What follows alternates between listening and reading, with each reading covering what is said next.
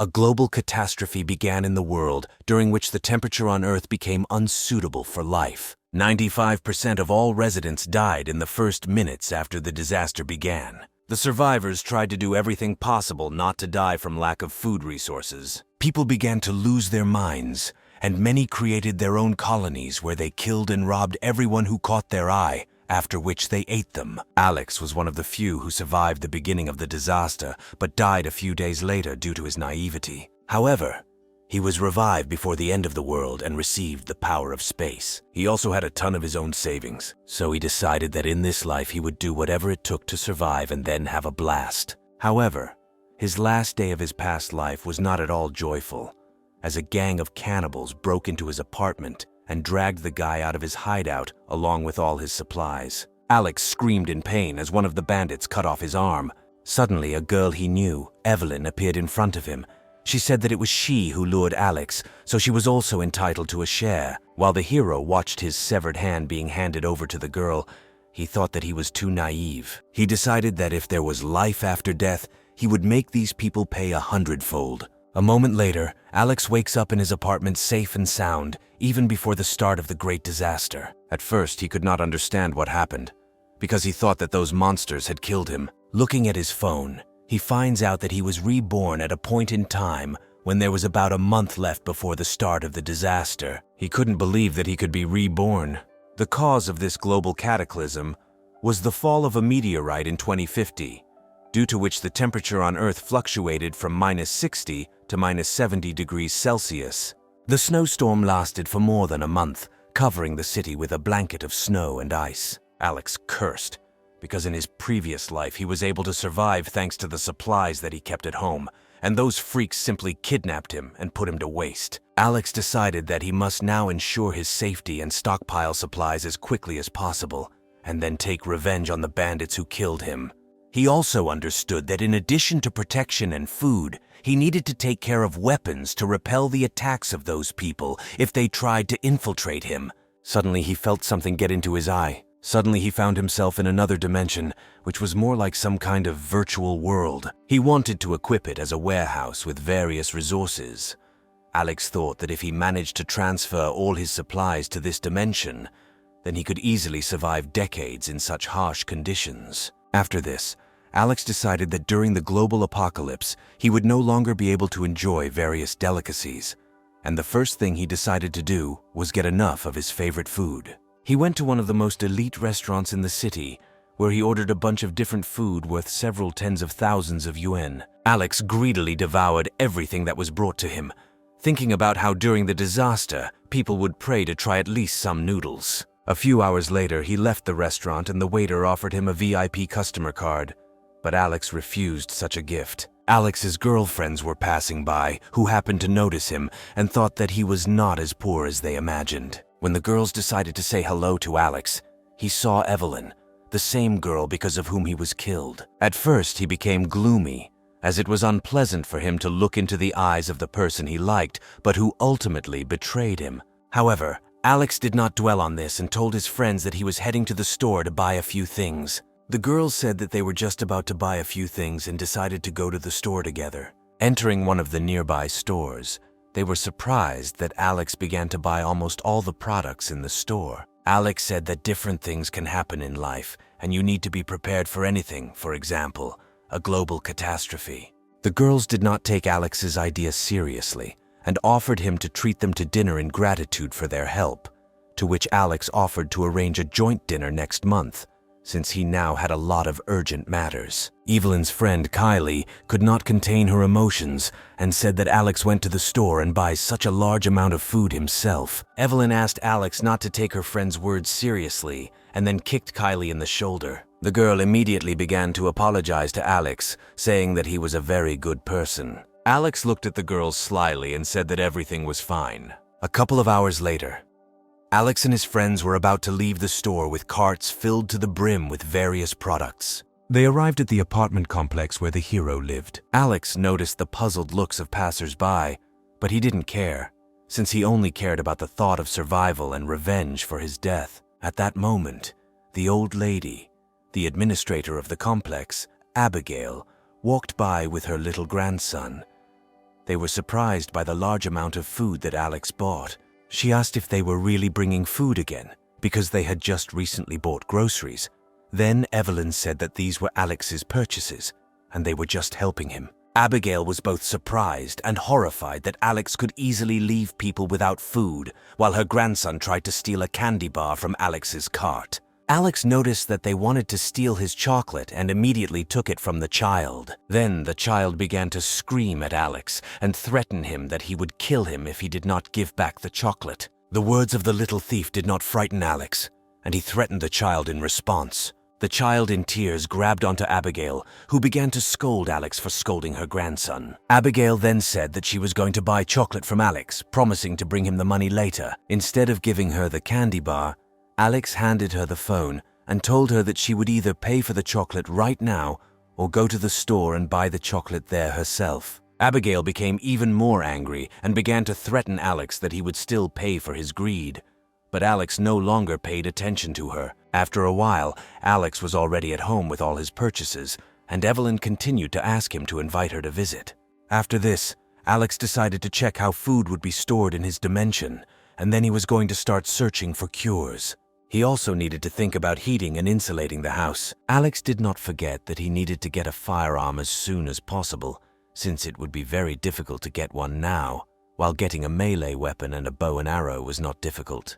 He sat down imposingly on the sofa, realizing that he had another month left, and he could also sell his assets. The next day, Alex decided to check what happened to the food he left in his dimension. He noticed that the meat and vegetables were fine, but the fish had spoiled as time flowed differently in his dimension. Alex then decided to do the same experiment with ready-made products. Alex called the restaurant and said that he was throwing a big party for his friends. The administrator replied that his order would cost at least 1 million yuan and that he needed to make an advance payment of 200,000 yuan. Alex transferred the prepayment amount and then went to the bank to leave his house as collateral. After Alex mortgaged his house, 6 million yuan was deposited into his account. Then he began to calculate further expenses for home repairs, medicine, and weapons, from which he concluded that he did not have enough money for all expenses. At that moment, Alex was approached by a man who wanted to offer him the services of the company for which he works. Alex was glad that he had found a way to quickly get a large sum of money so quickly, so he agreed. After some time, this man brought Alex to his boss to discuss all the conditions for issuing the money. The director began to find out from Alex what amount and for how long he would like to receive. Alex said that he needed as much money as possible as quickly as possible, and that he would return all the money within 3 months, regardless of the interest rate. Before signing the contract, the director asked Alex to provide something as collateral. Alex offered to mortgage his house and expensive car, which together cost more than 5 million yuan. The director began to doubt that Alex would be able to return all the money on time. Then Alex tried to convince the director to at least slightly reduce the total loan amount to 4 million. At first, the director refused, but Alex asked to give him 4 million on the condition that he would return him 7 million yuan. The director accepted these terms and Alex signed the agreement and then left the office. Alex was pleased that the director actually gave him these 4 million, since he was sure that in less than a month these people would die after the disaster began, and he would not have to return the money. The bank director and employee decided to check if this stupid guy had any other assets. Meanwhile, Alex got into the taxi, very happy that he was given such a large sum of money. After this, Alex decided to go to the office of one of the largest security companies, Janlun, which provides high-quality protection to various celebrities and politicians. In his previous life, he heard that the son of a tycoon built himself a $1 billion hideout. The manager of the commercial department of the security company approached Alex and greeted him. Alex immediately asked him a question about creating a shelter that could withstand any consequences of the end of the world. The manager said that their company could do everything necessary to create such a shelter. After that, he provided Alex with several drawings of various shelter options. Among the features of the shelter in the drawings were very thick steel walls, bulletproof glass, a high-tech ventilation system, an advanced video surveillance system, and armored doors. As he looked over the plans for the shelter, Alex thought that the most important thing for him was to make his home a large metal box that would withstand extremely cold temperatures and that no one could penetrate. And although the man did not know Alex's true goals, he decided that this client was definitely suitable for them. The manager added that their company is able to create a shelter almost anywhere, regardless of the size and location of the home. In between, the manager told Alex that before becoming a manager in this company, he was an international mercenary, and therefore he himself knows a lot about such shelters. Alex was very interested in these words, and he decided to ask the manager if he could get him a firearm. The manager replied that he could not immediately resolve this issue, to which Alex said that the other day he accidentally came across several guys with machine guns. The manager thought he had contacts with people who could provide guns, but he was also concerned that he couldn't just hand the gun over to a stranger. The man told Alex that the construction of the shelter should take up to 2 weeks, and during this time, he would try to resolve the issue of obtaining weapons for Alex, for which he was very grateful. Alex then decided to start purchasing melee weapons such as axes and clubs. After some time, Alex went to a hunting store to buy a crossbow and arrows for it. He promised that he would use his purchases wisely. Fortunately for Alex, he had a hunter's license, thanks to which he could be calm in case someone suddenly discovered a crossbow on him. About an hour later, Alex returned home, where several food trucks and an astonished crowd of residents had already gathered. Alex approached Uncle Aaron, who met the courier, and told him that he was the one who ordered such a large delivery, and that the trucks could move on. Meanwhile, the neighbors were discussing how much Alex could spend on such a large order. Among the neighbors was Evelyn, who was also shocked. She thought that Alex really had so much money, and that she shouldn't embarrass herself in front of him.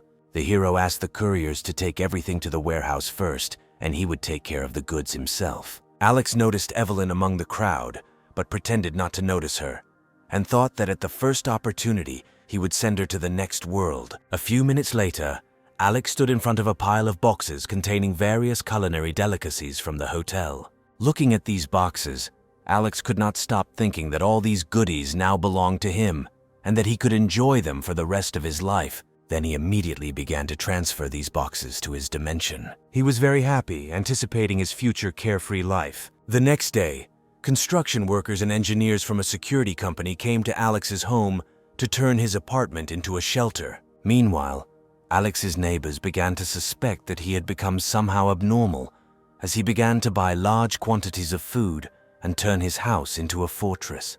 At this point, the manager wrote to Alex to inform him that one of his contacts would provide Alex with a firearm within 3 days. Alex then informed the security company that he would be moving into a hotel room during construction.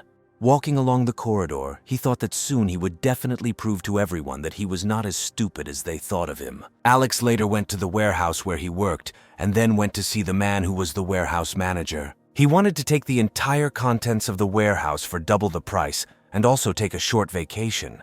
Having received approval, Alex said that he would immediately transfer the money to him. He then headed down the stairs to get his goods. Once at the warehouse, Alex realized that he would have enough of those products, tools, and other things that would be useful to him during the disaster. He decided to wear a cap so that if something happened, no one would realize that it was him. At the warehouse, Alex noticed that Carl, one of the warehouse workers, was planning to invite Evelyn to a concert over the weekend. However, she replied that she already had a date planned for this weekend. At that moment, Carl noticed Alex and began blaming him for the fact that their trip to the store yesterday caused Evelyn's back to hurt so much. This was due to the fact that he forced the girl to pull his grocery carts. Then Alex realized that Evelyn had told everyone everything yesterday. Evelyn interrupted Carl and said that she didn't have any pain, but just had a slight tingling sensation in her lower back. However, Carl did not stop blaming Alex and demanded that he give Evelyn 500 yuan for the doctor as compensation.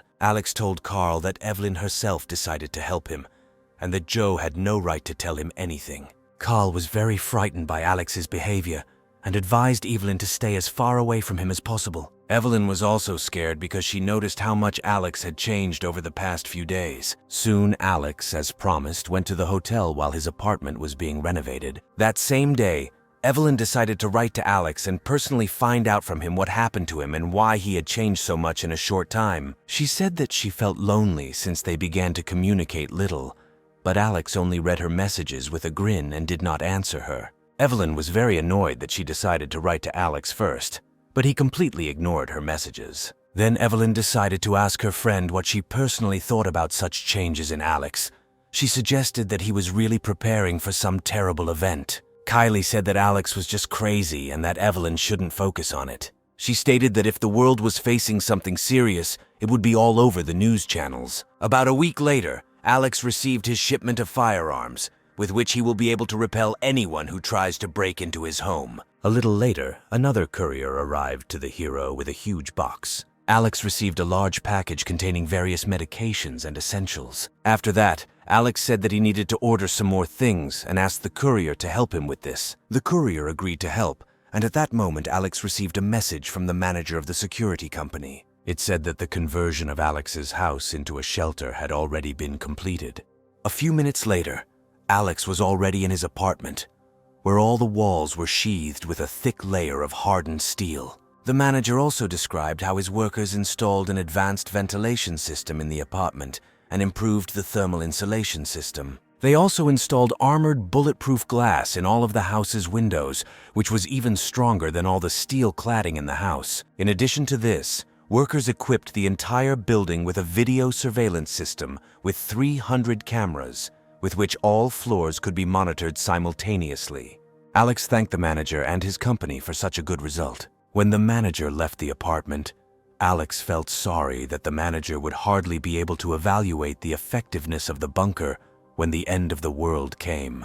At this time, Alex finally received his last order in the form of a whole truckload of clean water. He ordered this because water would be the hardest thing to get during the apocalypse. A man named Aaron, who was very kind to Alex, decided to ask him why Alex ordered so much water. The hero knew that in a past life Aaron gave his last supplies to his mother and child, and he himself died. Alex told Aaron to quickly stock up on food and water before it became too expensive, as very cold temperatures were forecast for the winter. Aaron asked if this information was true. Then Alex replied that he had decided to prepare thoroughly and suggested that Aaron also stock up on water. At this time, Aaron's boss intervened and assured him that Alex could not be trusted under any circumstances. Aaron said his boss was just getting a little carried away and asked Alex not to hold it against him. In the remaining days, Alex decided not to waste money and spent all his savings to the last yuan in various bars and restaurants. Alex also continued to buy mountains of food from stores for his warehouse. He learned how to shoot a gun and went to the gym so that during the disaster, no one couldn't resist him. 3 days before the disaster, Alex came to work early so that no one would suspect him of missing most of the things from the warehouse, and added sleeping pills to his colleagues' tea. A few minutes later, Alex returned to his colleagues and invited them all to relax and drink a mug of tea. All the workers, without exception, decided that it really wouldn't hurt to get some rest, and everyone sat down to drink tea together. Alexa knew that the sleeping pills would take effect within 30 minutes. Half an hour later, all the warehouse employees were already fast asleep, and then Alex began stealing things from the warehouse. Before removing all the items from the warehouse, Alex turned off the entire security system and all CCTV cameras. Then the hero decided to activate his super ability. After that, Alex began to transfer all the boxes from the warehouse to his dimension. In a matter of seconds, Alex collected absolutely everything from the warehouse into his dimension: gasoline, toys, food, household goods, and much more. He decided that he would first move everything to himself and then sort it. After a few minutes, Alex transferred almost all the things to his dimension, leaving one small load in the corner. Alex decided to look at the contents of the boxes. Inside, I found sets of clothing that can withstand extremely low temperatures. He decided that this could be very useful in the end of the world. After that, there was not a single box left in the warehouse that Alex did not take to his dimension. Later, Alex returned to his sleeping colleagues and removed traces of the sleeping pills so that no one would think that it was he who stole all the things from the warehouse. He also drank a drink to pretend that he too had fallen asleep. A couple of hours later, colleagues began to wake Alex up. They informed him that someone had stolen all the items from the warehouse. The hero took on a surprised expression and immediately ran to the warehouse. Arriving at the warehouse, Alex pretended to be very shocked that someone had completely robbed their warehouse in such a short time. Then one of the employees approached Alex with a phone in his hands. Alex picked up the phone and heard the voice of the director, who wanted to know what was happening in their warehouse. Alex said they don't yet know how it happened, and that all the items have disappeared from the warehouse in the last 2 hours. Hearing this, The director's voice became even more angry, and he began to blame Alex for everything that was happening. At first, Alex did not understand what to do. He even thought about turning himself into the police. Alex then tried to convince the director that he could not empty the entire warehouse alone in those 2 hours. Alex also added that they themselves would not be able to find out the reason for the loss of so many goods, and that they needed to contact the relevant authorities so that they could investigate and sort it out. The director agreed with Alex's suggestion and said that he would contact the CEO to contact the necessary people to investigate. After the call, Alex told his colleagues not to worry about what was happening and that the director would send specialists to investigate. Alex also told the employees that everything would be fine if they cooperated with the investigation and that it was not their fault that they all fell asleep on the job. Soon, one of the representatives of the investigative commission told Alex that if he learned any details about this, he should tell them. The representative of the investigative commission also asked Alex not to leave the city until the investigation was completed. However, Alex had no intention of leaving anywhere. While Alex was walking down the street towards his house, he saw on the building's large screen news about the theft of a large batch of goods from one of the city's warehouses. He understood that there were only 2 days left before the global ice age. However, there was already a sharp drop in temperature outside, and it even began to snow. People on the street began to panic and urgently return home so as not to freeze. They didn't understand why the winter was so cold this year. Alex also did not stay on the street for too long and decided to return home, still thinking that in a couple of days the world known to everyone would cease to exist. 2 days later, due to the explosion of the star, the temperature on Earth began to drop sharply, which caused a real ice age. People were in panic, and no one wanted to leave their homes so as not to freeze to death on the street. Alex watched everything that was happening on the street and realized that the time had come for the great extinction of humanity. That same day, Alex was sitting at home, reading messages from friends who continued to be surprised by the weather. However, the main character already knew that this was just the beginning. Alex understood that it would snow continuously for at least 3 months, which would lead to an even greater drop in temperature. The very next morning there was so much snow outside that people could not leave their houses. The fact is that the snow completely blocked the doors. Even while in their homes, people continued to freeze. No one knew what to do about it, since most did not have warm clothes. Meanwhile, Alex slept peacefully in his bed, and the problem of global cooling did not worry him at all. Suddenly, someone decided to call Alex in the middle of the night. It turned out to be Evelyn. She wanted to ask Alex if he knew in advance about the beginning of a global cataclysm. Alex replied that he accidentally heard about it from a friend one day. The girl screamed, saying that she now understood why he bought food. Then Evelyn decided to ask why Alex didn't warn her about the beginning of the disaster. In response to this, the hero only chuckled, saying that he had nothing to answer her. Alex interrupted the conversation and hung up, which scared Evelyn very much. She felt that Alex was going crazy and that she urgently needed to do something. The hero decided that he had miscalculated because he did not think that the girl would come to him with questions. Alex decided to ignore Evelyn and planned to watch the news over breakfast. He ate steak, washed it down with wine, and watched the news about global cooling. The news strongly recommended not to leave the house unless absolutely necessary, to dress warmly, and in no case to believe rumors about shortages or sharp increases in prices for goods. Of course, Alex did not believe that the snowfall would end soon, since everything happened the same as last time. During this time, Evelyn wrote to Alex, asking him to share the food with her, promising that she would cover all expenses. Alex just grinned at Evelyn's naivety, thinking that he would just give her part of his supplies. Instead, he decided to tease Evelyn and sent her a photo of his steak and wine. He knew that in this life he would not give her an iota of help. At first, the girl was glad that the guy answered her, but then, when she saw the contents of the message, she became angry. Evelyn was shocked that while she was starving, Alex had the conscience to send her such a photo. Out of anger, Evelyn wanted to send Alex an insulting message. But at some point, I thought that I couldn't allow him to completely stop communicating with her. After texting Evelyn, Alex threw his phone aside. He decided to look at the video surveillance system to find out what the current situation in the building was.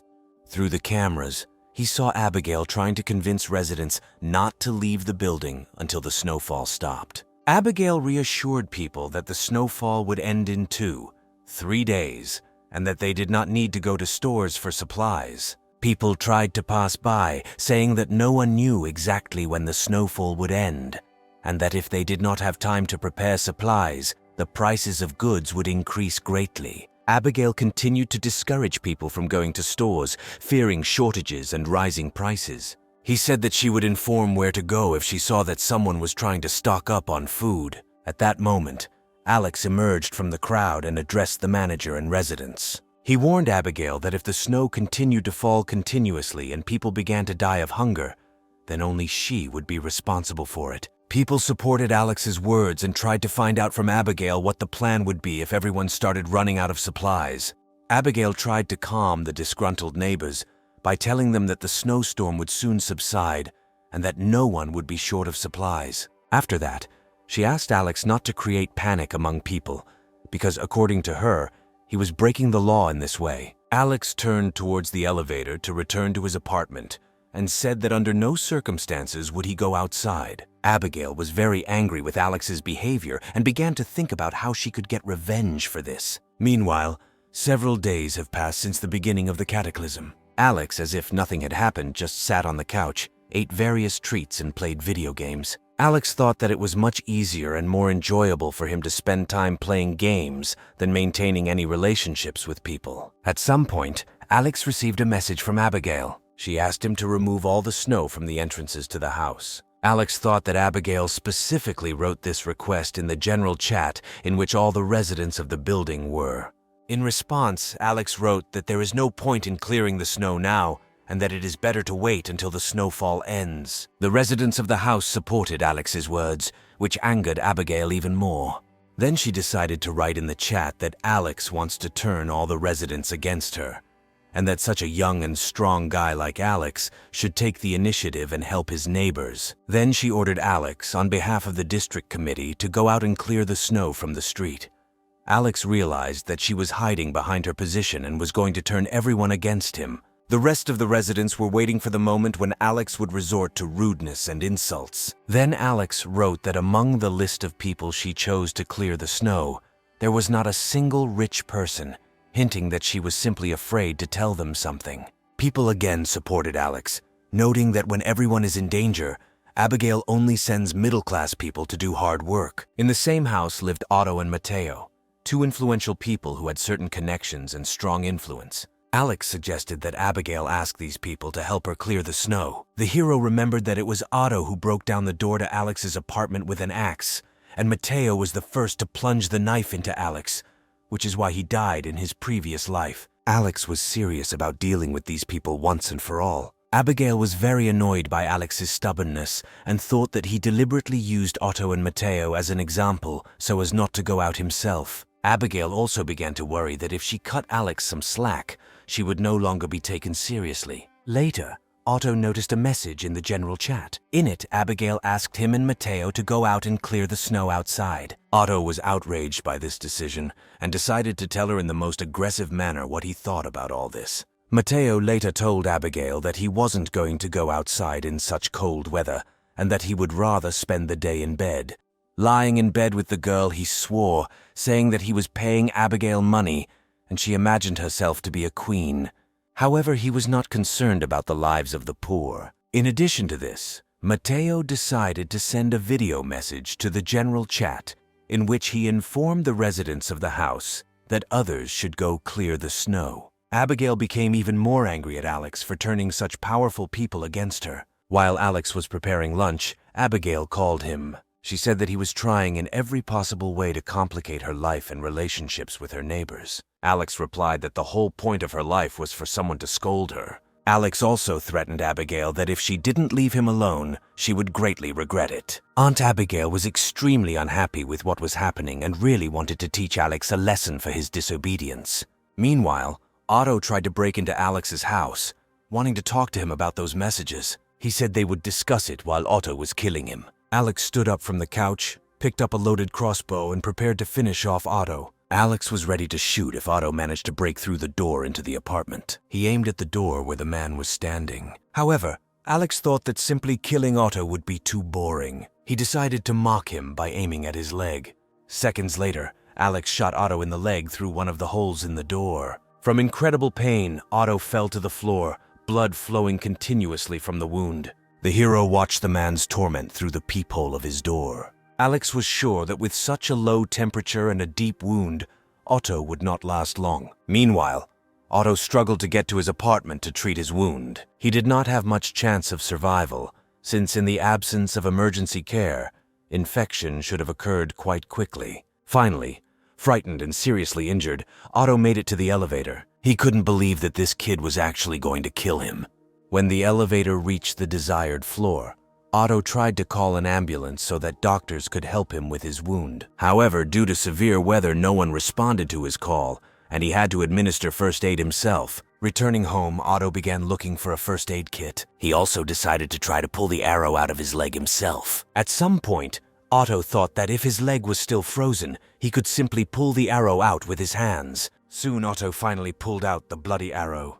When the threat to life was over, he decided to write to Alex in the general chat that he would personally deal with him, to which Alex replied that if Otto tried to break into his apartment again, then next time he would simply kill him. Everyone was shocked that Alex not only fought off Otto, but also injured him. After that, Otto called his people and said that they had to get rid of one guy who wounded him in the leg. A few minutes later, a group of men with weapons arrived at their boss. Then they went to the desired floor. The group stood at the door of Alex's apartment and demanded that he leave. Without waiting for an answer, one of the bandits tried to break through the door with a huge cleaver. However, despite the powerful blow, the door was not damaged, and the cleaver flew back, almost killing one of the bandits. The group of bandits were surprised that such a simple guy had such a strong door. At this time, Alex was playing video games and watched as a group of bandits unsuccessfully tried to break into his apartment. He laughed at them, saying that they had not eaten well enough and therefore could not knock down his door.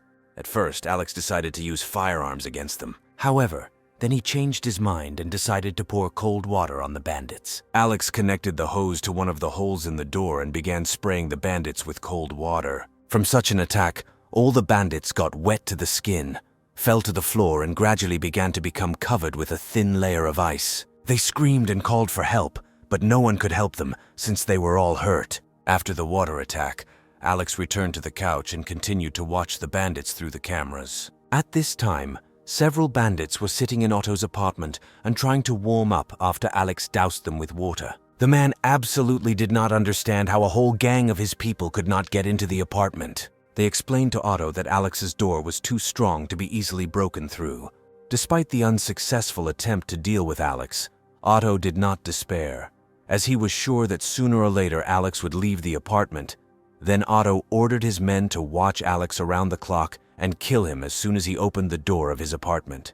At this time, several neighbors went outside and began removing snow. But despite their best efforts, the snow was falling much faster than they could clear it. And without a snowblower, it was almost impossible to remove such a thick layer of snow. Alex looked at all this and thought that these people simply did not understand the full scale of the disaster. With such efforts, they will not be able to avoid the cataclysm. Later, Alex sat down to watch the news, which reported on the numerous victims of the disaster, the number of which reached from 10 to 20 million people around the world. Alex looked at all this and realized that the number of victims of such a cataclysm would only grow rapidly. At this time, Aunt Abigail continued to assert that the snowfall would soon end and that there was no need to go to the shops and stock up on food. A little later, Alex texted Evelyn to see if he was okay, but Alex knew she would ask him for supplies again. Then Alex decided to tease Evelyn again and sent her a photo of the lobster he had just eaten. Evelyn and her friend were shocked that instead of helping them, Alex only mocked them. Then Evelyn's friend wrote to Alex that his actions greatly upset Evelyn. Alex in turn wrote that Evelyn's mood is constantly changing and that this does not bother him at all. Kylie tried to push for pity and make Alex feel ashamed for sending such photos while they were both starving.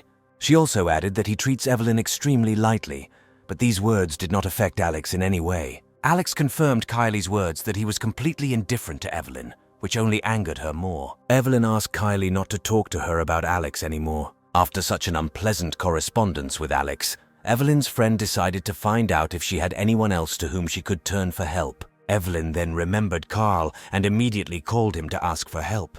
A couple of hours later, Carl was already at the door of Evelyn's apartment with groceries from the store. When he left the apartment, the friends looked at each other. Evelyn was a little scared that Carl loved her so much that he left the house in such a cold weather and even went to the store to buy supplies for them. 3 days later, the electricity suddenly went out in all apartments. Alex understood that the main fun was just beginning. The residents of the house began to panic. Many people ran out of supplies and began to think that they urgently needed to prepare supplies. Women couldn't even prepare formula for their children. People understood that without heaters they would have a very bad time. They also did not understand why no one from the management company had yet come to save them. At this time, Alex thought that in such a situation, the management company would no longer be able to help them. After a few minutes, Alex pulled out a couple of generators and turned them on so he would at least have some source of electricity. Thus, light appeared in his apartment again. Meanwhile, Aunt Abigail, sitting under the blanket with her grandson, could not stop thinking that just a few days ago, everything was in order in their world. Abigail noticed in the general chat that people were starting to talk about the need for supplies, and decided that she needed to stock up on everything she needed before panic began among the residents. She told her grandson that she would be back soon. The woman firmly decided that she must protect herself and the boy. Abigail then wrote in the general chat that the problems were temporary and that everyone should cooperate with the management company. Otherwise, the residents would be referred to the police. People did not pay attention to the appeal of some old woman, since this did not change their difficult situation in any way. Meanwhile, Otto read all the messages and did not understand how this old woman could command them in such a situation. Otto's henchmen only complained that they had run out of medicine and that they couldn't get out of here, to which Otto only yelled at his subordinates, calling them useless trash. Meanwhile, Alex continued to play games. At some point, Aunt Abigail wrote to him, stating that since all the residents were in such an unpleasant situation, everyone, including him, should send all their supplies to the management company, which, in turn, would divide them equally among all residents. The hero realized that the situation was repeating what happened in a past life. Before Alex could finish reading the messages, he almost immediately received a couple of new private messages from Abigail. In these messages, Aunt Abigail asked Alex to share the supplies that he had recently bought by the basketful. Alex remembered how last time he was also asked to help with supplies, and then he shared what led to his death. He told her that she should share the supplies too. He did this since she was one of the reasons for his death. This only made Aunt Abigail even more angry. She was furious that someone like Alex in charge of the warehouse couldn't share the supplies. However, she understood that she couldn't give up and decided to come up with something else. She then threatened Alex that in such a situation he was going against the orders of the management company. Alex responded that he was indeed short on supplies right now, and that Abigail could share her supplies with him first if she decided to take the lead in distributing the shared supplies. Such statements angered Aunt Abigail even more, and she said that if Alex refused to cooperate with the management company, then he would be punished. Alex, in turn, told her that she was just an employee of the district committee and could not pose any serious threat to him. Abigail hung up and started cursing Alex. Furious, she began to think about how she could influence him. She wanted to turn her neighbors against Alex, but then she thought that this would make people realize that they didn't have to give away their supplies to everyone. Alex later watched through cameras as neighbors voluntarily donated their supplies to Aunt Abigail. Alex thought that these people themselves were to blame for giving her their supplies so easily and obediently. Thus, the food will be consumed faster, which will lead to their rapid death. Soon, Abigail and her grandson took over all the neighbors' supplies, instead of distributing them among the residents. The woman laughed, saying that she would never take food away from her grandson for the sake of these people. At that moment, someone called Aunt Abigail and it turned out to be Otto. The woman was a little scared when she saw the bandit's name on the screen. Otto told Aunt Abigail that she had made a good living from her neighbors' supplies. Abigail tried to justify herself by saying that all the neighbors' supplies were now in her storage.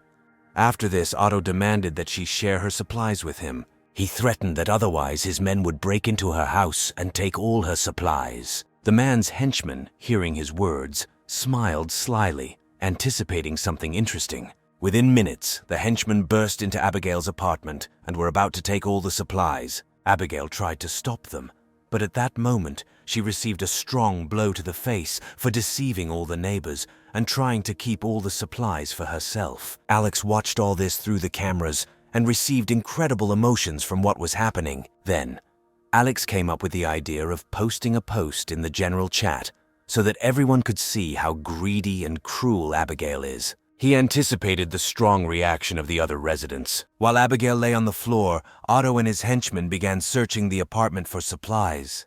At that moment, the woman stood up and pitifully grabbed the man's leg. Abigail begged Otto to leave some supplies for her and her grandson, but instead, Otto pushed Aunt Abigail with such force that she flew to the other side of the room and lost consciousness. The woman's stunned grandson watched everything that happened. Then, Abigail's grandson decided to take revenge for his grandmother. He took the no and hit one of the bandits right in the buttocks. The bandit immediately turned around and hit the boy in the stomach with all his might. From such a blow, the boy flew into the wall, lost consciousness, and fell on the sofa with a lifeless face. The bandit laughed, saying that he must definitely document this professional beating. Abigail, with tears in her eyes, tried her best to revive her grandson, but her attempts were unsuccessful. At that moment, Otto and his henchmen took out all the supplies they found in Aunt Abigail's apartment and left it. They said that this was her payment for deceiving everyone. Meanwhile, the neighbors in the chat did not stop discussing what happened to Aunt Abigail and her grandson,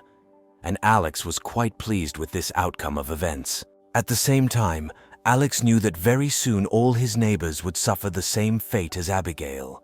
But fortunately, he didn't care. A little later, a message from Abigail came into the chat, in which she asked the neighbors to provide medicine so that Scarlett's doctor could perform an operation on her grandson. The hero knew that Scarlett was an emergency doctor at a local hospital who saved people during a disaster. She was one of the few people who treated Alex with kindness. At this point, Abigail continued to ask neighbors for help with supplies, to which people responded with either ridicule or condemnation for trying to appropriate other people's supplies.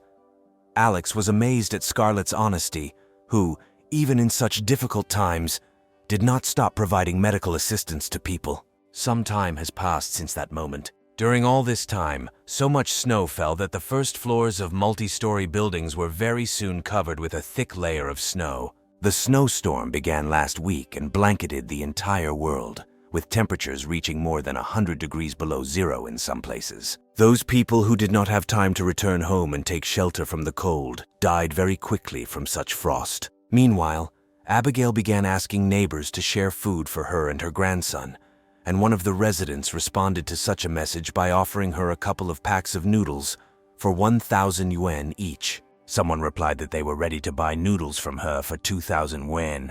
People in the chat began to reassure each other that winter had simply arrived a little earlier this year, and that it was not the end of the world, like some kind of zombie apocalypse. Mateo never ceased to be amazed at the naivety of people who still believed that this would end soon. Later, Mateo decided to write to the girl that he was ready to buy these noodles from her at any price she named. He thought that this money would still not help anyone survive this cataclysm. A little later, a single mother with a child wrote to the general chat, saying that she and her child had nothing to eat and that these noodles would be their salvation. A single mother begged her neighbors to help her, since her daughter was only 9 months old, and her mother could not feed her milk because she herself had not eaten anything for a long time. Alex understood that this single mother was not as simple as it seemed, because last time she also fought for her life and the life of her daughter to the last. About 10 days have passed since then. Evelyn called Alex again. According to Alex's calculations, all her supplies should have already run out. Alex took a video call to tease Evelyn and her friend about his hoard. Both were shocked that Alex still hadn't run out of supplies.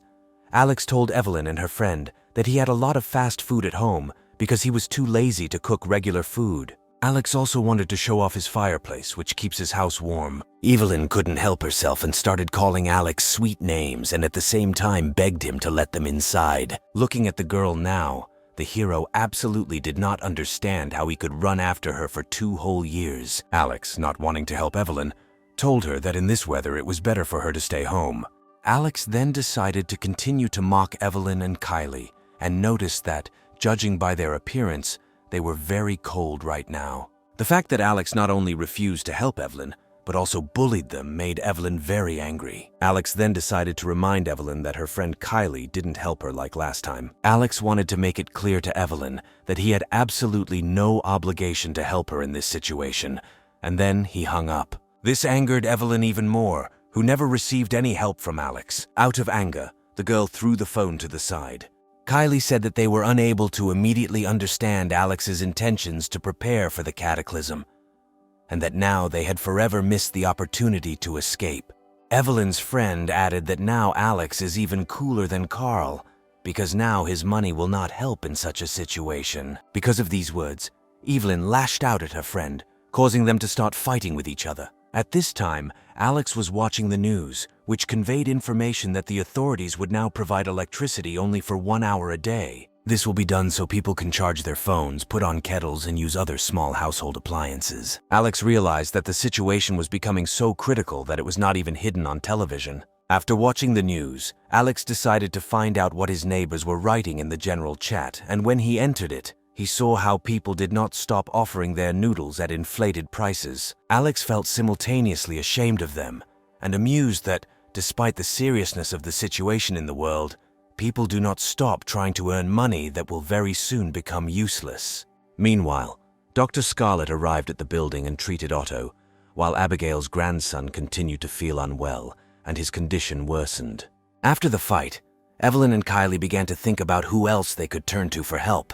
Then Evelyn decided to get into Alex's apartment by any means and asked Carl for help. An hour later, Carl was already at Evelyn's apartment, where she told him that Alex deliberately humiliated her and teased her with his supplies. Carl said that he would do everything possible to make Alex deeply regret bullying Evelyn like that. Evelyn told Carl that if they could get rid of Alex, they could move into his apartment, which had plenty of supplies. Then Carl, Evelyn, and Kylie went to Alex's apartment to kill him.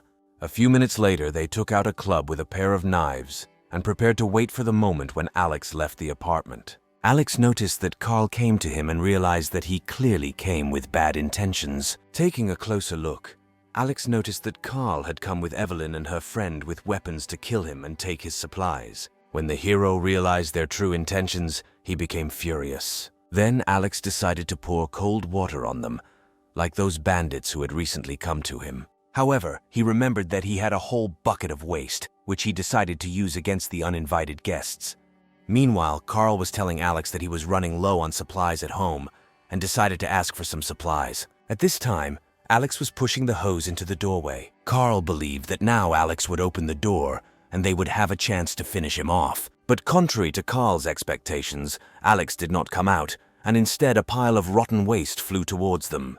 The girls began to scream in horror when they saw a pile of waste and mucus on their hands and hair. Carl then began to threaten Alex that he would kill him, while the girls felt sick from the waste and retreated to a corner where they vomited. Alex then said that these were the supplies he wanted to give them, and that they should be grateful to him for such a favor. Then Carl decided to break into Alex's apartment on his own. He touched the handle of his door, but received a very strong electric shock to his hand. From such pain, Carl immediately fell to the floor, which made Alex laugh very much. After that, Alex leaned back on the couch with the thought that he might never leave his apartment again in his life, and that he could just watch what was happening without any fear. The next morning, Alex was awakened by very loud noises. They sounded like gunshots, and he decided to find out what was happening in the house. Alex decided to look through the security cameras to find out what exactly happened in the house. When Alex picked up the tablet, he saw Otto's henchmen collecting snow from the street to melt it and use it as water. Alex lay in bed and thought that the residents on the 3rd floor were doomed.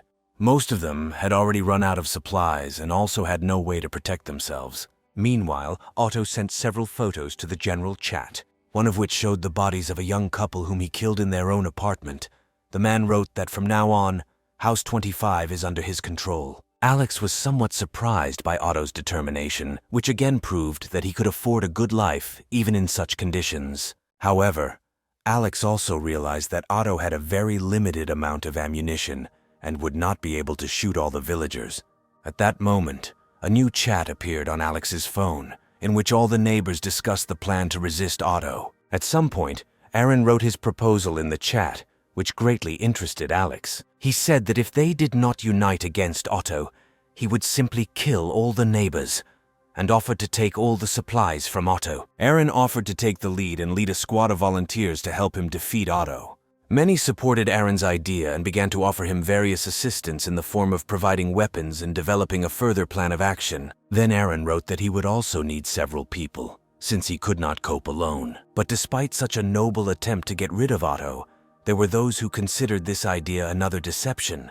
They recorded voice messages recalling the recent case of fraud with supplies from Abigail. A major quarrel broke out in the chat, where everyone began to indiscriminately blame each other for everything. Meanwhile, Alex read all these messages and realized that he should not have expected a different reaction from the residents. While eating, Alex kept thinking that all the people accusing each other in this chat without good reason deserved to die. Meanwhile, Otto and his bandits continued to kill their neighbors in order to take all their supplies. During the robbery, one of Otto's subordinates complained of extreme fatigue and offered to have a snack with some of the obtained supplies. Then Otto pointed a gun at him and threatened him with serious punishment if he continued to whine. The subordinate stopped complaining and continued to dump the corpses of his neighbors in one pile. When everything was ready, Otto praised his henchmen, saying that their efforts would not be in vain. At that moment, Otto wondered what they would have done to him if he had no weapons, and if they would have listened to him at all. Alex watched Otto's actions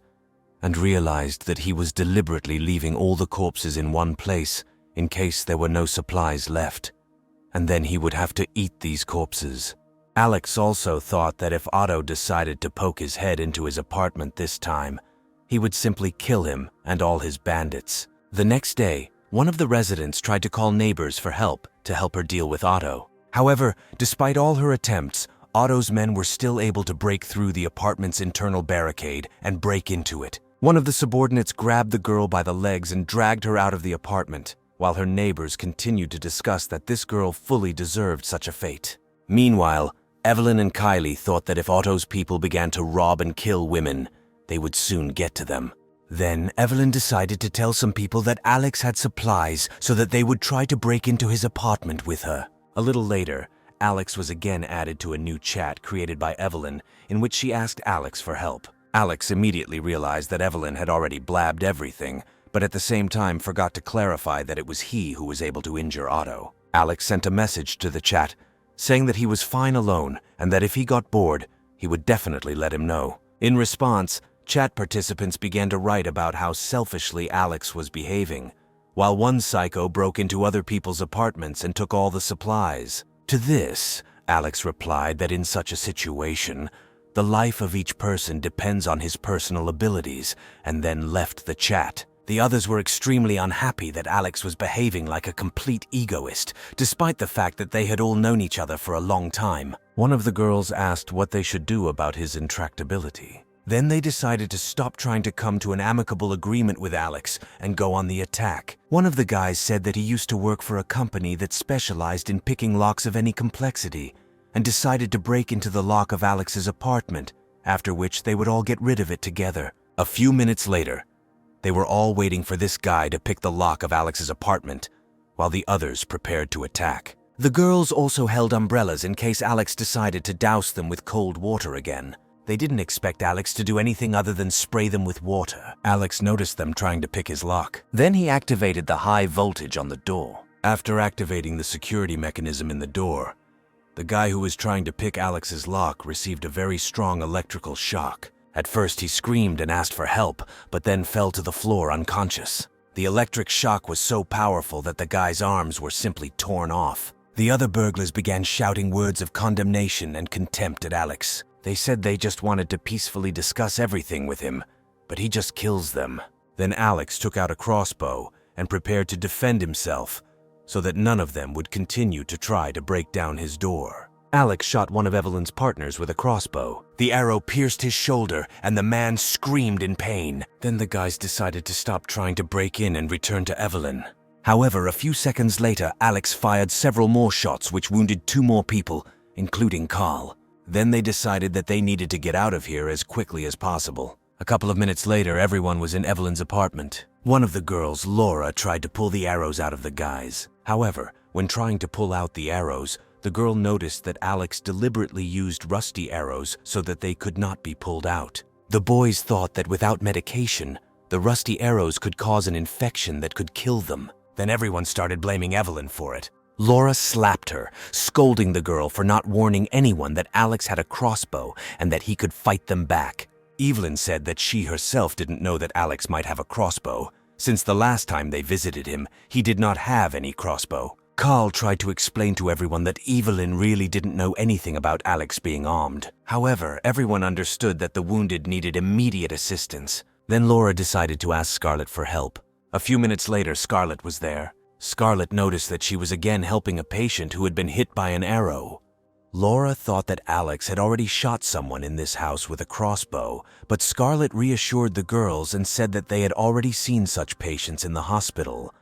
Scarlett later told the residents that without special medical equipment, she would not be able to help them. Scarlett also added that without medications and antibiotics, she would not be able to simply pull out the arrow, and then the wounded would not be able to survive. The doctor thought to herself that she had seen similar wounds on one of the residents and believed that this was definitely the work of Alex. Finally, she once again said that removing arrows without medicine is very dangerous.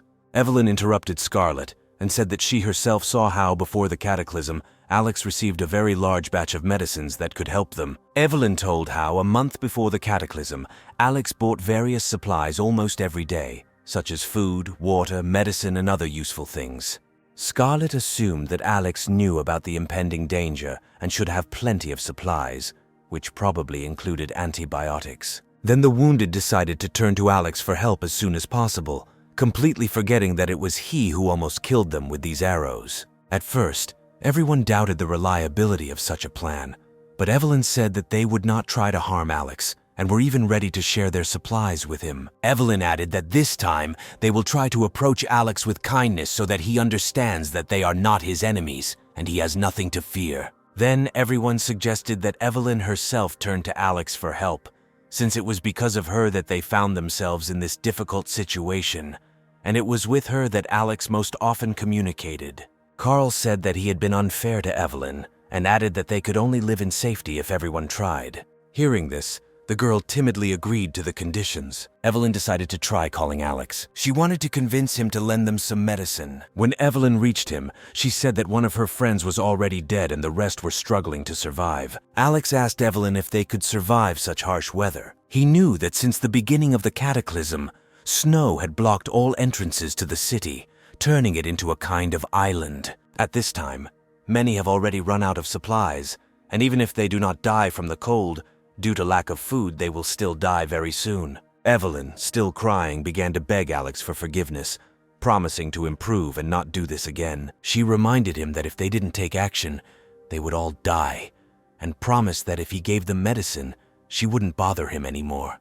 Then Laura simply snatched Evelyn's phone and told Alex that they were all in a hopeless situation and asked him to put aside his insensitivity and finally help them. Alex denied her claims of insensitivity and laughed. He said that he used rusty arrows and did not kill them on purpose to see the fear on their faces. Such statements frightened Laura very much, and she screamed that Alex had gone completely crazy. After that, Alex allowed Evelyn to come to him for everything she needed, provided that she came alone. Evelyn was very happy that for the first time in all this time, Alex finally allowed her to enter and promised that she would follow all his instructions. After that, the hero once again said that she could come. When Alex allowed Evelyn to come to him, her friend also began to ask him to let her in.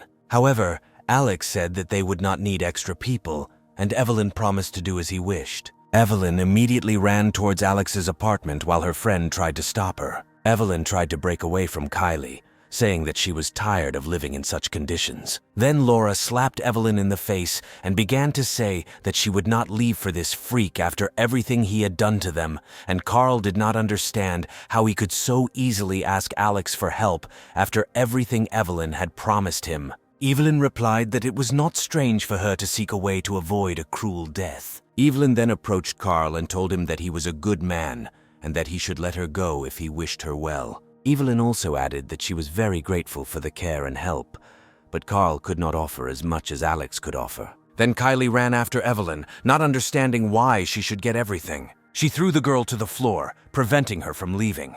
The residents then decided to lock Evelyn in the room so that she could not escape and would share their fate with them. Scarlett demanded that the quarrel stop, as they first needed to think about how to get the medicine. Suddenly, one of the guys remembered something.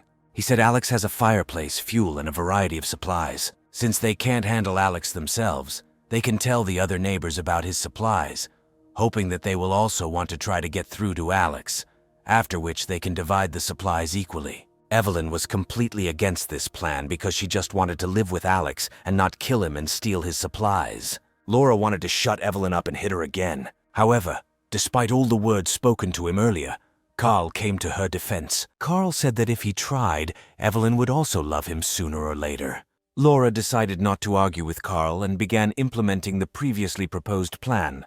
A few minutes later, the girl posted photos of the food that Alex sent them to the general chat, so that the neighbors realized that he now had a lot of supplies. All the residents, including Otto and his henchmen, saw this. When Otto saw these photos, he decided that it was time to take revenge on Alex for everything he did to him.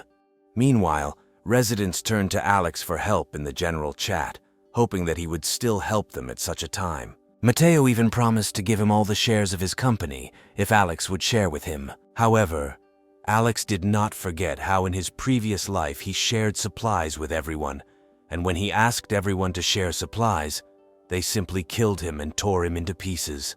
He said that the other neighbors were not his friends, so he was not going to help them. After people realized that the plan did not work and Alex was not going to share the supplies, the neighbors began to insult Alex. They berated him for his indifference, calling him a monster and threatening him with retaliatory violence. The neighbors' general outrage towards Alex increased. However, he didn't even pay attention to all the negative reactions directed at him. Alex got up from the sofa, looked out the window, and thought that he was a little tired of sitting at home. Then he remembered that he had a pair of snowmobiles. He decided that he could use them to safely leave the apartment and have fun on the street. At this time, Scarlett wrote to Alex. She reported directly and without further ado that she had run out of food and medicine.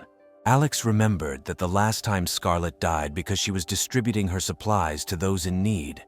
And despite such a stern and cold appearance, during the cataclysm, she showed her best qualities, unlike the rest of the inhabitants. Alex first thought about helping her, but then he thought that the smarter a woman is, the easier it is for her to betray someone. However, he did not want to die because of her possible betrayal. The hero thought that although he was confident in the girl, he could not let her inside. Alex wrote to Scarlett that he could give her some of his supplies if she gave him something useful. Scarlett asked Alex for supplies as a down payment since she had nothing left. Alex then invited Scarlett to receive some of his supplies if she complied with his request. The girl was embarrassed by this whole situation because she had never asked a stranger for help before. Alex offered Scarlett two options. He suggested that she betray the inhabitants and become his ally, or unite with the crowd and try to destroy him. After some thought, Scarlett decided to join Alex and tell him everything the neighbors were planning to do, which made Alex very happy. He told Scarlett to come and exchange information with him when she had useful data.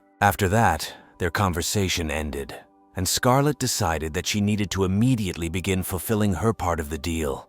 During this time, Alex received a message in which one of Evelyn's friends kept asking him to share supplies. In response, Alex simply wrote that even if all the neighbors wanted to burn down his apartment, no one would receive his supplies. After such a rude refusal, the guy created a new group chat in which he was going to discuss with his neighbors the further plan to seize Alex's apartment. Otto said that he was willing to help the neighbors on the condition that they forget all the murders he and his bandits had committed previously, and that he would take half of all the supplies they found in Alex's apartment. Aaron and Scarlett were unhappy with what they read and decided to report everything to Alex.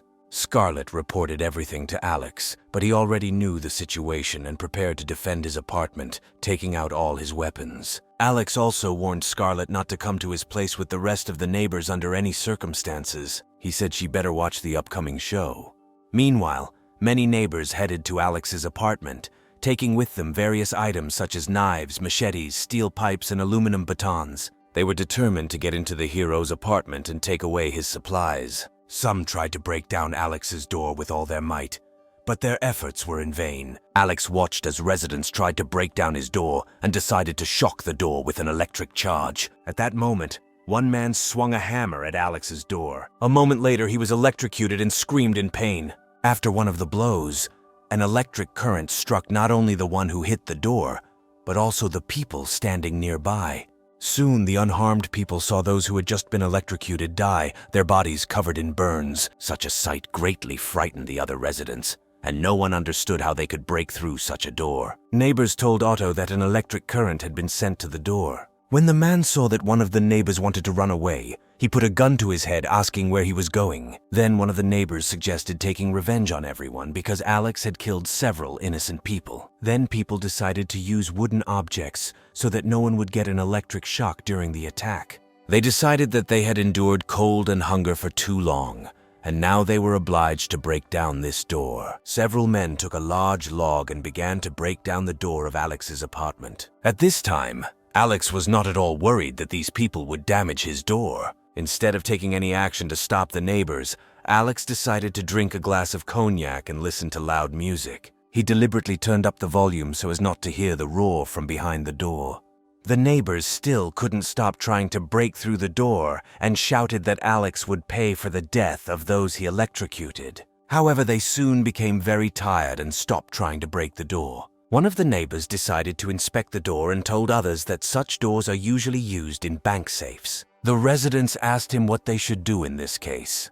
Then the man said that such a door could not be broken through even with the help of explosives, and even more so, it could not be broken through with a wooden log. At that moment, Alex, standing right outside the door, was ready to shoot the man with his crossbow. While the tenant continued to talk about breaking the door, the hero opened a small window and pointed a crossbow there. A moment later, an arrow from a crossbow pierced the neighbor's throat. Then the neighbors realized that Alex had a weapon. The residents were very scared and began to run away from Alex's apartment. Alex continued to kill his neighbors with precise shots, which only increased fear among the residents. After several shots were fired, several people remained in the corridor who no longer had a chance of survival. Suddenly, one of the men shouted that he had an idea. He said that this door is made of a special alloy, so it cannot be opened just like that. Then the residents decided that trying to break through the door was useless and decided to try to break through the walls. Several people began hitting the walls as hard as they could, hoping to successfully break into Alex's apartment. They were determined to take revenge on Alex for everything he had done to them during this time. However, after several minutes of trying to break through the walls, residents noticed that the wall was not giving in. The residents did not understand why the walls were so strong. Then they noticed that the walls were also made of the same steel alloy as the door. They couldn't understand why anyone would build an apartment made entirely of steel. Despite this, people continued to try to break into Alex's apartment using various tools. Alex soon informed his neighbors that his walls were covered with a super strong alloy 20 centimeters wide, which was impossible to penetrate. Alex looked at what was happening outside and thought that if the neighbors continued to try to break into his apartment, they would soon become exhausted. At this time, the neighbors remembered that a few weeks before the disaster, Alex had completely renovated his apartment. Then, one of the neighbors said that Alex knew in advance about the impending snowstorm and specifically decided to protect himself and his apartment without warning the others. The neighbors were furious that Alex had not warned them about the approaching storm and that he had deliberately chosen not to tell anyone so that he could remain the only survivor. They cried and wanted him to pay one day for dooming them all to suffering. Otto then told the neighbors that even if the walls of Alex's apartment were secure, they could try to break through his ceiling and floor. He divided people into groups and sent them to specific apartments to punch through the floor and ceiling, creating a hole through which to enter Alex's apartment. Several people went to the desired apartments and spent several minutes trying to break through the floor and ceiling in order to create a hole on the other side and enter Alex's apartment. Alex heard the neighbors knocking on the ceiling and floor and thought that Otto was a little smarter than he thought. But the neighbors still wouldn't be able to get into his apartment. When neighbors were finally able to break through the floors and ceilings of the apartments, they discovered that behind them was the same heavy-duty alloy that covered the interior walls of Alex's apartment. Neighbors were shocked that Alex's entire apartment was lined with durable alloy, making it look like a large, impenetrable box. While neighbors tried to break into Alex's apartment from different directions, many of them began to lose strength, and their desire to eat increased with each passing moment. They even began to look at each other, seeing their neighbors not as people, but as meat. However, they tried to push away these crazy thoughts. People were so tired that despite the very low temperature, Many began to overheat, and only this could warm them up a little. Some people panicked, not knowing what to do with all this. Many began to become hysterical and shout at Alex that he was a selfish person who was not going to help his neighbors. Then one of the neighbors suggested that others get into Alex's apartment through the balcony, through which they could easily enter his apartment. The other neighbors then thought that they should have tried to get onto Alex's balcony from the start, since there should no longer be a protective covering there, and then they could easily break into his house. A few minutes later, the neighbors put down a board that led to Alex's balcony, and soon a small group of them took turns moving onto the balcony. Despite the fact that the neighbors were approaching Alex, he did not even get up from the couch and continued to drink his coffee. A few minutes later, an angry crowd was on Alex's balcony and tried to break through the bulletproof glass, but Alex still was not afraid. Every minute, the number of neighbors on Alex's balcony increased, and they tried more and more to get into his apartment. The hero only watched them with a grin, saying that if there was a funeral today, it would definitely not be his.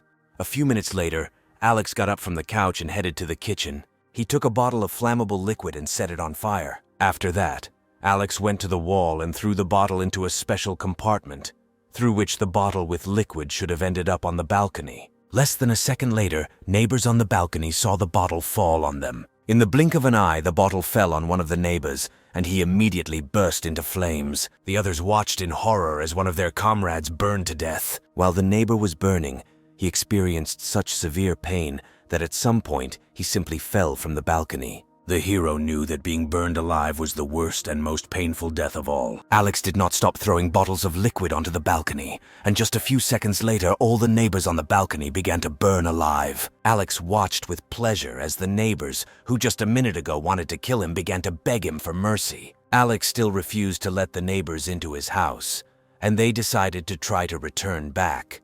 But the people who remained in the neighboring apartment were afraid that the burning neighbors would approach them. When the burning people began to approach, one of the neighbors tried to disperse them, and many of the burning people fell from the board several tens of meters down.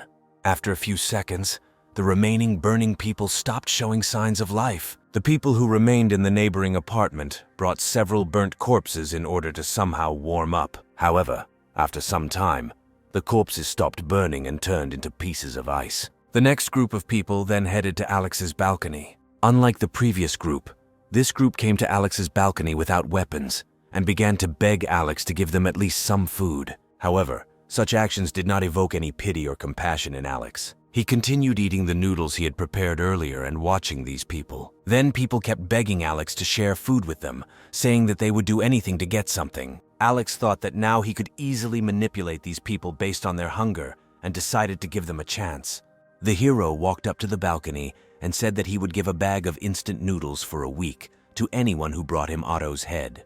The group of people on Alex's balcony looked at Otto's men. They felt that if they did not want to starve, then they had no choice but to kill Otto. At that moment, Otto realized that they were up to something bad. A group of hungry people headed towards Otto to kill him, but his bandits tried to stop them. While Otto and his bandits defended themselves from the attackers, Otto noticed that a new message from Alex had appeared in the general chat, in which he wrote that he would give instant noodles for a week to anyone who brought him Otto's head. Otto realized that Alex was trying to turn the remaining people against him and tried to return home as soon as possible to consider further actions. The next day, the group of people Alex was talking to were waiting in the hallway to catch Otto by surprise and kill him. A few minutes later, Otto went out into the hallway to go outside and remove the ice that was preventing him from going outside normally. A group of people were waiting for the most opportune moment to attack Otto.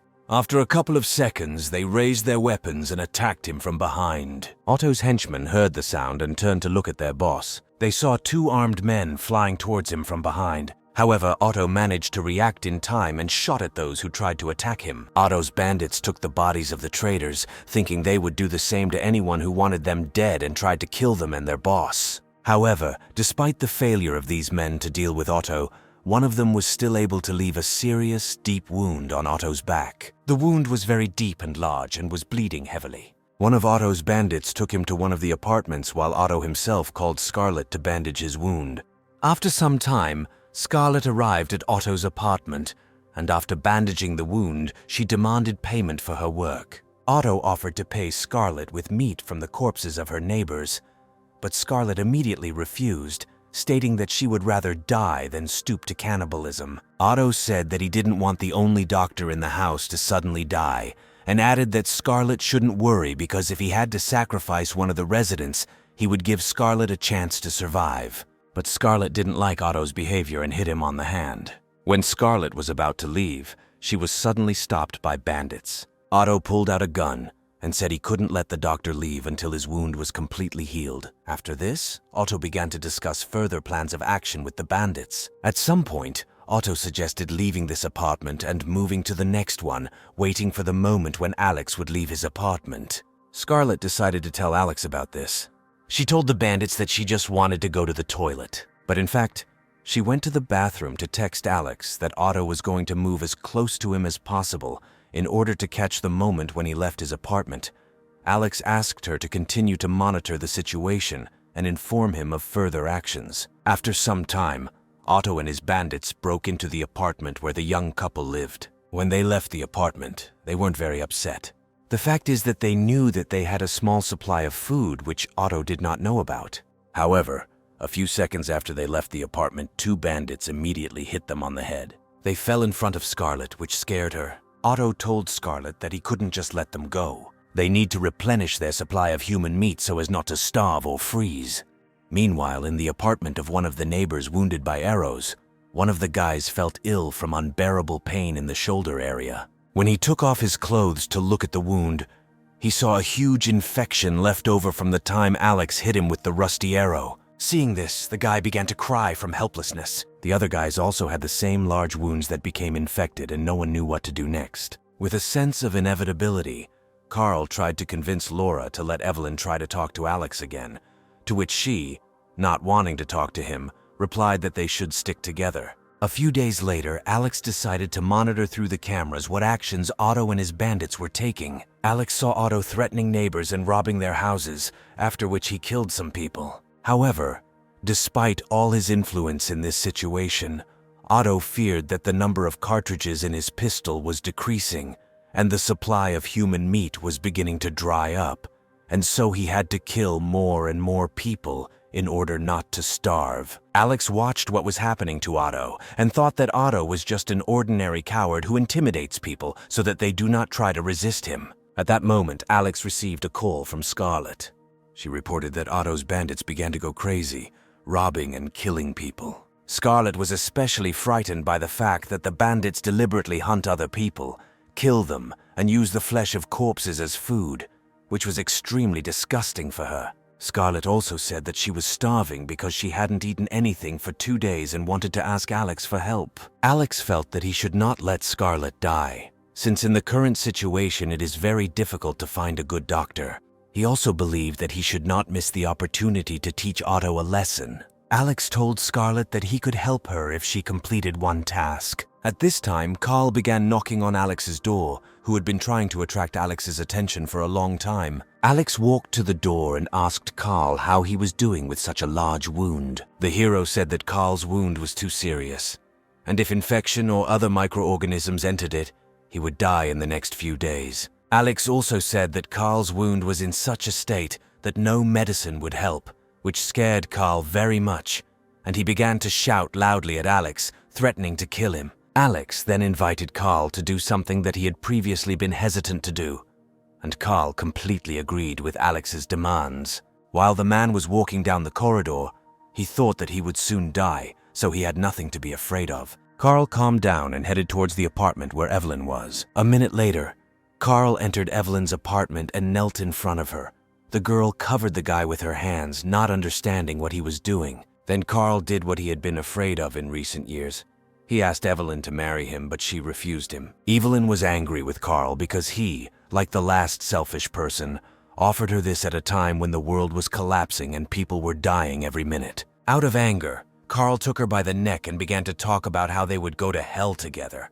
She was afraid of this behavior and the unpleasant smell from Carl, so she hit him hard. In response, Carl began to strangle Evelyn while she accused him of being a useless loser. At this time, Scarlet could not stop thinking about the risks that threatened her, despite her promise to Alex to help. At one point, Scarlet noticed one of the bandits preparing human meat soup and told Otto that she would go help with the cooking. Otto was pleasantly surprised that Scarlet finally decided to do it, although she was still disgusted by the thought of cannibalism. Scarlet then told Alex that she just didn't want to die, and that's why she had to do it. After this, Otto decided to leave the girl and his man, and he went to rest. Scarlet pretended to help in the kitchen preparing firewood. A few minutes later, the bandit who was preparing the soup asked Scarlet to look after the cooking while he left for other matters. At that moment, the girl realized that Otto and his bandits did not see her as a threat and decided to take advantage of this. She took a bottle with some liquid and poured it into the soup. After that, she began to cook the dish, covering her nose from the terrible smell of human flesh. Soon Scarlet brought Otto and his bandits a cup of human meat soup. Otto laughed, saying that he never thought the doctor would decide to join them. When everyone started eating, Scarlet said that she would go to the other room to eat, but no one paid much attention to her, and everyone was happy to eat the soup. After that, Scarlet went into another room and waited for her sleeping pills, which were supposed to work soon, to take effect. She knew that the men would have to sleep for at least half an hour. A couple of minutes after everyone had eaten the soup, Otto and his bandits began to feel sleepy. When the bandits fell asleep, Scarlet was going to ask Alex what to do next. When she asked Alex about the next steps, the hero told her that she should drag everyone she had put to sleep to the balcony. A few minutes later, Scarlet dragged Otto and his bandits onto the balcony, just as Alex had asked. At this time, the hero went out onto his balcony to make sure that the girl completed the assignment. After that, Scarlet wanted to find out from Alex what he was going to do with them. Alex threw Scarlet a rope and told her he wanted her to kill them. He also told Scarlet to find Otto's gun and tie him and his bandits together. The girl said he was too careful and was angry that he didn't even want to help her. However, the hero answered her that for him, safety comes first. Scarlet then tied Otto and his bandits tightly together. After that, she took Otto's weapon, which he kept on his belt. When Scarlet pulled out the weapon, Alex told her to remove the magazine from it and throw it towards him, after which she could leave. The girl asked why she should believe Alex, but the hero replied that she had no other options. Scarlet, without hesitation, disassembled Otto's pistol and threw it with the magazine to Alex. When Alex caught the weapon, he noticed that it was very similar to the one he had seen Otto have earlier. After that, Alex returned home, which interested Scarlet a little. A minute later, Alex returned to the balcony with a long hose from which a strong stream of water flowed. He pointed it at Otto. Scarlet looked at this and thought that Alex was a real madman, since he decided to kill Otto and his bandits with frostbite. Otto was terrified when he woke up and found himself sitting on the balcony, tied up and completely wet. A couple of seconds later, Otto's bandits were also horrified by what was happening. At first, the man did not understand what was happening. He began to guess that they had been euthanized. He then noticed Alex spraying him and his thugs with water from a hose. When Alex saw that Otto and his bandits had woken up, he said that they were being too noisy. Then he increased the water pressure in the hose to get them as wet as possible. After a few seconds, Alex decided to stop watering Otto so as not to waste his water supplies. Soon Otto and his bandits froze to death, icicles hanging from their faces. After that, Alex called Scarlet and said that she had proven her loyalty to him. The girl knelt down doomedly and said that she would come to him now. Soon the girl reported that she was standing right outside Alex's door. Alex saw through the cameras that Scarlet was already standing at his door. He noted that there was nothing in her hands. The hero stood at the door with a gun in his hands in case Scarlet tried to attack him, after which he allowed her to enter. Scarlet slowly walked into Alex's apartment, seeing him pointing a gun at her. When she walked inside, she immediately took off her coat. She immediately felt a warmth that she had not experienced since the beginning of the cataclysm. Then Alex came up from behind and began checking Scarlet for dangerous objects. The hero asked how she could prove to him that she was not a danger. The girl asked him what he wanted her to do. Alex told Scarlet that since he allowed her to live in his apartment, she had to prove to him that she was not a threat. A few minutes later, Scarlet stood in front of Alex in her underwear, after which the hero was finally convinced that she did not pose a threat. Alex gave Scarlet a towel so she could wash herself in his bathroom in peace.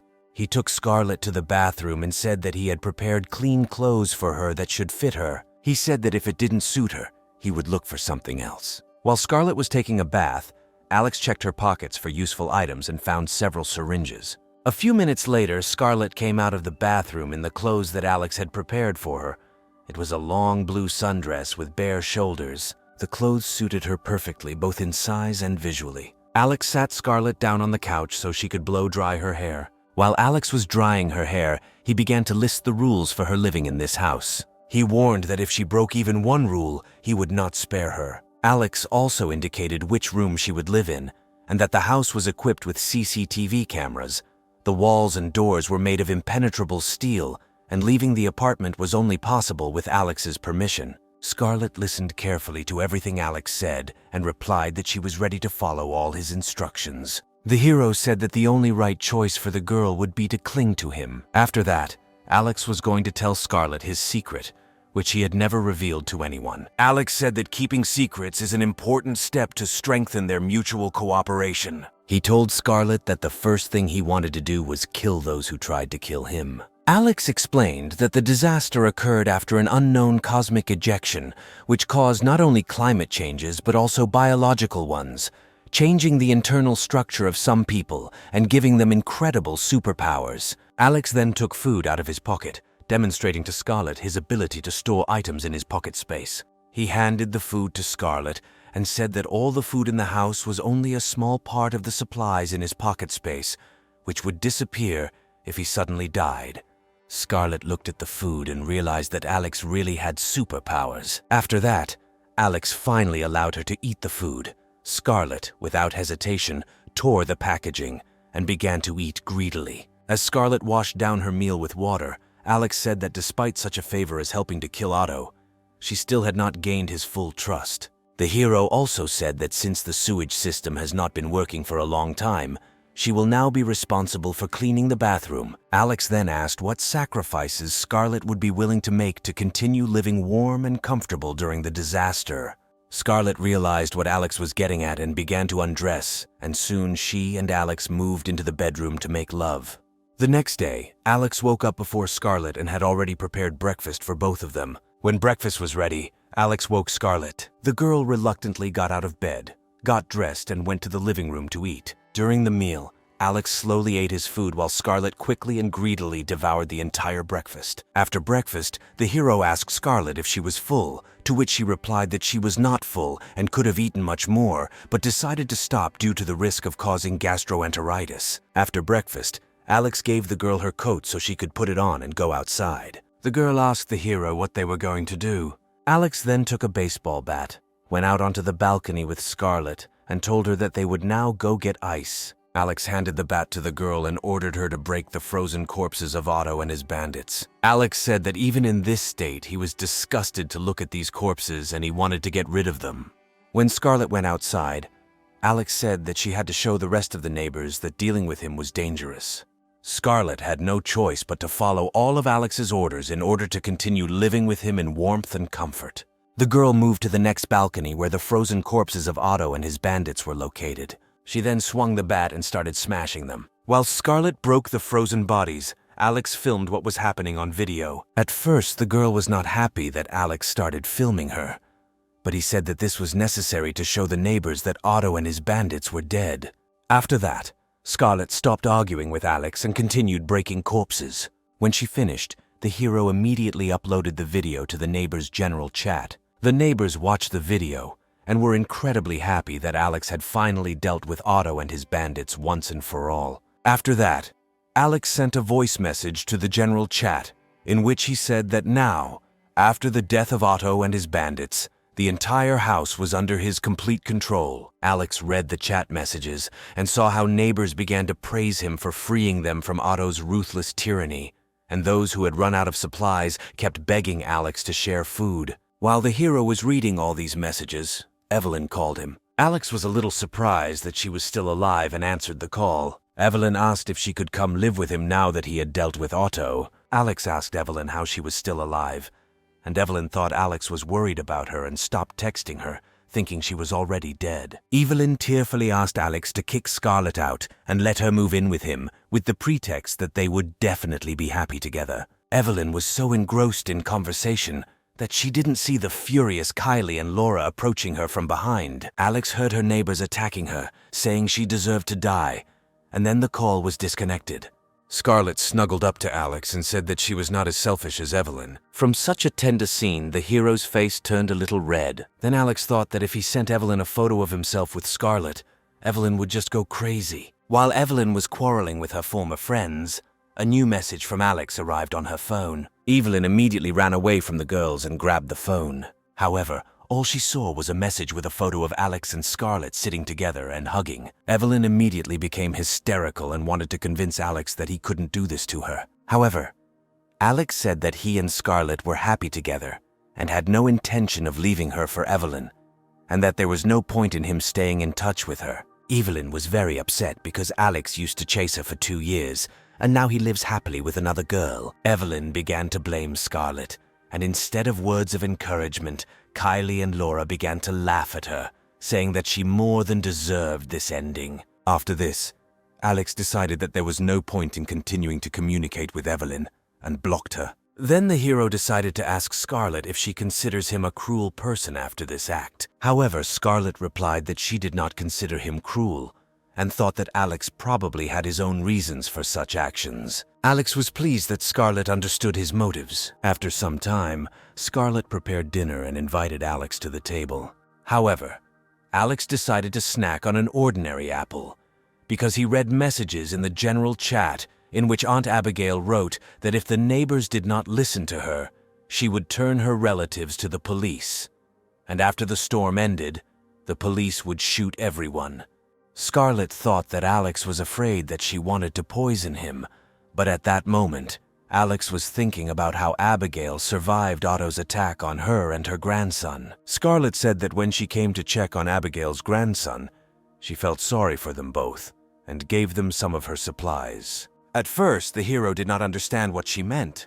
The girl began to make excuses, saying that then everything was just beginning and she could not predict how the circumstances would develop. However, the hero said that this was not the problem. Alex said that most likely, Aunt Abigail and her grandson had long ago eaten all the supplies they received, and he did not understand how they were still alive. Scarlett added that Abigail's grandson died a week and a half ago due to a shortage of medicine, so she may have eaten her grandson's supplies to survive. At that moment, Scarlett noticed a man standing from one of the windows of a neighboring building. This was a man. He stood on the windowsill and laughed hysterically, and then suddenly jumped down. He finally lost his mind and decided to end his torment. Scarlett asked Alex when the storm would end, to which Alex replied that he did not know, and they could only wait. Alex then received a call from Aaron, who answered without hesitation. Alex immediately said that Aaron could leave all the formalities and say directly what he needed, and he would be happy to help.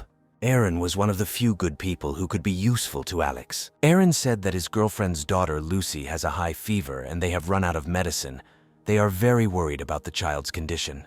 He asked the hero if he had any medicine. Alex thought that Aaron was a lonely person and Lucy had a good figure, so Aaron decided to take care of her and her daughter. Alex said he had the medications he needed and Aaron could come get them. Aaron was very grateful to him, and then the hero said that the man could seek help at any time, since he was even closer to Alex than his own uncle.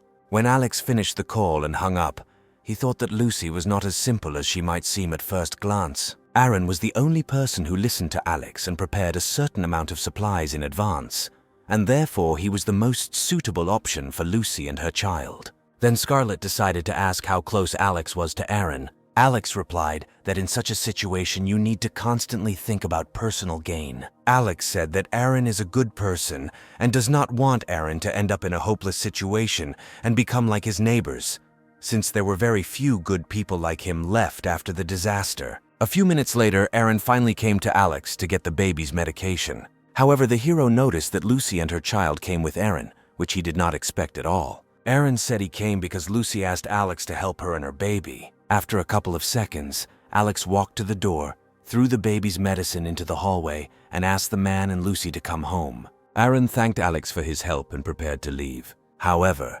Lucy suddenly jumped to the door and asked Alex if she could leave the baby with him for a while, since it was too cold in their apartment. Alex thought that Lucy had gone too far because he thought that if he took the baby, the mother would start asking him to let her in too. The hero said that he could not take the child because he had almost run out of fuel to heat the house, and the temperature in the house was the same as the temperature outside. Aaron told Lucy that Alex had already done everything he could for them and suggested they return home as soon as possible. Then Lucy began to cry and said that the man was unlikely to understand her concern for the child, and then continued to beg Alex to take the child at least for a short time. The hero asked why he should agree to this, being in conditions of the end of the world. Alex said that most people in this building would want him dead, so he couldn't risk his life like that. Aaron also said that the guy had already helped them by giving them medicine, which is now difficult to get. However, Lucy asked Alex why he allowed Scarlett to live with him, to which Alex replied that they were dating. Scarlett heard what Alex said about them, and even though he just said it, she was pleased to hear it. Aaron then told Lucy to return home as quickly as possible, telling her that Alex had already helped them a lot. The man hugged Lucy and the child and told Alex that he had helped them a lot and asked them not to pay attention to Lucy's behavior. Alex replied that he understood that Lucy was worried about her child, and then they said goodbye. After Aaron and Lucy left, Alex returned to Scarlett with the thought of how unbearable this woman was. Scarlett said that there are many women now who worry about their children. The hero replied that he should under no circumstances break off relations with Aaron. When Aaron and Lucy returned home, Lucy put her daughter to bed, after which Aaron began to express dissatisfaction with her behavior that day. Lucy began to make excuses, saying that she was doing all this for the sake of her daughter, so that she would be in more pleasant conditions. Aaron then told her that he understood that she was worried about her daughter's life, but also said that all kindness has a price. He added that if Alex had not warned him about the impending threat, he would have died long ago, and then Lucy would not have been able to live with him and her daughter. Lucy then told Aaron that she actually doubted that Alex deserved such praise due to his overguarding. These words greatly angered Aaron. The girl stated that Alex simply did not want to help them. Lucy also said that Alex uses such small help to then take advantage of Aaron, believing that if Alex was a good person, he wouldn't be so cruel to the dozens of people who died because of him. After that, Lucy started saying that Alex's apartment was big enough for them to live with him. But Aaron was already so angry at Lucy that he simply interrupted her and told her to shut up. He told Lucy not to say such words about Alex, since he himself could distinguish between good and evil. After this, Lucy's child began to cry, and the girl apologized to the man, saying that she was just worried about him. Aaron, not wanting to continue the conversation with Lucy, said that he would sleep in the living room that night, after which he left the bedroom. Lucy thought that she could not allow herself and her daughter to continue living in such conditions. She promised her daughter that they would definitely live in Alex's apartment. The next day, a group of former construction workers forced their way into the building where Alex lived. They intended to find supplies here. The chief builder ordered his subordinates to immediately begin the search. Seeing one of the residents in the corridor, they immediately chased after him to neutralize him. The man tried to run away from them, but he failed. The bandits dealt him a fatal blow with a shovel directly to the neck. The builders decided not to touch the dead resident for now and leave the body in place until their work was completed. A few minutes later, the construction workers reached the 24th floor. When they arrived at Alex's apartment door, one of the construction workers prepared an explosive device to blow the door open. When the explosive device went off, there was a large explosion. This caused a loud sound that woke Alex up. The hero took the weapon and checked the CCTV cameras to check the condition of the apartment. The walls of the apartment and the door withstood such a powerful explosion. Alex then saw via CCTV a group of construction workers trying to enter his apartment. He saw that the builders had various construction tools, such as shovels, rebar, and axes. Alex remembered that shortly before the disaster in the neighboring house, someone hired a group of construction workers to repair the building. Then the hero made the logical conclusion that since these builders came to him, they knew about him far beyond the boundaries of this building. After such a powerful explosion, the builders were surprised that the door to Alex's apartment withstood such a powerful explosion. They suggested that during the time they got to this building, the explosive device could get wet and therefore become less powerful. At this moment, the hero approached the door and prepared a special chemical solution. It was white phosphorus and was as destructive as standard construction explosives. When Alex prepared his special solution, he threw it with flammable liquid into the corridor. When the construction workers saw the flammable liquid and chemical solution flying towards them, they immediately began to run away from Alex's apartment. However, The destructive power of the chemical solution combined with the flammable liquid was so great that all the builders began to burn alive. At some point, a group of construction workers tried to leave this floor as quickly as possible. However, Alex took the gun and started shooting through the door at the construction workers.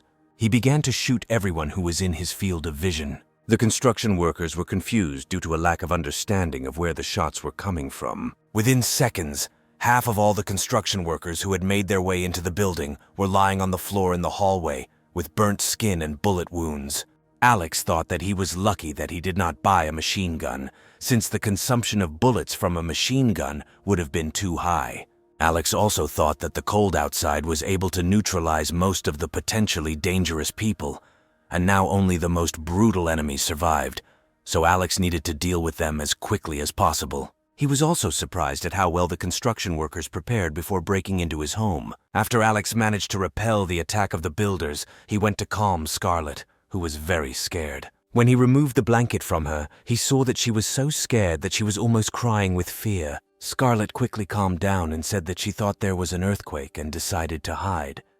Alex told her that even if it was an earthquake, they would still die. When Scarlet finally calmed down, she sat down next to Alex and asked him what really happened.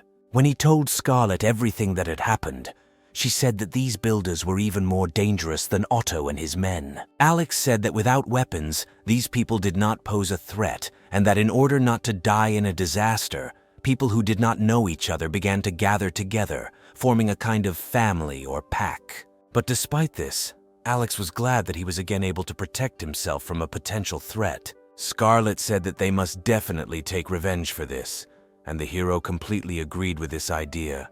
But revenge should be not only for their sake, but also for the sake of the rest of the inhabitants. After this, Alex noticed how neighbors in the general chat began to worry because of the sounds of explosions and gunshots. He wrote that a group of construction workers broke into their house to rob and kill them, but fortunately, he managed to fight back and neutralize most of them.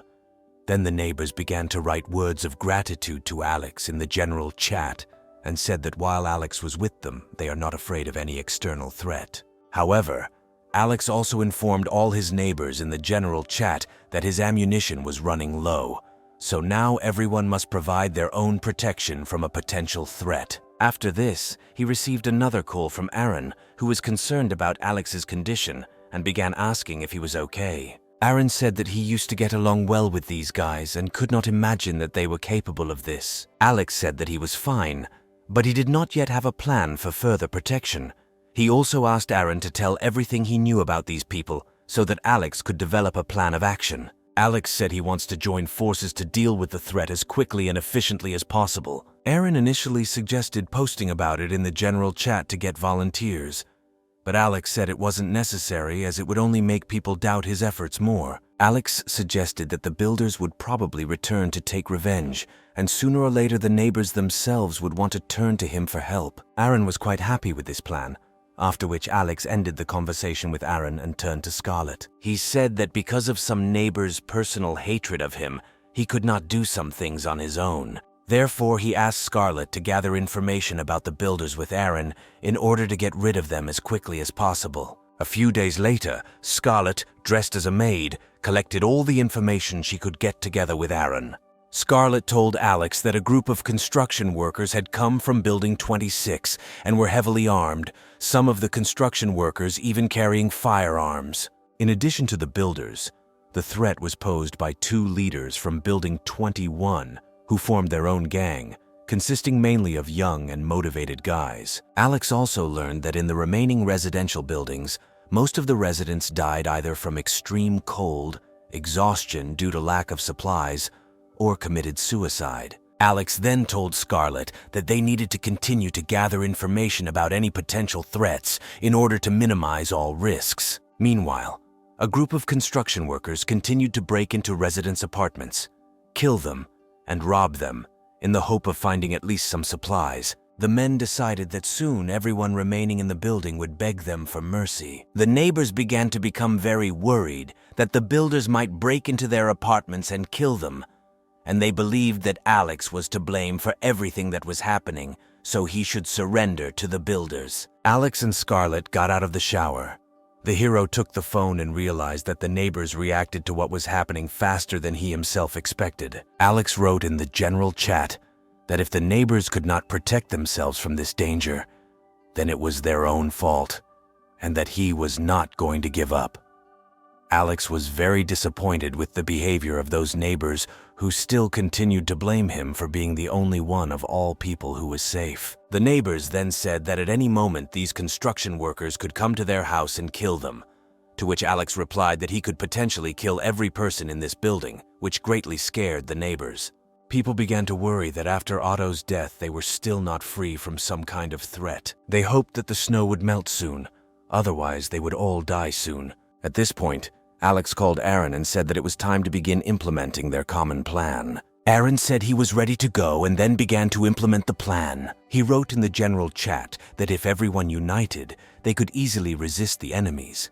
Then Aaron wrote that due to the fact that many people had no supplies left, some would not be able to provide adequate resistance, and suggested contacting Alex to he led all his neighbors. Aaron said that he would personally try to convince Alex to help the neighbors. After this, Aaron personally wrote to Alex, and the hero said that everything was going according to plan, and when the time came, the neighbors themselves would join him, and together they could save the building. After this, Alex notified all his neighbors in the general chat and said that he was ready to offer them his help and listen to any suggestions on how to cope with the threat. The neighbors said that as long as Alex didn't let them die, they were willing to follow his instructions. The hero then asked the neighbors if they were ready to arm themselves and confront the gang if he gave such an order. In response, the neighbors doubted their choice, and then Alex suggested that his neighbors wanted him to act alone against the gang, and then there was no point in him going and saving them.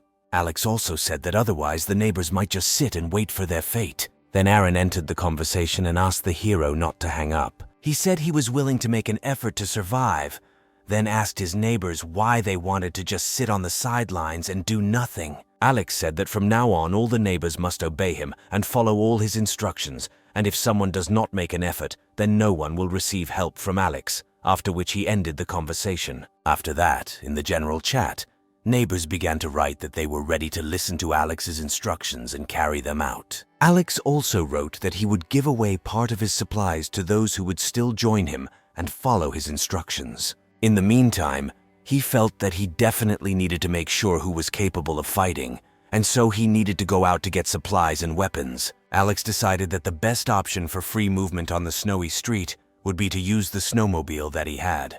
The hero thought that thanks to the snowmobile he could easily cover long distances along a snowy street in a minimum amount of time.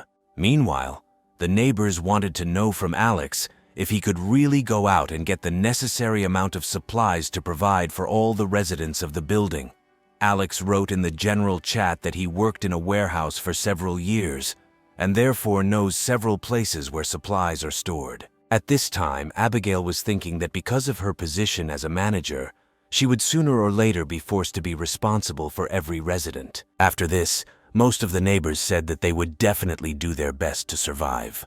Scarlett was very glad that the neighbors sided with Alex, but Alex himself said that for him, all these neighbors were just meat and cannon fodder that would sooner or later be spent. However, Scarlett still doubted whether Alex was really going to go outside. The hero told the girl that he just needed to find the right moment to go out. He also noted that he and Scarlett now have more than enough supplies. At first, the girl said that she would go with Alex, but he was categorically against her going out with him. Alex felt that Scarlett believed that he did not trust her. Then he said that they were in a relationship and he completely trusted her. After which, he went to the exit of the apartment. When Alex left the apartment, Scarlett was still upset that Alex wouldn't let her go out with him. A few minutes later, Alex went down to the 4th floor and saw that all the walls and floor were stained with blood. Alex opened the window, climbed out through it, and found himself on the street. It was very difficult for him to move through the snow, the height of which could reach the 4th floor. Then Alex decided to look around to make sure no one saw him. After making sure no one had noticed him, he retrieved the snowmobile from his secret dimension, which was fueled and ready for use. However, someone did see Alex leaving the building on a snowmobile. While the hero was riding a snowmobile, He was haunted by the thought that someone had noticed him, and now he would become an important target because of his snowmobile. Alex thought about how long it had been since he had been outside, and how now was a great opportunity for him to ride a snowmobile. After some time, Alex was able to get to the Tianhai police station. Alex didn't hesitate to break one of the windows of the police station. After that, he went inside and found himself in an empty lobby. Inside, he saw several police officers frozen to death in one of the corners. Alex suggested that when the cataclysm began, these police officers remained on night duty and waited for their death. After that, Alex covered the bodies of the police with a towel, expressing his respect for those who defended this city before the cataclysm began. While he was covering the policemen's bodies with towels, he noticed something shiny on one of them. This shiny thing turned out to be a bunch of keys, among which were probably the keys to the armory. Alex began to look among these keys for those that should open the doors of the arsenal. After a couple of minutes, Alex was able to find the armory and open it to find as many useful weapons as possible. The hero was delighted to see among the entire arsenal various automatic rifles, shotguns, pistols, explosives, and even a sniper rifle. Alex was very glad that in addition to firearms, there was ammunition and special equipment. The hero held the rifle in his hands and thought about how his shooting accuracy had improved significantly recently. After Alex had seen enough of the entire arsenal of weapons and equipment, he immediately placed it all in his pocket space. The hero decided that he also did not need to forget about his cannon fodder. He then headed to one of the suburban supermarkets to get food, which he planned to give to his neighbors for their protection. After a few minutes of driving,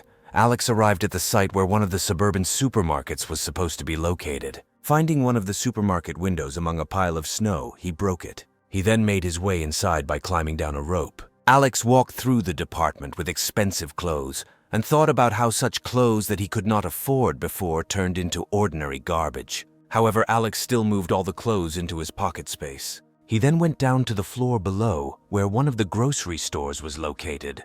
Most of the products in the store have already become unfit for consumption. But Alex wasn't worried about how spoiled the food he was going to pass on to his neighbors was, and started collecting all the food that caught his eye. He decided that this would be quite enough for his neighbors. A couple of hours later, Alex returned to the building with supplies of weapons and food, which he planned to give to his neighbors. Several of the construction gang noticed Alex coming home on a snowmobile and thought that if they could get the snowmobile, they could easily get around town. Then several people from the gang of construction workers began to develop a plan to get rid of Alex. The hero raised his eyes to examine the building and saw that people were leaning against the windows and carefully looking at him and his snowmobile. Meanwhile, Aaron came down to meet Alex and said that he was really well prepared for this cataclysm. Alex entered the building through a window and told Aaron that it would be extremely difficult to find any supplies in these conditions, and he found nothing. He then took out several bags of supplies and told all the assembled neighbors that he had spent a lot of time and effort getting supplies for them. Scarlett then took one of the bags and emptied the contents to show the neighbors how much food Alex was able to get. People saw how much food Alex was able to get for them and began to praise him for his help. They began to praise him, saying that he had become closer to them than their siblings. Alex told his neighbors that although he got all this food for them, he clarified that he was not going to feed those who did nothing.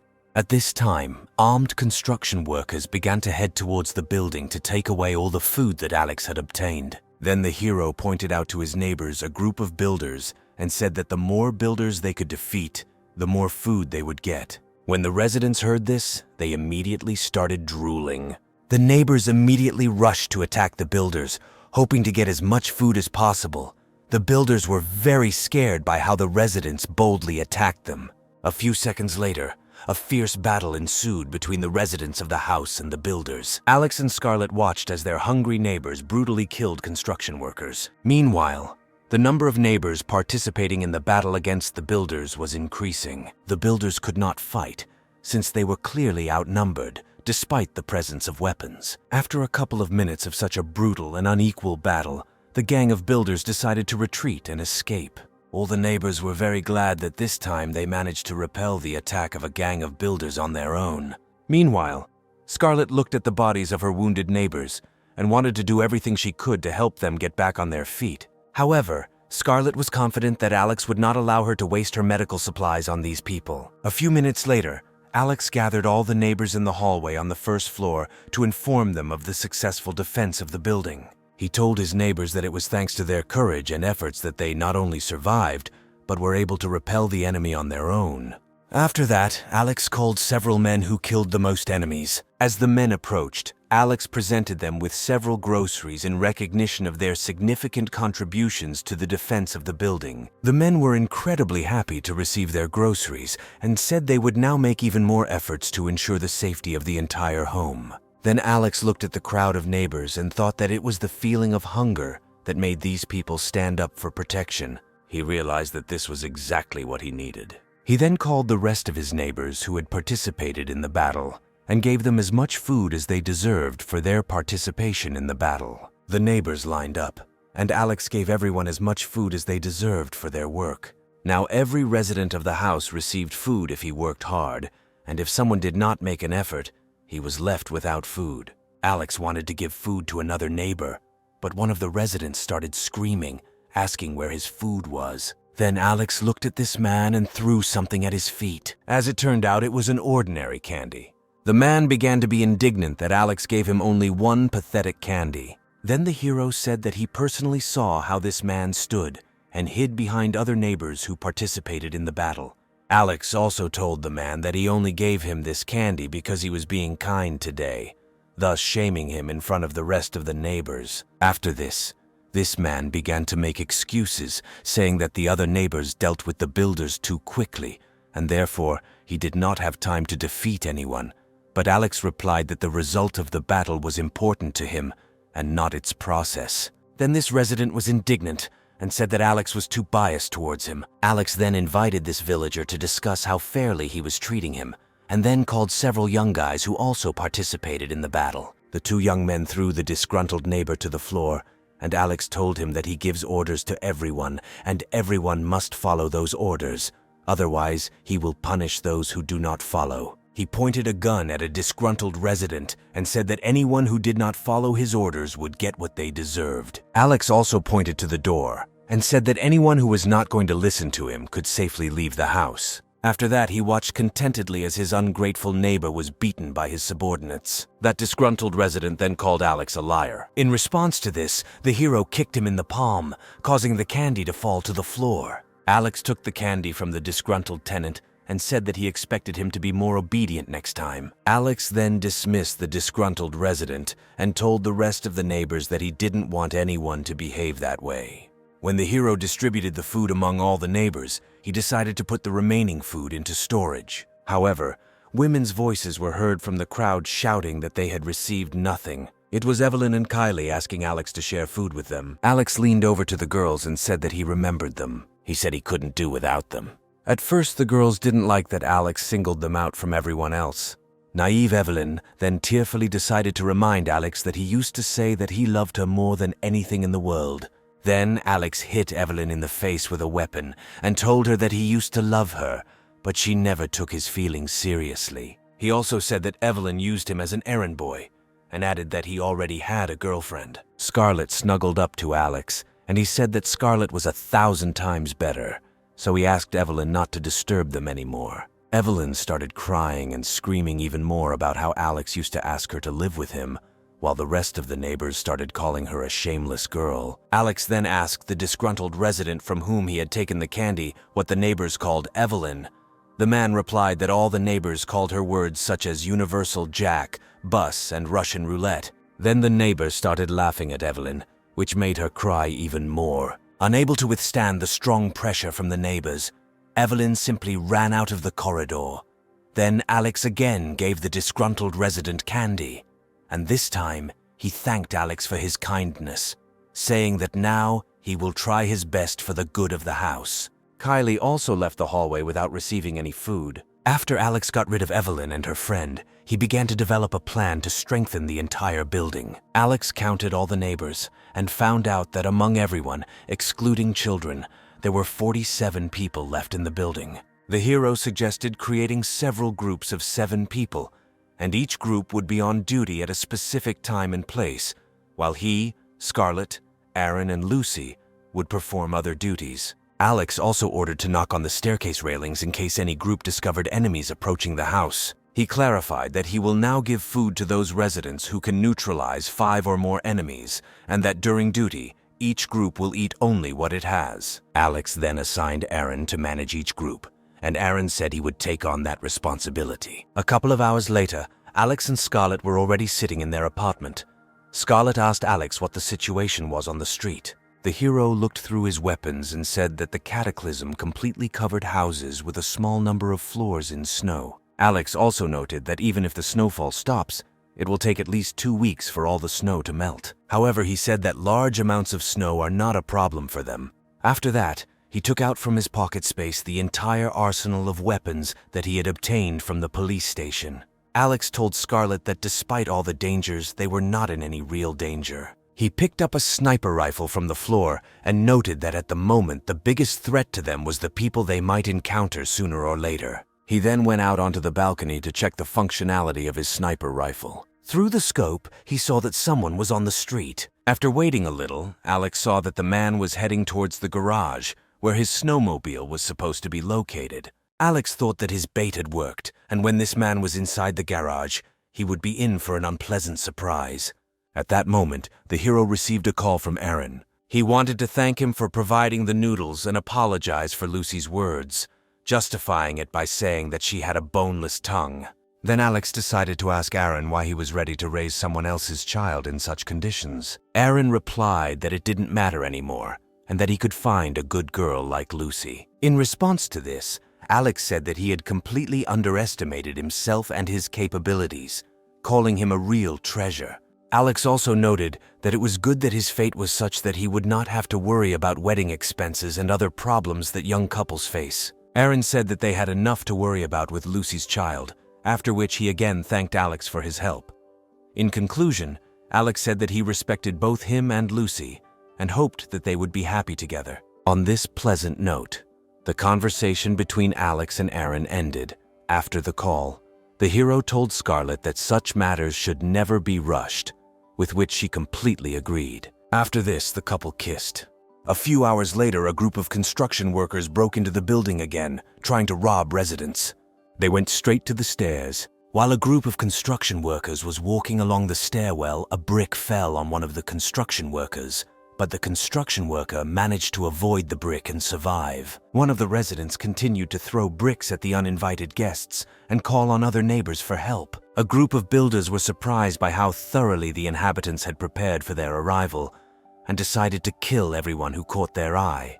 Less than a minute later, a fierce battle began between the residents and the construction workers in the stairwell. But this time, the group of construction workers suffered serious losses, unable to withstand the full defensive power of the residents of this building. The construction team commander ordered everyone to leave the building as quickly as possible to avoid further casualties. When a group of construction workers left the building, one of the residents offered to catch up with them, but everyone decided that it was better to stay in the building since it was too dangerous outside. Meanwhile, Alex looked from the balcony at the group of retreating construction workers and thought about how a group of hungry grown men attacked them again and were defeated again. At one point, he wondered if he could hit at least one of them with a sniper rifle. Alex then pulled out a sniper rifle from his space. He loaded it with cartridges and prepared to fire several accurate shots. Meanwhile, a group of construction workers managed to run away from the building at a fairly large distance.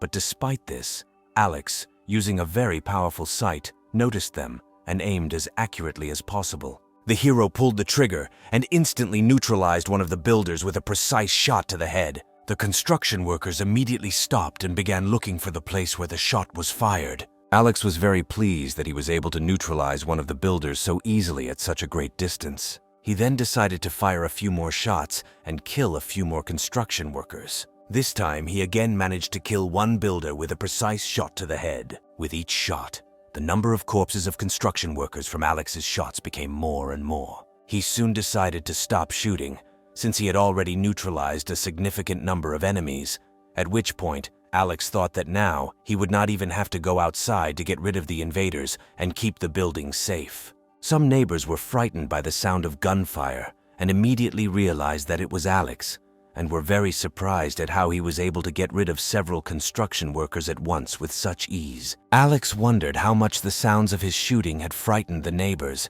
and he believed that now many of them would not be able to sleep peacefully that night. The next morning, Scarlett prepared breakfast and asked Alex not to criticize her cooking skills too harshly, since she is not a very good cook. The hero told Scarlett that she had enough time to practice cooking a little, because if they eat the same thing, they might get tired of it sooner or later. During breakfast, Scarlett asked the hero about the shots she heard at night, and Alex frankly answered that he killed 7 construction workers with a sniper rifle who tried to attack and rob the residents the day before. In response, the girl said that Alex was amazing, and the hero asked her if she was interested in learning more. Scarlett replied that it didn't matter as she had full confidence that Alex was doing the right thing. The guy was very pleased that Scarlett never showed too much curiosity. Meanwhile, one of the leaders of the 26th building looked at the corpses of those builders whom Alex was able to kill at night. At this point, one of the residents informed him that most of the people were either dead or missing. The man began to think about how they could take over Alex's snowmobile, since that would be the only way to replenish their supplies. He asked to bring the corpse of one of the men to their house this evening. Meanwhile, Alex was planning to go outside again to look for warehouses or stores that might have some leftover supplies. Now, all the residents of this building clearly understood that if they wanted to stay alive, they needed to not only obey Alex's instructions, but also not provoke him. While Alex was riding his snowmobile, he called Aaron and asked him to keep an eye on the entire building while he was away. Meanwhile, a group of bandits from Building 21 noticed Alex leaving the building on a snowmobile. They couldn't help but wonder where he might be hiding his snowmobile. One of the bandits noticed that the area was large enough for Alex to find some secluded place. The bandits believed that if they could take possession of this snowmobile, it would not only help them solve the problem of lack of resources, but also solve the problem of the lack of people in their gang. One of the bandits especially wanted to get this snowmobile so that he could easily move between stores and pick up cigarettes from there, without which he was already going crazy. For several hours, Alex rode a snowmobile around the snowy city, trying to find some large warehouse or store from where he could pick up more supplies. Later, he remembered the main warehouse at the southern base, which was difficult to reach alone. He decided that there must be some supplies there. A few minutes later, Alex arrived at one of the largest city warehouses, from which all products were already being redirected to other city warehouses. Alex could feed thousands of people with these supplies, and he immediately tried to get inside. However, he noticed that all the easily accessible goods had already been taken, but still decided to go down to see what was left. Going down, Alex saw in front of him a bunch of expensive business-class cars and various sports cars. The hero decided to take all these cars into his pocket space just in case. A few minutes later, Alex took everything that was left in the warehouse and decided to return upstairs, climbing out through the roof of the warehouse onto the street. He assumed that his fuel reserves were already running low, so he started looking around the city for gas stations that might have some fuel left. After some time, Alex arrived at one of the gas stations, but as it turned out, there was almost no fuel left at this station. At first, the hero could not understand what to do. Alex couldn't believe that he would still have to save fuel. Lying in the snow, he thought that if there were a small group of people here, it would be easy to dig an entrance. At some point, Alex realized that he really had to dig his way to the gas station. He understood that the snow had fallen less than a month ago and had not yet become icy. Then he stood up and took out an excavator from his space, which he had hidden before the cataclysm began. Alex then refueled the excavator and began digging a path to the gas station entrance. Luckily for Alex, he had already worked with similar equipment in the warehouse. Once the backhoe engine warmed up a bit, Alex immediately began digging out all the snow that had accumulated around the gas station. After a few minutes, he managed to dig out all the snow that was in the way, and he immediately decided to go inside. Upon entering, Alex assumed that all the fuel must be stored at the very bottom and decided to go down to test his theory. Alex soon found one of the doors leading to the gas station basement and decided to try to open it. When he was able to open the door, he went downstairs to check if there was any fuel there. On the lower floor, Alex saw several tanks of fuel, which should last him for the rest of his life. Then the hero decided to check how much fuel was left in these tanks. At that moment, Alex thought that since he got here so easily, all these fuel reserves now belonged to him. Alex was incredibly glad that now all the benefits of civilization, which remained under a thick layer of snow, and which no one else could have gotten so easily, now belonged only to him. After a few hours, Alex was able to move all the fuel and food supplies into his space. After that, he set up a tent at a gas station and decided to rest, planning to go to the place Aaron had talked about the next day. Then he crawled into his sleeping bag and fell asleep.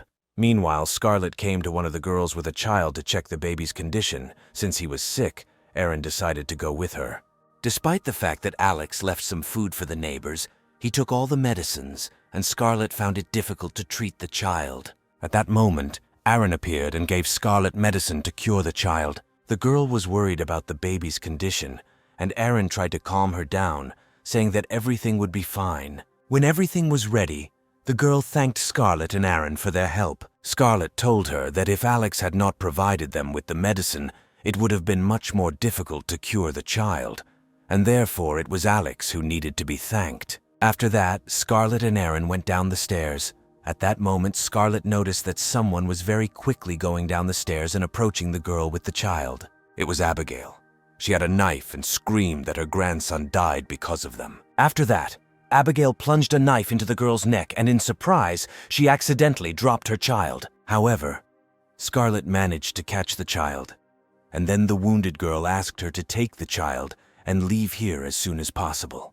Then Abigail pointed a knife at Scarlett and demanded that the child be given to her. Scarlett refused to give the child to Abigail, to which she said that if her grandson was dead, then this child should not remain alive. Abigail tried to attack Scarlett and the child, but Scarlett covered the child with her body and ran up the stairs. However, the woman caught up with them and swung a knife at Scarlett, saying that she should die for not saving her grandson. The girl was already preparing for the blow, but at that moment Aaron appeared, stopped the crazy Abigail, and snatched the knife from her hands. He pushed the old woman away from the girl and covered her with his body. Aaron then asked Scarlett if everything was okay, to which she replied that she and the baby were fine, but the baby's mother did not survive. Scarlett said it was entirely her fault, but she didn't expect Abigail to go long without food. At this point, Abigail came to her senses and began blaming Scarlett for the death of her grandson. Abigail started getting louder, saying that everyone was to blame for her grandson's death and that everyone had to die. Aaron could not stand it and told Aunt Abigail to shut up immediately, since it was Alex who saved them all from Otto, who kept all the residents in fear for a long time, and she should be grateful to Alex. Scarlett also told her that it was not Alex's fault for not giving her the medicine. However, Abigail continued to claim that her grandson died because Alex refused to help her. Scarlett then said that she managed to persuade Alex to provide medicine for Abigail's grandson, but when she arrived, her grandson was already dead, and it was she who killed him. However, Abigail continued to claim that she did not kill her grandson and that they killed him. The neighbors, looking at Aunt Abigail, began to loudly condemn her for daring to torture her grandson and eventually killing him. One of the guys added that he was surprised how this old woman remained alive after everything she did during the cataclysm. At that moment, the other guy took a lighter out of his pocket and said that he had not eaten for several days, and Abigail looked quite well fed. The next morning, Alex woke up, climbed out of the tent, and was ready to go to the place Aaron had talked about. The hero left the gas station and headed to the place indicated by Aaron, where there should have been various ammunition. Arriving at this place, Alex noticed that there was also a lot of snow here and decided to use the excavator again. A few minutes later, he was able to break through the entrance, after which he entered the building. When Alex entered the building, he noticed that the place looked very secure and did not understand why no one was here. Having examined all the rooms, Alex did not find a single person, which scared him a little. He suggested that the people who were here might have left earlier. Perhaps they knew about the beginning of the cataclysm in advance.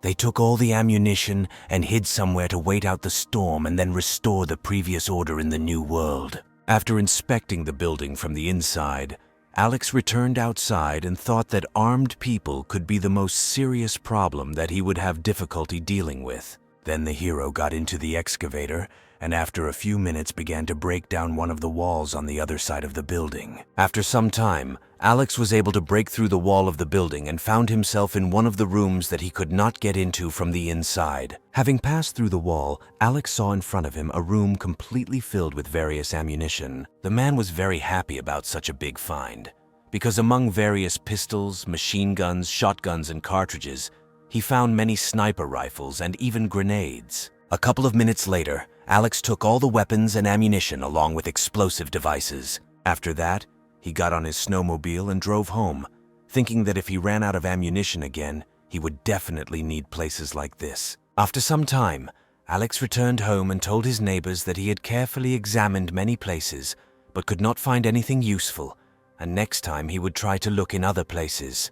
The neighbors were extremely unhappy that they would have to go hungry again until Alex went outside again. Alex couldn't help but notice the obvious dissatisfaction on the part of the neighbors. He decided to remind them who saved them from certain death. Alex said that so little time has passed, and his neighbors have already become so angry, and when the situation improves, he will stop helping them, and everyone will look for their own food. One of the neighbors told Alex that he had simply misunderstood them, and they were well aware of how difficult it was to find supplies in such harsh conditions. After this, the hero decided to return to his apartment and informed his neighbors that they were all free for the day. Many of them looked at Alex and thought that he was treating them like cattle, even though they were risking their lives. One of the neighbors, holding a knife behind his back, invited Alex to go outside with him in a small group. He said Alex's snowmobile could carry 2 more people. Several people supported the idea and said they would be willing to help Alex find supplies. However, Alex realized what these people were up to, after which he took out a gun and immediately shot one of the neighbors right in front of everyone. Alex said he didn't believe a word they said and decided to remind them of their unconditional submission. When the hero pointed his weapon at the rest of the neighbors, they began to say that they actually wanted to offer him help. Alex said that if he didn't kill these people who just wanted to kill him, other people wouldn't understand that they better stay out of his way. After several shots, he dealt with those who wanted to get rid of him. After the shooting, Scarlett and Aaron came to see Alex to see if he was okay. The man said everything was fine and he only got away with a couple of scratches. Alex also said that he has always been a good person, and therefore he will simply forgive the other neighbors for their failed attempt at rebellion. Lucy, who passed by him, silently thought that he was not quite as kind as he said. On the way to his apartment, Alex thought he needed to clean up the cannon fodder a bit. When they arrived home, the hero decided to first ask Scarlett what happened in the house during his absence. Scarlett told him about a recent incident where Abigail killed a girl and was killed the next day. Alex said that of all the neighbors, Abigail was the one who deserved to die the most. Scarlett also told Alex about a man from Building 9 who wanted to hold peace talks with him. However, Alex did not quite understand what this man wanted to talk to him about. Then Scarlett said that she did not know all the details and that the man wanted to personally discuss future cooperation with Alex. The hero replied that he did not need anything from this person, and that in any case, these people can only wait for their death. Scarlett thought she should tell these people that Alex wasn't going to talk to them. However, Alex said that he would first like to know everything about these people from Scarlett in order to better understand with whom he would have to negotiate. As it turned out, Leilani headed one of the largest cosmetics companies, which was worth more than $200 million, but it later turned out that the entire company was one big financial pyramid. Leilani was in good shape, despite her age, and had approximately 10 survivors from Building 9 under her command. Scarlett also added that Leilani is in charge of the entire 9th building. Alex thought that even a woman could show some form of leadership in such conditions, and realized that this woman was not as simple as she seemed. Afterwards, Scarlett asked Alex if he had decided to date Leilani. Alex replied that he first needed to understand the overall situation in order to better understand what this woman wanted to achieve from him. Alex then saw messages on his phone that Leilani and someone named Carter had added him as friends. The hero thought that he had already met this man. Alex accepted applications, and at the same moment Leilani wrote to him to discuss their joint cooperation. Leilani offered to call, but Alex replied that if she had something to say, let her say it directly and without further ado. Leilani felt that Alex was a very tough person and that he should be approached with extreme caution. She had heard about Alex that he had killed a lot of people and had a snowmobile and a sniper rifle, so she needed to choose her words carefully when talking to him to increase her chances of a successful deal. Leilani wrote to Alex that she had long admired him and would like to collaborate with a person like him. Alex thought Leilani was being very persistent when she wrote that if he and his snowmobile would help her and her people on forays, she would provide him with the manpower later. Leilani reminded Alex that his people were extremely negative against him, and as long as he helped her and her people get supplies, they would remain neutral. Then Alex assumed that Leilani was trying to intimidate him and decided to ask her about it directly. The girl answered him that in this situation, the best solution for both parties is cooperation. In response, Alex told Leilani that this was the first time he had seen such a confident and purposeful person, after which he added that he would definitely think about her proposal and will answer her. After that, Alex looked out the window at the 9th building and sarcastically thought that if these people and his neighbors really turned on him, he wouldn't be able to do anything about it. He then thought about his chances against these people if they all attacked him. He believed that these people would not be able to destroy the building with their bare hands, and due to the lack of fuel and electricity, would not be able to use heavy equipment. Alex tried to understand what consequences could await him if he continued to persist in his opinion. He didn't want to risk killing thousands of innocent people. While Alex was thinking about his next steps, he received a new message from Carter on his phone. The man immediately wrote to Alex that he would like to cooperate with him on mutually beneficial terms. Carter wrote that in the 18th building, where he is responsible, there is a well-coordinated team, and he is willing to provide Alex with labor and other resources in exchange for food. Alex felt that Carter was a very talented performer who could get maximum benefit at minimal cost. He then asked Scarlett if she knew anything about Carter and the 18th building. Scarlett said she heard from some of the neighbors that Carter was a very charismatic person, and almost everyone in the building survived thanks to a close-knit team and an even distribution of resources among the residents. Alex felt that Carter was a very good leader, but he believed that this was not enough to survive in such conditions, after which he wrote to Carter that he would consider his proposal. Carter then sent the hero a list of his demands and conditions, which did not seem too difficult to Alex. He hugged Scarlett and told her that he could either start a war between the buildings or agree to a truce and cooperation. Scarlett thought she was lucky that Alex respected her, as she thought there was something wrong with his head. At some point, Alex asked Scarlett what he should do, and this scared her greatly. The girl, trembling, replied that if Alex started a war, he would waste a large amount of valuable ammunition, and if he gave food to the residents of another building, it would be a waste of resources. Panicked that the guy was clinging too tightly to him, Scarlett offered him the option of moving out of the building. The hero thought that this was a good idea, but he could not create the same bunker in another place. As night approached, Alex asked Scarlett to cut the body armor into several pieces of fabric to later make regular clothing from. Meanwhile, he wrote in the general chat that people from other buildings want to attack them and take all the supplies. After this, the neighbors wrote that they could not allow this to happen and that they needed to prepare and fight back. Alex also suggested that the neighbors divide up all the supplies and hide some of them in case people from other buildings were able to grab some supplies. At that moment, he received a message on his phone about entering into a conversation with the managers of residential buildings. Alex accepted an invitation to join a group with building managers, and someone immediately began listing to him the terms of their common cooperation. Among the conditions, the managers of the housing buildings specified that in exchange for personal safety, Alex must provide them with part of his supplies and his snowmobile. The hero, of course, did not want to agree to such conditions, and felt that it would be much easier to get rid of the residents of other buildings and their managers.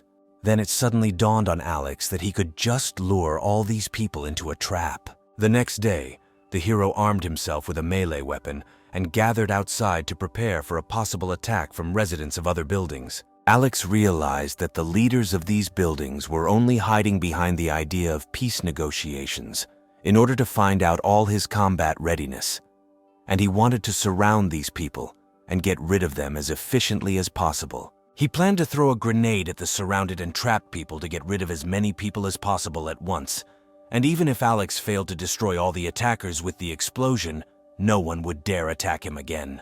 Meanwhile, Aaron distributed the food that Alex gave him to feed the villagers a little before the fight. The neighbors ate and thought they had made the right choice by listening to Alex's instructions. When the hero found himself among the neighbors, they began to ask him about the results of the negotiations and whether they could return to normal life after everything they had experienced. Alex told his neighbors that if the negotiations were successful, the residents would no longer worry about food shortages or constant attacks from residents of other houses. Alex hoped for a bright future and thought that this nightmare would soon end. People followed him with the hope of victory, but Alex himself understood that not everyone would return alive. Soon the hero went out with his neighbors to prepare for defense. However, as soon as Alex and his group stepped outside, they immediately noticed groups of residents from other buildings approaching them. Alex did not expect that the residents of other houses would appear so soon. The neighbors also did not know what to do in this situation. Then he ordered Leilani's group to return back as quickly as possible. After that, Alex called Aaron and said that there were too many enemies and he needed reinforcements. After that, Alex hid in the snow, took out a sniper rifle, and prepared to defend himself from potential enemies. The rest of the group of residents began to suspect that residents from other buildings had clearly not come here to negotiate. Aaron then told the residents that they had nothing to worry about, as Alex must have had some kind of plan. One of the neighbors drew Aaron's attention to the fact that there were too many of these people, to which Aaron replied that their main task was not to give Alex a chance to stand against them. However, he said Alex assured them they had nothing to worry about, and they should have trusted him. In front of the group of people stood the managers of the residential buildings. Among them were Carter, Leilani, Evan, Jose, and Andrew. Alex looked at Leilani and wondered if they could handle the ambush he had prepared for them. He also thought that under any circumstances, he should not allow these residential building managers to attack first. Meanwhile, Jose brought to the attention of the other managers that there would be enough of their tenants to wipe out everyone in Alex's building, and they sensed that Alex was afraid of negotiations.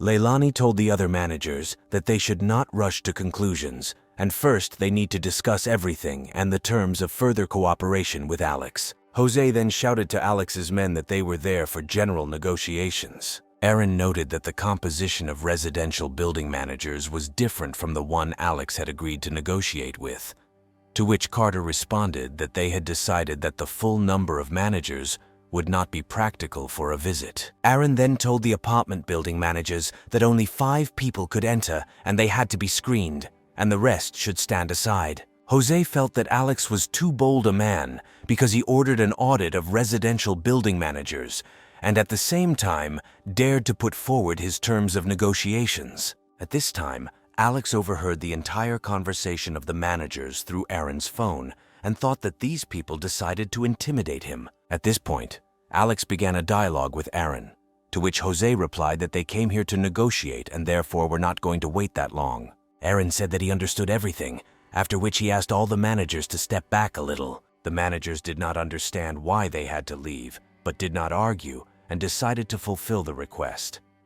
Alex watched the situation through the scope of a sniper rifle and waited for the moment when the managers of residential buildings and their residents moved a sufficient distance. When the leaders were far enough away, Alex gave Aaron a whistle signal. The leaders did not understand what was happening and began to look around. Then the hero said that a little surprise awaited them all. After that, Alex took out a grenade, pulled out the pin and threw it towards the residents of other buildings. After a few seconds, the grenade reached the residents of other buildings and people began to panic. However, despite attempts to escape, no one was able to avoid the explosion.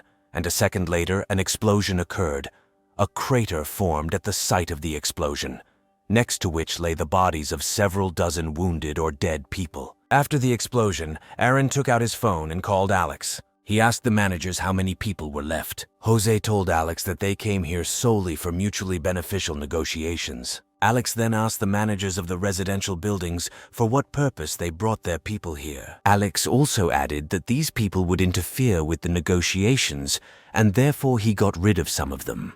At this point, Leilani interrupted him and said that they came here to improve relations between the managers of residential buildings. After this, Alex told the managers that he was expecting them in 5 minutes on the 30th floor in one of the apartments for negotiations. He looked at the remaining people below and thought that he would still have to get rid of them, but it would not be easy to get rid of all of them at once. Alex then prepared the meeting space by placing a table and some chairs in the center of one of the apartments. After 5 minutes, the managers, tired from climbing the stairs, entered the apartment. One of the managers, Carter, introduced himself to Alex and asked him to begin negotiations as soon as possible. Then the hero thought that he would still have to come up with another solution. Having sat down at the negotiating table, the managers of the residential buildings informed Alex that a critical situation had arisen in which there were no longer enough resources and supplies for normal life. The managers also said that due to the lack of food and other resources, their residents are slowly dying from cold and hunger, and therefore they would like to negotiate, hoping that Alex will provide them with the necessary resources under certain conditions. Alex stopped listening to the complaints of the managers and took out a gun for seconds and then put it on the table. The managers of the residential buildings were scared at the sight of the weapon and said that they wanted to resolve all issues peacefully. Alex said that residential building managers shouldn't be afraid because the guns were already starting to bother him, so he put them away. Alex then tried to calm the managers and asked them to sit down. He informed them that he did not at all like having to unwisely distribute his supplies between the managers and their residents. However, he understood that the people who manage the buildings are not so stupid. Alex also noted that he understands that they are doing everything possible to take care of their residents, even in such harsh conditions. After that, Alex said that he would offer his conditions, and if at least someone did not agree to fulfill them, he would start a full-scale war between the buildings. Alex's first condition was that he was ready to provide the managers and their residents with food, but in reasonable quantities, and they must decide for themselves how to distribute the supplies. Alex said he could provide food for a maximum of 300 people, but Leilani did not agree to such conditions. She said there are about 100 people in her building and she doesn't know how she will distribute supplies to her residents. Then Alex said that there was no point in this empty conversation and suggested moving on to the next conditions. At this point, one of the leaders said that they did not need to rush. He said they really needed to discuss stock distribution again. Jose added that this is really not enough to feed all its residents. Alex then began loading his gun and asked the managers if it would be easy to provide food for 300 people every day. Frightened, Carter suggested leaving the question and moving on to Alex's next condition. The hero wanted to clarify with the managers what they were willing to do in return for providing supplies. He took a handful of seeds from his pocket and said that if they wanted to survive and provide food for themselves, they would have to grow plant food. However, the managers looked at this handful of seeds and did not understand how they could grow food in such conditions. One of the managers began to complain about the conditions for growing food. Then Alex said that sooner or later, food and fuel supplies could run out, and if they want to survive, they will have to look for alternative solutions to the problem. He also told the managers that if they sent workers every day and it brought results, he would provide them with all the necessary resources. He added that if they were successful, he would give them cigarettes, alcohol, clothes, and medicine, which greatly interested the two managers. One of the managers asked Alex to give him at least one cigarette as soon as possible. Then Alex took out a pack of cigarettes from his pocket and gave one cigarette each to the two managers. While the managers were slowly and happily finishing their cigarettes, Alex decided to ask them if they agreed to follow all his instructions. Carter wanted to comment on the conditions, but the smoking managers interrupted him and said that they were ready to do anything if they were given cigarettes. The managers then said that they would comply with all the instructions if each of them received 2 packs of cigarettes every day. However, Alex replied that he was willing to give no more than 1 pack a day, and they both agreed. Alex told the other managers that he was glad they were able to reach a compromise, but the managers realized that they could not get the terms they had originally offered from Alex. At this point, Jose shouted at the others, saying they had no time to waste and needed to act. Carter said the conditions were too harsh and unfair for anyone to cooperate. Carter was very annoyed at how quickly the other 2 managers changed their minds, naively believing that this would somehow save them. Evans said that they should not try to solve the current problem so lightly, but Jose reminded that they had agreed in advance to make such decisions together. Meanwhile, Alex went out onto the balcony and noticed that many people were moving towards the building. In a fit of rage, Alex pointed a gun at one of the managers, and demanded an explanation as to how they dared to send more people here. Jose told Alex that if they did this, they would be at great risk. Then Alex replied that he wanted to check something before they left the building. At this point, Carter proposed to stop everything, since the risk among ordinary residents was too great. However, Alex became even more angry and ordered everyone to sit down. At that moment, residents of the building burst into the apartment and tied the managers to chairs. When the neighbors brought in and neutralized the leaders, they immediately began to search them. Meanwhile, Alex pulled out a sniper rifle and prepared to shoot at the advancing crowd. Alex took aim at one of the people and fired. The bullet hit the man who was standing in front of everyone right in the head. A second later, Alex shot at one of the people standing next to the leader. People in the crowd panicked, and many of them ran away in hopes of being rescued. But Alex didn't care too much about who was running away and continued to shoot at people with maximum accuracy. With each passing second, the number of lifeless bodies lying in the snow with no signs of life became more and more. The managers could not do anything but sit still and listen to the shots from Alex's sniper rifle and the louder screams of their inhabitants with each shot. After a few minutes, Alex stopped shooting and again asked the managers if they were ready to accept his terms. Jose and Andrew said they fully agreed to Alex's terms.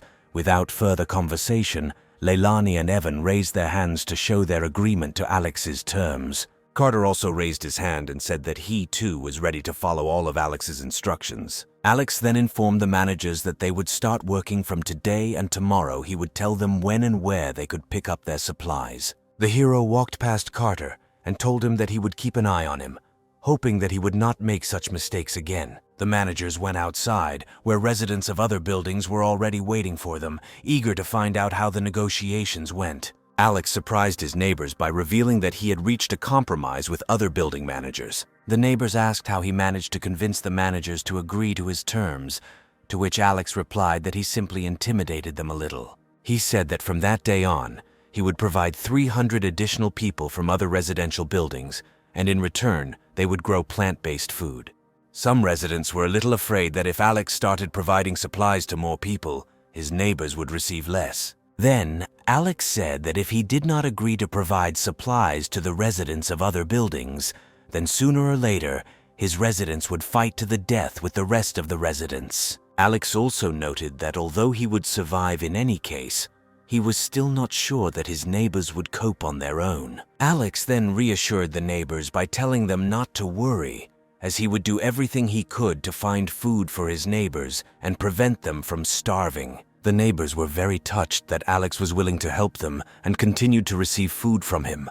Many people shouted that Alex's desire to help his neighbors deserved respect, and in this way Alex once again strengthened the trust and loyalty of his neighbors. As the neighbors went about their business, Alex noticed a strange expression on Aaron's face, which made him think that Aaron was unhappy about something. However, Aaron said that today was just an unusual day that somehow didn't fit Alex's style. He said that he made the right decision to cooperate with other managers of residential buildings. Alex also told Aaron that he initially planned to get rid of all managers at once in order to create chaos among their residents and then easily deal with everyone. However, contrary to Alex's expectations, only 5 managers showed up, so he decided to find a compromise and wait until he could get rid of all the managers at once. Aaron said that he didn't fully understand Alex's entire plan, but he had full confidence that Alex was doing the right thing. The hero explained to Aaron that since food supplies were very limited, it would be difficult to distribute food to the residents of other residential buildings. Aaron realized that the inhabitants themselves would destroy each other if there was not enough food for everyone, and said that this was just a great plan. Alex went out onto the balcony and told Aaron that he was absolutely confident of his victory, since he had enough ammunition to face the managers and their residents. Looking at the corpses of the murdered residents of other buildings, Alex thought that he was vastly superior to them in firepower, and they would not be able to resist him while they were experiencing a lack of food. Alex also noted that he could even beat a world champion if he didn't eat for 30 days. He said that he could not be defeated by an army of people who had not received nutrients for a long time. Alex believed that these people were not as stupid as they might seem. They probably understand his plan, But they weren't the only ones interested in such payment. The hero also thought that if these people really wanted to survive under such conditions, they would definitely not do anything provocative or radical. However, Aaron did not fully understand how one could farm in such conditions, to which Alex replied that he was only doing it in order to wear them down as much as possible. Aaron said he now fully understood Alex's plan and would do his best. Then Alex only asked him to keep the plan a secret and just follow it.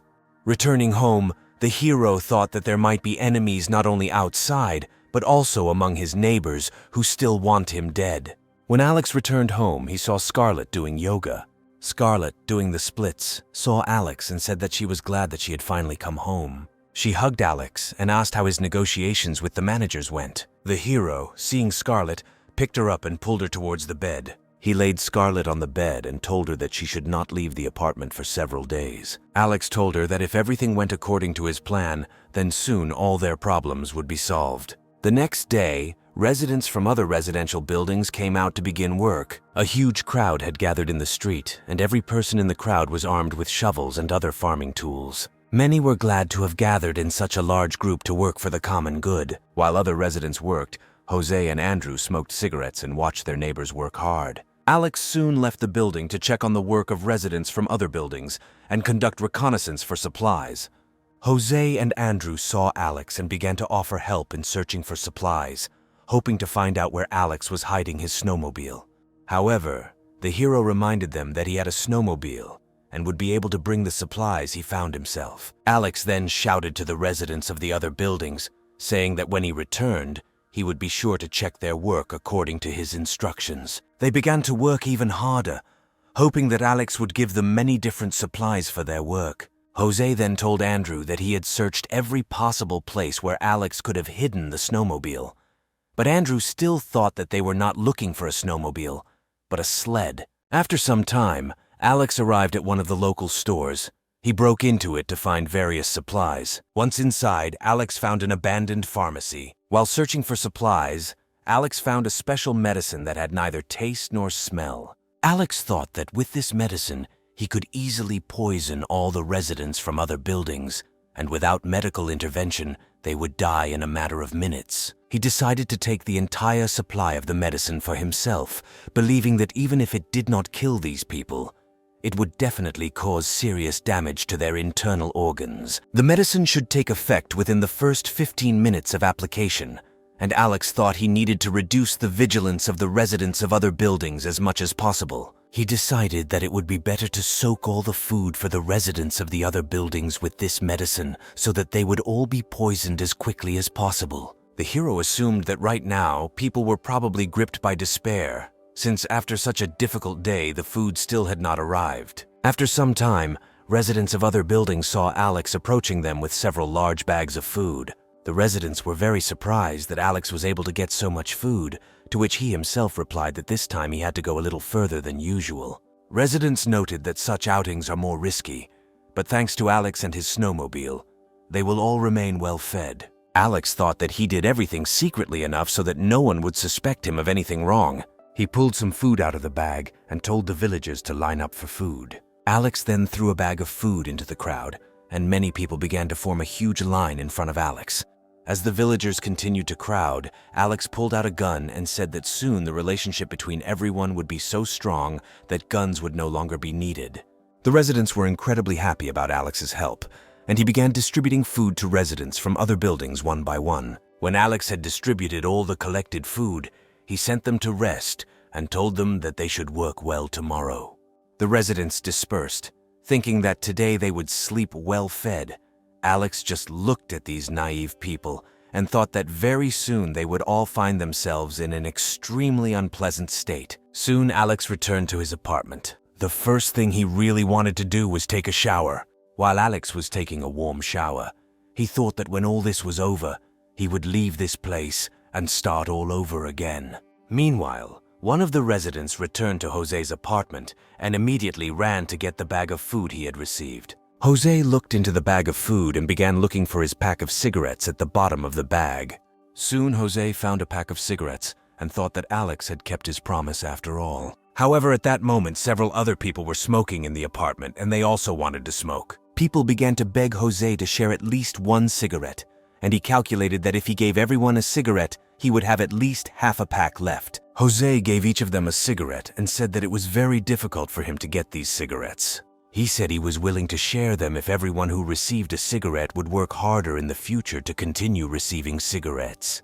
After everyone had their cigarettes, Jose took the bag of food and called everyone into the kitchen to share the food. After that, everyone present sat down in their seats and began to slowly eat the food that Alex had poisoned shortly before. Jose lit a cigarette and suspected that Alex might have poisoned the food. However, he decided to leave his men in the dark so that they would continue to work hard the next day. At this time, in another apartment, a young couple was discussing that if they work hard, then a life without hunger awaits them in the future. The next day, Alex was awakened by loud screams from neighboring apartments. He heard them when he came out of the bath. When Alex walked out onto the balcony, he heard the residents of the other buildings arguing about which of them worked harder and who did nothing all day. Alex and Scarlett sat down to breakfast together, and Scarlett was a little bothered by people screaming on the street. Then Alex told her to just ignore them. Meanwhile, outside, a group of people with unquenchable zeal continued their attempts to break through to the ground. Alex went outside with the thought that his plan was starting to come true faster than he expected. Before heading out to get supplies again, he told Aaron that there was a big food shortage in the other groups, so he should try to stay out of trouble. Alex then went to other buildings to distribute the poisoned food to local residents. Arriving at one of the buildings, he began distributing poisoned food to hungry residents. Alex also learned from the residents that they were more than happy with the quality of the food they received, indicating that they had indeed eaten all the food they had previously received. The hero then distributed the remaining food to the other villagers, thinking to himself that they would all soon meet the same fate. Meanwhile, some people from other buildings began to fight each other, accusing each other of killing their neighbors. Many, in a fit of rage, began throwing each other from the balconies. At the same time, Alex prepared his weapon, listening to the screams of people falling into the street from a great height. The number of corpses on the street near the buildings grew more and more, and Alex continued to prepare his weapon and eagerly waited for the next day to see the results of his plan. The next day, Alex went outside with Aaron and a group of several residents from other buildings. Once on the street, he observed countless corpses. Alex, Aaron, and a group of neighbors decided to take a short walk down the street and roughly assess the losses among the residents of other buildings. Despite the great height of the floors from which people fell, there were those who did not die immediately, but only received severe injuries, which is why many could not even move and simply froze to death at night. Aaron asked Alex if he was going to send more groups of residents from other buildings to work. The hero answered him that if these people want to survive, they will have to work, and they will definitely go out for food. Alex also noted that if the residents of other buildings do not go to work, he simply will not give them food, and sooner or later they will either start working or die of hunger. Residents of other buildings who came out with Alex and Aaron were very frightened, after which they immediately began to prepare for a new working day. Aaron noticed that not a single group came out to remove the accumulated snow and suggested that Alex call the right group of people. But the hero said that these people now do not care about clearing the snow. Alex told him that this night was the beginning of the struggle between ordinary people and leaders, and if they do not solve the problem of distributing supplies among the residents on their own, then many of them will soon die. He added that if the situation continues to develop in this way, then soon these people themselves will die in large numbers. Alex also noted that now this does not concern them, and now the managers of residential buildings must figure it out themselves, after which he wrote to a group of managers that if tomorrow he does not see significant results from the work of the residents, he will stop giving them food and cigarettes. The next day, Alex and Aaron noticed that more residents from other buildings had joined the work. Alex noticed that only 60% of the total number of workers showed up, which indicated that his plan was working perfectly. At some point, Aaron wondered why many people, not knowing about the opportunity to get food, do not begin to show proper resistance and fight for their lives. Alex replied that it was not a matter of distributing supplies. The fact is that many people do not want to risk what they have left, and therefore such people try to avoid such disputes. While the hero was talking with Aaron, Leilani approached them with an important question. She told Alex that she wanted to discuss their mutual cooperation.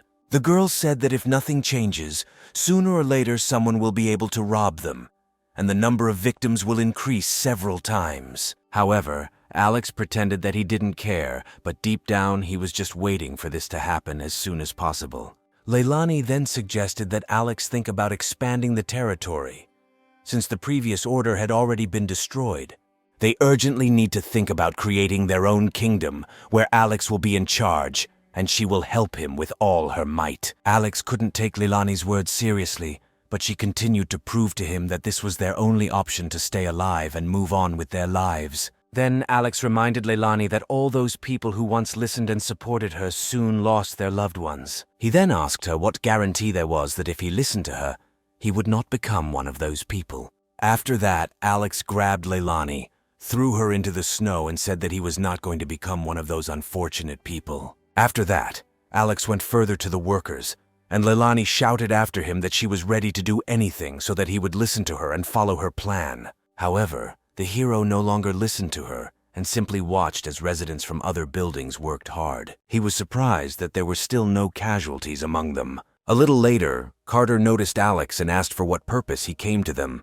Instead of answering, Alex asked Carter how he and his tenants managed to achieve such a result, but Carter did not understand what he was talking about. Alex then explained that the residents of the other groups had fought among themselves and stopped working, and he was wondering how Carter was able to maintain a calmer environment between the residents.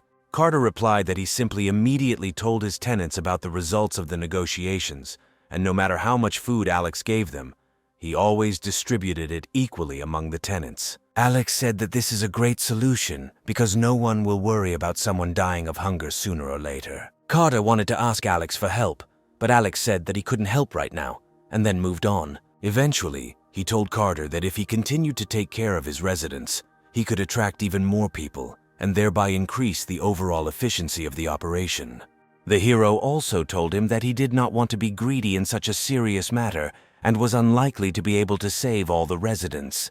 Carter, not wanting to fully accept Alex's words, began to think about how else he could solve this problem. Afterwards, Alex met Jose and Andrew and told them that he would try to find cigarettes and alcohol during his outing today. Jose and Andrew kept telling Alex how kind and generous he was and encouraged him to help them during the outing.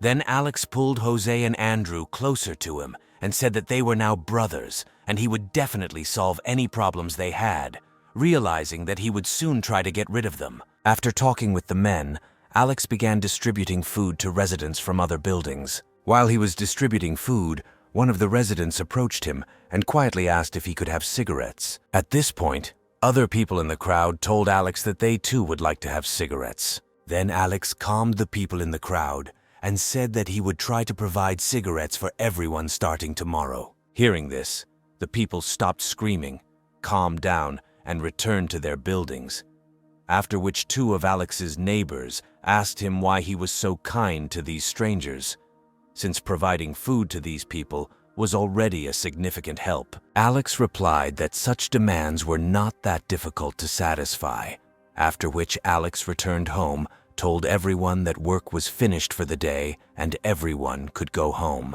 However, Alex's neighbors did not understand how he could fulfill all the privileges for strangers, while his neighbors worked day and night so as not to die of hunger. Soon Alex returned home, lay down on the sofa and thought that he had little time left to implement his plan. The total number of victims of internal conflict in other buildings exceeded 400 people, and Alex could not afford to wait until these people's guard was relaxed enough for his plan to be carried out. Alex decided that there was no point in waiting any longer and was going to take action the very next day. That same night, he went to one of the stores to pick up as many different delicious products as possible. Alex was sure that nothing would lower the vigilance of these people more than a variety of delicious food. As soon as Alex collected the necessary products in the right quantities, he began adding rat poison to them, which would definitely kill all these people. At some point, the hero decided to light a cigarette and thought that his plan was developing too well to be realized so easily. He also began to think that all the previous disagreements were not the fault of these people, and perhaps he was simply worried in vain. However, Alex soon decided that he was doing all this for his own safety, and therefore should not stop under any circumstances. Alex was sure that not a single threat from these people could withstand his power and influence. In the evening, The hero returned home and called Aaron and several neighbors to carry out his plan. Alex told Aaron and the rest of the assembled neighbors to stand and wait while he distributed the collected food to the residents of other buildings. Seeing a group of people approaching, Alex began distributing poisoned food to them. He thought that very soon his plan would work. Soon a crowd of residents from other buildings near Alex formed. Then the hero continued to distribute the poisoned food to everyone. While Alex was distracted, Jose pulled a gun from his jacket to kill Alex. Jose was ready to shoot Alex and end his reign. When the hero turned around, his face was distorted in horror when he saw a gun pointed at himself. However, at the last moment, Aaron managed to cover Alex and Jose accidentally shot the man. Alex couldn't believe that these freaks killed Aaron, the only person who, despite such harsh conditions, still retained his dignity and kindness. While Alex was trying to bring his friend back to his senses, one of his neighbors was also planning to kill him and end his reign as quickly as possible. At that moment, Alex said that he would not allow anyone to do this again, after which he pulled out a machine gun from his jacket. In a fit of rage, Alex began shooting at everyone around him, regardless of whether they were residents of other buildings or his neighbors. Many people, armed with various weapons, did not stop trying to kill Alex, but he managed to neutralize every resident who approached him. Soon, many people decided that they could not defeat Alex, and everyone who remained began to run away. They were amazed that Alex had such a machine gun and began to run away from him as quickly as possible. Alex quickly ran out of ammo in his machine gun and instead of reloading it, pulled a couple of pistols out of his jacket and continued shooting at people. Soon, the survivors turned out to be Jose, Andrew, and Leilani, who begged Alex for mercy and said that they had nothing to do with this mutiny. However, Alex had not listened to them for a long time and fired several accurate shots at Jose and Andrew. Of all the living people, only Leilani remained, who said that she did not even know that they were going to kill Alex, hoping for his mercy. Leilani said she had a daughter she had been waiting for a long time. However, Alex had no intention of showing mercy and shot Leilani in the head without any regret. After the last shot, Alex said that he could not afford to repeat what happened in his previous life. Behind Alex lay the lifeless bodies of people whom he had helped survive in such conditions and who could not appreciate all the help they received. At that moment, Alex remembered Aaron. He immediately ran to him to try to help. Alex pulled out a syringe of adrenaline from his jacket and injected it into Aaron's body. After that, he began to call other people for help. At this time, several neighbors were nearby who heard Alex's scream and decided to help save Aaron. Two neighbors carried Aaron's body on a stretcher into the building and then carried it to Alex's apartment. Lucy was horrified to see Aaron's lifeless body on a stretcher. She looked at Aaron's body and thought that she and her child could not feel safe while Aaron was in this condition. Lucy tearfully said that he shouldn't have protected Alex from being shot and proved his loyalty. Alex was very annoyed by such statements,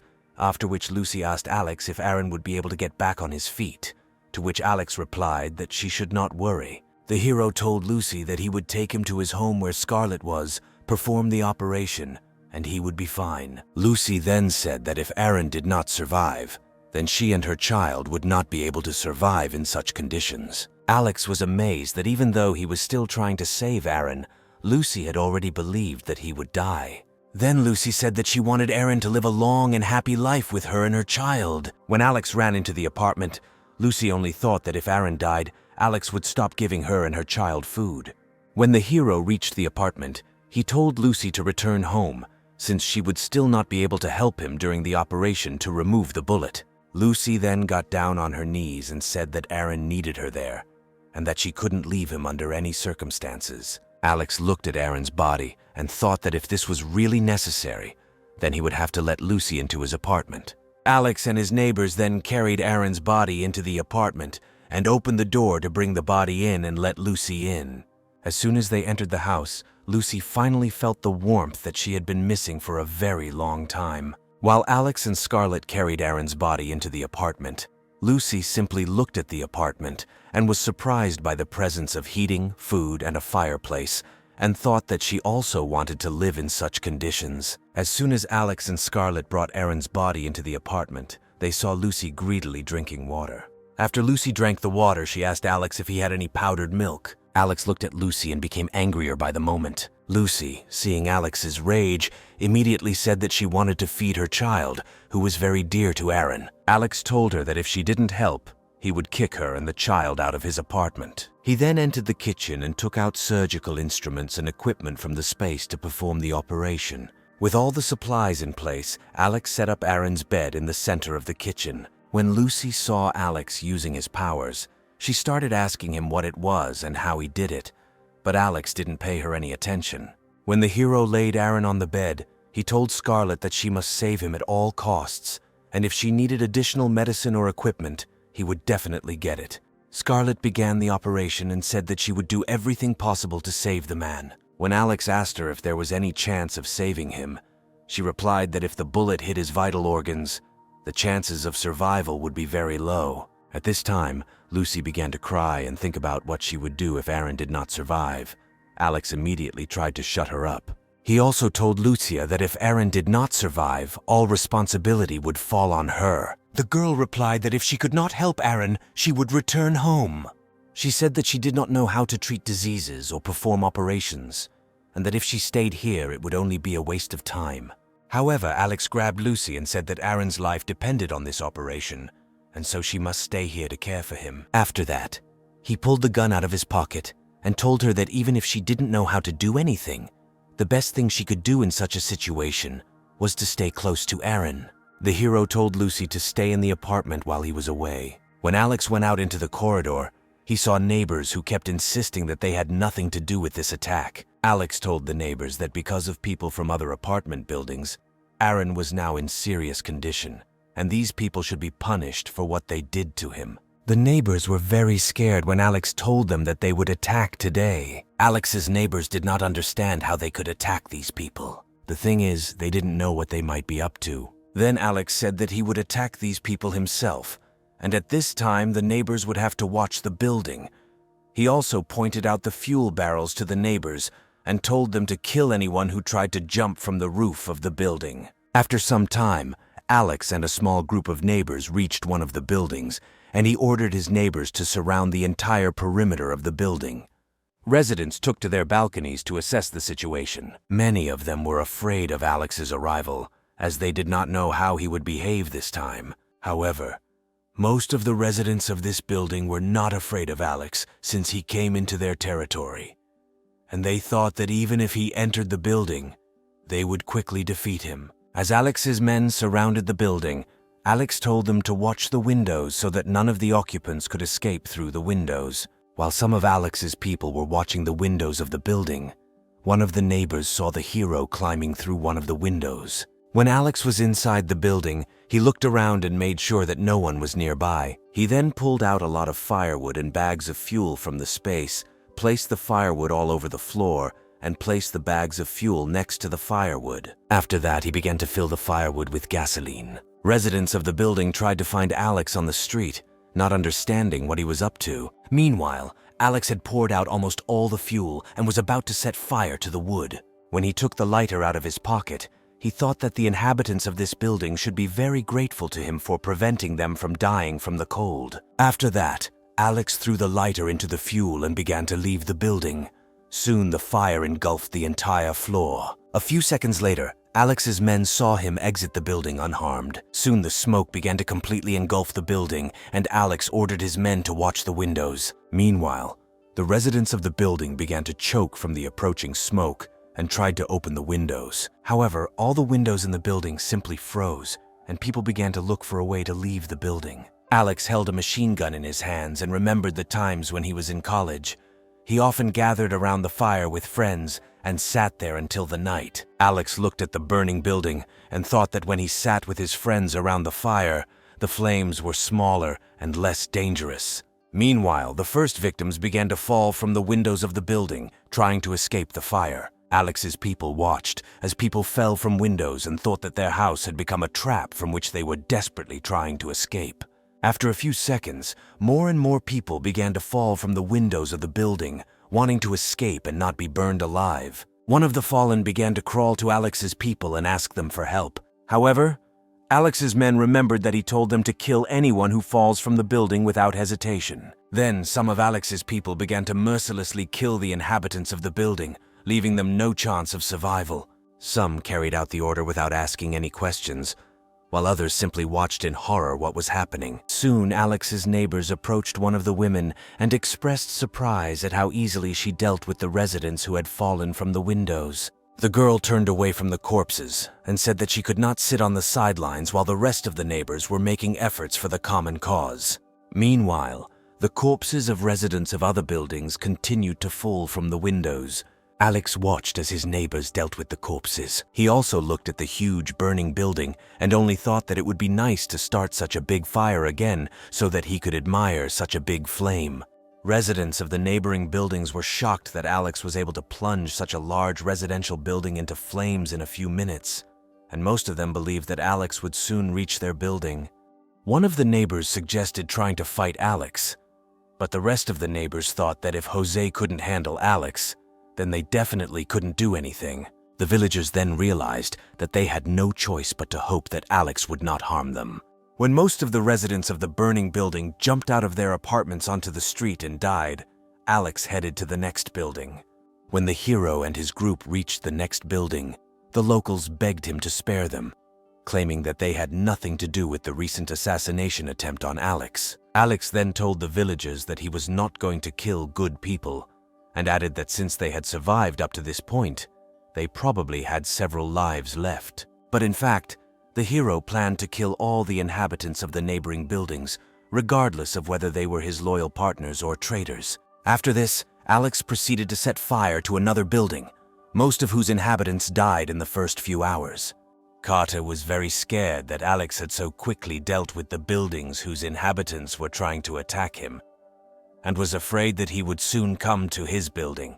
Meanwhile, Alex thought that he would not be able to get rid of all the inhabitants of the neighboring buildings and decided to try to lower their vigilance. He took out a loudspeaker and told the residents of a nearby building that he just wanted revenge on those who tried to kill him, and said that if they were positive towards him, they had nothing to fear. The residents of the neighboring building were incredibly relieved that Alex was not going to kill them. Then the hero ordered his partners to return, but first they wanted to warm up a little by the fire of the burning building. Alex's companions said that when they returned home they would be very cold again, and they wanted to warm up a little before returning. They picked up the bodies of residents of burnt buildings and threw them into the fire. Meanwhile, Alex approached several corpses. He wanted to know why these people decided to get rid of him. He began to search in the remaining dead bodies of local residents for at least some clue to their plans, and found a phone that survived the fall of one of the corpses. When Alex opened a private chat on the phone of one of the victims, he realized what really happened. After storming nearby buildings, Alex returned home to check on Aaron. When Alex looked at him lying on the machine, he thought that he would be okay. He then approached Scarlett and thanked her for the efforts she made to save Aaron. At this point, Lucy told Alex that she and her baby had not eaten anything for 24 hours and asked Alex to give them some food. Alex looked at Lucy's face and was again convinced that she was crossing the line. However, the hero decided to take pity on the girl and gave her one package of noodles straight from space, which at first scared Lucy very much. After that, Alex hugged Scarlett and went to the bedroom, while Lucy wanted to ask Alex if he had any other food for her and the baby. Alex got really angry when Lucy said she saw chicken bones in the trash can and eggs in the refrigerator. Then the hero could not stand it and told Lucy that he only had noodles, and if she did not want to eat, she could return the package of noodles to him. Lucy then told Alex that she just wanted to know about his food supplies and thanked him for providing the food. After that, Alex and Scarlett went to the bedroom. When they entered the bedroom, the girl told him that they needed to get a good rest, since lately they were increasingly faced with difficult problems. As Alex began to remove Scarlett's shoes, he decided to find out how bad Aaron's condition was now. Scarlett told him that Aaron was very badly injured, causing him to lose a lot of blood, and at first she thought she couldn't save him.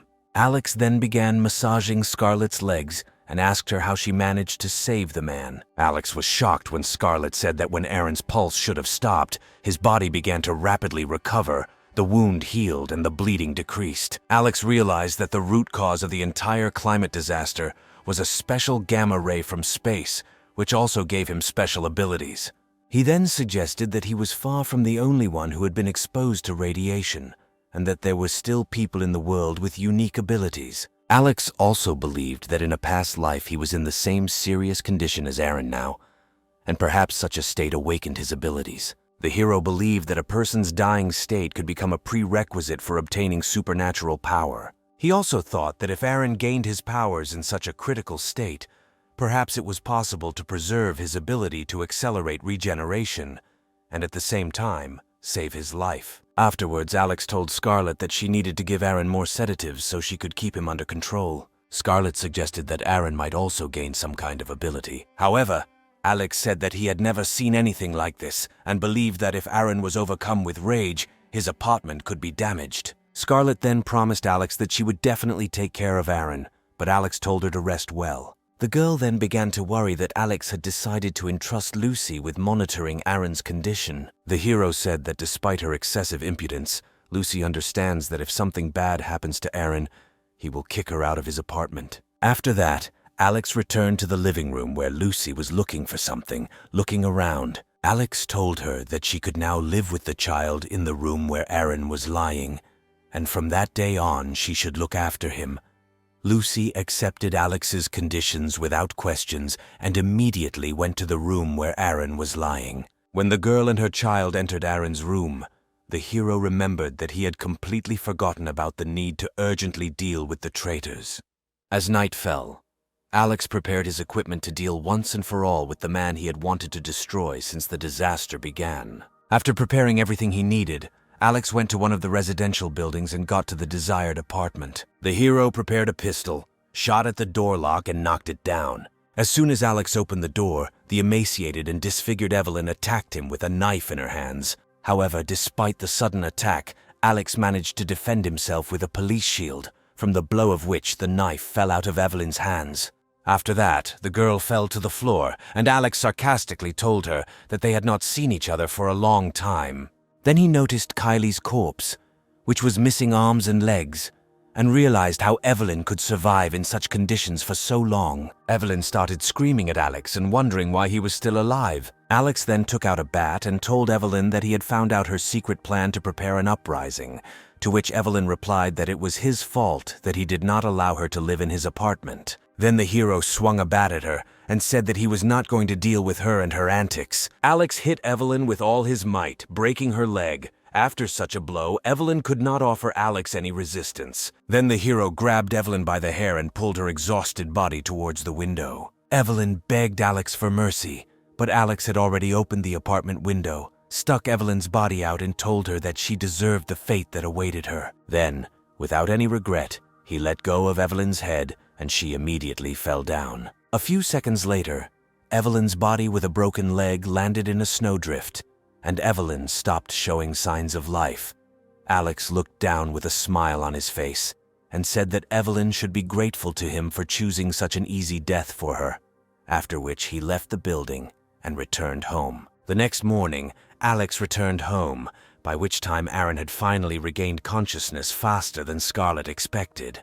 After hearing the good news, Alex asked Scarlet to closely monitor Eren's condition. Then Scarlet gave Eren a sedative, and after several procedures, she completed her work. Before Alex left the apartment again, Lucy asked him to bring his phone charger and a pack of diapers for the baby. Alex looked at Eren and remembered that sometimes people in a coma can hear everything that is happening around them, so he decided to use a little trick. He looked at Lucy and told her that he had matters that he needed to solve, and promised that after that he would definitely help her. As Alex left the room, he thought that he would soon be able to get rid of the annoying Lucy. After this, Alex again went on another raid against the residents of nearby buildings. When another residential building was almost completely burned, Alex told his subordinates that they could return. At this moment, one of his subordinates, Mateo, approached Alex. Apparently, he wanted to tell him something very important. Alex chuckled, wondering what could have happened that was so interesting. Then the man told him about the hideout of Charles, the son of the richest man in the city, on the construction of which his father spent more than 1 billion yuan. Alex thought that the man would now tell him where the shelter was, but the first thing his partner said was that there were too many people in this place who could overhear them, and suggested that Alex talk in another place. When the hero and Mateo moved to a less crowded place, Alex asked him to tell everything in as much detail as possible. The guy said that the hideout is located in an estate worth more than 250 million yuan. Alex then asked his partner why he decided to tell him about this hideout. The man replied that he wanted to prove his loyalty to Alex, and that he wanted to destroy this shelter and take everything he needed from there.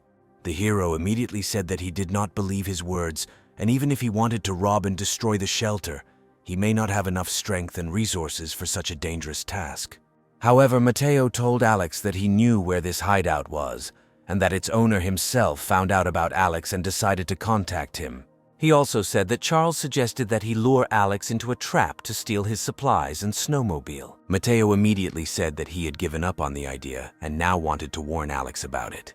However, Alex pointed a gun at the man and asked how he could prove that he was not deceiving him. Mateo was very scared and begged Alex to spare him and let him live. As soon as he fell silent, Alex immediately fired in his direction. However, he missed on purpose to scare him a little. Mateo decided that next time Alex would shoot him, he again began to beg him to let him live. Alex demanded an explanation from his partner as to why he should believe him. The man said that he understood perfectly well that Alex could easily get rid of him, and even if he wanted to go over to the side of that man, he could not live long in his hideout. He then told Alex how before the disaster he served Charles, and at that time he had a very hard time holding back all the negative emotions towards him.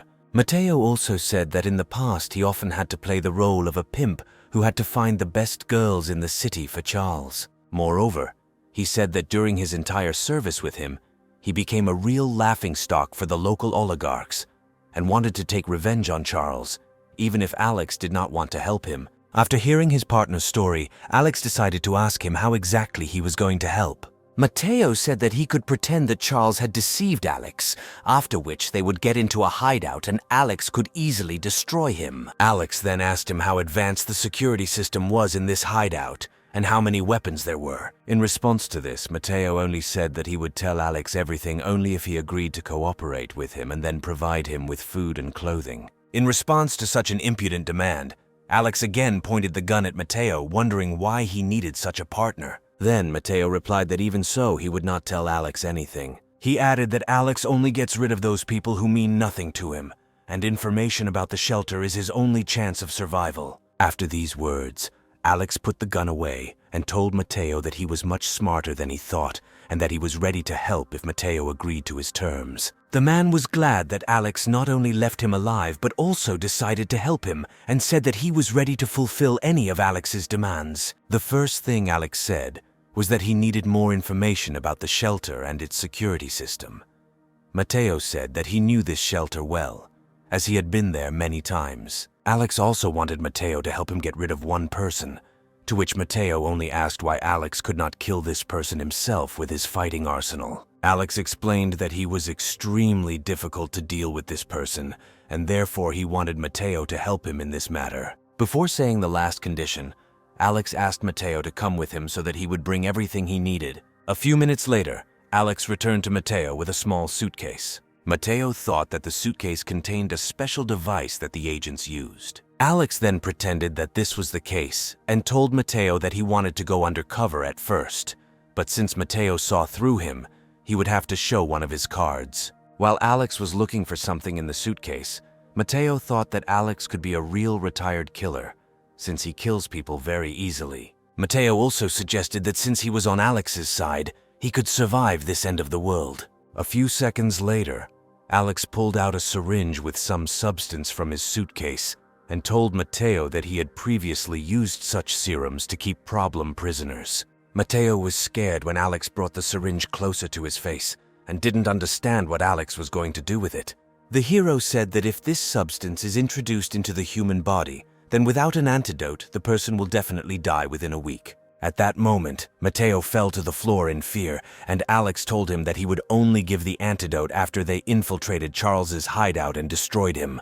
He then grabbed Mateo and held him down while he injected the substance from the syringe into his body. When Alex administered the substance, he told Mateo that he was now completely under Alex's control. After that, he tried to calm him down, explaining that after they dealt with the hideout, he would definitely give him an antidote. Mateo told Alex that they had to trust each other, and if he died, then Alex would have to die too. After that, Alex released Mateo, who said that he would definitely contact Charles and let him know that he and Alex would arrive soon. As soon as Mateo returned to his apartment, Alex thought that the man did not realize that he had deceived him. In fact, instead of a lethal substance, the syringe contained a special medicine, which in large doses can cause some side effects, but does not pose a lethal threat. Alex believed that if Mateo still believed there was a dangerous substance in his body, then the risk of him betraying him had become extremely low. Alex then returned home to find Lucy whispering something in Aaron's ear through the CCTV cameras. Alex then entered Aaron's room and was very glad that he had finally regained consciousness. Aaron told his friend that he was very grateful to Alex and Scarlett for rescuing him and wanted to know what the situation was outside. But Alex replied that Aaron shouldn't worry and should focus on getting better. Meanwhile, Lucy told Alex that she was very grateful to him for helping Aaron and that she now owed Alex her life. Suddenly, the hero told his friend that he and Lucy had recently talked about how he was now responsible for their family. Lucy was very glad that Alex himself decided to return to such an important conversation for her and her child. Joyful Lucy handed her baby to Alex and asked him to look after him while she collected her things from her previous apartment. Before leaving, Lucy asked Alex not to lock the apartment door, to which Alex replied that he would never do that. Before leaving the apartment, Lucy thought that since her child was now with Alex, he couldn't help but let her back into his apartment.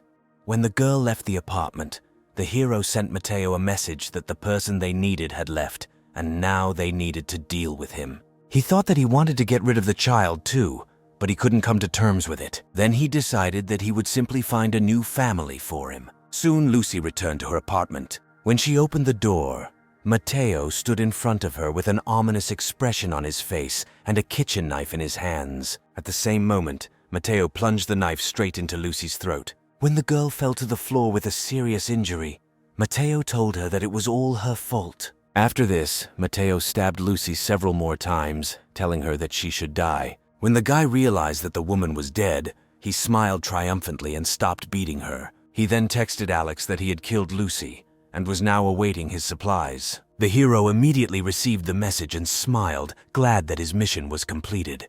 He then told Aaron that he wanted him to live in his apartment with Lucy and her baby until the baby grew up and Aaron recovered. Aaron categorically objected to this proposal, as he was afraid that if they lived in his apartment, the consumption of food and coal for heating would increase significantly. However, Alex told Aaron that he shouldn't worry about it now, and that Aaron should focus on recuperating and getting better. While Alex was talking to Aaron, Lucy's baby suddenly started crying loudly. Alex didn't know how to calm the baby down, and Aaron told him that Lucy usually calmed her baby down easily. After this, the hero ran to Scarlett, and she accepted the child. She said she didn't know how to handle children, and soon felt like she needed to change the baby's diapers. Then Alex handed her a whole bag of baby diapers. Alex then asked Aaron if he felt any unusual sensations in his body. Aaron replied that he didn't feel particularly well, and that his wounds were very itchy.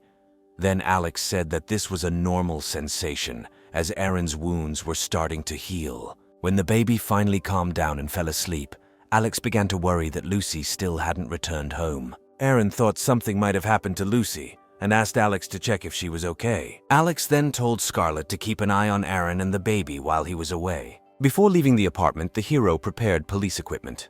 While Alex was preparing, in the general neighborhood chat, one of the residents told his neighbors that they needed to gather in apartment 1301, where he would distribute food on a first-come, first-served basis. Alex wrote in the chat that if the neighbors don't want to die, then they should stay at home. After some time, a large number of residents gathered in apartment 1301, discussing that in order to survive, they needed to support Alex and help him in everything.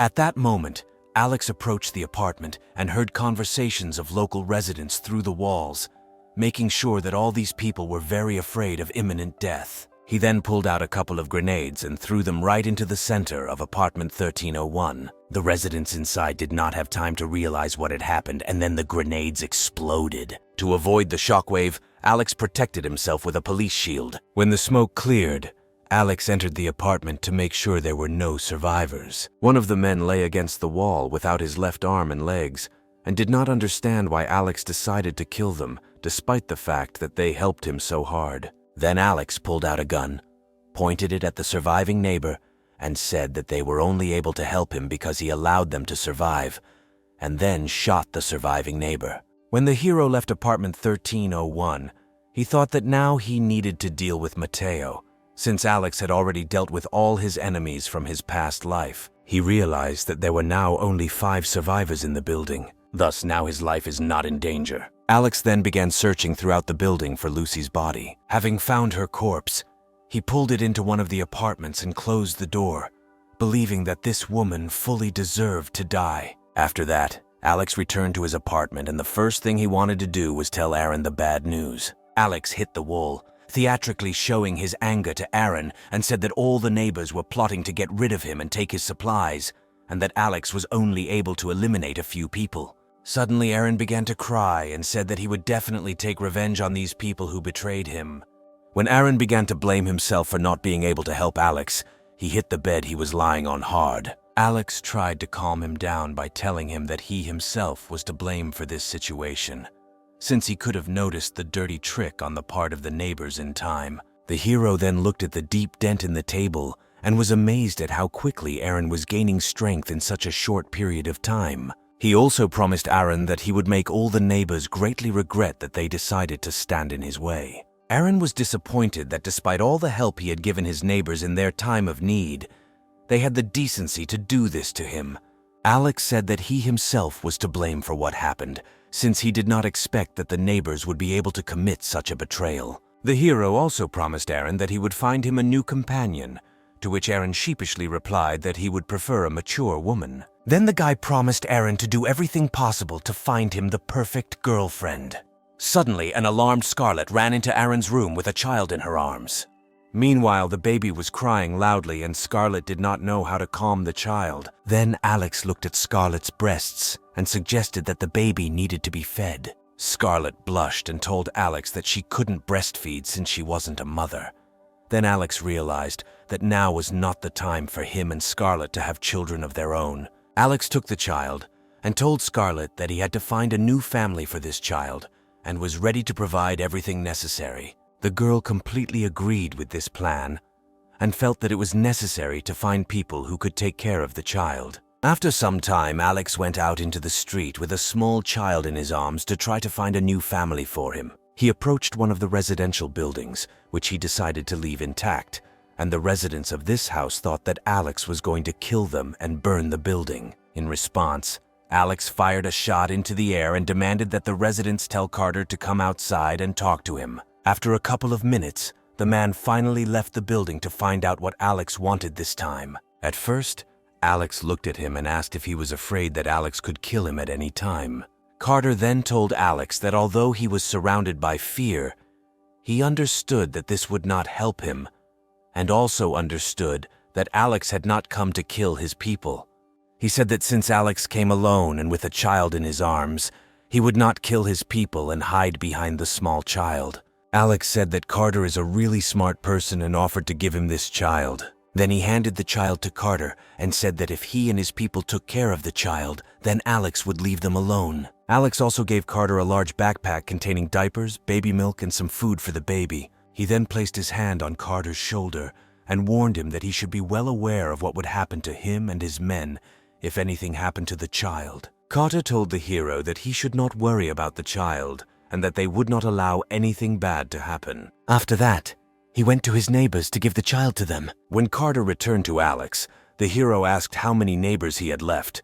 Carter replied that there were 66 people left. Alex did not understand how he and his people were going to survive, to which Carter replied that since they had lived to see this day, they could cope. The man looked at his men and said he believed they would be okay as long as they had hope.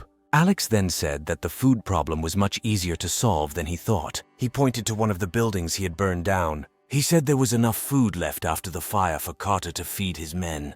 However, Carter told Alex that if they and their people went to this building for food, he was afraid that if they went there, they would face the same cruel fate as the residents who died in this building. Carter also said that even in such difficult conditions, they intend to maintain their humanity, and even if death overtakes them, they will die with dignity. Alex listened to Carter and thought that even when the world was literally falling apart around him and his people, they still remained true to their beliefs and moral values. When Carter finished speaking, Alex said that he was amazed at how Carter and his people were able to remain the same as before the disaster. However, Carter regretted that he could not improve the lives of many people in such conditions as Alex did. After that, he wanted to ask the hero something, but Alex immediately interrupted him and said that he already knew very well what he was going to ask. Carter did not understand why Alex refused to help him, although previously, despite having more people, he could still provide them with food. He also told Alex that it was thanks to him that all these people could survive,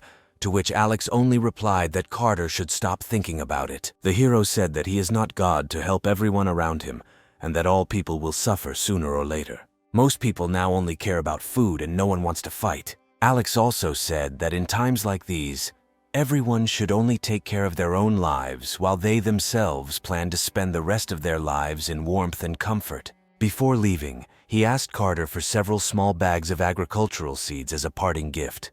Alex said that he proved to him that even in such difficult times there are always honest and kind people. So he decided to give him and his people a second chance to survive. Alex gave a few more bags of seeds for Carter and his people so that they could grow plants for future nutrition. Finally, he told Carter and his men that if they wanted to survive, they must do whatever it took. At first, the residents thought that they would not be able to grow anything in such harsh climatic conditions. However, one of the residents, who used to work as a professor at an agricultural university, told other residents that they needed to collect the seeds and plant them as soon as possible. Carter asked the professor if they could grow these seeds in such unfavorable conditions for plants. The professor replied that if they have a chance to grow edible plants, they should definitely take advantage of this chance. Then the rest of the residents also quickly began collecting bags of seeds. Alex soon returned home and thought that, having dealt with all the problems, he needed to start thinking about taking over the hideout. He then told Scarlett that he was very tired and hungry. Scarlett immediately went to the kitchen. She tied her hair in a ponytail and asked Alex what he would like to eat. Then Alex hugged Scarlett from behind and said that she was very sweet. Scarlett was very embarrassed and told Alex that he should wait until Aaron fell asleep. However, Alex replied that his apartment was well soundproofed, so they didn't have to worry about Aaron hearing anything. The next day, Alex woke up to messages on his phone, which turned out to be messages from Mateo. Mateo wrote that he was able to talk to Charles's people, and Alex told him to come to his apartment. A few minutes later, Mateo came to Alex's apartment and was incredibly glad that for the first time in all this time, he found himself in a warm and comfortable atmosphere. Then the hero approached Mateo and invited him to sit down to talk. A minute later, he sat down on his knees in front of the hero and wanted to tell all the details of his conversation with Charles as quickly as possible. However, before Mateo could explain everything, Alex asked him for his mobile phone. Mateo immediately panicked, not understanding why Alex needed his phone. Then Alex said that he just wanted to see his correspondence with Charles. Then he once again demanded the man's mobile phone. Mateo slowly and carefully took out his phone. Alex was annoyed that Mateo was taking so long and pointed the gun at his head to force him to hand over the phone faster. Before Mateo gave Alex the phone, he said that he wrote all sorts of nasty things about Alex so that Charles would believe him. Taking Mateo's phone, the hero noticed that he had been communicating with Charles for more than 2 weeks. When Alex opened the correspondence with Charles, he noticed that Mateo had indeed written a lot of nasty things about him, and also indicated that Alex was well armed and had a lot of supplies. When Alex wanted to know from Mateo how he was going to explain this correspondence, Mateo said that he wrote all this solely so that Charles would believe him. Mateo also reminded Alex that he injected a poison into his body that would still result in his death if he suddenly decided to betray Alex, and therefore he had no reason to betray him. Alex thought that from this correspondence, Charles only knew about a large number of weapons, a snowmobile, and the hero's well-protected apartment. Alex felt he should take advantage of this to lower Charles's guard and catch him off guard. Then he returned Mateo's phone and asked him to tell him about Charles's hideout and the security system. He was especially interested in Charles's defenses and weapons. Mateo reported that Charles's shelter was built from durable materials that are used to create spaceships, and even a nuclear explosion could not penetrate such protection. He also suggested that Alex try to sneak into the shelter with the help of a well-armed mob. Mateo added that despite the lack of heavy weapons, Charles had many poisonous gas sprayers in his shelter, and flamethrowers were mounted at the entrance to the shelter, the fire temperature of which exceeded 2,000 degrees. When Alex finished recording, he realized that if Charles needed his supplies, he would probably want to kill him. Alex suggested that in order to successfully invade Charles's hideout, they just need to wait for the right moment. The hero also told Mateo that he was not sure that Charles needed him alive, and therefore if he was caught, it would be the worst possible outcome. When Alex mentioned that the biggest threat was the trap at the entrance, Mateo said that they needed to pretend he caught Alex so they could get through more easily. Alex also told Mateo that if he pretended that the gas affected him, then it would be possible to minimize the risks from traps in the shelter. The hero promised that as soon as they were inside the shelter, he would do everything possible to finish off Charles. Despite this plan, Alex decided not to tell Mateo that he had a gas mask to protect himself from the poisonous gas. After that, he thought about how to cope with all the difficulties with minimal effort. Suddenly, a brilliant idea popped into his head. In Alex's space, time always stands still, and therefore he can use his abilities in battle, which will give him a huge tactical advantage. Alex thought that if he could use his abilities not only as storage, but also as a weapon, it could greatly help him in the future. He then turned to Mateo and said that he would contact him in a couple of days, but the guy said that the poison in his body would not wait. The hero said that the poison takes a week to take effect, and a couple of days will not solve anything. He then escorted Mateo out of his apartment. When the hero was left alone, he thought that in the future he would have to find time to develop his abilities. Perhaps he had a talent not only for firearms. However, now he had to think about how to use the space in his confrontation with Charles. Alex then built a fire right in the middle of his apartment. He decided to try to absorb the flames that would erupt from the flamethrower using space. He thought that in theory, he could do something like this. Since space is in a stable state, while maintaining constant kinetic energy, this can be accomplished. After that, Alex was going to turn this flame against his enemies. The hero decided that this was a great idea. He was glad that the space had so many uses. He then decided to start training to use his opponent's attacks against them. Suddenly, Alex remembered how he experimented with his abilities on live fish and wondered what would happen to a person who found himself in his space.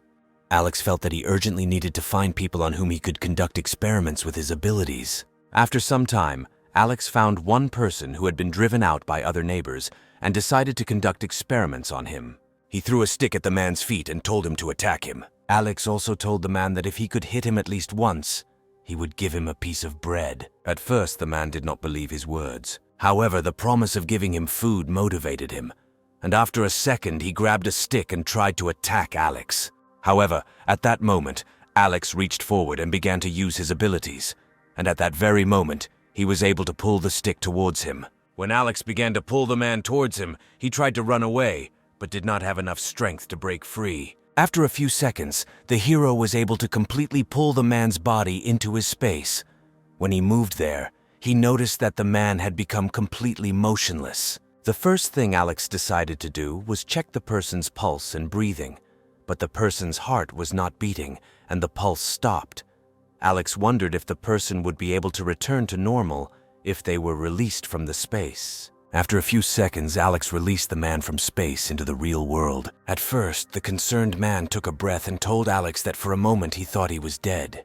The hero felt that even now the man was still experiencing some of the effects of his abilities and told him that he would indeed die soon. Alex approached the man and asked how he was feeling now. The man said that he felt as if he were inside a huge white cloud with a bunch of garbage falling into it. He also told Alex that he felt like he was in this state forever, and then he thought he was just hallucinating. Alex realized that time in his space passed hundreds of times slower than in reality. He thought that the longer a living being stayed in his pocket space, the more likely it was to experience a mental disorder. Alex also became interested in what would happen to a person if they were physically harmed in such a static state. Then he took out a knife and cut off 2 of the man's fingers to test his reaction. The man immediately screamed and clutched his crippled hand. Alex then assumed that if he physically harmed a person in his space, that person would leave his pocket space. Alex then provided the man with bandages for his wounds and said that they would continue the experiments once the wounds were completely healed. After some time, Alex conducted several additional experiments, from which he received quite useful information about his abilities. While Alex was lighting the fire, the man sat not far from him, eating the food Alex had provided and thanking him for his kindness. From his experiments, The hero learned that some objects, such as very large objects or living people, cannot be moved into his space. Alex also realized that with the help of his ability, he could open a certain channel between the worlds and thanks to this control the flow of his ability. After Alex carried out all the necessary experiments with his abilities, he began to clearly understand how he would cope with Charles when he got to him and his hideout. Alex then approached the man and thanked him for his help in the experiments. He then took out a knife and instantly slit the man's throat. As the man's body fell to the floor, Alex told him that he was now no longer needed for further experiments. At first, the man did not believe that he was finally dying. However, the man looked at Alex and thanked him for finally killing him. He said that he could now leave this cruel world, after which he closed his eyes and died with a smile on his face. After that, Alex headed towards his apartment, thinking that he needed to find more people for further experiments in order to be as prepared as possible for the upcoming attack on Charles's hideout. 3 days later, Alex called Mateo and said that today they were going to take over Charles's hideout. However, Mateo said that his condition was getting worse every day, and Alex was surprised at how strongly Mateo believed that he actually had poison in his system. The hero decided to deceive Mateo a little and told him that he would first inject him with an antidote to alleviate the symptoms of the poison a little. The man immediately extended his hand so that Alex could inject him as quickly as possible. When Alex took out the syringe, he informed Mateo that he would still die in 5 days, even with the antidote in his system. However, he said that he was not going to play with his own life. Mateo promised to do everything possible to make the attack as easy and effective as possible. He then called Charles to let him know that he would be bringing Alex back soon. After the conversation, Alex began to collect everything he needed to attack Charles. At this time, Scarlett wanted to know what Alex was going to do this time, and Alex told her that he would tell her everything when he returned home.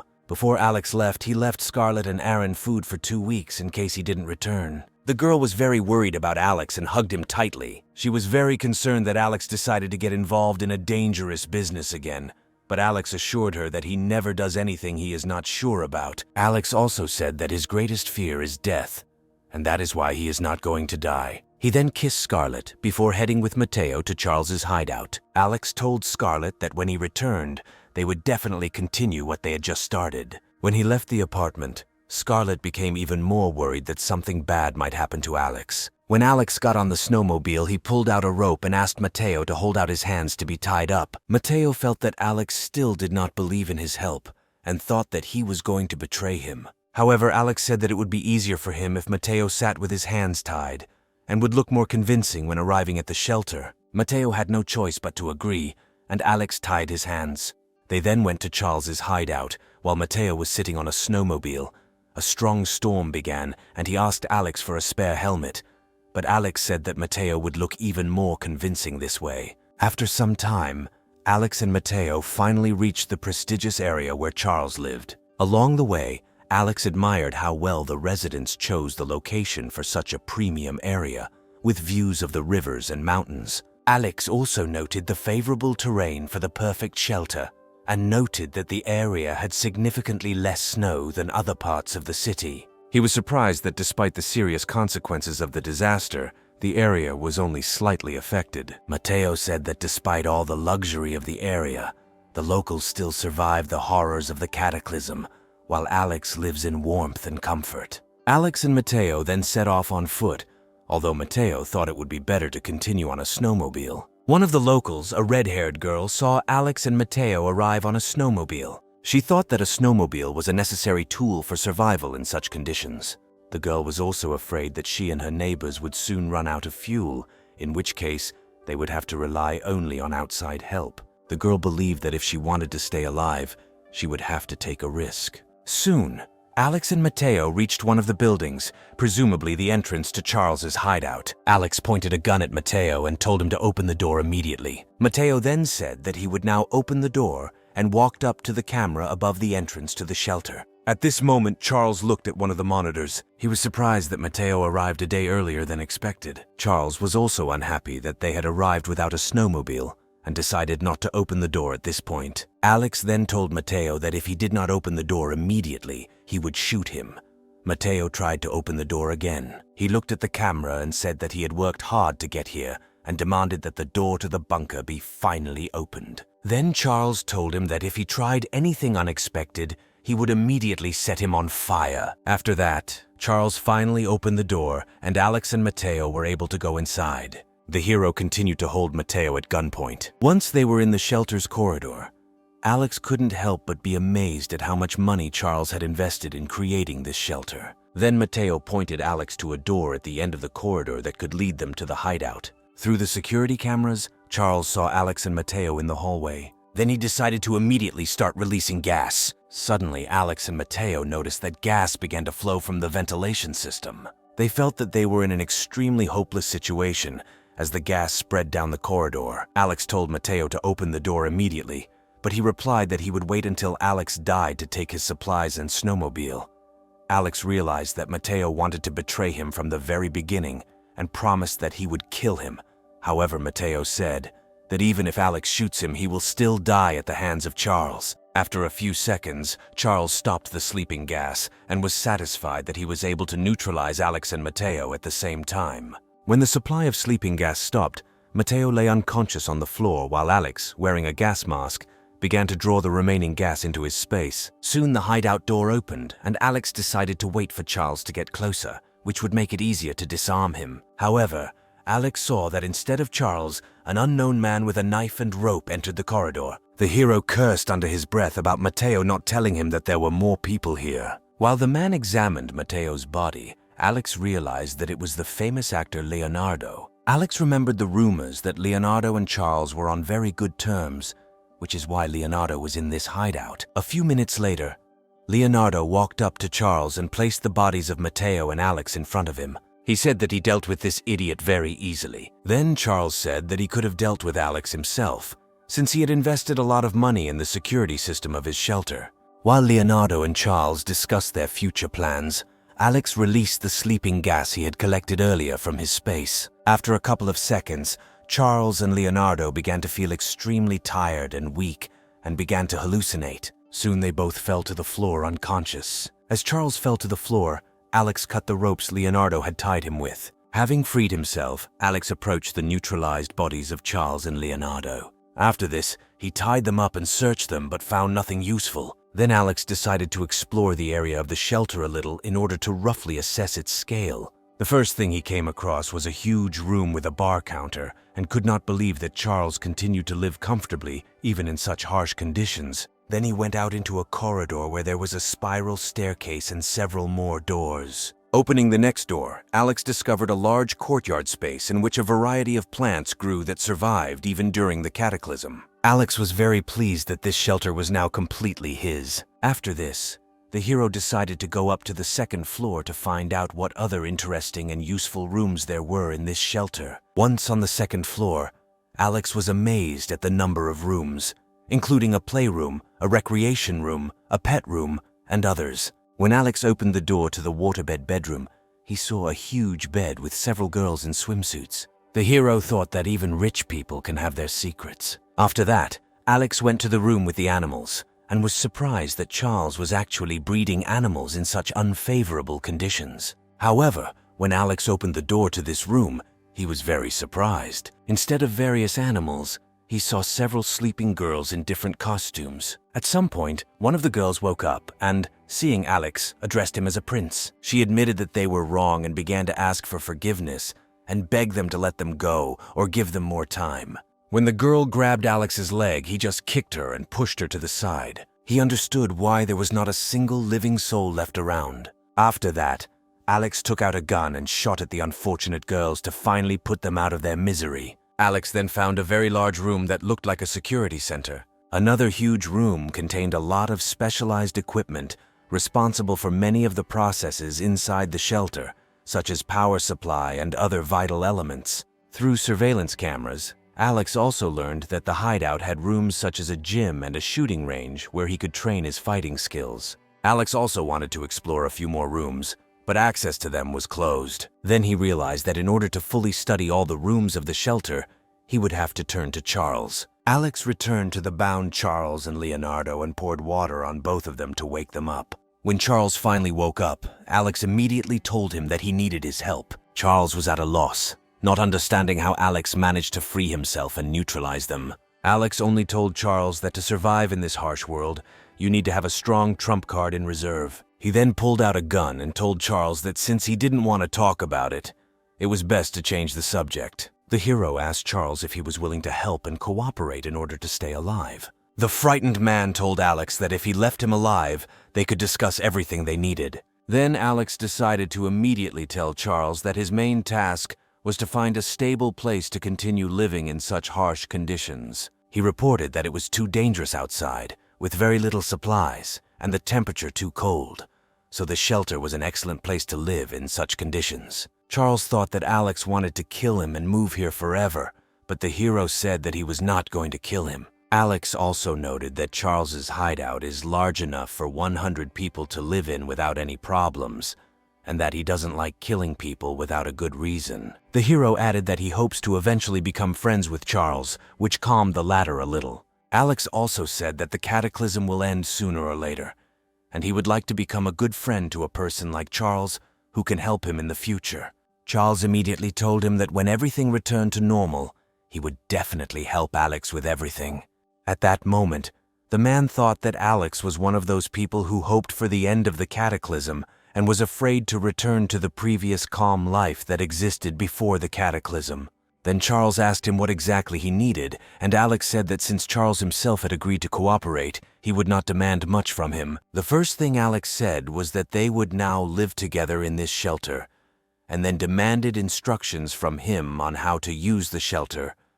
Charles asked Alex if he would promise to spare his life if he provided information on how to use the shelter. Alex once again reminded Charles that he does not like to kill people without a good reason and hopes to maintain his friendship with him when the cataclysm is over. Charles realized that he had no choice but to provide Alex with all the necessary information about the shelter. Then he agreed to the terms. After this, the men went to the observation center, where Alex received all the necessary data about the shelter from one of the computers. Within minutes, the data was transferred to the shelter management system, and Alex became the new full owner of the shelter. After this, Charles demanded that the hero immediately untie him. Hearing this, Alex grinned and asked Charles to wait a little. Then he suddenly took out a knife and stuck it straight into Charles's throat. Alex ordered him to take a deep breath and relax. He said that at first he would feel a little dizzy, after which the pain would subside and he would die. Charles looked at Alex with a dead gaze, not understanding why he decided to get rid of him after everything he had done for him. Alex explained that he had no need to keep unnecessary trash. When Charles stopped showing signs of life, the hero decided to clean up a little and clear the traces of his crime. After he finished cleaning, he looked at Matteo and realized that since he had dealt with the most difficult task, it would be easy to deal with Matteo. After some time, Matteo finally regained consciousness and tried to understand what happened to him and where he was now. When he fully came to his senses, he was very surprised that Alex was able to cope with Charles. Matteo decided to make sure that Charles was really dead, and Alex said that Charles was just trash and he didn't need to know the details. Matteo was so happy that Charles was finally dead that he began to trample on his body and insult him in every possible way. While the man kicked Charles's body, Alex pointed to the backpack that Matteo had left as a well-deserved reward for his successful cooperation. At first, Matteo was very surprised. When the guy opened the backpack, he saw a large amount of supplies and immediately began to greedily eat everything from the backpack. He told Alex that if he needed help in the future, he could feel free to contact him. Alex then informed Matteo that there were very few supplies left in the shelter, and the energy would only last 5 years, and therefore they would not be able to stay here for long. At first, Matteo didn't fully understand what the guy meant.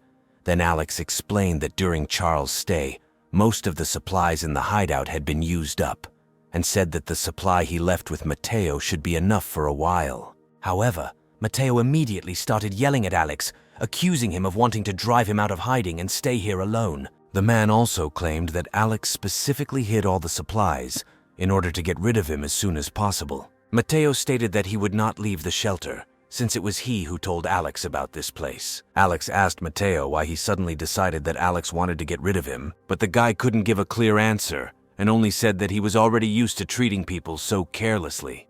Mateo also warned that if he is kicked out of his hiding place, he will definitely tell everyone what Alex really is, and that sooner or later, there will be someone who will put him in his place. After this, the hero took out a gun and told Mateo that if he really wanted to do this, then he no longer had any reason to leave him alive. Alex then shot him and said that anger does not make a person strong, but only instills a false sense of justice and superiority over others. After that, Alex took the backpack that Mateo gave him and thought that he would like to keep him alive a little longer, but he himself decided to end it earlier. When Alex dealt with Mateo, the first thing he decided to do was relax in his new place of residence. While resting, Alex thought that he urgently needed to return for Scarlet and bring her here. The hero also thought that now that he has a new permanent residence, he can transfer his apartment to Aaron. Alex believed that by giving the apartment to the man, he could repay his kindness, and in addition, Aaron would be able to look after the apartment while Alex lived here with Scarlet. As he walked towards the bar, Alex also remembered that he had promised Aaron that he would find a new woman. But now the hero realized that he had time to find a suitable companion for Aaron, and decided to first rest a little, as Charles did. When Alex found the TV remote and turned on the TV, he noticed that the screen was showing foreign channels. Alex was interested in how Charles was able to set up the channels so that they could be watched even in the face of a global cataclysm. At some point, it seemed to him that Charles had access to all the television channels in the world. Then Alex went to one of the rooms, in the wall of which he found a powerful computing server. At first, he couldn't even believe that Charles was able to build his own server in the house. Although he didn't know much about servers, he still understood that there was a very powerful network here with a strong signal. Alex believed that such a powerful network would give him access to a lot of useful information. After that, he went to the computer center and, using reliable internet sources, learned that in the first month after the start of the cataclysm, almost half of the Earth's population died. Also from these sources, Alex learned that at the moment there are only 2 billion people on Earth trying to survive, and at this rate, in a year, the Earth's population will be reduced to 5%. He also found information about mutants and people with superpowers. Having opened one of the articles, Alex learned that after the start of the cataclysm, some people began to manifest various super abilities due to special radiation. However, in addition to people with superpowers, there were also those whose bodies had undergone serious deformations and mutations. Despite this, there were very few mutants. Alex suggested that there could also be people hiding their superpowers. He then decided that as the world situation became increasingly dangerous, he should remain in hiding. Soon, Alex went outside and got on his snowmobile to go pick up Scarlet and bring her to their new place of residence. However, before he could start the snowmobile and follow Scarlet, he heard a voice. In fear, Alex pulled out a gun, aimed it to the side, and asked who called him. Behind Alex stood a pretty woman who wanted to tell him something. Seeing a familiar face, Alex assumed that this woman was the famous Chinese supermodel Julia. Julia was the dream of almost every man in China. Then the girl told Alex that she had not eaten anything for 3 days and asked him to help her. At first, Alex politely refused Julia. He said that if she wanted to go with him, she must have some good reason. Then Julia admitted that she did not want to die and looked pleadingly at Alex, saying that she was ready to literally do anything to survive. Alex couldn't resist Julia's gaze and still decided to help the girl. However, he tried to hide his emotions and simply told her to follow him. Julia notices how experienced Alex is when he enters Charles' house. As soon as the girl walked inside, she immediately felt warm and took off her coat. She pretended to be surprised and asked if this was Charles's residence and what his relationship was with him. Alex didn't answer her question but carefully asked if she knew Charles well. Julia explains that Alex doesn't really know Charles very well. She added that in their social circle, they meet at events and simply nod and greet each other. Alex poured the tea, thinking it was a smart move. He handed the tea to Julia, saying that the place belonged to him now and she shouldn't ask questions. Julia drank the tea, enjoying its warmth, and noticed that it was the first cup of hot water she had drunk in days. She then coyly asked if she could use the bathroom to take a hot shower. Alex naturally allowed her. Julia undressed and left her clothes in the living room, enjoying a long hot shower. Her body instantly relaxed, and she began to think about how to get Alex to take her side. She believed that with her beauty it would not be difficult to win him, and compared to some of the men she knew, Alex was simply a godsend. She believed that her luck had not run out yet, and even if she had to be with Alex for several months, she agreed. After her shower, Julia walked outside barefoot, deciding that she would do whatever it took to stay. She had a clear idea of what would happen next and mentally prepared herself for it, telling herself that this was just a deal. When the snowstorm was over and everything returned to normal, she would still be a top-class celebrity, and no one would know about it. She wrapped herself in a towel and approached Alex, asking if she could stay. Julia said that she needs a strong man like Alex who can protect her.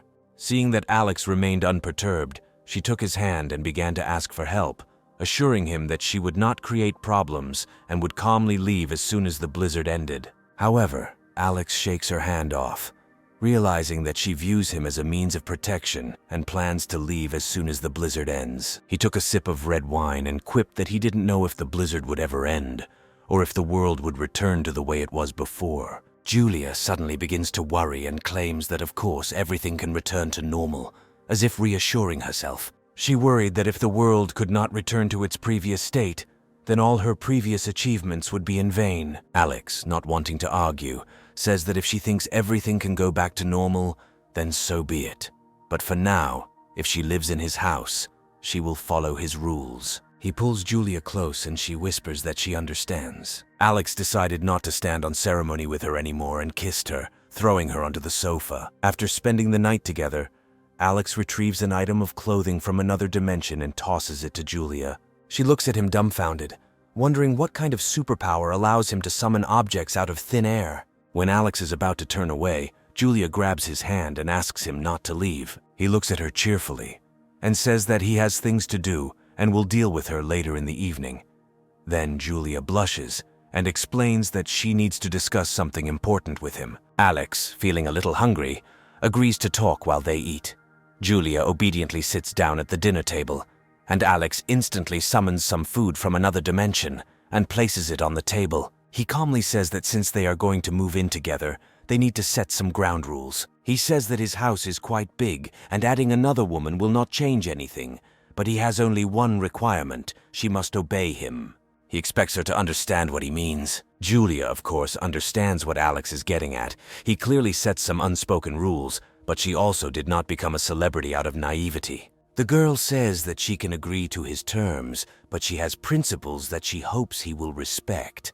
Alex, amused, throws up his hands and tells her to continue. Julia seriously states that everything that happens between them will remain within the framework of this ice age. If they break up, he shouldn't reveal what they were doing because her reputation would be ruined if people found out. Alex, eating at ease, understands her concerns and readily agrees to her terms. Plucking up courage, Julia puts forward a second condition.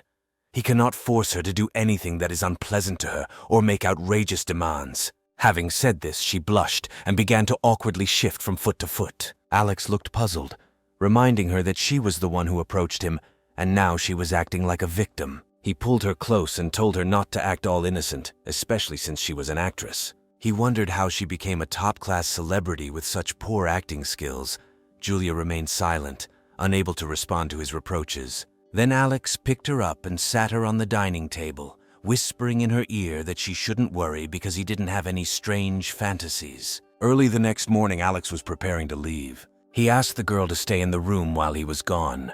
He then suddenly remembered that his friend Aaron was still single and asked Julia if rich women and celebrities lived here. She nodded, confirming that to live here you had to be rich or a high-ranking person. Alex smiled and said that he had a friend who had recently been deceived by a treacherous woman, and he could use some female companionship to heal the wound in his heart. He asked if Julia could help him find the right person in his circle. Hearing this, Julia looked at him in surprise. She explained that only slightly older women remained in the area. Alex said that Aaron prefers mature women, so Julia readily said that this simplifies the matter and said that she would contact one girl, Elsa.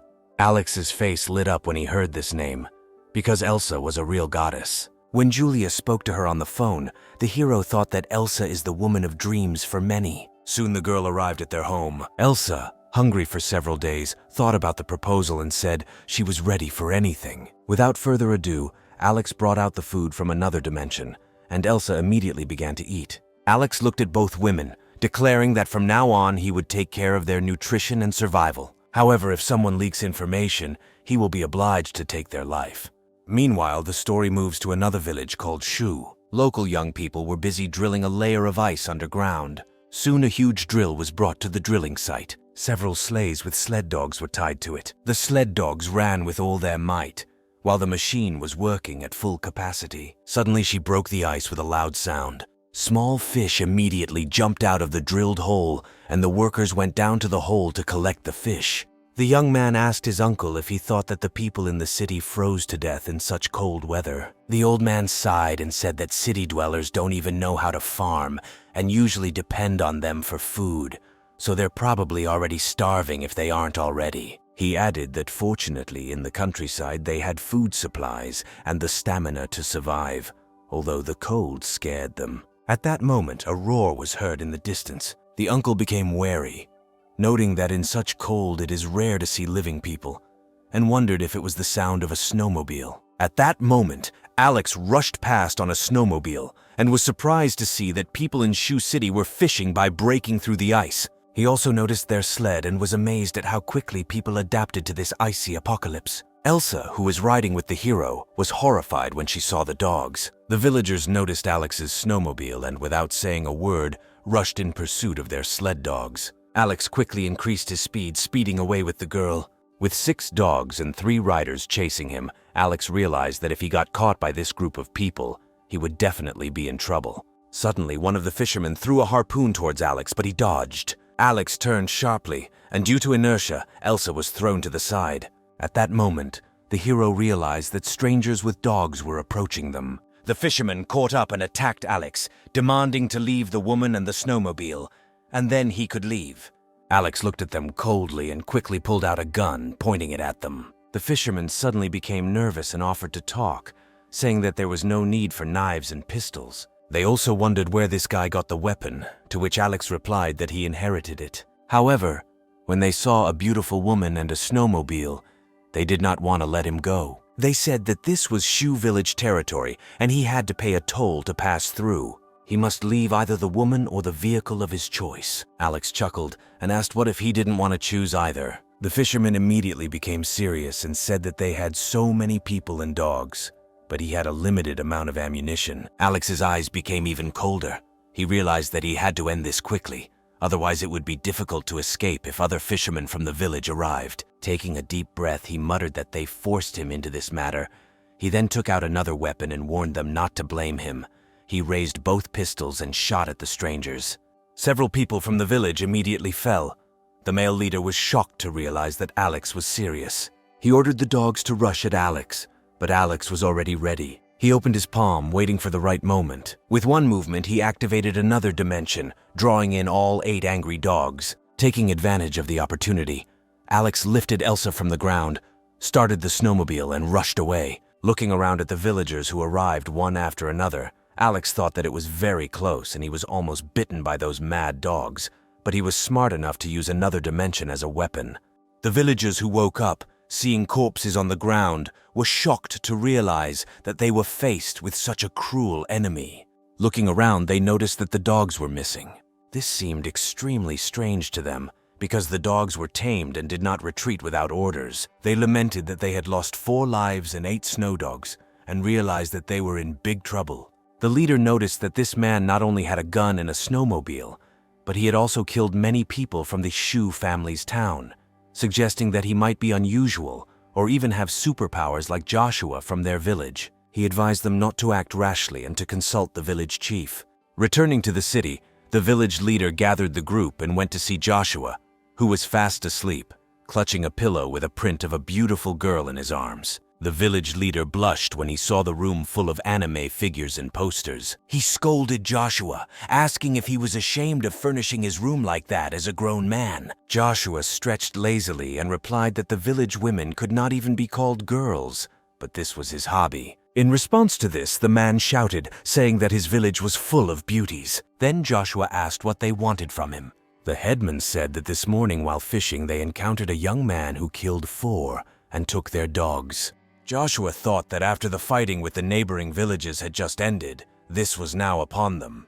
Then the headman said that that guy was incredibly strong and could have superpowers like Joshua. Perhaps the village is no longer safe. Then Joshua realized that this was clearly no ordinary opponent. He stated that this was quite possible. However, the guy was sure that he was the chosen one, and God sent him here to make him stronger. At this moment, an awkward pause hung in the room. Then the old man said, "All the families in their village belong to the same clan, and therefore they must avenge their sacrifices with blood." He then added that the man was too strong, and so Joshua had to deal with it. The guy said they shouldn't worry and promised to look into it.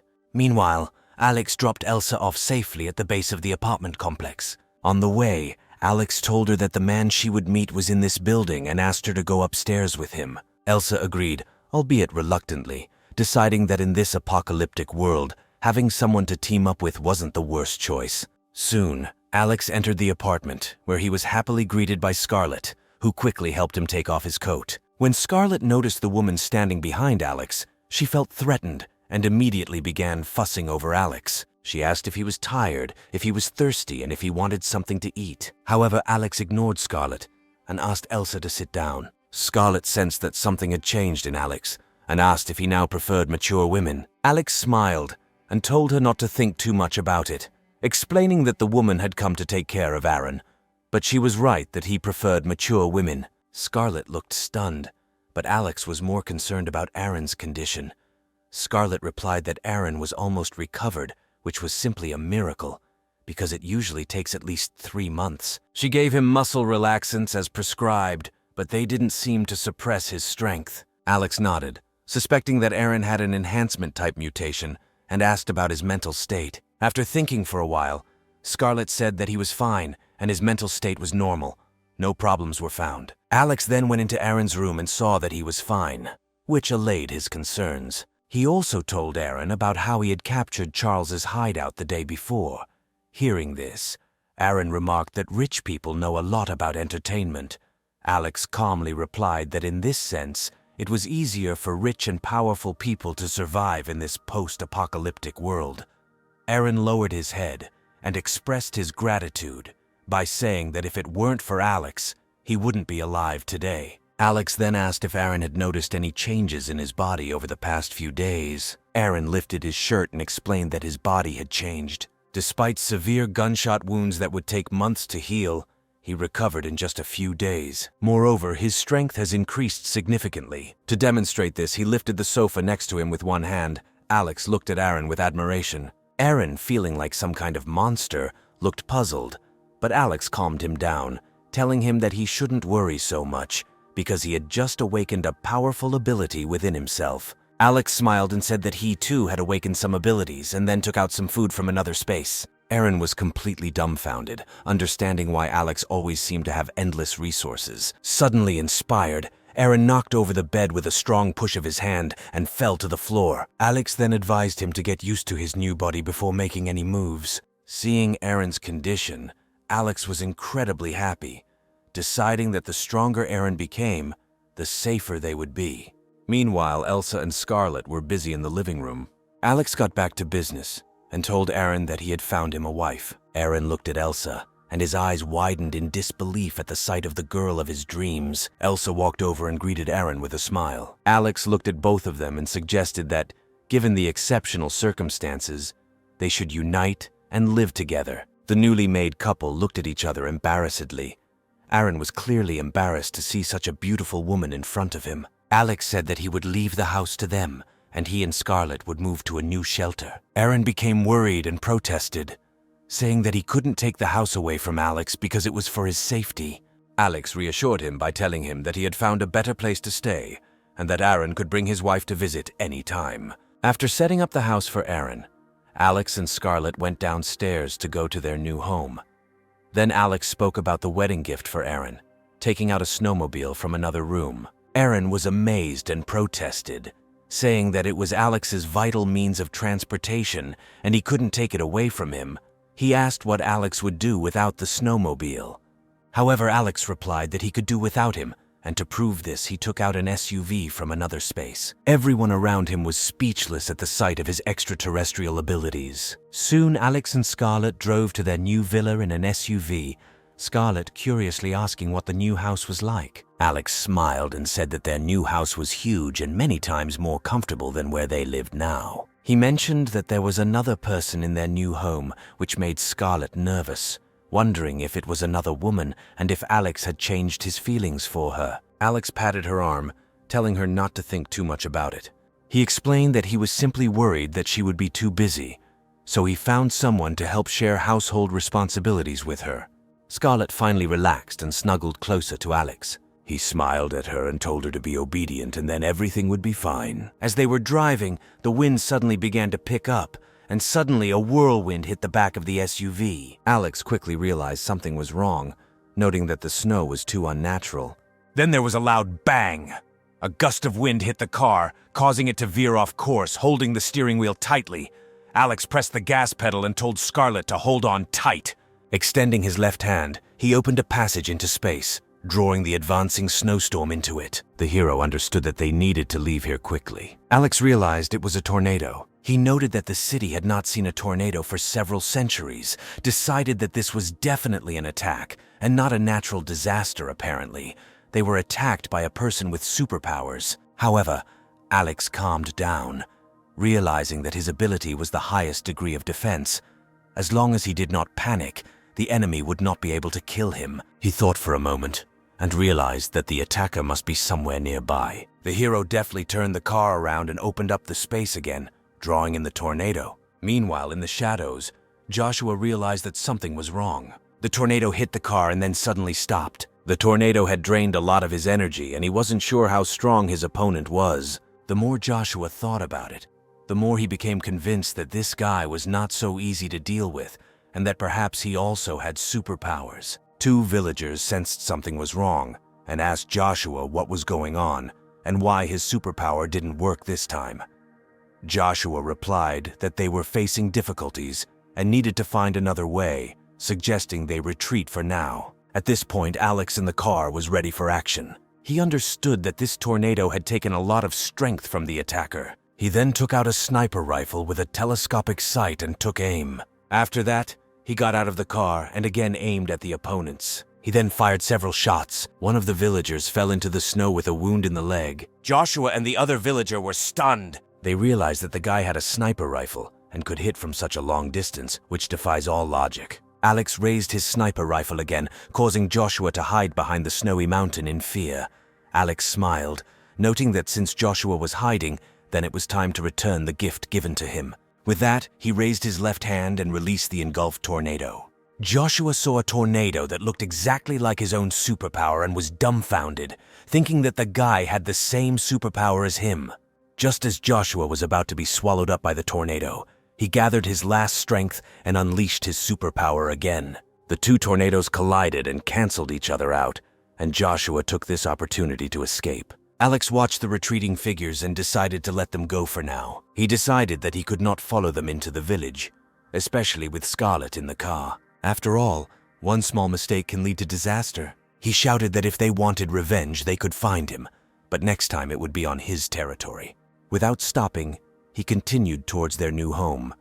Meanwhile, he felt that he had learned a lot from this battle, realizing that the future world would most likely be dominated by people with superpowers. Scarlett, concerned, asked if those they didn't kill would return to take revenge. However, Alex reassured her, explaining that their new shelter was very safe, and even if a superpower like a tornado were to bury him, it wouldn't affect their lives in any way. He promised that with their ability, they had nothing to fear. Meanwhile, the defeated villagers were heading back to their settlement. Meanwhile, Julia, dressed in lingerie, was lying on the bed. She was not used to being suddenly kept like a bird in a cage, and was wondering how to pass the time. As the door clicked open, Alex walked in and told her to stand up as he wanted to introduce her to his friend. Julia was scared, thinking that he might be going to set her up with someone else. Alex laughed at her reaction and explained that it was okay, and she should even call her new friend sister. Julia, again surprised, nervously asked if this woman was his girlfriend. Instead of answering, Alex handed her the clothes. Julia began to think about the fact that she, a world-class star, was sharing a man with another woman. Determined not to lose to another girl, she applied beautiful makeup to her face, deciding that if she were to lose, it wouldn't be because of her charm. Meanwhile, Scarlet also prepared carefully, believing that female charm is the best weapon and that their competition is just beginning. After much careful preparation, Julia finally appeared in the living room. However, the moment the two women made eye contact, both were shocked to realize that they knew each other. Scarlet stepped aside irritably, intending to leave the room. Then Alex asked with a grin if she really knew their new friend. Then Scarlet angrily told Alex that she was her sister. However, relations between the two women seemed strained. Julia pulled Alex aside and whispered that no matter what he did, he must not let Scarlet find out about them. Alex scratched his chin and smiled, asking what exactly she shouldn't know about them.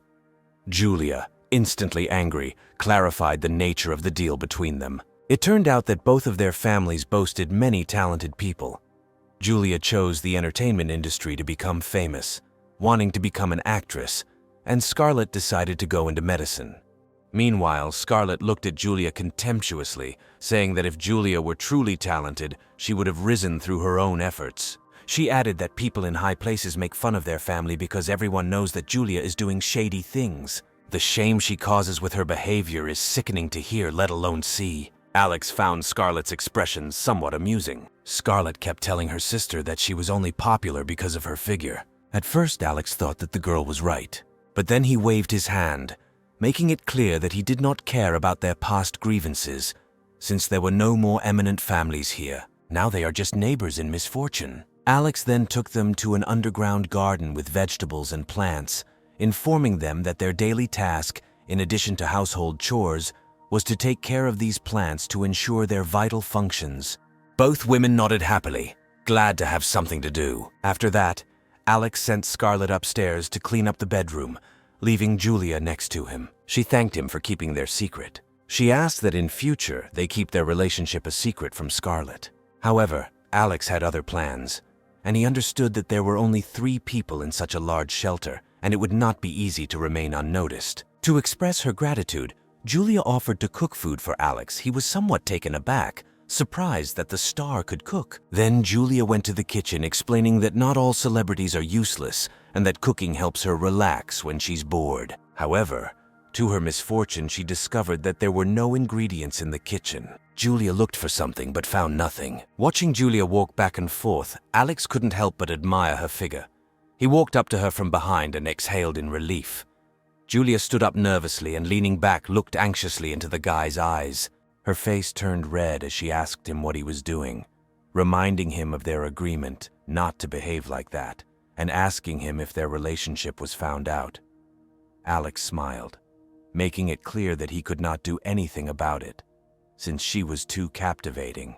He then pulled out a bunch of ingredients from the space and placed them on the table. Julia widened her eyes in amazement and looked at the table. Alex playfully patted Julia's thighs, assuring her that this was how they would eat from now on. After cooking, Julia called Alex and Scarlet over for dinner. Alex looked with satisfaction at the dishes laid out in front of him. At this time, Julia and Scarlet were thinking about their own things. The red-haired girl was worried that her sister might have noticed them. Scarlet then tasted the food and immediately frowned, deciding that there was too much salt in it and wondered how anyone could eat such a thing. Julia felt a little guilty, realizing that in such circumstances, it was not so easy to choose the right seasoning. Alex watched all this, smiling. He deliberately incited rivalry between these two women in order to ultimately benefit himself. He quickly picked up the dish with his chopsticks and served it to Scarlet, hinting that this dish was less salty. The girl obediently ate the dish from the young man's hands. Feeling satisfied, Scarlet immediately began to feign love between her and Alex, claiming that food always tastes better when he feeds it. Julia, sitting on the sidelines, watched her sister's performance with a heavy heart. The hero thought to himself that competition is the best way to motivate employees. That evening, Scarlet asked Alex who he thought was better, Julia or her. Alex reassured her not to think too much and told her that she was the one he loved the most. Hearing this, Scarlet immediately hugged Alex tightly. Alex thought to himself that she was truly naive. Although he seemed passionately devoted to her, he had never truly been in love with her. She simply satisfied his basic needs. For him, love was just a disease that makes people lose their minds. Over the past few days, Alex has been slowly practicing his shooting skills.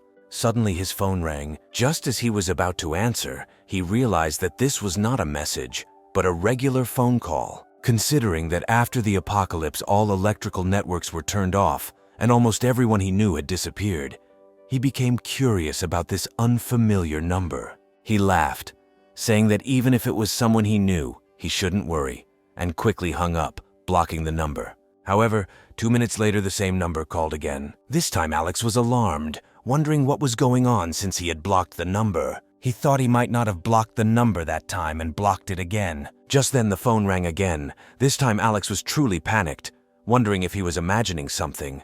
While he was going crazy, the phone answered the call itself. The voice on the other end of the line began to question Alex about why he was not answering the calls. Although Alex was panicking, he told himself to remain calm. He knew that this person on the other end of the phone was no small thing compared to the trash he had encountered before. The voice on the other end of the line began listing detailed personal information about Alex, from his date of birth and address to his current place of residence and even his previous place of employment. At that moment, Alex could no longer hold back and demanded to know who this caller was and how he knew so much about him. The man on the other end of the line grinned and told him not to worry because he was just his neighbor who lived nearby. He told Alex to just give him the supplies he had, and he wouldn't reveal any information about it. Hearing this, Alex laughed, asking if he thought he could blackmail him based on this information. He challenged the caller, saying he didn't care. Then the stranger asked what would happen if people found out that he had supplies that had gone missing from the South City warehouse. Gritting his teeth, Alex began to play dumb, wondering how anyone could believe he had them. The man calmly told Alex that there was no point in trying to outwit him, and stated that he had been around long enough and seen enough to understand that Alex must have these things stolen from the warehouse. He claimed that he could gather a lot of information about Alex through his phone. Then the hero realized that he was talking to David, the chairman of the country's leading information security company. Internally indignant, Alex decided that this damn blackmailer needed to be dealt with. Then he thought that if he could hack his phone so easily, then he could also hack the shelter's system. However, the hero soon came to the conclusion that the likelihood of this was extremely low, because David was also trapped, and he did not have the conditions for this. Realizing that he could no longer hide the truth, he admitted that he did have some supplies. He lied that there wasn't much left, noting that his space was limited and he had already packed and sold the extra items. But David didn't care how much he had, as long as his needs were met. He threatened to leak information and that people with special abilities would persecute Alex if he did not agree. The consequences of this were obvious to the hero. Alex realized that this time he was facing a difficult opponent. Despite everything, he decided to deal with David once and for all. Agreeing, he said that he could provide some supplies, but demanded that the secret be kept. Upon hearing this, David responded happily, assuring Alex not to worry and stating that only they would know about it. He listed the things he needed: food, alcohol, cotton socks, and underwear. He ordered them to be sent to Villa 302, warning Alex not to try to be cunning. Otherwise, information would leak and he would have big problems. Then the hero said that he would not do anything because he just wanted to live a quiet life. After hanging up, Alex had already formulated a plan, deciding that David should die. He walked into the living room where Scarlett was sitting on the sofa. The hero came to her and sat down on the sofa, taking a sip of water. He then told Scarlett that he needed to discuss something with her. As Scarlett leaned over, Alex explained that their location had been discovered. He briefly told her about David's actions, mentioning that David knew about the large amount of supplies and was trying to blackmail him. After listening to everything, Scarlett also realized that the situation was complicated. After thinking for a moment, she said that they had indeed encountered such people who were not as cunning as one might think, but were certainly very smart and had low moral standards. Otherwise, they could not be real businessmen. Alex was at a loss what to do. He really wanted to kill David, but he was afraid that the bastard might have a backup plan, and therefore he did not dare to act. The thought of being constantly blackmailed if he left him alive was unbearable for Alex. Scarlett nodded, agreeing that if the information leaked, it would definitely pose a threat to him. She recalled cases in which corrupt officials killed internet tycoons to get rid of evidence. The next day, this evidence appeared online, and Alex also heard similar stories. These desperate people always had a contingency plan. If something happened to them, They would automatically leak insider information, causing their opponents to hesitate. Worried, Scarlet rushed to Alex and said that even the death of that guy would not stop the leak. She suggested that if they couldn't find a good solution right now, they should leave it at that and relax. However, Alex was in no mood to think about anything else while the problem remained unresolved. He knew that the longer this dragged on, the more disadvantageous it would become for them. Just then, Julia walked in and Alex decided it was time to sit down and discuss strategy. After hearing the whole story, Julia noted that it was indeed a headache, comparing it to creating rumors that were easy to spread but difficult to debunk. In the entertainment industry, such behavior was categorically despised. Alex suddenly became agitated as he realized something. He realized that spreading information about him was akin to unethical media spreading rumors about celebrities. Scarlet noted disdainfully that even if it was a rumor, people would most likely choose to believe David. Alex rested his chin in thought. Although David had information about him, it was not conclusive evidence, however. If this information came out, it would undoubtedly cause him a lot of trouble. Since he couldn't stop David from going public, he decided to confuse the situation. Scarlet and Julia looked at Alex curiously, asking what he was going to do. Alex smiled mysteriously and turned to make preparations. He headed to the control room and called David, who asked if his things were ready. The hero, laughing, replied that he should not rush. On the other end of the phone, David burst into laughter, declaring that if anything happened to him, Alex's secret would be automatically sent to the phone of every resident of the city. He warned Alex to weigh the consequences. At that moment, an idea came to Alex's head. He agreed to wait and bring him things, and then hung up. He turned on the computer and began to quickly type something. As it turns out, he posted a lot of threads on the few remaining forums. Alex created sensational news to bury the truth among lies. His goal was to make sure that even if David told the truth, no one would believe him. Thus, he will reduce his risk of being detected. This was the end of his efforts. He left the rest of the plan to the mercy of fate. Then, following David's instructions, Alex collected all the necessary things. The hero was determined to kill this upstart. He slowly left the villa and soon arrived at David's house and placed the bag of belongings on his doorstep. He then took cover behind a pine tree, aiming his sniper rifle at a backpack left by the front door. He planned to shoot David as soon as he came out to get his backpack. After getting everything ready, he sent David a text message saying the items were at his door. He then watched the entrance carefully, silently waiting for David to appear. Time passed, and there was no movement at David's front door. Alex sensed something was wrong and wondered if he hadn't received his message. He reached for his phone, intending to make a call, but then hesitated, realizing that doing so would reveal that he knew David hadn't picked up the package and would likely make him suspicious. Alex sighed slowly, deciding to wait a little longer, confident that David would come out despite the risk. After about 15 minutes, the door slowly opened. First, the barrel of a shotgun appeared. Only then a short old man cautiously stepped out into the street. At this moment, David was jubilant, thinking that he had finally got his supplies and that his carefully laid plans had not been in vain.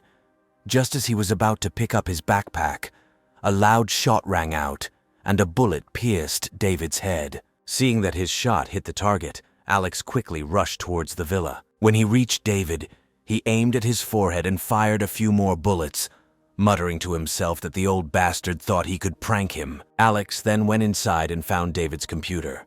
Just about to smash it with a pistol, he hesitated, realizing that the computer probably contained a lot of valuable information. A sudden idea struck him. He decided to store the computer in an alternative dimension, preventing the transfer of information. Taking a deep breath, Alex decided that this was the best he could do. With all this nonsense over, Alex would rather go home. He thought that even if the information leaked out, Alex was ready to blatantly lie and set others up. His goal was to clear his own name by any means. Soon he returned home. Stretching, he left the control room. Scarlet worriedly asked what he was doing and mentioned that she had made him soup. When the hero sat down in a chair, both women surrounded him. Alex asked if either of them had received messages on the phone. Julia looked puzzled, mentioning a bunch of strange messages. Scarlet also found the messages somewhat confusing and perhaps deliberately misleading. Alex explained that the messages were meant to mislead them. He released them as a smokescreen. From now on, hundreds of similar messages will be sent to all forums and to the phones of all residents. Since he couldn't stop David from sending out real information, he was left to cover up the truth with lies. Scarlett looked at him doubtfully, wondering if this would cause even more suspicion. Julia also believed that suddenly blowing up the topic would easily attract people's attention. However, Alex said with a straight face that attracting attention is inevitable. Regardless of whether he sent these messages, David undoubtedly would have, so by sending out smokescreens he could at least confuse the situation. Most people had neither the time nor the interest to distinguish fact from fiction. Julia's eyes lit up as she looked at Alex, admiring his intelligence. She thought that this whole situation was tantamount to scandals in the media sphere. She thought that her judgment was correct. Alex was not only handsome but also smart. At this point, Scarlett looked at her phone and wondered if sending messages from his computer might allow someone to trace the IP address back to him. Without showing any emotion, Alex continued to eat his soup. Then Scarlett sensed a change in the atmosphere and hastily apologized. Thinking that perhaps she was too worried, she assumed that there were not many people left in the city with enough experience to carry out investigations. She added that his approach is still very effective. Alex noted that unless a snow disaster returns the world to the Stone Age, it will be almost impossible to completely cover their tracks. He had no illusions that he would be able to completely fool everyone, but by doing so, he would at least prevent most people from directly suspecting him. A clash with organizations with powerful cybernetic potential was inevitable in the future, and he was ready for it. If it weren't for David's appearance, this day would have come much later. However, the shelter cost $1 billion and was rumored to be resistant to nuclear attack. With endless supplies of food, he could only truly worry if he encountered top-tier military forces. Alex smiled and looked at Julia, warning her not to be overconfident. Even though he was confident in the security of the shelter, they would not remain idle in the coming days. Hearing this, Julia blushed, and her shy gaze betrayed inappropriate thoughts. Alex was perplexed, not understanding what she was constantly thinking about. Then he snapped his fingers and said he meant something else. He clarified what he said about setting traps. However, Scarlett replied that they did not know how to set traps. Alex then threw up his hands, explaining that while the house had top-notch defenses, it lacked measures against human threats. There were not enough defensive weapons inside the shelter. Therefore, he planned to set up a dense network of traps around him. If anyone dares to attack him, it will be a one-way trip. Upon hearing this, both women seemed to perk up instantly, both of them nodding eagerly, assuring him that they would do everything they could to ensure his safety. Julia added that she may not understand the pitfalls, but she will do her best. Nodding, Alex stood up and pulled out a large pile of dimension contraptions, consisting mostly of steel nails and animal traps. He picked up a steel nail and began instructing them on its use, reminding them to memorize the trap's design. Scarlett and Julia, aware of the impending danger, were especially attentive during training.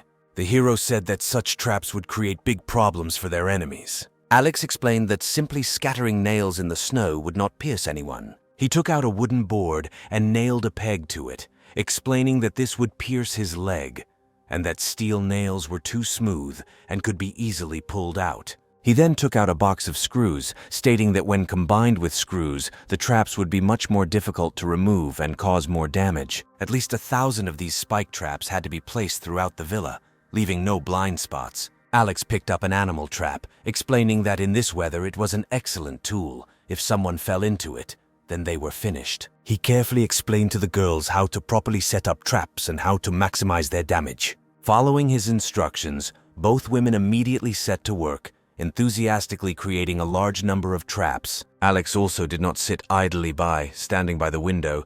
He became familiar with the area surrounding them. There were 2 main routes leading to their villa. He remembered the 2 mines he had retrieved from the armory that could be ideally placed at these 2 access points. These detonating mines could instantly destroy tanks and armored vehicles. If triggered by a person, they would turn into fragments. Alex made a mental note that in the future, he would have to be careful and avoid these mines. However, these booby traps only worked once and could easily be detected by the enemy. Alex needed a way to ensure that anyone who got close would not escape unharmed. In no time, a large number of traps were ready. Then the guys moved outside, and Alex personally demonstrated how to set the traps, emphasizing the importance of depth. Due to the ongoing snowfall, traps could not be buried too deep or too high. Alex approached the important trails, dug a deep hole with a shovel, and carefully placed the mine in it, covering it with snow. Soon a little snow will fall, and their trap marks will be almost invisible. The next step was to counter any devices or tools that the enemy might use to disarm the traps. Alex came up with a brilliant idea. Connect the pins of hand grenades with steel wire and place them under the snow. If someone trips on it, the steel wire will cause a chain explosion. This should serve as a serious deterrent. Even if someone managed to bypass the external traps, a protective corridor more than 10 meters long remained inside the shelter, which gave confidence. Alex also had an ace up his sleeve, his spatial abilities. Returning to the house, Julia eagerly asked Alex when the enemies would come. Alex looked at the girl dumbfounded. He would have preferred the traps to be just for show, but judging by her enthusiasm, it seemed like she was really hoping that someone would attack them. He didn't think an attack would happen anytime soon, considering how much time had passed since the start of the apocalypse. Anyone who managed to survive on their territory for so long was already considered an achievement. Unless there was an emergency, no one attacked others. Julia put her chin on her hand and began to think. She didn't know whether to hope that someone would fall into their traps or maintain the safety of their current surroundings. She was brought out of her reverie by a piercing noise. She turned and saw Alex, who was using a welding machine to install bolts on the door in the corridor. Curious, she approached him and asked what he was doing. Then the hero said that thick metal doors were no longer reliable enough. The recent incident with David made Alex more careful. As he worked, he explained that all the objects in the villa were controlled by computers. He noted that if someone hacked their system, they could easily open the doors. To be completely safe, he added deadbolts. Finally, he said that even if someone breaks into the corridor, they will not be able to quickly pass through the doors. It is always better to be safe than sorry. Julia looked at Alex with admiration. Although his methods seemed a little excessive to her, she believed that he would undoubtedly outlast most people. Reassured that everything was securely secured, Alex had only one concern: cybersecurity. He muttered that if only they had a computer expert with them, they would be completely safe. Hearing this, Julia's face became thoughtful. She remembered that Aurora was experienced in this field and regretted that she was not here now. Aurora is Julia's cousin. She was always frail. Her legs were paralyzed due to childhood polio, but she was brilliant with computers. By the age of 16, she had won international computer awards and was considered the best hacker. Alex thought that if they managed to find Aurora, then everything would fall into place. Julia shook her head and noted that she had long lost contact with Aurora. Especially after the snow disaster, she feared the worst. Alex noted that perhaps Aurora simply didn't want anything to do with her, suggesting that other than beauty, she had little to offer a genius like her. Julia, puzzled, hit Alex in the chest, exclaiming that he was saying terrible things. Alex felt a tinge of regret, thinking that if Aurora had been alive and able to join their group, it would have been a great outcome.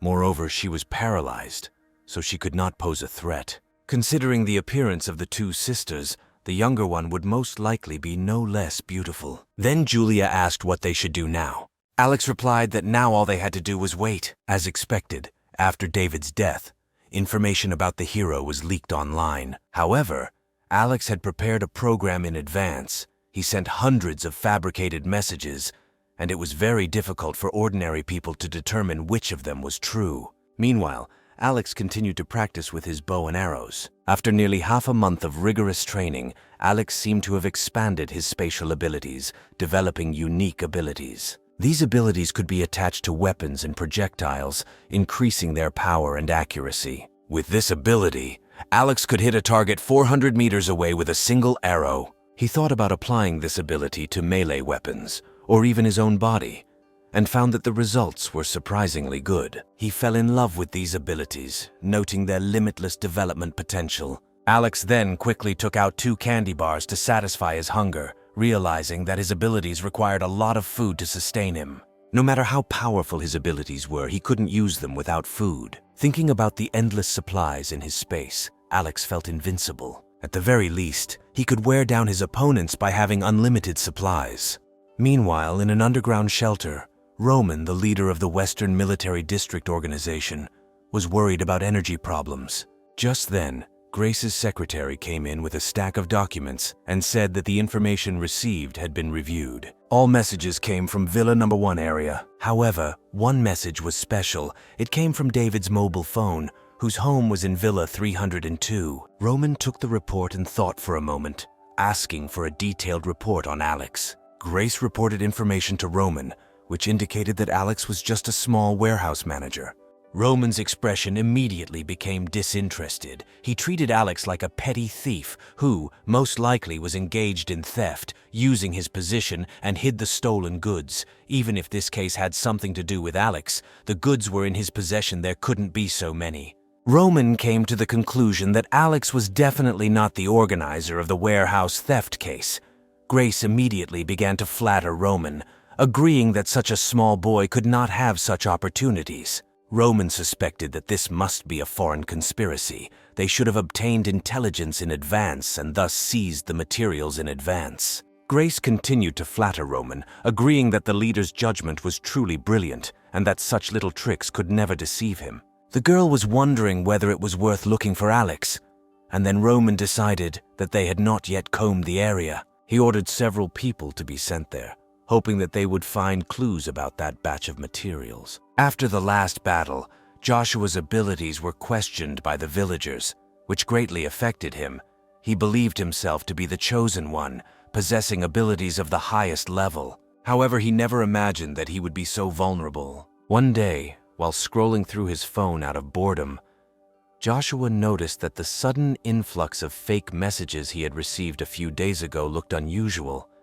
He vaguely felt that it might be related to the mysterious person who scared him that day. Since he had some computer skills, Joshua quickly noticed something suspicious in the messages. His attention was drawn to an IP source that connected him to the warehouse manager and the theft case at the southern warehouse, which became major news shortly before the apocalypse.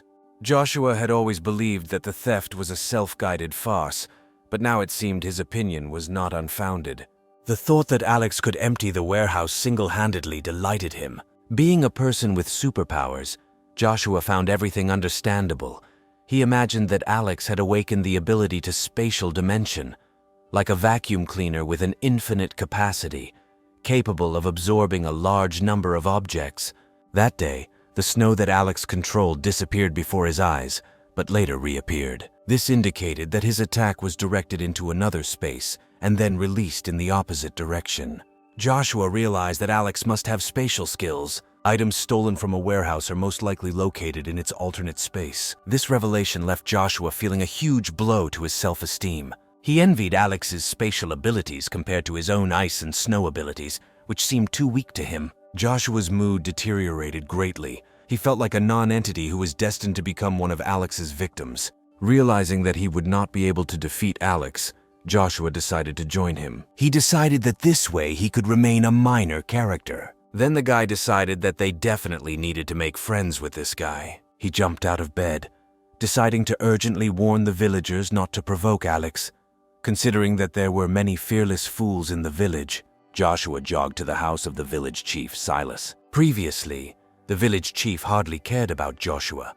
But now that Joshua had awakened his ice and snow abilities and became the strongest fighter in the village chief had to show him respect. Joshua immediately shared all the information he had with the headman. He said that they were no match for Alex, advising the villagers to stay away from the estate and not to fish in the area. However, the village chief seemed indifferent to these warnings, more intrigued by the news of the sensational case of theft from a warehouse. Silas looked at Joshua, asking if he was saying that the theft before the apocalypse was committed by Alex, and that all these goods worth billions were in his hands.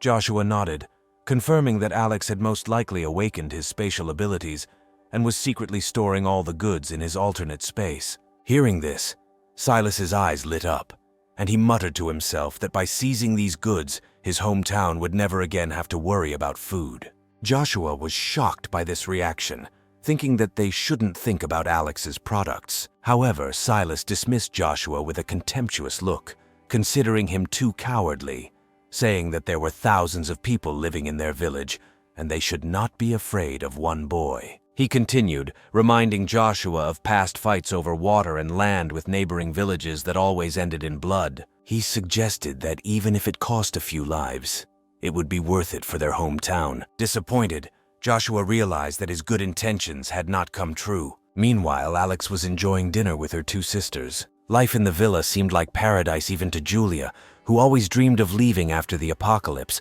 but was gradually immersed in this bliss. A sudden scream from outside broke their peace. Alex stood up, sensing that something was wrong. He ordered the girls to stay put. He then headed towards the second-floor balcony. Taking out infrared binoculars, Alex examined the surroundings of the villa and saw that a large group of people was approaching it. Their identities were obvious.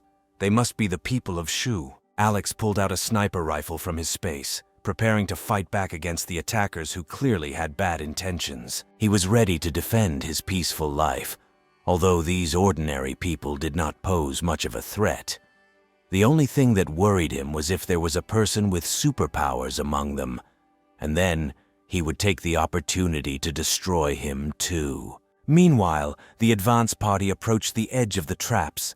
They looked at the brightly lit villa in the distance, feeling like they were in a dream, having survived the frozen apocalypse by stocking up on food and fishing.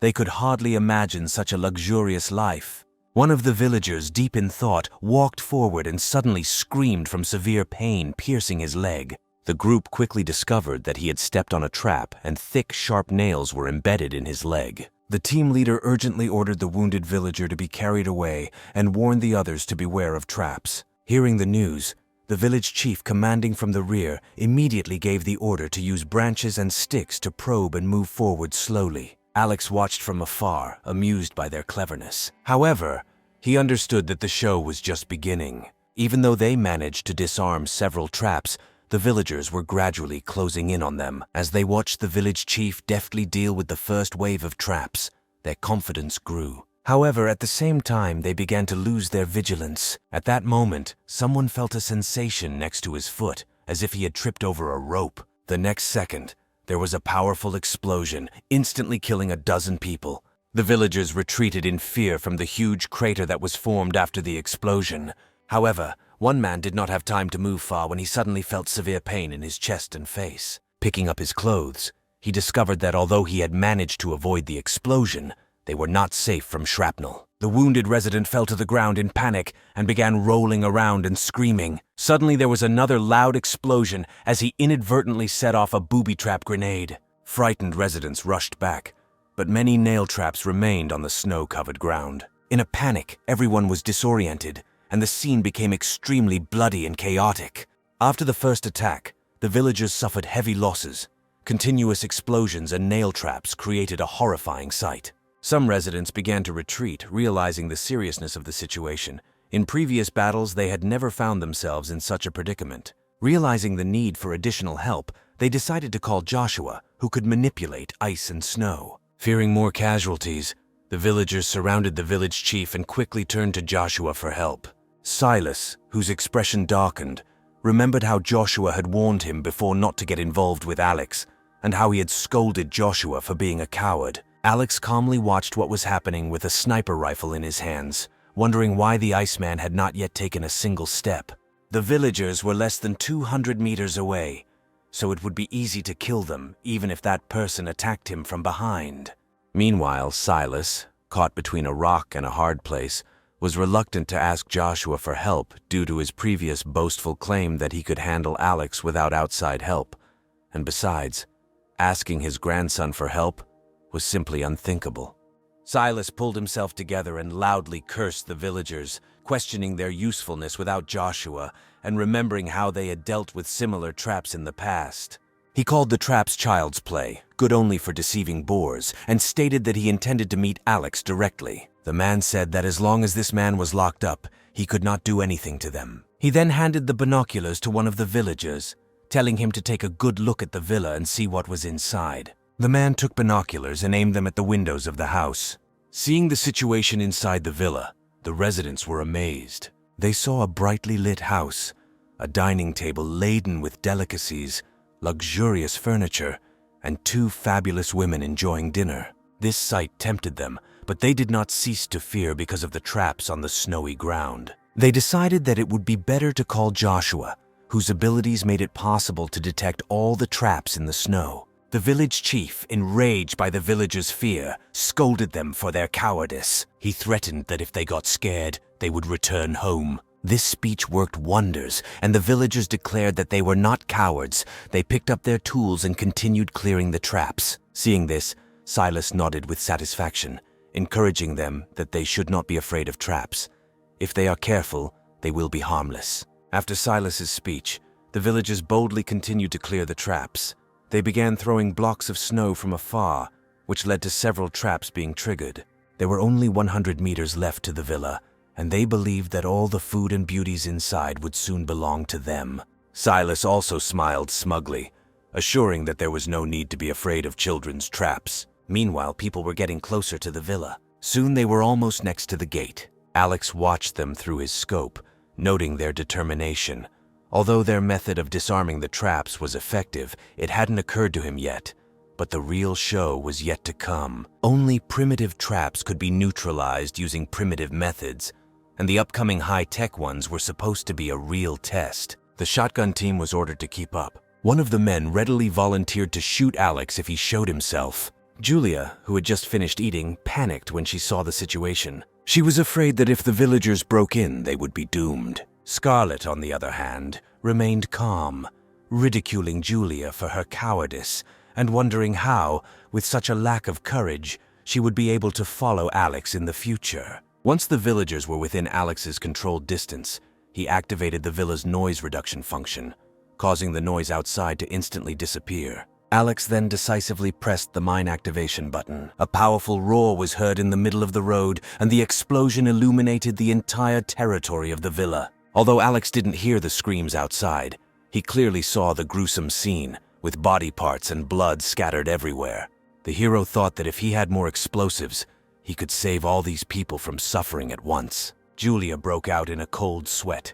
She had never seen such a scene. When she saw the man whose upper body was left, she began to vomit on the table. Even Scarlett, who had seen a lot, turned away, unable to bear this sight. Alex, watching this from the side, did not experience any emotional disturbance.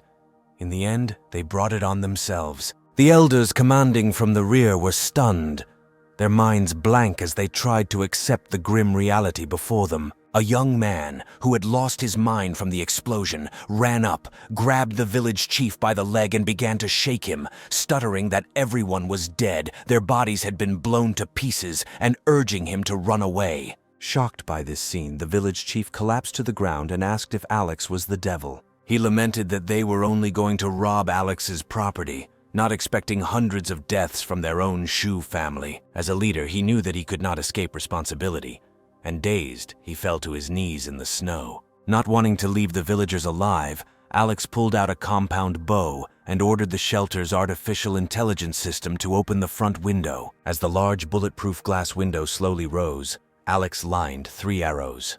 After more than 10 days of training and improving his spatial abilities, Alex learned to fire 3 arrows at the same time. Soon the arrows flew, instantly piercing the heads of 3 villagers, the modern compound bow enhanced by his abilities proving even more deadly. Silent arrows claimed lives one after another, the panicked crowd not realizing they were being hunted until someone noticed. The villagers with shotguns hurriedly took aim, but were unable to determine the direction in the darkness. But Alex aimed accurately with his infrared tactical scope.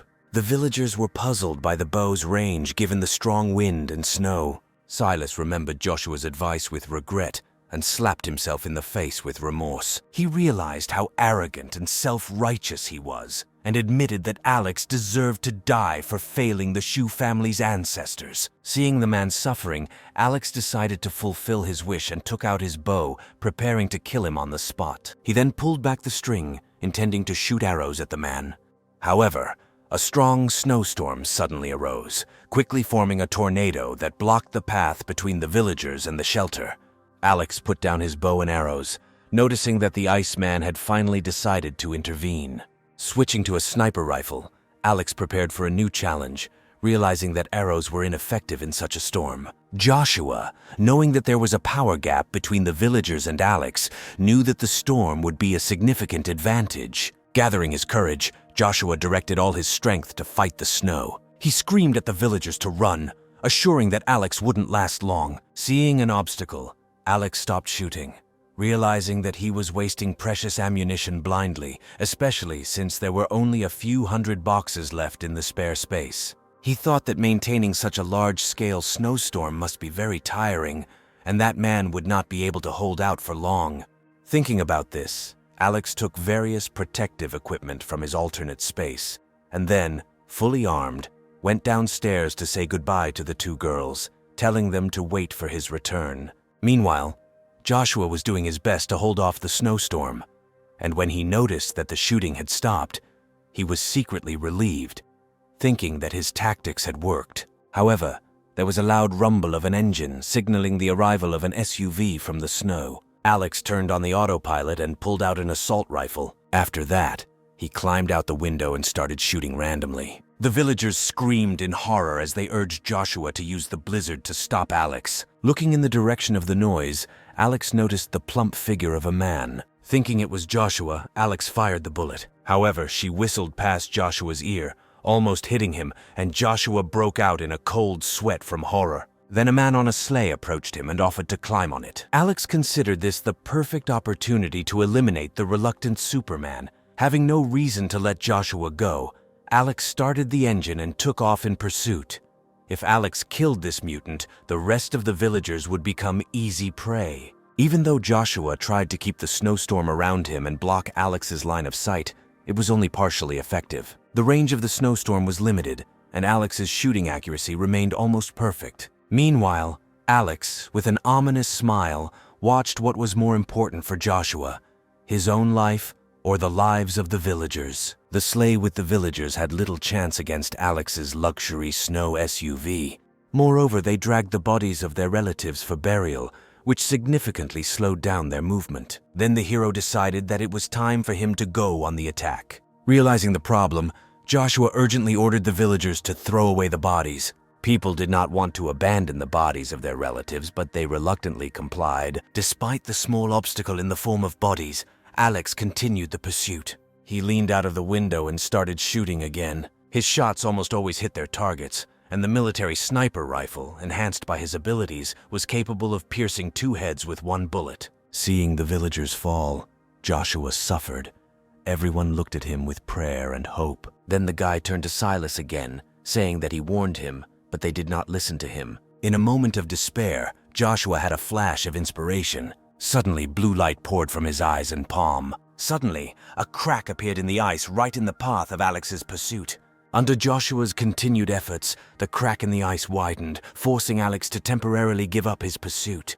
Leaning out of the car window, Alex saw that the crack stretched for tens of meters, actually blocking his path. Standing on the roof of the car, he felt that the strength of a person to break such thick ice was enormous. He took a deep breath, coming to the conclusion that fighting on the ice was not an option. He had to return to the shelter. Despite the traps, the invaders' losses were small. Returning to the shelter, he saw that Julia was still weak after the terrible scene.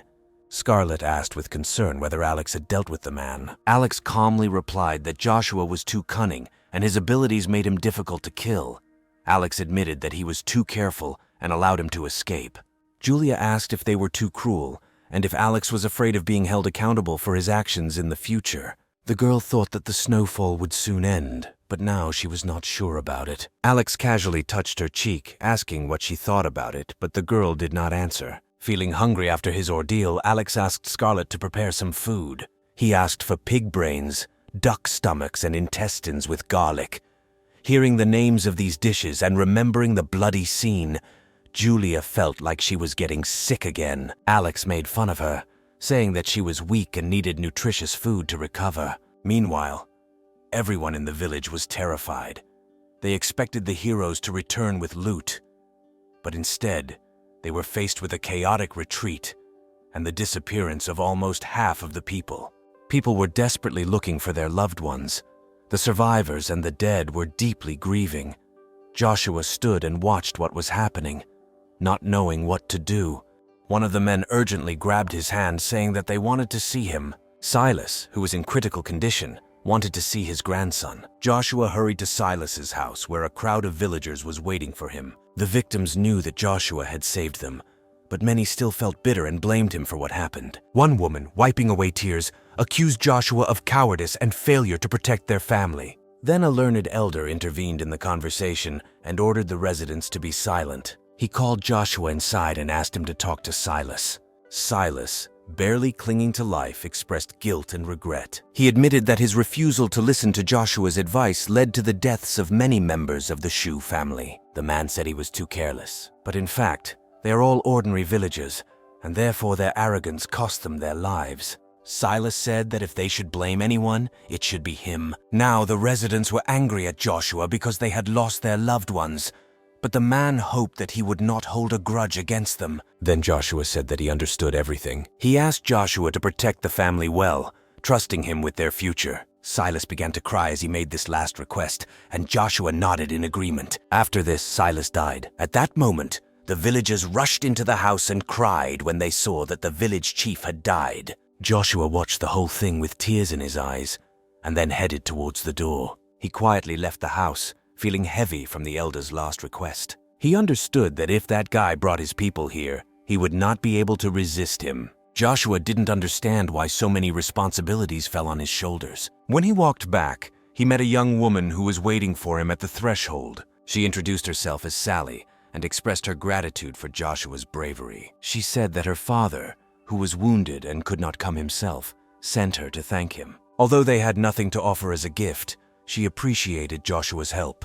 Joshua, touched by Sally's words, realized that he was not a sinner, but a hero of the village. He told the girl that they were from the same village, so she could come to him for help any day. After that, he and Sally said goodbye. Sally's words calmed him, and he developed deep sympathy for her, thinking about their future together. Determined to protect the girl's family and provide a stable environment, Joshua decided to protect them and build a future with the girl. Returning home, he began strategizing for future encounters, now acutely aware of Alex's terrifying nature. Joshua promised his grandfather to protect the village, and now that he had found love again, he could not allow Alex to ruin his happiness. But he was afraid that Alex might come and destroy the village in a fit of rage. He contemplated how to handle the situation, knowing that direct confrontation would likely lead to his immediate defeat. After much thought, he came to the conclusion that negotiations were the only way to finally resolve the situation. Inspired by this risky idea, he was willing to risk everything for his family and his beloved Sally. He hoped that she might be secretly in love with him. The next morning, Alex carefully left the house to repair the damaged traps, deciding that the Shu family was unlikely to decide to attack again. Nevertheless, Alex prepared for a possible second wave of enemies. Ordinary people posed almost no threat to his shelter, but Alex was still wary of the awakened superhumans. Thinking about Joshua, Alex still felt some admiration, noting that their styles were somewhat similar. Both were very careful about their lives, however. Since Alex could not use him for his own purposes, he would have to eliminate him. After work, the guy went back home. The girls immediately sat down next to him to give him a massage. At that moment, the phone call took Alex by surprise. He couldn't understand who was calling him at this hour. The caller turned out to be Joshua, who wanted to discuss something with him. Alex was wary. After the attack on the village, he did not have good feelings towards him and was wondering when to destroy them. Joshua expressed his desire to make peace and not bother each other in the future. Alex laughed, noting that he never bothered them, but that they always provoked him. Joshua, already frightened, spoke in a trembling and resigned tone. He apologized on behalf of the village, admitting that their actions had caused harm and caused great loss. He offered to fulfill any conditions set by Alex, hoping to spare the inhabitants of their village. Alex found Joshua's overly respectful tone strange and wondered why they had sent such a negotiator. He asked if Joshua had the right to represent the Shu family's city. Joshua then revealed his identity as a superhuman who fought Alex twice. This revelation got Alex thinking. He acknowledged Joshua's right to negotiate and asked if Joshua could accommodate any of his requests for reconciliation. Joshua, sensing an opportunity, replied that they would try their best to satisfy Alex. Alex then recognized Joshua's ability to work with ice and snow as potentially valuable in a frozen apocalypse. If he could recruit Joshua, he would become a useful assistant. Then Alex said that he only needed one thing from Joshua. Joshua, afraid that Alex wanted something indecent, explained that he was straight. Alex was speechless at first, but then assured Joshua that he simply thought his abilities were unique and that if he truly wanted to make peace, he should come in person. The hero emphasized that otherwise, if he was in a bad mood, he could simply destroy the village. He added that Joshua's abilities would be ineffective against him, and destroying the village would be a piece of cake. Joshua stood up from his chair in horror. He argued that destroying the village would not do Alex any good, and that the village and Alex's hideout were interdependent. They could help each other in the fight against external enemies. Alex responded dismissively that Joshua was his main enemy. He noted that if Joshua succeeds, he will deprive Alex supplies, and if he fails, he will strive for peace. Alex heard Joshua's calculations and insisted that if he wanted peace, then he needed to be sincere. He told Joshua to come to his hideout, emphasizing that only he should be present. He forced him to make a choice, stating that if he did not come, Alex would take the time to destroy the village. Hearing this, Joshua immediately became horrified. Trembling, he agreed to come, after which Alex hung up. Joshua collapsed to the ground, dazed, feeling like he was going to die. His love, his life, and his old beliefs seemed to be under threat. After hanging up, Alex began to plan the meeting. He knew that Joshua's abilities had limitless potential and could pose a huge threat. But if he could become his subordinate, it would be a valuable addition. Alex decided to test Joshua, given that Joshua's abilities posed no real threat to him. Based on the results of this meeting, Alex will decide whether to kill Joshua. After that, he headed to the bedroom to rest, but fell asleep while reading a book. At that moment, Julia entered the room. She said that she wanted to lie with Alex. The guy stretched out and said that he had work to do after lunch, and he didn't have an extra pillow. Then the girl put the guy's head on her feet. At that moment, the hero turned and his face was under Julia's skirt. He asked to wake him up in 2 hours. The girl was very embarrassed, but agreed. Having rested, Alex went out onto the balcony, fully armed, waiting for Joshua with his sniper rifle. He soon spotted Joshua through the scope. Alex aimed his gun at Joshua's head. He could have easily shot him, but before Joshua had walked a few steps, he slipped and fell. He couldn't believe that this was the same powerful Iceman with limitless potential. Alex thought that he seemed very scared. Seeing that Joshua did not pose a threat, Alex relaxed and prepared for the meeting. Joshua then called Alex and told him that his house was surrounded by traps and warned him that he would not go any further. Soon, Alex appeared right in front of Joshua. Joshua's legs began to shake at the sight of Alex. He did not expect that the terrible killer he imagined would turn out to be like an ordinary person. Gathering his courage, Joshua said that he complied with Alex's request and came alone, hoping that this would show enough sincerity and lead to peace. He stated that the battle was pointless from the beginning. Alex laughed, noting that Joshua was the one who initiated the attack and was now seeking peace, calling the battle pointless. Joshua awkwardly scratched the back of his head and, smiling stupidly, admitted that their village was really to blame for this. He asked Alex on what terms he wanted to make peace. Alex wanted to know what Joshua could offer to earn his forgiveness. Joshua bashfully replied that except for the lives of family members, they could offer anything. Alex, thinking that he had no supplies, demanded that the initiator of the attack be handed over, saying that he must die, otherwise there would be no deal. To his surprise, Joshua was delighted and said that the initiator of the attack was the village chief.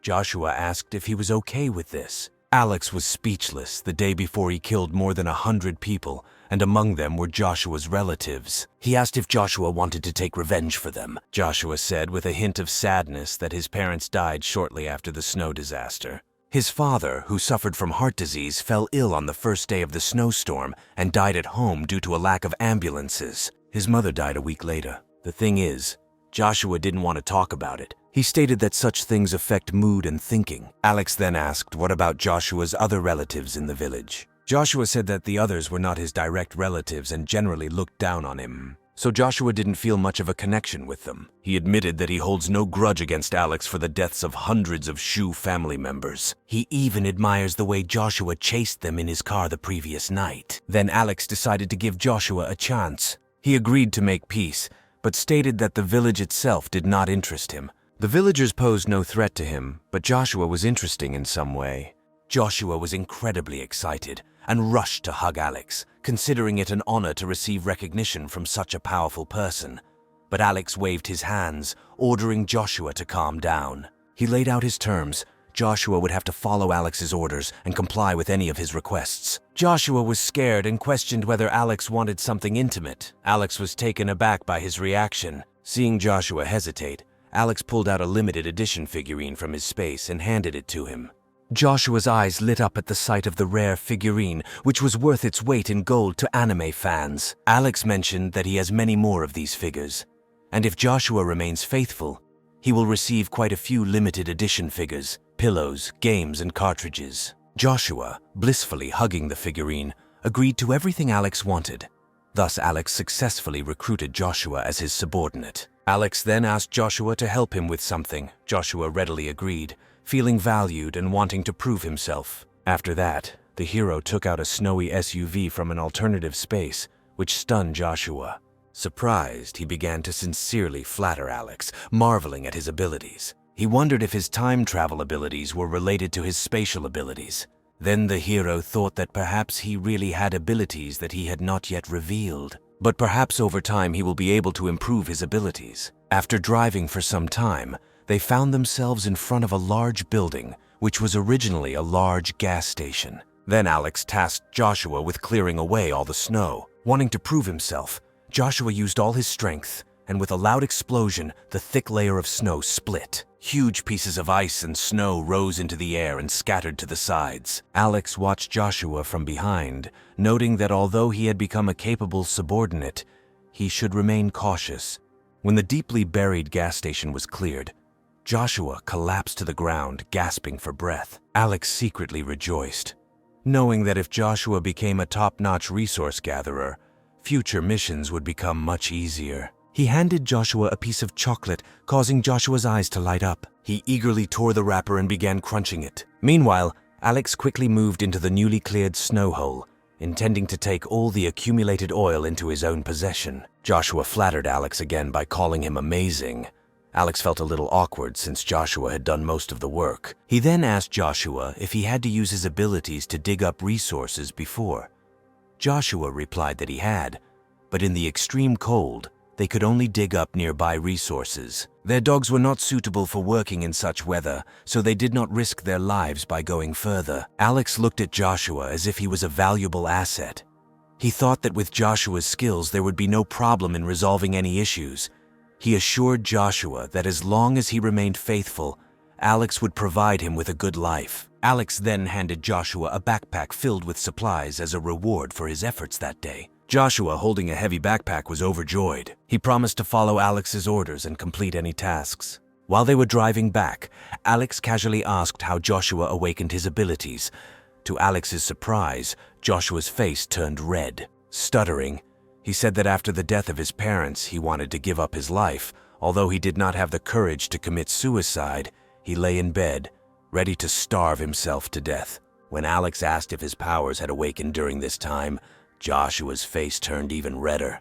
Joshua went on to talk about how he overindulged himself before his abilities manifested. This included many instances in which he almost lost consciousness, but eventually his body underwent a strange transformation. Alex, covering his face in bewilderment, found Joshua's awakening process strange. He then dropped Joshua off at a river which was only a few hundred meters from their village.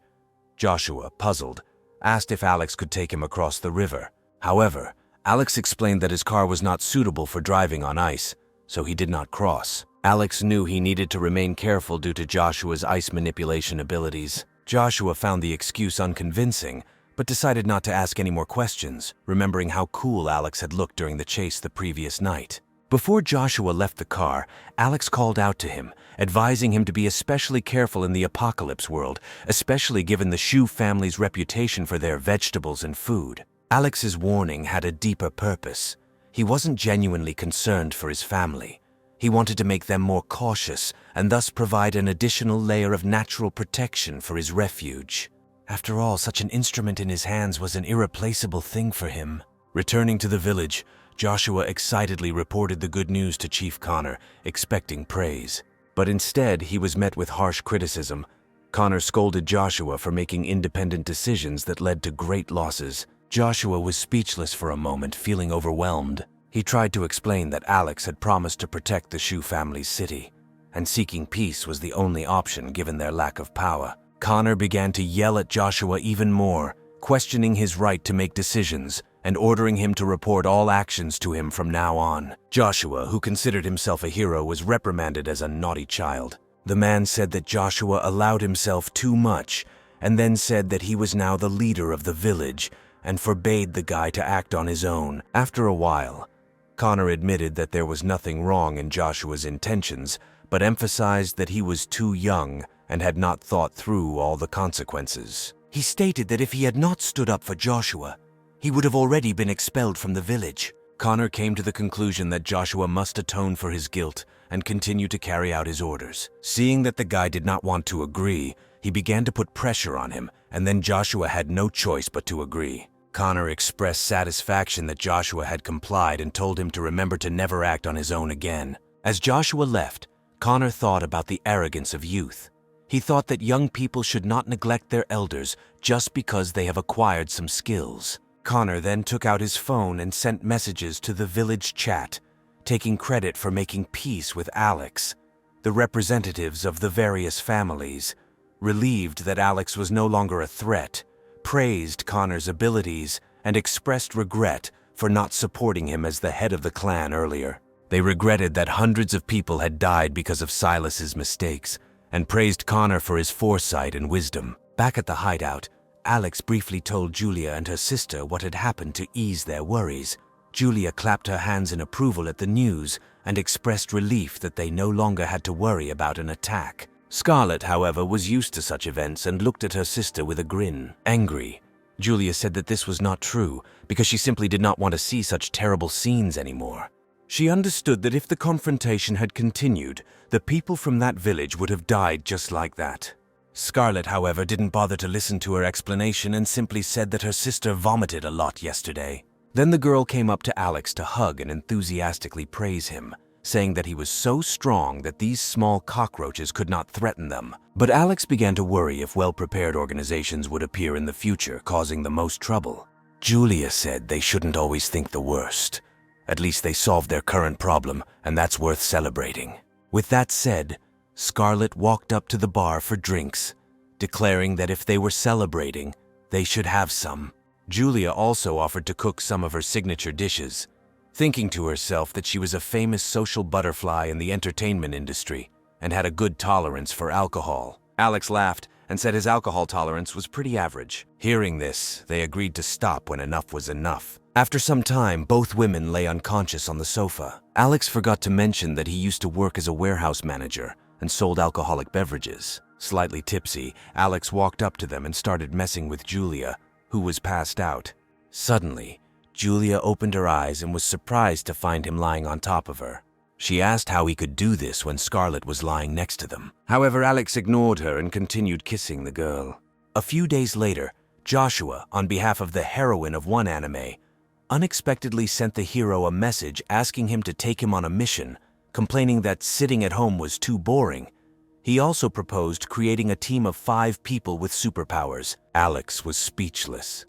But in order to win the hearts of people, he reluctantly endured his disgust to chat with this fat man and get some useful information out of him. Little by little, it became more and more unbearable for Alex.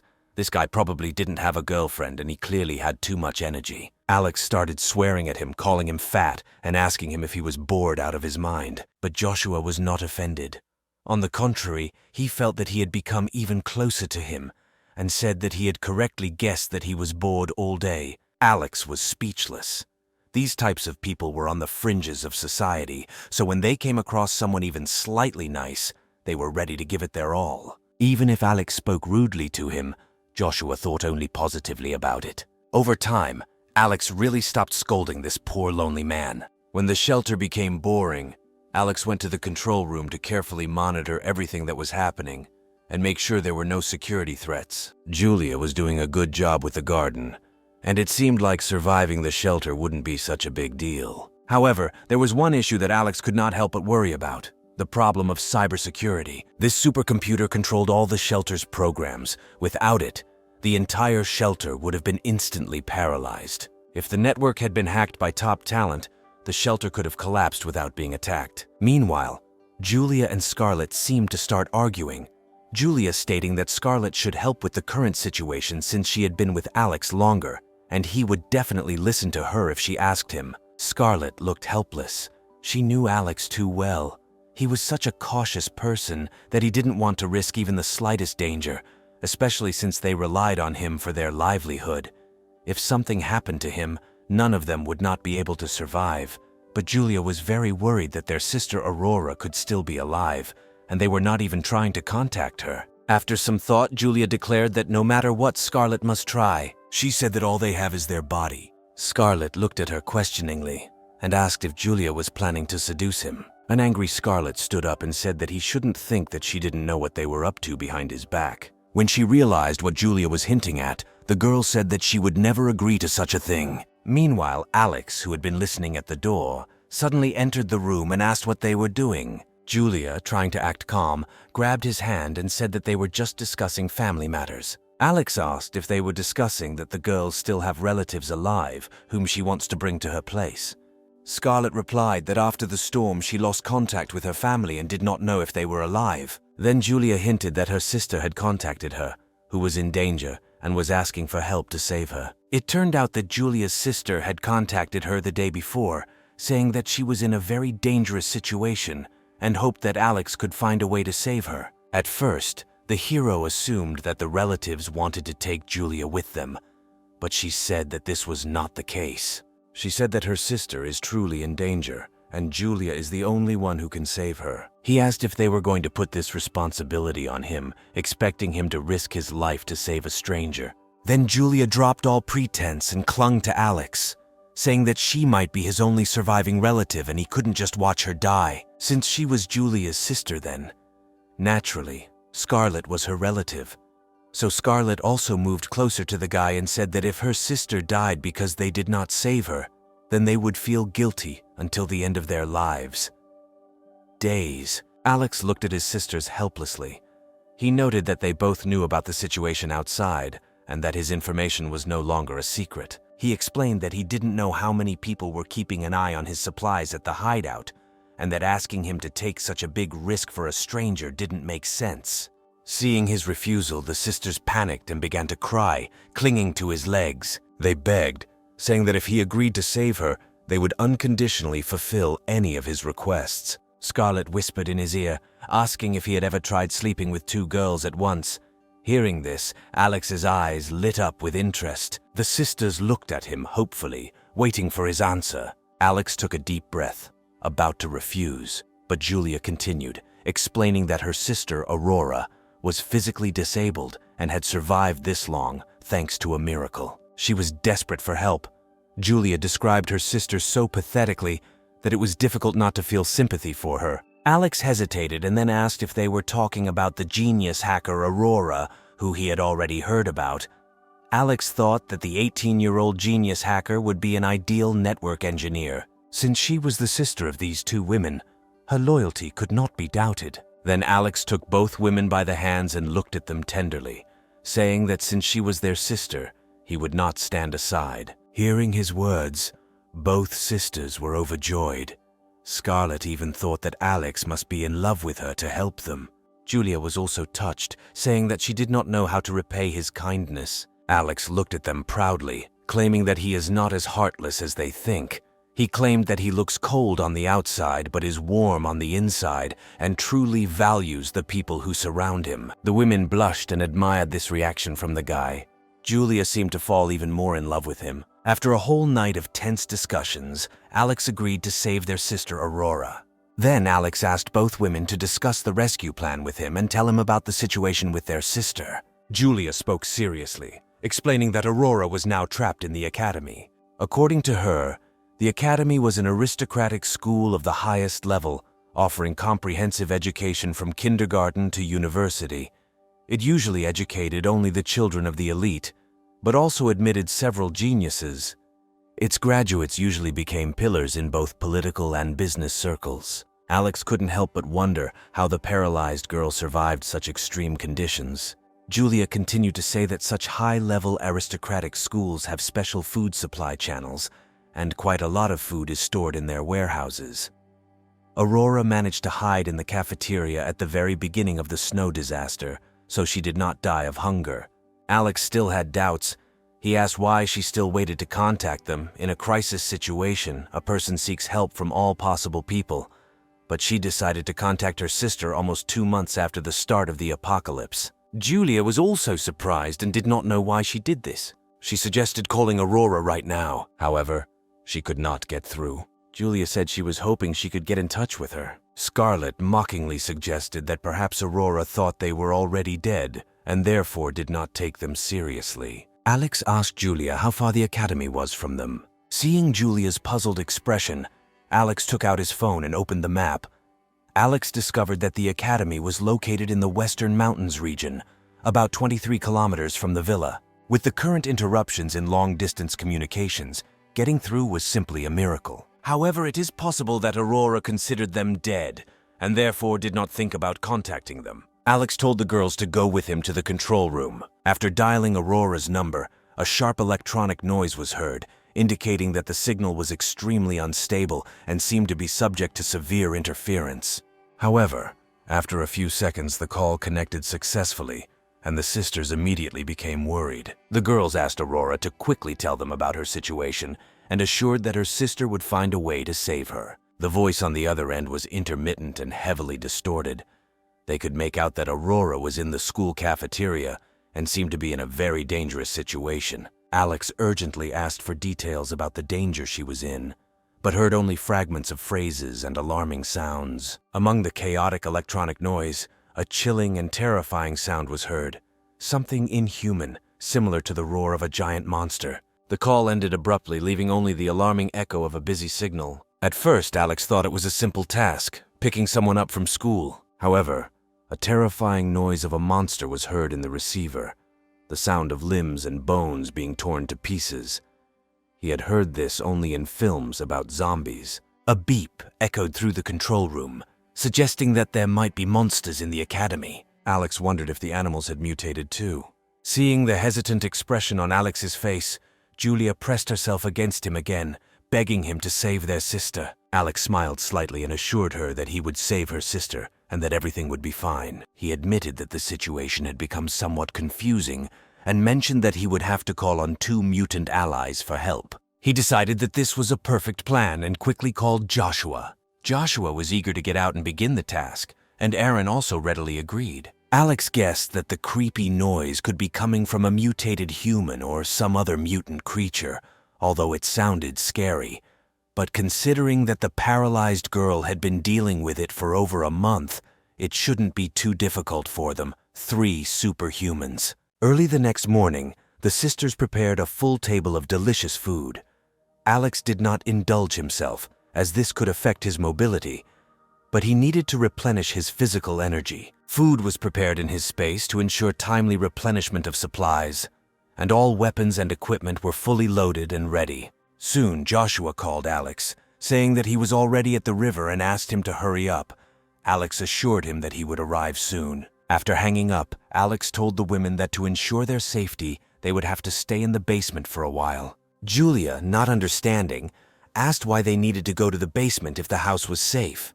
Scarlet immediately understood everything and tugged at Julia's clothes, urging her to follow the instructions and not ask unnecessary questions. Scarlet knew about Alex's intentions after all. The person being rescued was their sister. He feared that it might be a trap they had come up with together.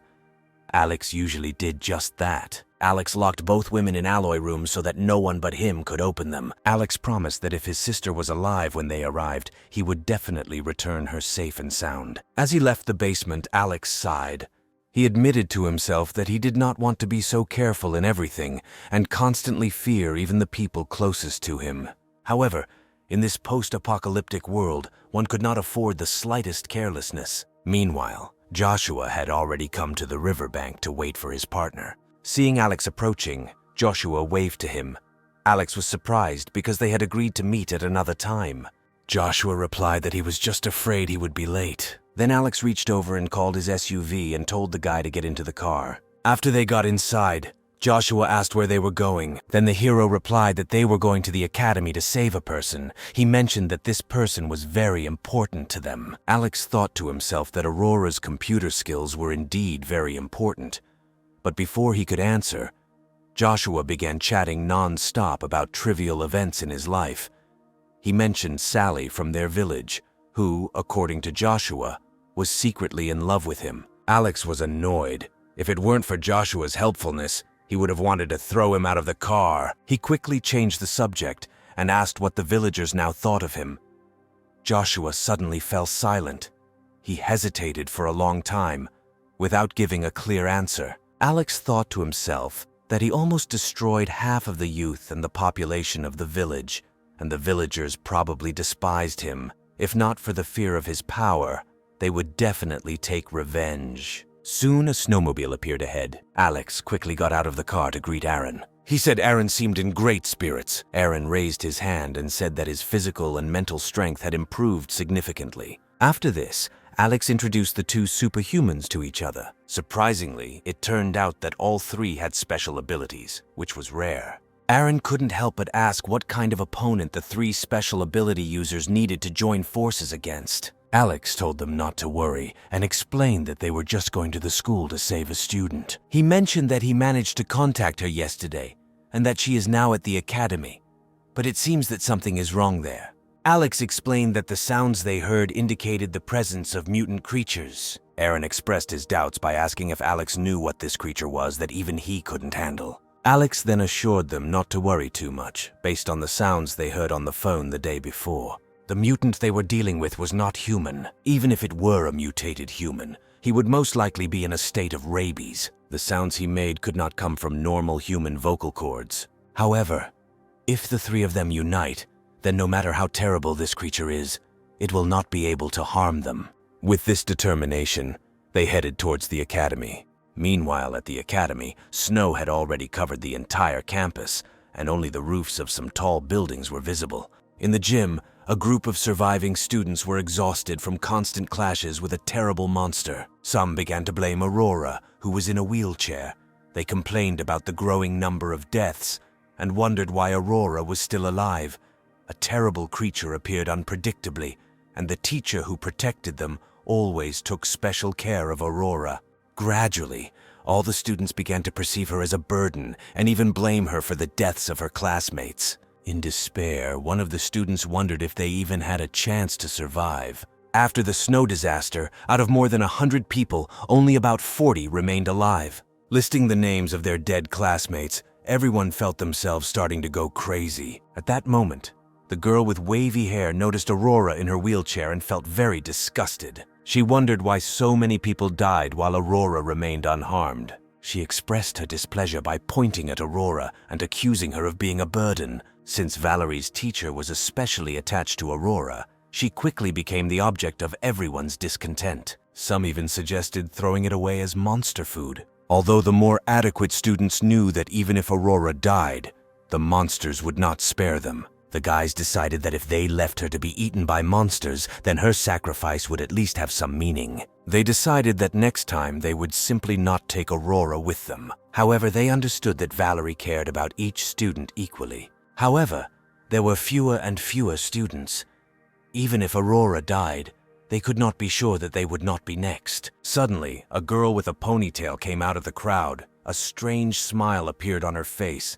She walked up to Aurora and looked down at her. Aurora, seemingly frightened, hissed and asked what she wanted. The girl with the ponytail, Catalina, leaned towards Aurora with a poisonous look and told her to just go and die and stop dragging them down. She caused so much trouble for everyone, and Catalina was even disgusted to look at her. Aurora was stunned by the scene, tears flowing from her eyes. Instead of condemning Catalina, the crowd around them began to clap and applaud. At that moment, a girl stood in front of Aurora.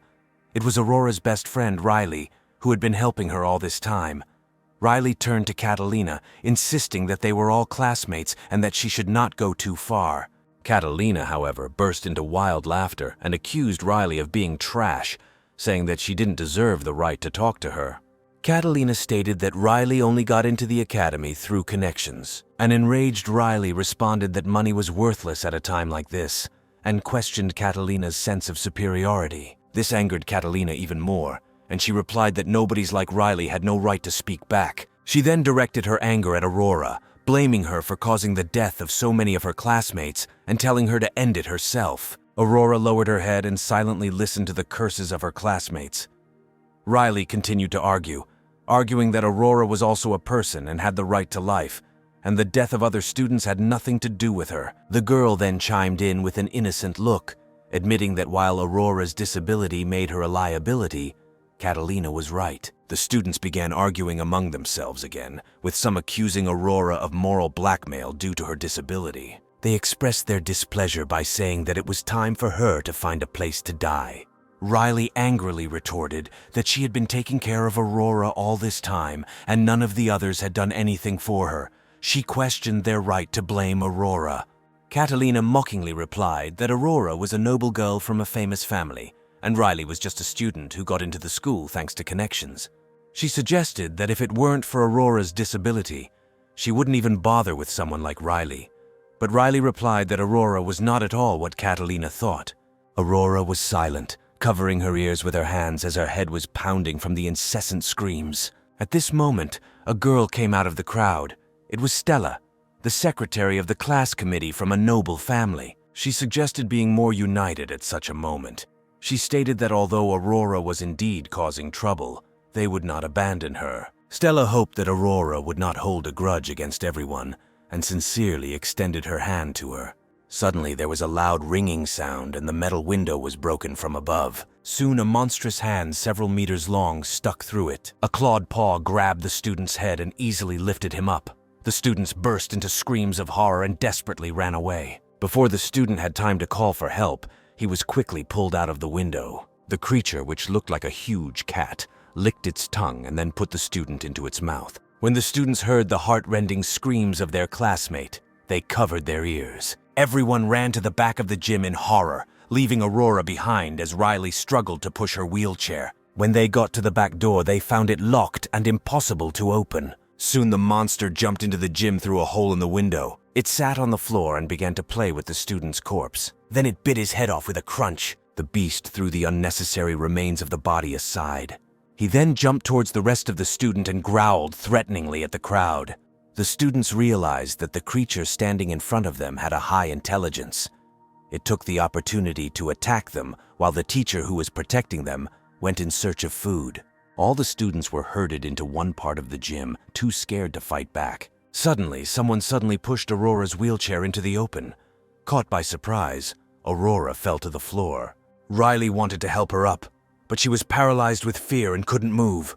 The large cat-like creature was indeed attracted by this action and slowly approached Aurora. At this moment, the man who pushed her wheelchair, seeing an opportunity, tried to run away to the door. However, the creature, watching everything that was happening, bared its teeth and quickly hit the fleeing man with its paw. In one motion, he pinned the man to the floor. The blow was so strong that the man's entire body was affected, and soon he lay in a pool of his own blood. Barely alive, he called for help, but no one dared to respond. At this moment, all the students scattered. Plucking up her courage, Riley went to help Aurora up. The others realized that if the student tried to escape and was killed, and Aurora, who lay motionless, survived the attack. The monster seemed to primarily target moving objects. However, the guys realized that it was unsafe, and the creature was just mocking them.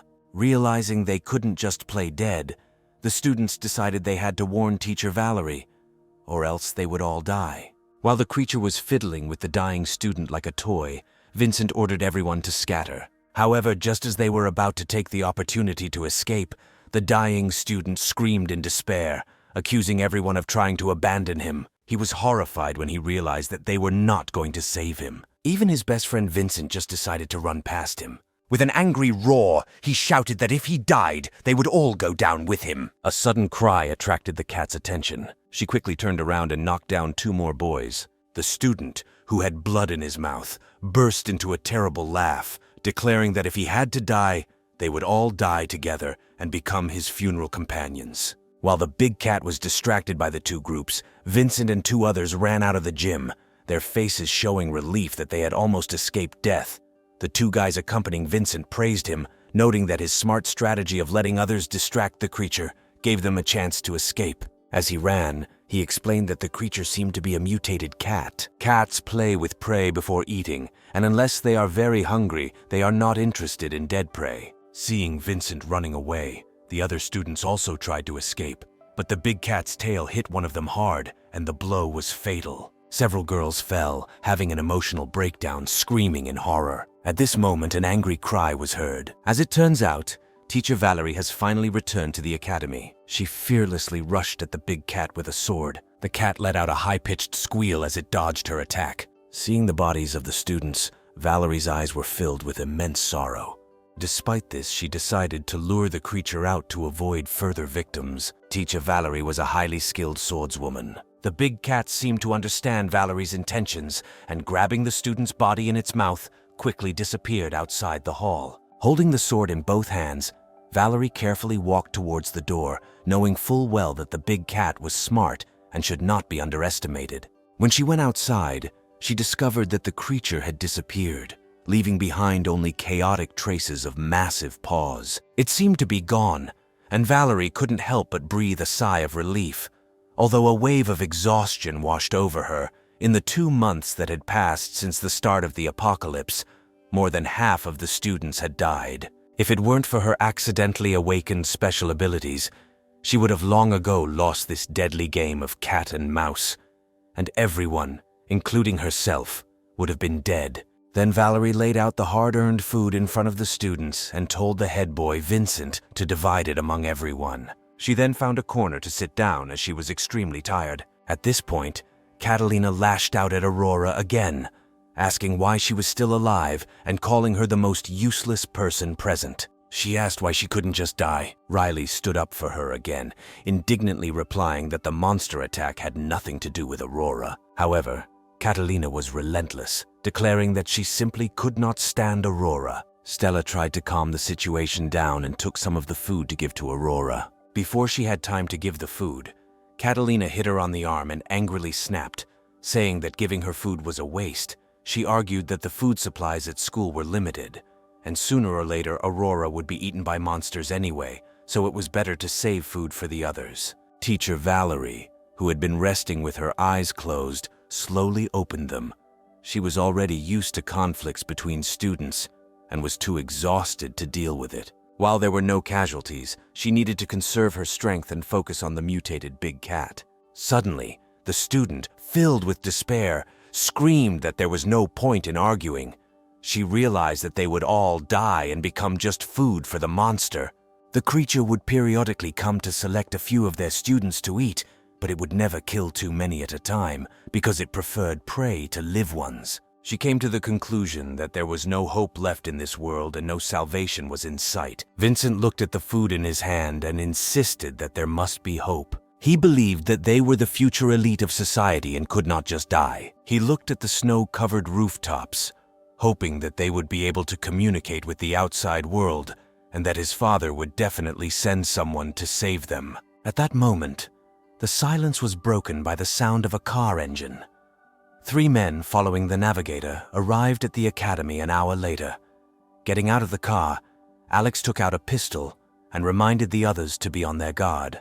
With the snowy campus as a backdrop, Aaron said it was impossible to determine where the person they were supposed to rescue was. Alex tried to contact Aurora by phone, but found that there was no signal. Then Alex told the others that, according to the map, the school area was 3,000 acres and high-rise buildings should be visible above the snow. He suggested getting back into the car and slowly going in search. Then Aaron suggested splitting up for efficiency and speed of search. However, Alex shook his head, noting that Aurora had already survived for 2 months, so she could wait a little longer. He thought it was safer for them to stay together. They then continued to scour the area by car and soon discovered a visible spire, probably the school's observatory, at some distance from the cafeteria and dormitories. Joshua guessed that they were most likely hiding in a lecture hall or gymnasium. It was more spacious and there was enough oxygen for everyone. In addition, there was a risk of roofs collapsing from the snow. Alex thought about the situation,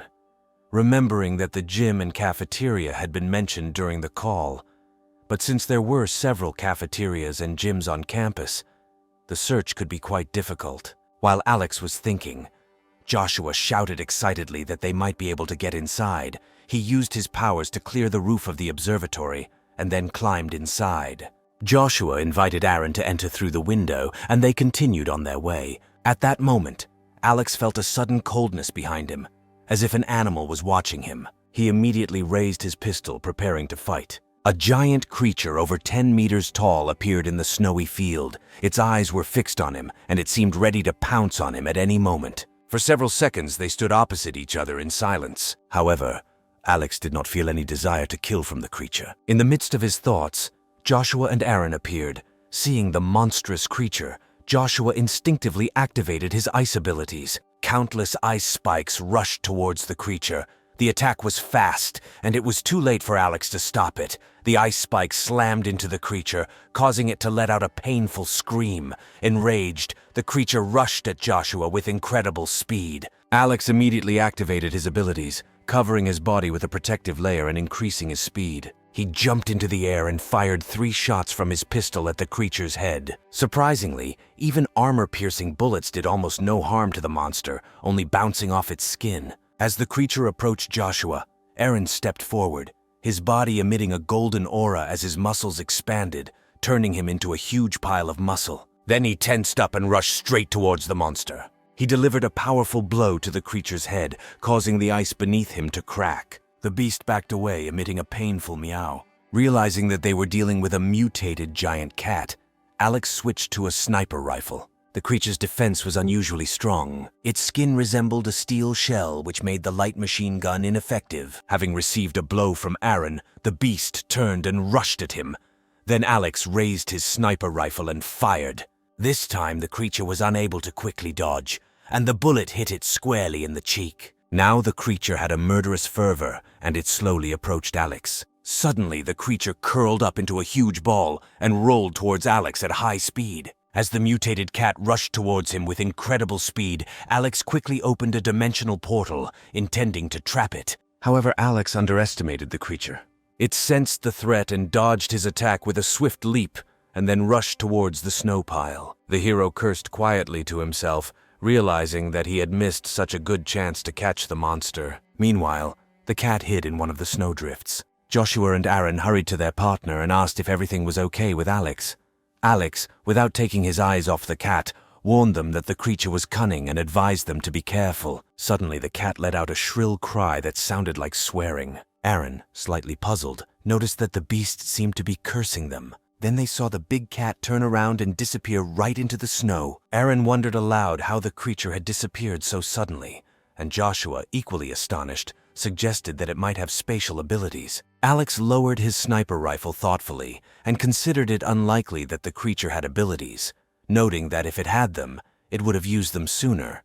He also noted that he was very sensitive to spatial fluctuations and decided that the cat had simply run away. Approaching the place where the cat had disappeared, they realized that it had buried itself in the ground. Joshua said with a serious look that it looked like the person they were trying to save had encountered this creature that was strong and seemed to be intelligent. He wondered how ordinary people still survived. Joshua's analysis deepened Alex's thoughts. Given the creature's enormous size and the amount of food it required, it was unlikely that it could have survived that long by feeding only on the people at the school. But there was one mysterious detail. The creature did not show hostility at first and was only provoked by Joshua's ice attack.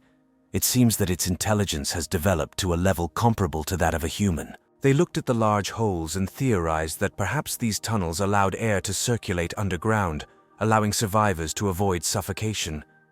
Thinking about this, Alex stood up and suggested they go down and check. Joshua, alarmed, protested that this was the creature's territory. Alex then looked at him and noticed that snow was Joshua's element, and if the cat dared to attack, he could use his powers to bury it alive. Joshua, embarrassed, replied that he had already forgotten about his abilities. They then descended into the cave, discovering an extensive network of tunnels beneath the snow. This allowed them to assume that the creature had indeed lived here for a long time.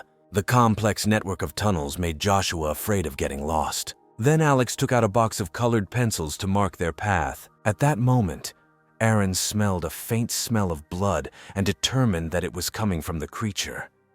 Joshua, having doubts, suggested looking for places where this smell was less noticeable. Alex told Joshua that if he was scared, he could go back. There were 3 of them, and if they encountered the creature, it would most likely run away. Alex then pulled out a shiny gold pistol, the Golden Deagle, one of the most powerful pistols in the world, and loaded it with ammunition. Then Alex told Aaron, whose tracking skills were very strong, to follow the scent of blood. If the creature was hunting, it had to be near living people, which should lead them to the survivors. Joshua, still gripped by fear, looked at Alex warily. Then Alex, with a contemptuous look, told Joshua to stand behind him and not be afraid. If they encounter the creature, Joshua will have to use his ice powers to trap it, while the others take care of the rest. Alex's words seemed to calm Joshua down. Meanwhile, in the academy's gym, Valerie vigilantly guarded the students for 3 days and nights. However, she was aware of the constant threat from the giant cat. After 3 days without food, she realized that hunger was a greater threat than the creature itself. While she was in deep thought, Vincent and Stella approached her. Vincent suggested that Valerie go and find food since everyone was starving. Stella added pathetically that Valerie was their only hope for survival and that she couldn't rest anymore. Valerie, trying to control her emotions and reminding herself that a teacher should not lose her temper, took a deep breath and, despite her fatigue, struggled to her feet. She wondered what would happen if the creature attacked while she was gone. Then Stella urged her to act quickly and return as soon as possible. Vincent, speaking calmly, assured her that they would do everything they could to protect the other students. Despite his disdain for Valerie's selfless attitude, Vincent admitted that having someone like her around was helpful. Otherwise, without her, they would have died long ago. Stella, with a desperate look, begged Valerie to save them, because without food they would die of hunger. Valerie, leaning on her long sword, decided to go outside and warn them to be careful. However, Vincent had his own plans. Over the past month, he had been observing the creature's behavior and noticed that it usually only took 2 or 3 students at a time. So he chose a few people who could be used as a distraction if the creature attacked. Leaving the gym, Valerie understood that the creature was most likely nearby and was waiting for an opportunity. Determined to face him in battle to the death, she was willing to sacrifice herself if necessary. Meanwhile, Riley continued to tend to Aurora, asking if her arm hurt. Aurora, looking gratefully at her only friend, replied that in the current weather she felt almost no pain. Riley encouraged her with a determined look, telling her to believe that they could survive and not to lose hope. At this moment, another peal of mocking laughter was heard from behind. Catalina expressed disdain for Aurora's continued survival and suggested that if she were in her place, she would have ended it all already. The rest of the students joined in the ridicule, calling Aurora a burden and predicting that the next time a monster appeared, it would be the end of her. Aurora remained silent, unable to argue. Then Riley, unable to bear the ridicule, wanted to stand up for Aurora. But as soon as she raised her eyes, she saw a huge shadow outside the window. She stood up, pushed Aurora's chair, and shouted for everyone to run quickly. At the same time, a huge paw crawled through the window and reached inside with a wild cry. Vincent and the others, although they were scared, had already foreseen this scenario. They grabbed several students to push them towards the monster. The disciples were instantly crushed. Meanwhile, the others fled in panic. However, outside the gym, the monster did not notice Valerie standing behind him. Valerie rushed furiously at the monster.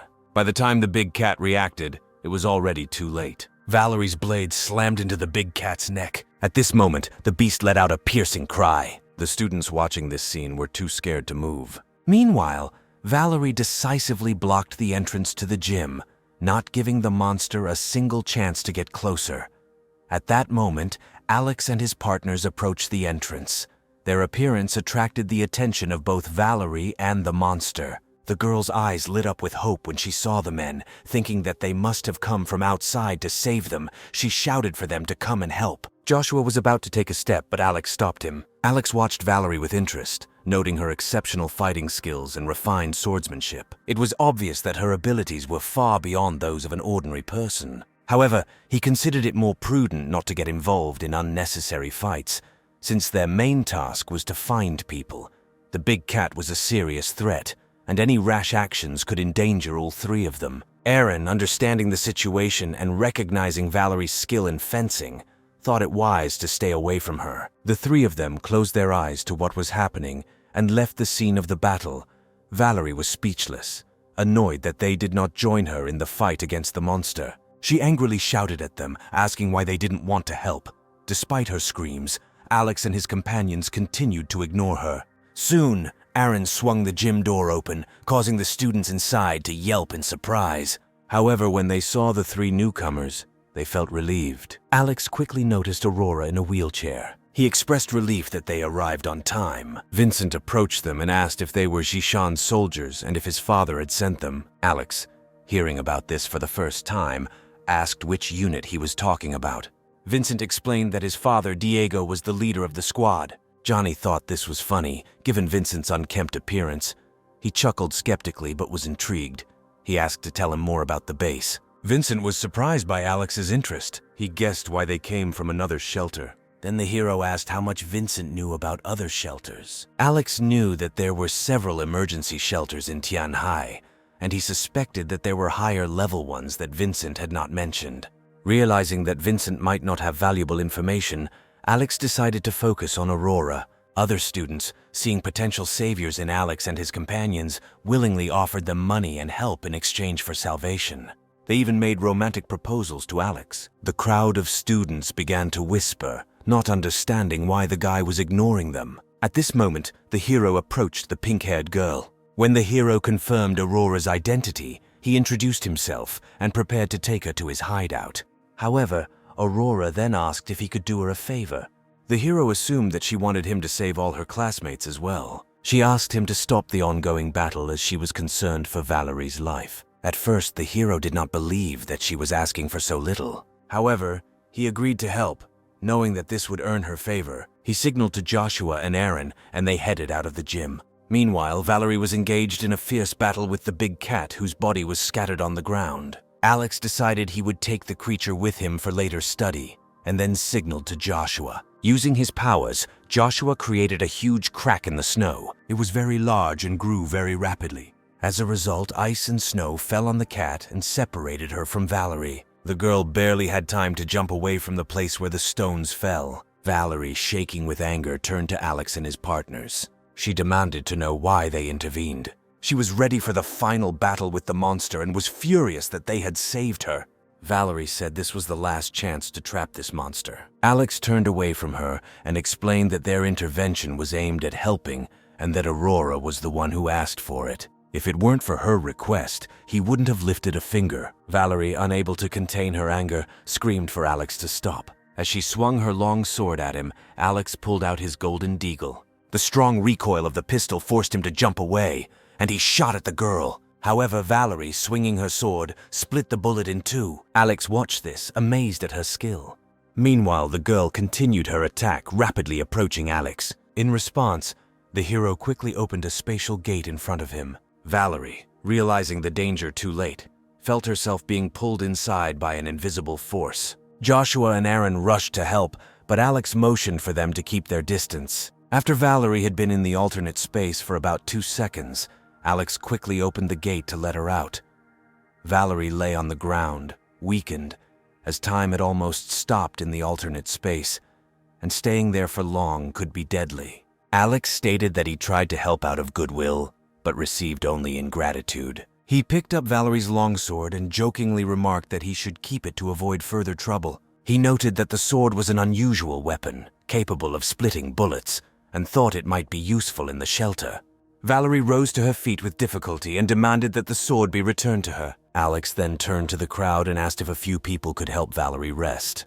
Valerie, now weak and powerless, was taken to a corner, continuing to ask who Alex was and what he was doing here. The hero explained that his friend's sister, Aurora, was the one Alex came to save. Hearing this, Valerie asked if Alex could take everyone with her. The students, taking advantage of the opportunity, began to fervently beg to take them too. They mentioned their influential origins, hoping to convince Alex to save them too. Then Alex, losing patience, raised his voice, stating that he was only taking Aurora.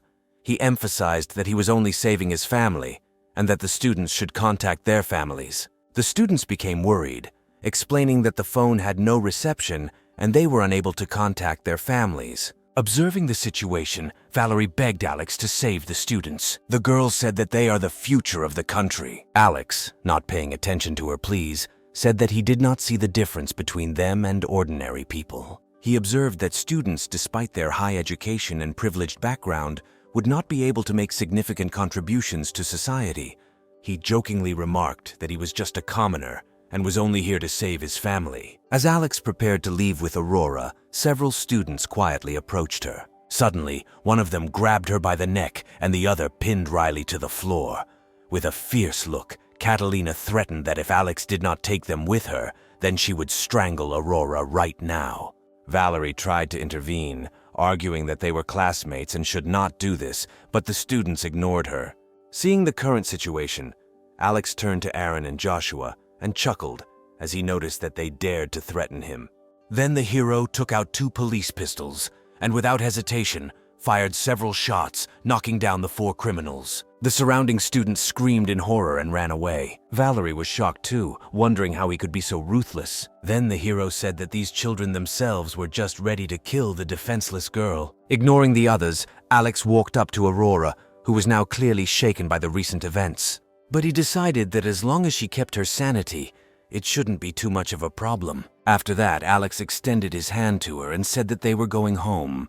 Aurora, coming out of her daze, hesitantly asked if Alex could take her friend Riley with her. At first, the hero thought that she was just another freeloader. Aurora then explained that Riley was also specially admitted to this school. Only the children of high-ranking officials and wealthy tycoons, as well as geniuses who were recruited for their talents, were accepted here. Riley was a mechanical genius who won numerous awards domestically and internationally. The wheelchair Aurora used was custom-made by Riley.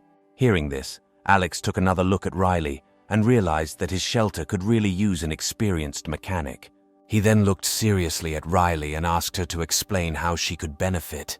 Riley's eyes lit up and she quickly responded, sharing her extensive knowledge of automotive design and maintenance, her study of various types of firearms, and her skills in making bladed weapons. She promised that she could modify cars and firearms, as well as handle any crafting task. Alex felt that he had found a valuable employee. He agreed to take Riley with him for Aurora's sake. Riley, almost jumping for joy, quickly helped with the wheelchair. Meanwhile, other students began to crowd around, trying to promote their talents. They offered themselves as drivers, translators, and so on. But despite the undoubted talents of the students, Alex could not understand how their skills could be useful in a post-apocalyptic world. Suddenly, Stella boldly stepped forward from the crowd, blocking Alex's path. She accused Alex of being responsible for the monster's escape and demanded his help in dealing with it before leaving. Alex, holding his gun at the ready, coldly said that he was very upset that the students thought that their arrival ruined everything. Seeing Alex's firm position, the other students did not dare to say anything more. Before leaving, Aurora looked at Valerie and thanked her for taking care of him all this time. Although none of her classmates were particularly good people, Valerie was a responsible and caring teacher. Aurora knew that Valerie would never abandon other students. After Alex and his group had walked some distance, Valerie suddenly came up with an idea. She offered to follow them, noting that she herself was badly wounded, and the monster, most likely, was also not in the best condition and might not dare to go out on surface for some time. Joshua quietly asked if they could follow them like this. Alex mockingly remarked that if Joshua felt sorry for them, then he should go and save them.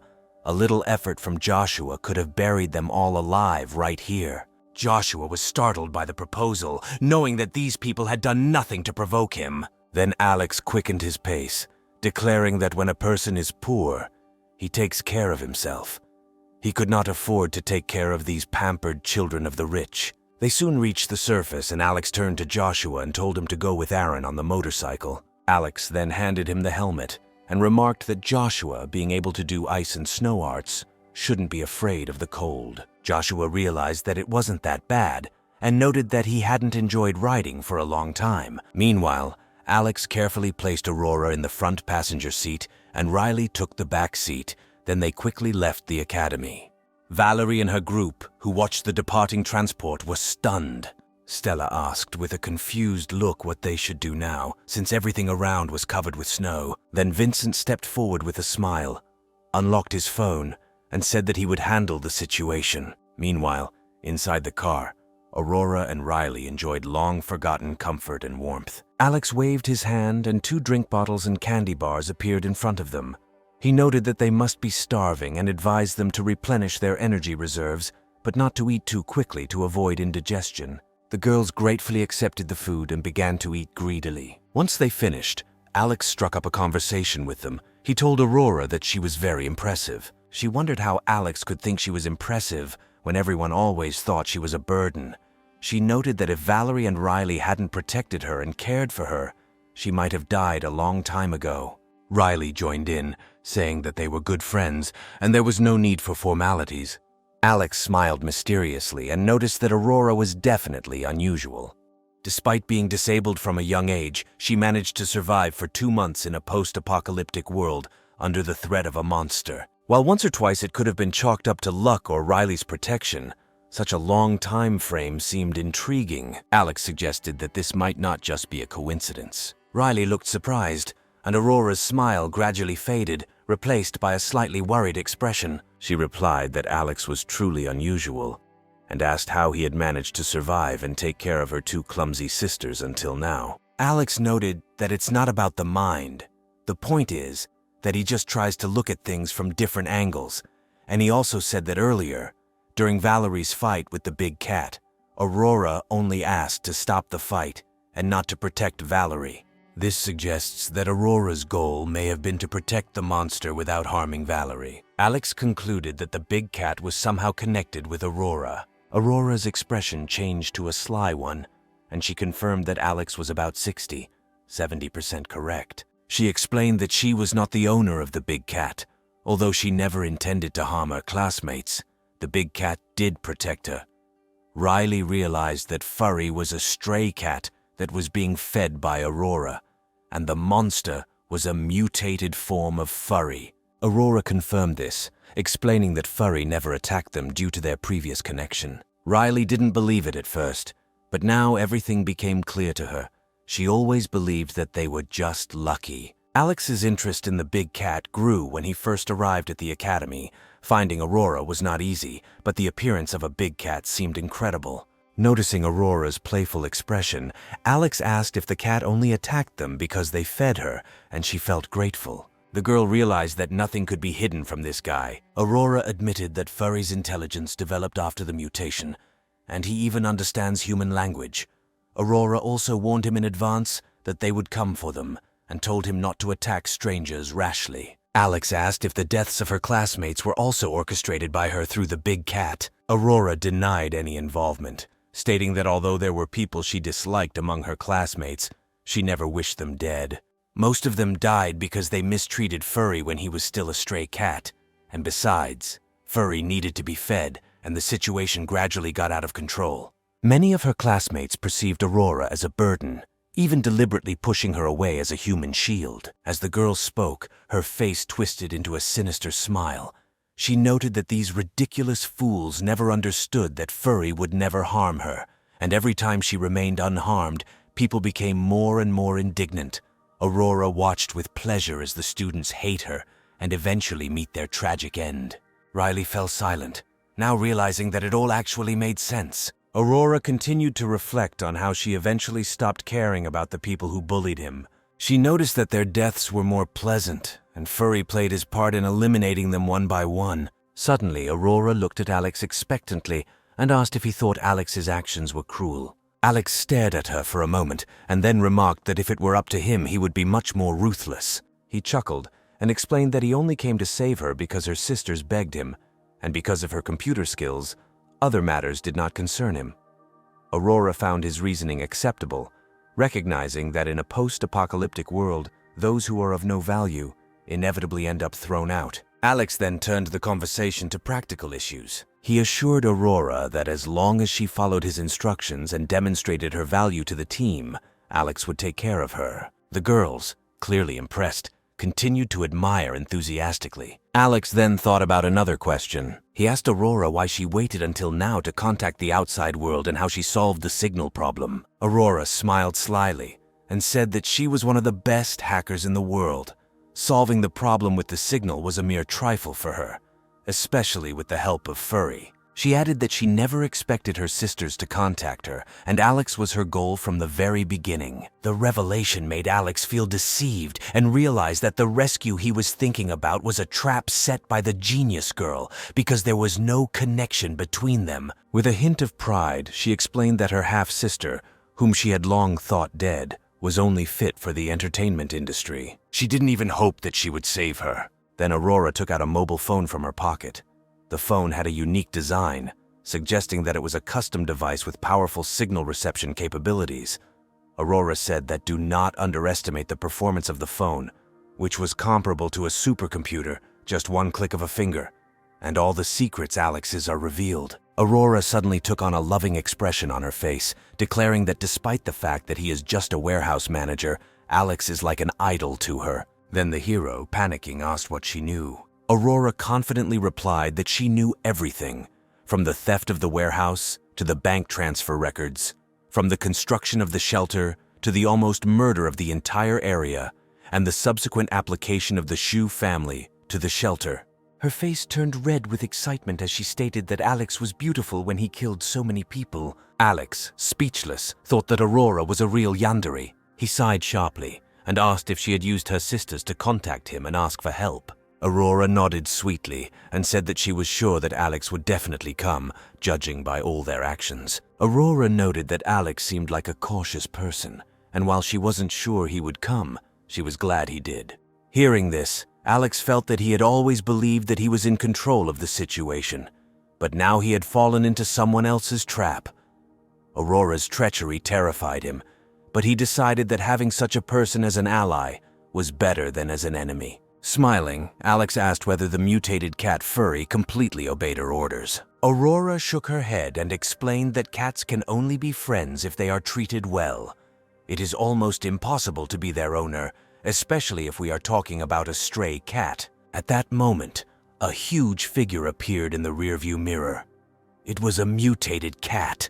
Alex muttered to himself that the cat seemed to be very attached to Aurora. Alex couldn't help but feel delighted. The big cat actually followed them. Combined with his relationship with Aurora, he still had a chance to get the cat to side with him. Seeing Furry chasing the car, Aurora opened the window.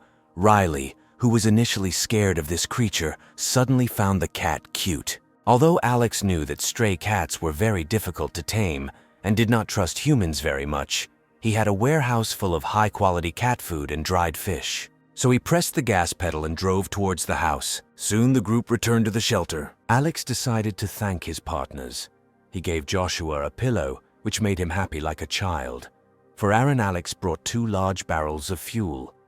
Just what he needed. Both Aaron and Joshua left happy, promising to help in the future when needed. Alex then led the 2 girls into the house. As soon as they entered, Riley exclaimed how wonderful Alex was, saying that this place was like heaven, and it was hard to imagine such a happy place existing in a post-apocalyptic world. Alex, patting Riley on the shoulder, said that if they behave well and help solve problems, then there will always be a place for them in the house. Suddenly, Aurora blushed and asked what kind of things were included in the help. Alex was speechless, deciding that the girl was very brave, but Riley did not understand the subtext. Then Alex knelt down, gently pinching Aurora's cheek, and said that for her age, she was quite knowledgeable. However, its main task is to maintain cybersecurity at home. Alex, realizing his capabilities, admitted that, despite the attractiveness of the girl, he is not one of those who falls in love with everyone he meets. Hearing Alex's words, Aurora felt an unpleasant feeling. She looked at her crippled legs and wondered if Alex was rejecting her because of her disability. At this point, Julia ran down the stairs excitedly.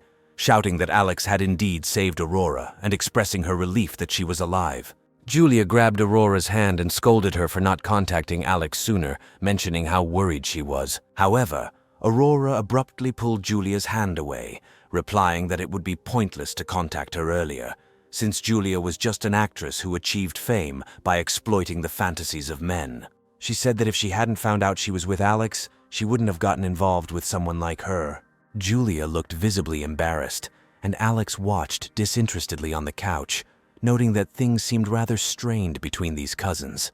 He understood why Aurora, a highly intelligent computer genius, would look down on a celebrity like Julia, who became famous for her looks. At that moment, Scarlett entered the room. She asked when their sister Aurora managed to change so much. After meeting, it turned out that Riley is from a highly educated family. Both of her parents are university professors. Julia complimented the girls, praising the strong genes and beauty of their family. Alex then stood up and patted Julia, instructing her to prepare food to welcome the new arrivals. He also asked Scarlett to prepare rooms for Aurora and Riley. The girls went to take a bath and soon the food was ready. During the meal, Alex began to assign responsibilities. He told Aurora that she would be involved in the cybersecurity of the shelter, which, in his opinion, would not be difficult for her. Aurora confidently assured him that she had everything under control. Alex then turned to Riley, who immediately tensed and sat up straight with her hands on her knees. He noted that, being an expert in mechanics, creating weapons and ammunition should not be difficult for her.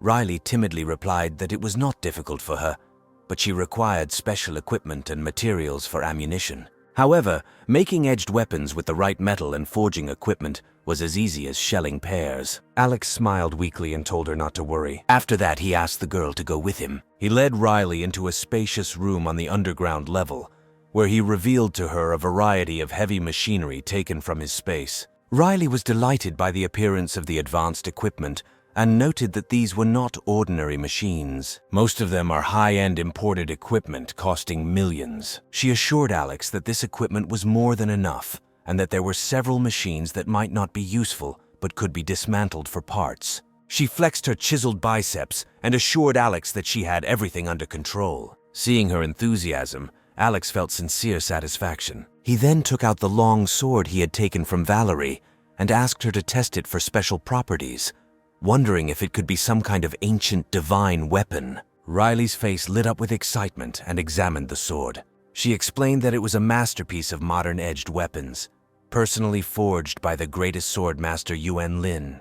While not an ancient divine weapon, it was the pinnacle of modern technology. It was made from adamantium alloy, a metal developed only 10 years ago and the hardest material known today. If it was made by a master, he could easily cut iron and even split diamonds. The sword was given to Valerie's teacher as a high reward for bravery while serving as a bodyguard, so it had great meaning to her, almost more than her life. Holding an unusual sword in her hands, Alex felt a secret excitement, understanding why this woman could fight a giant cat with such ease. Having such a treasure for self-defense was simply ideal. When dinner time arrived, Alex prepared a sumptuous feast to welcome Aurora and Riley. He thought it had been a long time since they had enjoyed warm food. Riley said that the school was well supplied, with many expensive cafeterias and a warehouse full of ingredients.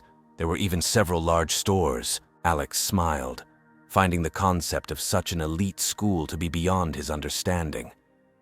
Riley looked at Alex with admiration and expressed gratitude for him taking them from there. She noted that without school supplies, they could have frozen to death. Alex looked at Riley and assured her that now that they were here, they had to prove their worth and he would make sure they were well fed and clothed. After dinner, everyone relaxed on the couch and Alex turned on the TV. Among the few news still airing, they received alarming news. The extreme cold that had lasted for 2 months had led to global turmoil. Regions fought bitterly for resources, and the concept of nation-states almost completely collapsed, with some armed organizations quickly rising up, using force to control resources and even enslaving survivors. Alex tensed, realizing that the situation was worse than he thought. Julia clung to him anxiously, expressing her fear and bewilderment that the situation had suddenly become so dire. The hero, maintaining his composure, explained that such a situation was to be expected. He noted that previously, these armed forces had shown a certain restraint, at least respecting the decisions of national leaders.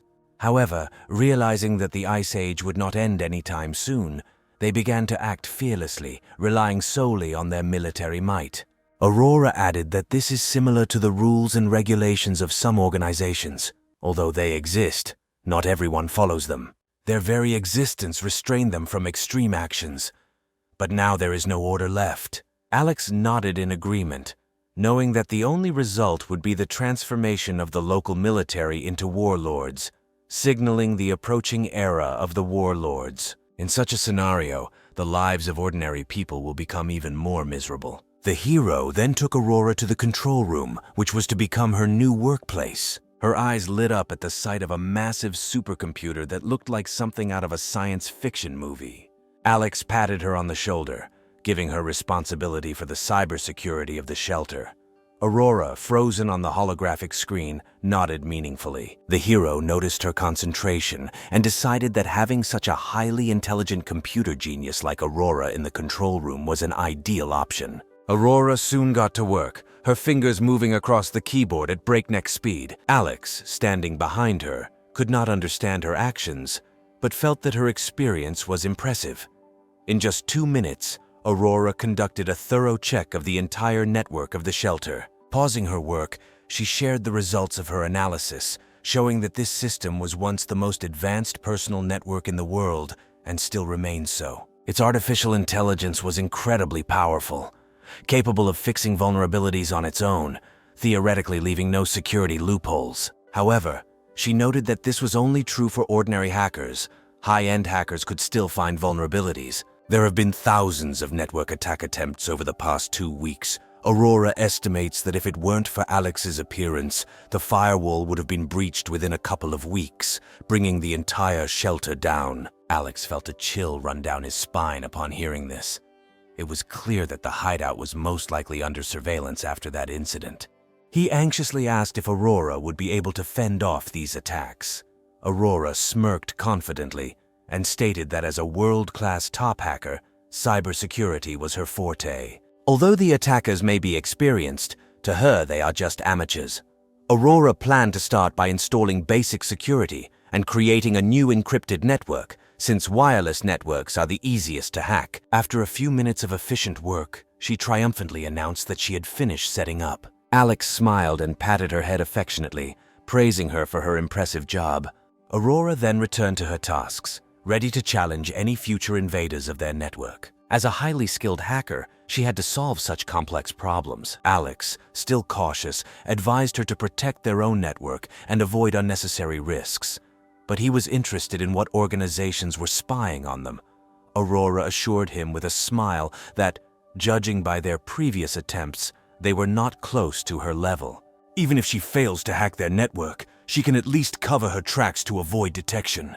At that moment, Scarlet burst into the control room and, trembling with fear, reported that there was a monster behind the door of the shelter. As it turned out, it was Furry. He was lying calmly near the building. Alex and Aurora exchanged glances and giggled, noting that the cat seemed unable to let go of Aurora and followed her. Aurora tilted her head, explaining that he only trusted her and must be worried to follow her. Alex considered this an excellent opportunity to tame the cat, which was very important because people living across the river could be in danger. With these thoughts, Alex took Aurora out of the control room. Scarlet, pale with fear, clung to Alex. Outside, a huge cat lay calmly in the snow and looked inside. Seeing Aurora, the cat closed his eyes and dozed off, looking tired and covered in a layer of snow. Alex thought that the cat must have been exhausted after the fight with Kevin. There were many wounds from swords on his body. Now he is tired, hungry, and in pain, which means it's time to tame him. Having decided so, Alex prepared to take Aurora outside, intending to feed the big cat. When Aurora appeared, the cat was delighted, but when she saw Alex behind her, she carefully stepped back. Noticing the cat's fatigue, Alex opened a portal to another dimension. Soon, piles of cat food and dried fish tumbled out. He picked up a bag of food and began to tease the big cat, inviting it to become his pet. The cat stared intently at the food. Alex was delighted, thinking that the cat would be easy to deal with as long as there was food.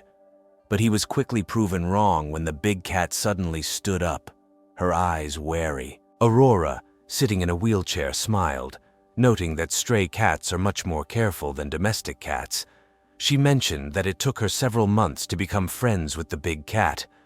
Alex had enough time to establish a trusting relationship with this creature, but he was afraid that it might attack the village across the river. After some thought, Alex told Furry that although he didn't trust him yet, he could still provide him with food. In return, the cat must promise not to attack the villages across the river.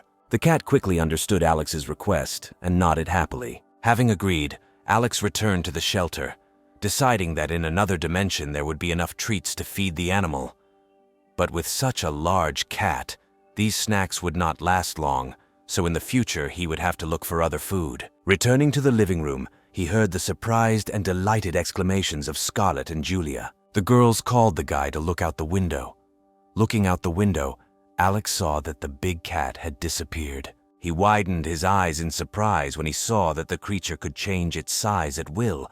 A giant mutant cat over 10 meters long turned into an ordinary cat. At that moment, Riley suddenly realized something. She explained that if the cat had always been that size, their dead classmates would not have been enough to fill its stomach. Aurora also analyzed the situation, noting that Furry's appearance was always sudden, which is illogical for such a large size. It was impossible for him to be so silent that even someone like Valerie's teacher could not detect him. All signs pointed to the fact that he could always change his size at will. Aurora suddenly furrowed her eyebrows in concern as she noticed the blood on Furry. Alex immediately bent down to take a closer look and was convinced that there was indeed a cut on the animal's body. Although the blood had frozen, the wound looked quite deep. It must have been inflicted by Valerie with her sword. However, Furry did not seem to be too worried about the wound, because such injuries do not pose a particular problem for a stray cat. Alex thought for a moment, deciding that he should prepare Furry's medicine the next day and take the opportunity to gain his trust. At night, Aurora and Riley slept in the same room. Riley, lying in a warm and spacious room, joked with Aurora that in the morning they were freezing and starving in a snow cave, and now they were in a heavenly room. Aurora smiled softly, saying that they owed their current comfort to Alex. Riley clenched her fists with determination, feeling that they had to prove their worth in the future and not disappoint Alex. Curious, Aurora asked what Riley was doing that day. Riley responded with excitement that Alex had familiarized himself with the equipment and might need to make a weapon. However, he appears to have no shortage of conventional firearms, so Riley will focus on studying ammunition and explosives. Aware of her duty, Riley spent the entire night thinking about Alex's possible needs. She decided that tomorrow she would definitely find out what he needed. Early the next morning, Riley shared her ideas with Alex, which coincided with his own thoughts. Alex believed that the traps outside were too primitive. They could scare off the shoe people, but were not sufficient for more organized groups. Therefore, mines and explosives are exactly what he needs. Riley confidently assured him that she would sort everything out. Meanwhile, after Alex and his group left the academy, Valerie led the students to the surface. Vincent, overjoyed, took out his phone to call his father, Diego, and ask for help. On the surface, the signal was stronger, and soon he contacted his father. Upon learning of their situation, Diego ordered them to remain where they were and not move, promising to organize their rescue. The students joyfully greeted this news, delighted at the prospect of leaving this terrible place. Some tried to contact their families but received no response, causing them to fear the worst for their loved ones. However, some students felt uneasy, wondering why Vincent's father, if he had the opportunity to save them, did not go looking for them sooner. While Vincent and the others waited quietly at the entrance to the cave, the mysterious base finally made its move. Suddenly, a strange noise was heard outside. Vincent, incredibly excited, rushed out of the cave entrance, shouting that his father had finally arrived. The rest of the students also stood up and hurried after, afraid to be left behind. Soon the guys left the snow cave. The first thing they saw was a dog team. The dogs were clearly unusual, looking like well-trained military dogs. At that moment, Valerie noticed that soldiers dressed in special uniforms came out of the sleigh. Instead of approaching them directly, the soldiers were talking among themselves, looking at the group of students as if examining animals. An agitated Vincent approached and asked if his father had sent for him. Then one of the soldiers lifted his helmet, revealing a somewhat gaunt face, and happily confirmed that he was indeed Vincent's father. Vincent didn't believe it at first, and only after a few seconds he vaguely recognized his father. His father, a high-ranking official, usually looked quite well fed, but this man in front of him had become almost unrecognizably thin. Embarrassed, Vincent hugged his father, but then expressed his displeasure at the delay in his rescue. He angrily shouted that his father should have come for him earlier and complained that he almost died there. Diego looked embarrassed, suggesting that they not discuss past affairs. He emphasized that the main thing was their safety and suggested that they go home with him first. At that moment, a soldier approached them and in a condescending tone asked what was in the school warehouse. He insisted that the supplies needed to be taken to the base. Only then Valerie realized that something was wrong. The soldiers did not seem to be going to save them. They were more interested in supplies. Vincent, without showing much zeal, said that there were indeed a lot of supplies under the snow, but there was also a mutated big cat there, which they could not compare with. The soldiers consulted among themselves a little, and the captain said that dealing with the monster would not be difficult. They assured them that they had experience fighting mutated creatures and instructed Vincent to lead the way, and they would handle the rest themselves. Panicking, Vincent said that he did not want to return to the dangerous snow cave, confident that these soldiers would not be able to keep him safe. So he pointed to Valerie and explained that she had found all the supplies for the students. Valerie knew their location better. Valerie took a deep breath and took the lead, saying she would lead them there. The soldiers then followed her to the cave entrance. They assured them that as soon as supplies were found, arrangements would be made for them. However, the students became worried. They felt that help should look different. Soon sounds were heard from the entrance to the cave, and a soldier leaned out and shouted to the students to come and help move their things. Having no choice, the guys obeyed. The soldiers ordered the students to load all the things they found onto the sled. Some students began to complain in whispers, asking why they were being used as labor instead of being rescued. They wondered why they were doing hard work if Vincent's father was supposedly the leader. Vincent, no less embarrassed, had always boasted that his father was the main man at the West Mountain base, but the current situation suggested that his father's position was not as high as he claimed. He calmly explained that in the icy apocalypse, the labor shortage meant there would be no extra hands.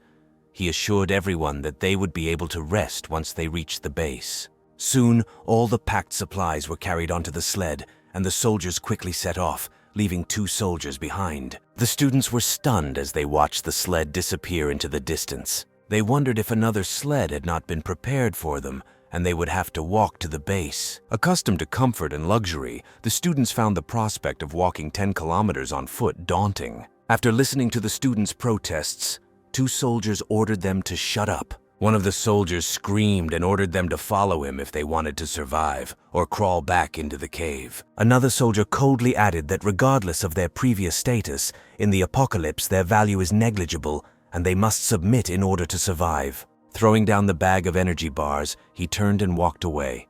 Some of the students were devastated and clearly unable to come to terms with this harsh reality. Then Valerie picked up the energy bars and called on everyone to gather their courage and follow the soldiers. She stressed that the school food had been taken away and that staying there meant certain death. Thanks to the moral support of the teacher, a flame of hope was lit in the hearts of the students. 2 hours later, they finally reached the entrance to the base. The giant iron door slowly opened, and followed by the 2 soldiers, the students hurried inside. They went down the stairs and walked for some time. The soldiers then ordered them to go further down the stairs. Soon the students found themselves in a spacious room where it was much warmer than outside. Excited and at the same time scared, they wondered what to do next. Valerie reassured them by telling them that they had not come all this way to be harmed. At that moment, the door opened and a group of people in protective suits with devices resembling spray guns came out. After that, they began to spray the students with an unknown liquid. Following them, a buxom middle-aged woman stepped forward and loudly ordered everyone to line up for disinfection as a precaution. She announced that a full body search would follow for the safety of everyone on base and demanded full cooperation. Soon, 2 medical workers arrived in the hall. By order of the woman, blood samples were taken from everyone for analysis. Then, under the leadership of the soldiers, The students were led into a room. Valerie and the students found themselves in a spacious room. Soon, a man in protective clothing brought in a large bowl of food, and the students exchanged wary glances, wondering what the white, viscous liquid was inside the cup. It smelled decent, and therefore, driven by hunger, the students grabbed spoons and began to eat greedily. The food tasted a little like yogurt, but it was definitely not yogurt. They barely had time to regain their strength when the door suddenly swung open and Diego entered the room, accompanied by a woman. Vincent, seeing his father, called out to him excitedly. The woman looked at Vincent, an ominous smile appeared on her face. Then she told Diego that his son looked strong. Diego responded obediently, confirming that it was indeed his son. Then the woman, with her hands behind her back, loudly announced that the results of blood tests showed that everyone was healthy and did not have infectious diseases or suspicious viruses. She noted that college students have good resistance, but stressed that they still need thorough cleaning. She then ordered everyone to line up, at which point the director pointed at Vincent and told him to come with her. Vincent's eyes lit up, and he began to brag to his classmates that Alex had told him that his father was in an important position there and would take care of him. Unlike the others, his classmates looked at him with envy. Diego then whispered in Vincent's ear, reminding him that these were unusual times and he had to follow the rules. He stressed that Vincent could not refuse what the leaders were asking him to do. Vincent nodded, somewhat puzzled, thinking that he might be appointed to an important job title. The director then put her arm around Vincent's shoulders and asked him to come with her. Everyone watched Vincent get special attention and envied him. Vincent then followed the director through the shelter, marveling at the vastness of the base. Soon the director led Vincent into the room and told him to take a shower. Vincent, who had not bathed for 2 months, was delighted at the prospect of a hot shower. He hurried to the bathroom and spent 15 minutes there. However, when he came out of the bathroom wearing only a towel, he was stunned. The half-naked director stood in front of him, wearing only her underwear, and her eyes were full of seductive intentions. Meanwhile, Valerie and other students were given new clothes, which seemed rather strange to them. They complained about the outdated styles and colors. At that moment, a woman with glasses looking like a manager entered. She ordered everyone to follow her, saying that she would take them to where they would work and live. The students lined up and, following the leader, felt a growing sense of anxiety. After that, the girl took the guys to another room when a large iron door rose, revealing a huge workspace filled with bicycles. To their amazement, they saw thousands of people pedaling vigorously, their faces blank, numb, and exhausted. The stunned student asked what these people were doing. The woman with glasses looked over her shoulder and explained that this was now their workplace. Their task is to generate electricity for the base and connect the bicycles to the power grid. She informed them that each of them would receive a manual on the rules of the base, which they must strictly adhere to or face serious consequences. She warned them that their rations depended on the amount of electricity they generated and advised them to work hard if they wanted to survive. Suddenly, one girl collapsed to the ground, cried bitterly, and grabbed the hand of Teacher Valerie. All the girls suddenly began to cry. Accustomed to a luxurious life, these young women had never experienced such difficulties and instinctively looked to their teacher for hope. They remembered the best times at the academy, when Teacher Valerie took care of everything, protected them, and found food. But now the situation was reminiscent of the workshops of the lowest words of societies. However, the female leader remained indifferent to their crying, advising them to save their strength to generate energy. She warned that otherwise they would not even have the strength to cry. Valerie consoled the students by telling them that they should focus on their work. Valerie then realized that this place was no longer a so-called official refuge. It had become a tool of some powerful organization. It seemed that her previous thoughts were too naive. The director, seemingly satisfied, got dressed and left the room. Diego waited outside all this time. When the director came out, he approached her with a bow. The director clapped her hands and noted that Diego's son had definitely inherited his talents from Diego. Diego responded with a goofy smile and said that those days were a thing of the past. The director then told Diego to put away the napkins and other items. She informed him that she would arrange for additional supplies to be given to him. Diego was overjoyed and expressed deep gratitude, thanking the director for her generosity. He told her to contact her at any time, and he will bring his son to serve her. After the director closed the door and left, Diego ran into the room, concerned about his son's condition. Vincent lay on the bed, exhausted. Diego looked at his son with a pained expression on his face and asked if he was okay. He then took a deep breath and explained that the rules of the game had changed. According to him, in order to survive, Vincent must be ready to accept everything, and over time he will get used to it. Vincent, with tears in his eyes, looked at his father and asked how everything could turn out this way. He was interested in why Diego did not tell him about the situation earlier, because he expected to continue living as a privileged official. Diego explained in a heavy voice that after the apocalypse, all the rules changed. The so-called position of chief became useless.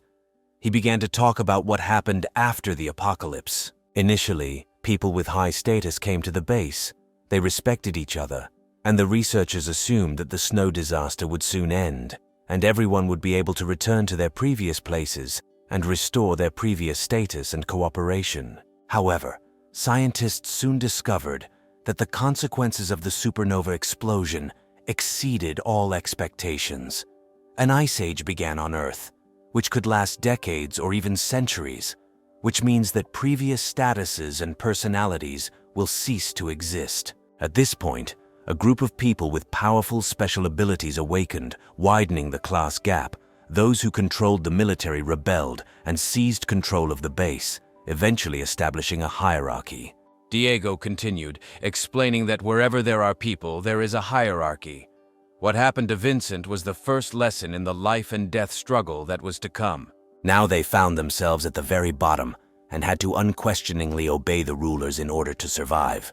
Meanwhile, Valerie and her students had their first day of work, and they were finally able to get some rest, only then beginning to realize the gravity of their situation.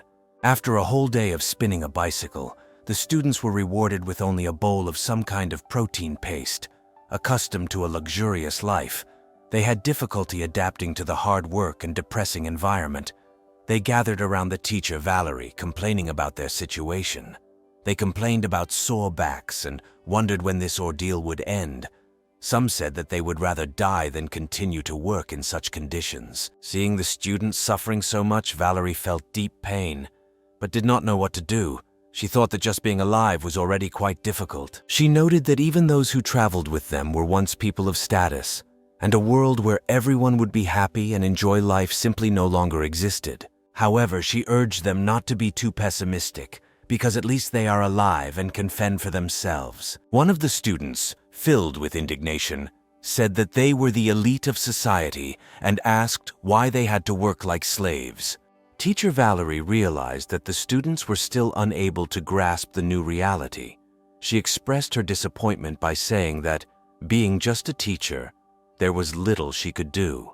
At that moment, the door suddenly opened and Vincent entered the room looking dejected. Everyone quickly surrounded him, asking if his father, being the leader at the base, could look after them. They expressed their reluctance to continue cycling and mentioned that even a clerical job would be better. Vincent responded with a grim look that everyone on the base had a role, and their job was to generate energy. Then Valerie approached Vincent and asked what he had done that day. Clenching his fists, Vincent explained that he had a better understanding of the current situation at the base. He said that now their situation is very dangerous, and from now on they will have to rely only on Valerie. After thinking for a while, Valerie seemed to understand the meaning of Vincent's words. Being an expert in martial arts, and now also possessing special abilities, she knew that it was only a matter of time before she became an important person in the current hierarchy of the base. Vincent then passed on the information he had collected. He revealed that the leader of the organization was Roman, a former high-ranking official who controlled the military. Many of his subordinates had awakened special abilities, and they quickly took control of the entire base, rearranging its order to run the organization more efficiently. Roman divided the base into 4 levels.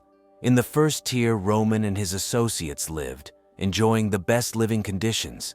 The second tier consisted mainly of leading scientists and doctors, whose living conditions were comparable to pre-apocalypse standards. The third tier housed the military, originally elite warriors. now powerful units with special abilities, living in a relatively carefree state. The bottom tier housed the bulk of the organization, doing the hardest work but receiving the fewest resources. They had no way out and were under close surveillance by a level 3 security team. Any act of disobedience was tantamount to suicide. The students were stunned by this revelation, with one girl, overcome with despair, screaming, asking if this meant they were trapped here for life. Vincent coldly replied that they were brought here to replenish the workforce, and if someone wanted to end it all, no one would stop him. He added that no one cares about their lives, and they can easily replace them with other survivors from outside. At this point, a tall one student angrily grabbed Vincent by the collar, blaming him for being the cause of their predicament. He blamed Vincent for revealing their location, causing their resources to be stolen and them to be captured and taken to this hellish place. Vincent simply stared back with an impassive expression and asked if he thought that staying at the academy would save them from being devoured by cat demons. Vincent then forcefully pushed him away and then turned to Valerie, saying that their only hope was Valerie's teacher. He emphasized that, unlike them, Valerie was a person with special abilities and such people enjoyed privileges, so Valerie should help them. Vincent's words turned out to be the last hope for the students. They quickly surrounded Valerie, pleading with her. They stated that as their teacher, it was her responsibility to take care of the students, and they could not handle the hard work. Valerie, looking helpless, replied that she was already keeping them safe, but there was little she could do about the division of labor at the base. She then turned around and laid down on the bed, telling everyone to rest as they would still have to get up and work the next day. Reluctantly, the students returned to their beds.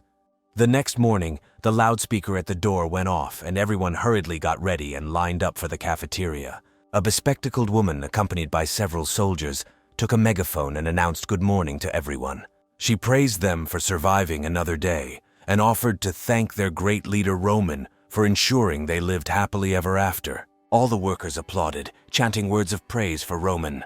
Valerie thought this was outright brainwashing. The bespectacled woman continued speaking into the megaphone, announcing that the base had rescued another group of survivors the day before and that they were now all one big family. She then invited the new family members to introduce themselves as all eyes turned to Valerie and the others, and there was warm applause. Valerie felt fear. She was familiar with this type of brainwashing. She knew that it was the famous herd instinct, and she understood that it would not hurt to be vigilant. Valerie took a deep breath. Although she understood the situation perfectly, she felt helpless. At this moment, the girl could only force her students to introduce themselves one by one. The bespectacled woman then called the morning meeting. Throughout the morning meeting, Valerie noticed changes in the expressions of her students. They seemed to gradually accept the new group and even began to communicate with the staff.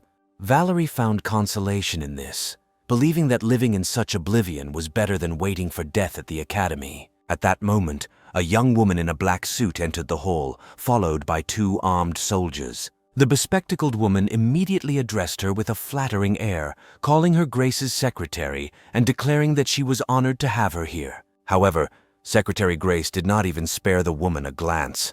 She took a megaphone and loudly announced that the day before they had rescued a new group of survivors and asked if Miss Valerie was present. When Valerie stood up calmly, the students looked at her with eyes full of anxiety.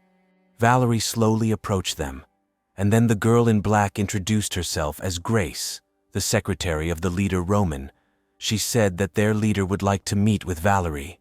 Hearing this, the entire cafeteria became agitated. Everyone began to heatedly discuss the fact that the leader of the organization really wanted to meet with the teacher and even sent a personal secretary for this. Such an appeal was seen as a quick path to high status. Hearing the noisy discussions, Grace's secretary raised her head slightly. Her gaze became stern, and at this moment, the cafeteria instantly fell into silence. She then smiled at Valerie and told her to follow her. After that, the girls headed down the spacious corridor. Soon Valerie reached Roman's office, where she was met by a good-natured middle-aged man about 50 years old. As soon as he saw Valerie, Roman walked up to her with a smile and took her hand. Showering her with compliments, he praised her for being such a responsible and wonderful teacher. thanks to whom many students were able to survive in such difficult conditions. Valerie was somewhat stunned by this unexpected reception and did not quite understand the situation. Roman, still holding her hand, invited her to sit down and expressed a desire to get her advice. Roman shared his vision for the base. Then he sincerely stated that he would like to use its power to maintain the base and preserve the new human civilization. Hearing this, Valerie immediately understood the nobility of Roman's intentions and readily agreed to help for the sake of the future of humanity. Roman's smile became even wider, and he said that he would arrange for Valeria to be placed on the second level.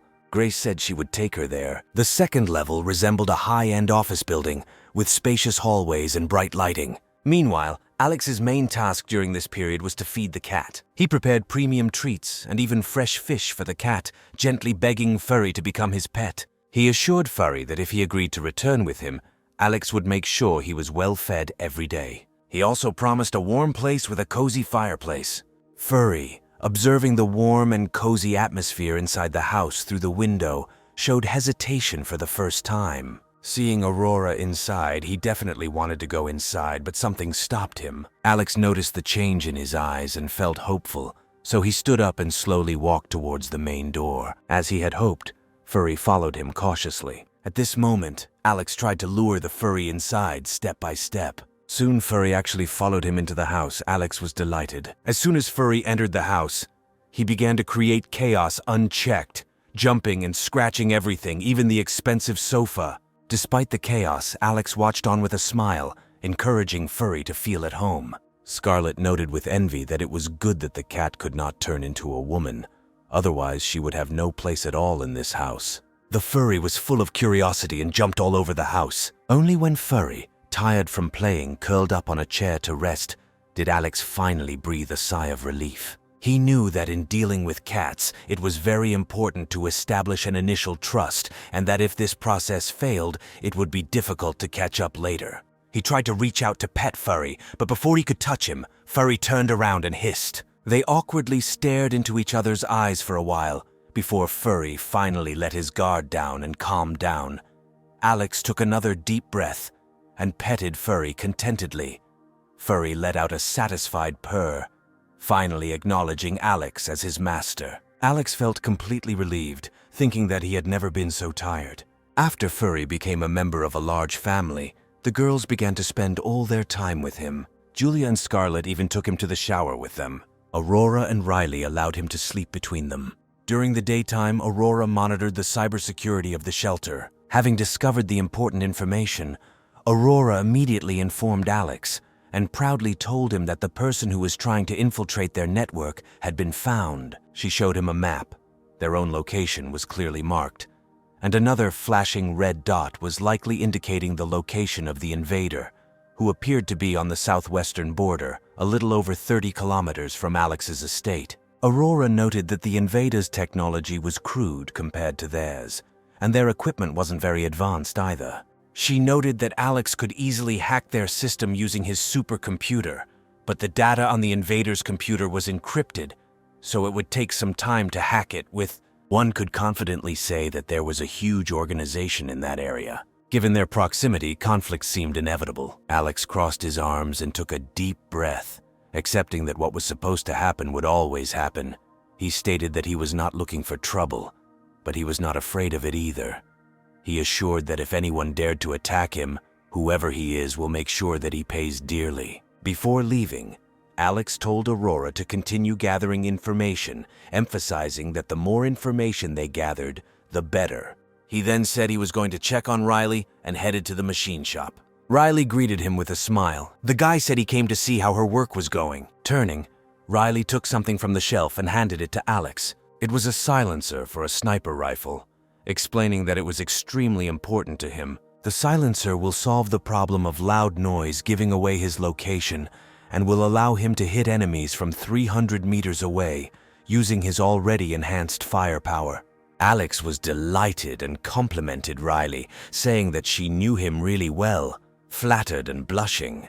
Riley shyly replied that he should try it and see if it worked well. She added that Alex can adjust and change it at his own discretion. In the midst of their conversation, Alex suddenly put his arm around Riley's shoulders and asked in a serious tone if she knew how to make mines, grenades, and other similar items. Her heart pounded at his warm hand on her shoulder. At first, the hero thought that it would be too difficult for the girl. However, she noted that, being an expert in mechanics, she considered such technologies less advanced than the new energy battery, and doubted that Alex was underestimating her. Feeling a little awkward, Alex realized that even geniuses need recognition. Riley then explained that, in fact, these items were outdated and were combat equipment from hundreds of years ago, which were unlikely to be useful now. They're basically just gunpowder, and with the right materials they can be made by an average high school student. She then turned serious, noting that times had changed. After the arrival of the extreme cold tide, modern high-tech weapons became useless, and aircraft carriers and aircraft were practically reduced to scrap metal. Alex mentioned that their hideout was attacked, although they did not yet know what kind of enemy it was. Most likely it was a powerful armed organization, so they needed to carefully prepare in advance and set up reliable traps around the hideout. Hearing this, Riley also became serious. Alex smiled and stroked her hair, reassuring her so that she would not worry. He promised that he would take care of everything else and would protect her as long as he was around. He gently pinched Riley's cheek and she was shocked by the gesture, instantly bursting into tears. Alex continued by saying that he had always felt a special connection with her since the first time he saw her. He noted that she looked like his sister, and he felt a desire to protect her. At this moment, Riley felt disappointed, thinking that she was just a sister to him. Before she had time to think about it, Alex continued his affectionate gestures, gently stroking her cheek. He told her to help him with his work and leave everything else to him, assuring her that as long as he was around, no harm would come to her. Seeing Alex's determined look, Riley's heart trembled. This was the first time a man had treated her so tenderly, and she was speechless for a moment. Leaving the workshop, Alex took a deep breath, feeling that he had once again stirred the emotions of an innocent girl. He thought that with someone as valuable as her, it was necessary to use benevolent tactics and use his charm. In the end, he could not cope with this situation without a person who would supply weapons for him. Alex then sent an urgent message to Joshua and Aaron. He said that they had discovered an unknown force that may have powerful military capabilities and was only 30 kilometers away from them. He warned them to be very careful in their actions, reminding them that the country had already collapsed, and anyone who claims to represent the state is a fraud. The most important thing is that they should never reveal their special abilities. Aaron and Joshua quickly responded, showing gratitude for the concern for their safety. Meanwhile, Alex was thinking that it was not yet clear what information the other party had, so Alex did not dare to rashly leave the shelter. As long as Alex remained in place, no matter how strong the opponents were, they could not do anything to him. Considering Joshua's position across the river, Alex knew that if those forces were truly after his refuge, then the city of Shu would be right in their path. With this in mind, he quickly sent Joshua a private message, telling him that if his village faced a danger it couldn't handle, he should urgently call Alex. In an icy apocalypse, Alex understood how valuable a user of ice abilities was and how important it was to keep such a loyal and capable ally safe. Meanwhile, Joshua looked a little worried after reading Alex's warning.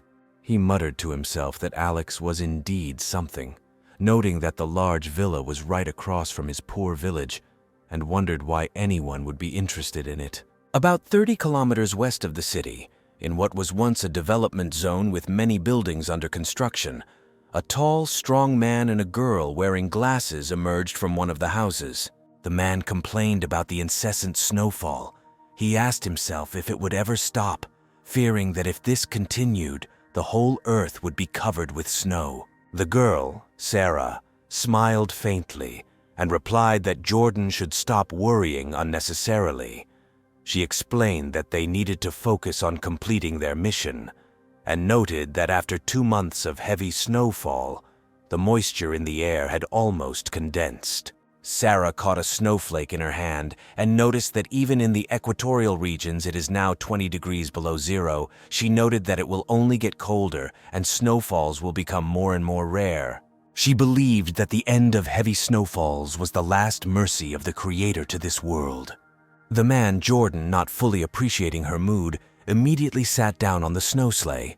Sarah, on the contrary, harnessed a large dog. She took the device out of her pocket, reported the completion of the task she had received several days ago, and received new instructions. They were originally limited to the Zishan area, but new orders required them to conduct a special search elsewhere. Although the objective was not specified, Sarah thought that it was likely not a particularly important task. She decided that they would simply do the necessary things and then return to base. After a long journey, Sarah suddenly looked into the distance towards the estate where Alex lived. She identified it as her destination and sat down on the sleigh, ordering him to be on alert. The girl ordered the large sled dogs to move along the river. Then they suddenly came across Shu Village. They were originally heading to Alex's house, but the sight of Shu Village, especially the huge ice castle in its center, took Sarah and Jordan by surprise. The appearance of Sarah and Jordan alerted the sled dogs, whose barking quickly attracted a large group of villagers. After the battle at the estate, the villagers were on alert, and any minor commotion put them on alert. Sarah and Jordan are again amazed that there are so many survivors in this cold apocalypse. One of the villagers, armed with a firearm, asked them 3 important questions: who they are, where they are from, and what they are doing here. Sarah explained that they were from a government organization aimed at finding survivors of a snow disaster. She asked them not to be nervous, and then showed them their documents. Acting Village Chief Connor examined the documents and, impressed by their form and behavior, decided to trust them. He quickly became hospitable and asked if they would like to go into the village for a visit. At his signal, the residents prepared food and drink, and the man also ordered to donate part of their supplies to properly treat the officials. However, some villagers were skeptical about this, questioning whether they should be treated this way. Connor calmed them down, saying that he needed to know who they represented. In these chaotic times, the village has barely survived, and making connections with powerful people could prove beneficial to the Shu family. Besides, they only offered a little food, which wasn't much. As everyone sat down at the table, Sarah and Jordan were struck by the lively and well-organized community, which appeared to be unaffected by the heavy snow and appeared to be well provided for. They questioned the village leader Connor about how he runs the village so well. Sarah expressed curiosity about their achievements upon hearing the question. Connor said that it was due to their family's indomitable spirit of self-sufficiency and resilience, assuring that even a snow disaster would not bring them down. He proudly noted that, as the head of the village, he played a significant role in this. He mentioned that he always reminded the villagers to be prudent and prepared, so most of them did not worry about food. Connor boasted that after the snow disaster in there, no one in the village died of hunger. Some of the village elders nearby were speechless at his statement, thinking that Connor really didn't hesitate to take credit for himself. They knew that he had been the head of the village for less than a week, and that all the achievements actually belonged to Silas and had no relationship with Connor. Sarah casually asked how much food the village had saved up. Connor, feeling more confident, replied that the village historically supplied 1/3 of the city's vegetables. Suddenly, as he was about to boast further, he realized that he shouldn't just reveal the village's food reserves so easily, since it could lead to trouble if the authorities decided to demand them. Meanwhile, the slightly embarrassed guests were waiting for an answer from the man. Then Connor quickly changed his tone and said evasively that most of the grain and vegetables had almost spoiled due to the prolonged snowfalls, and the villagers were having a hard time making ends meet. Sarah, who was not easily fooled, remarked that for such a large village, with probably hundreds of families living in it, the maintenance of livelihood was impressive. Connor continued to claim that most of the village was managing it well. He pointed to the ice houses they had built, attributing this success to his leadership. He claimed that these houses perfectly solved their housing problem, unlike other villages where houses were buried under snow, resulting in many freezing to death due to the lack of forethought of the village heads. Sarah and Jordan looked at each other in disbelief, secretly surprised that they never expected this old man to be so capable. Jordan remarked as he looked at the ice castle from the window that it was incredible that such a structure could be built in an icy apocalypse. He noted that the craftsmen in the village must be very skilled. Connor smiled, bragging about the skill of the village workers and downplaying the significance of their achievements. Then, to appease the leaders, the villagers lined up and brought long-hidden delicacies from their homes. Sarah grinned, thinking about how rich the village must be. At that moment, Connor approached them. He asked when the government planned to take action in connection with the snow disaster. Sarah and Jordan continued to eat and drink in silence until Sarah said indifferently that they had already made plans to help the victims and that they should be implemented soon. Hearing this, Connor and the villagers looked at the guests with hope. Because they were going through difficult times, he asked if any of the experts knew when the snow disaster would end. Sarah calmly replied that it should happen soon, and that the experts said the snow would stop soon, noting that the amount had decreased significantly recently. Jordan realized that with her calm and confident demeanor, the old man would be convinced by her words. Suddenly, Sarah asked if anyone in the village had observed strange changes after the snow disaster. Connor and the villagers were stunned for a moment, realizing that she meant Joshua. Luckily, Connor wasn't too stupid and responded with a forced laugh, claiming that everything was fine in their village and that they had never heard of such strange changes. Then Sarah and Jordan said that their mission was to find resources, but more importantly, to find mutants and return them to the base. She said that after the snow disaster, some people were mutated and acquired unusual abilities. She mentioned that the government values such people highly, and that they will be generously rewarded if they provide useful information. Connor debated whether to tell Joshua about the situation, since he had yet to receive any tangible benefit. Curious, Connor asked what the organization planned to do with these people. Sarah, now more confident about the existence of mutants in the village, replied that these powerful mutants would become the basis of their organization and would be crucial to rebuilding the community in the future. She assured him that if he provided useful information, the organization would highly value his contribution. Connor thought promises were easier to make than to keep. He believed that Joshua was the treasure of the village, and that without him after the snow disaster their village would be doomed. He thought that Anya could give him away so easily. Connor then pulled out his phone and offered to provide his contact information, saying that if they found anything unusual, he would report to the leaders immediately. At that moment, Sarah's expression suddenly changed. She stared at Connor and asked if there was something he wasn't telling them. The sudden change in Sarah's behavior startled Connor. His Connor froze in midair as he mentioned that they were all law-abiding citizens and assured her that there was no falsehood in their words. Sarah tapped her finger on the table and demanded that he make sure there were no mutants in the village, urging him to think carefully before answering. She warned that the organization was taking the matter very seriously and ensured that he would not get away with withholding information. Realizing that his lie had been figured out, Connor was embarrassed, but quickly thought of a way out of the situation. He whispered to Sarah that they really knew about the strange man, but he was not from their village. He said that this man lives in a villa opposite their village and his name is Alex. Hearing this, Sarah's eyes lit up. The name coincided with the purpose specified in her special assignment, and she was incredibly happy about this coincidence. Jordan also realized that this was a great opportunity to gather more information. Then, Connor told everything he knew. He described Alex as a ruthless devil whose house is surrounded by traps. A few days ago, they tried to borrow some resources from him, and he, without saying a word, killed hundreds of their people. The villagers, fueled by indignation, spoke up, claiming that Alex was definitely not normal and that his methods were extremely cruel. Watching the unbridled anger of the residents, Sarah thought that this did not look like an act. Jordan asked if they knew anything about his abilities. However, Connor replied that they did not understand abilities or mutations. They only thought that his abilities were beyond the capabilities of an ordinary person. He mentioned that Alex's house was surrounded by traps, that he has a snowmobile and a sniper rifle. Hearing this, Sarah closed her eyes in disappointment. Understanding the mutant's abilities was extremely important to fight him, and without this information, they had nothing to do. Soon, Sarah and Jordan finished their meal and prepared to leave. Connor walked them to the entrance of the village.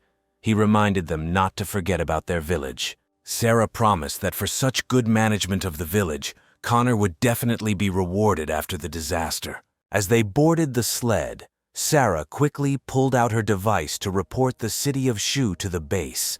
She reported finding a large village with an estimated 2,000 survivors, which she estimated contained significant food supplies, and traces of mutants had been found there wasn't. Jordan, puzzled, asked why they were misleading residents with false promises of restoration and relief plans, and wondered if it was all nonsense. Sarah looked at Jordan with contempt and explained that if they hadn't tricked them, they wouldn't have treated them so well. Without a little intimidation, they wouldn't have provided accurate information. Jordan chuckled, noting that the villagers seemed so simple and honest. He wondered if it was too cruel to deceive them in this way. Sarah replied that she told them what they wanted to hear, and as long as they were grateful to her, she didn't care about the rest. Jordan was still not convinced and asked what would happen if the villagers found out that everything they said was a lie. Sarah then confidently replied that they were representing the government, and whatever they said would be taken as legal. When the time came, she would have a new script ready. After some time, Sarah and Jordan prepared to meet Alex.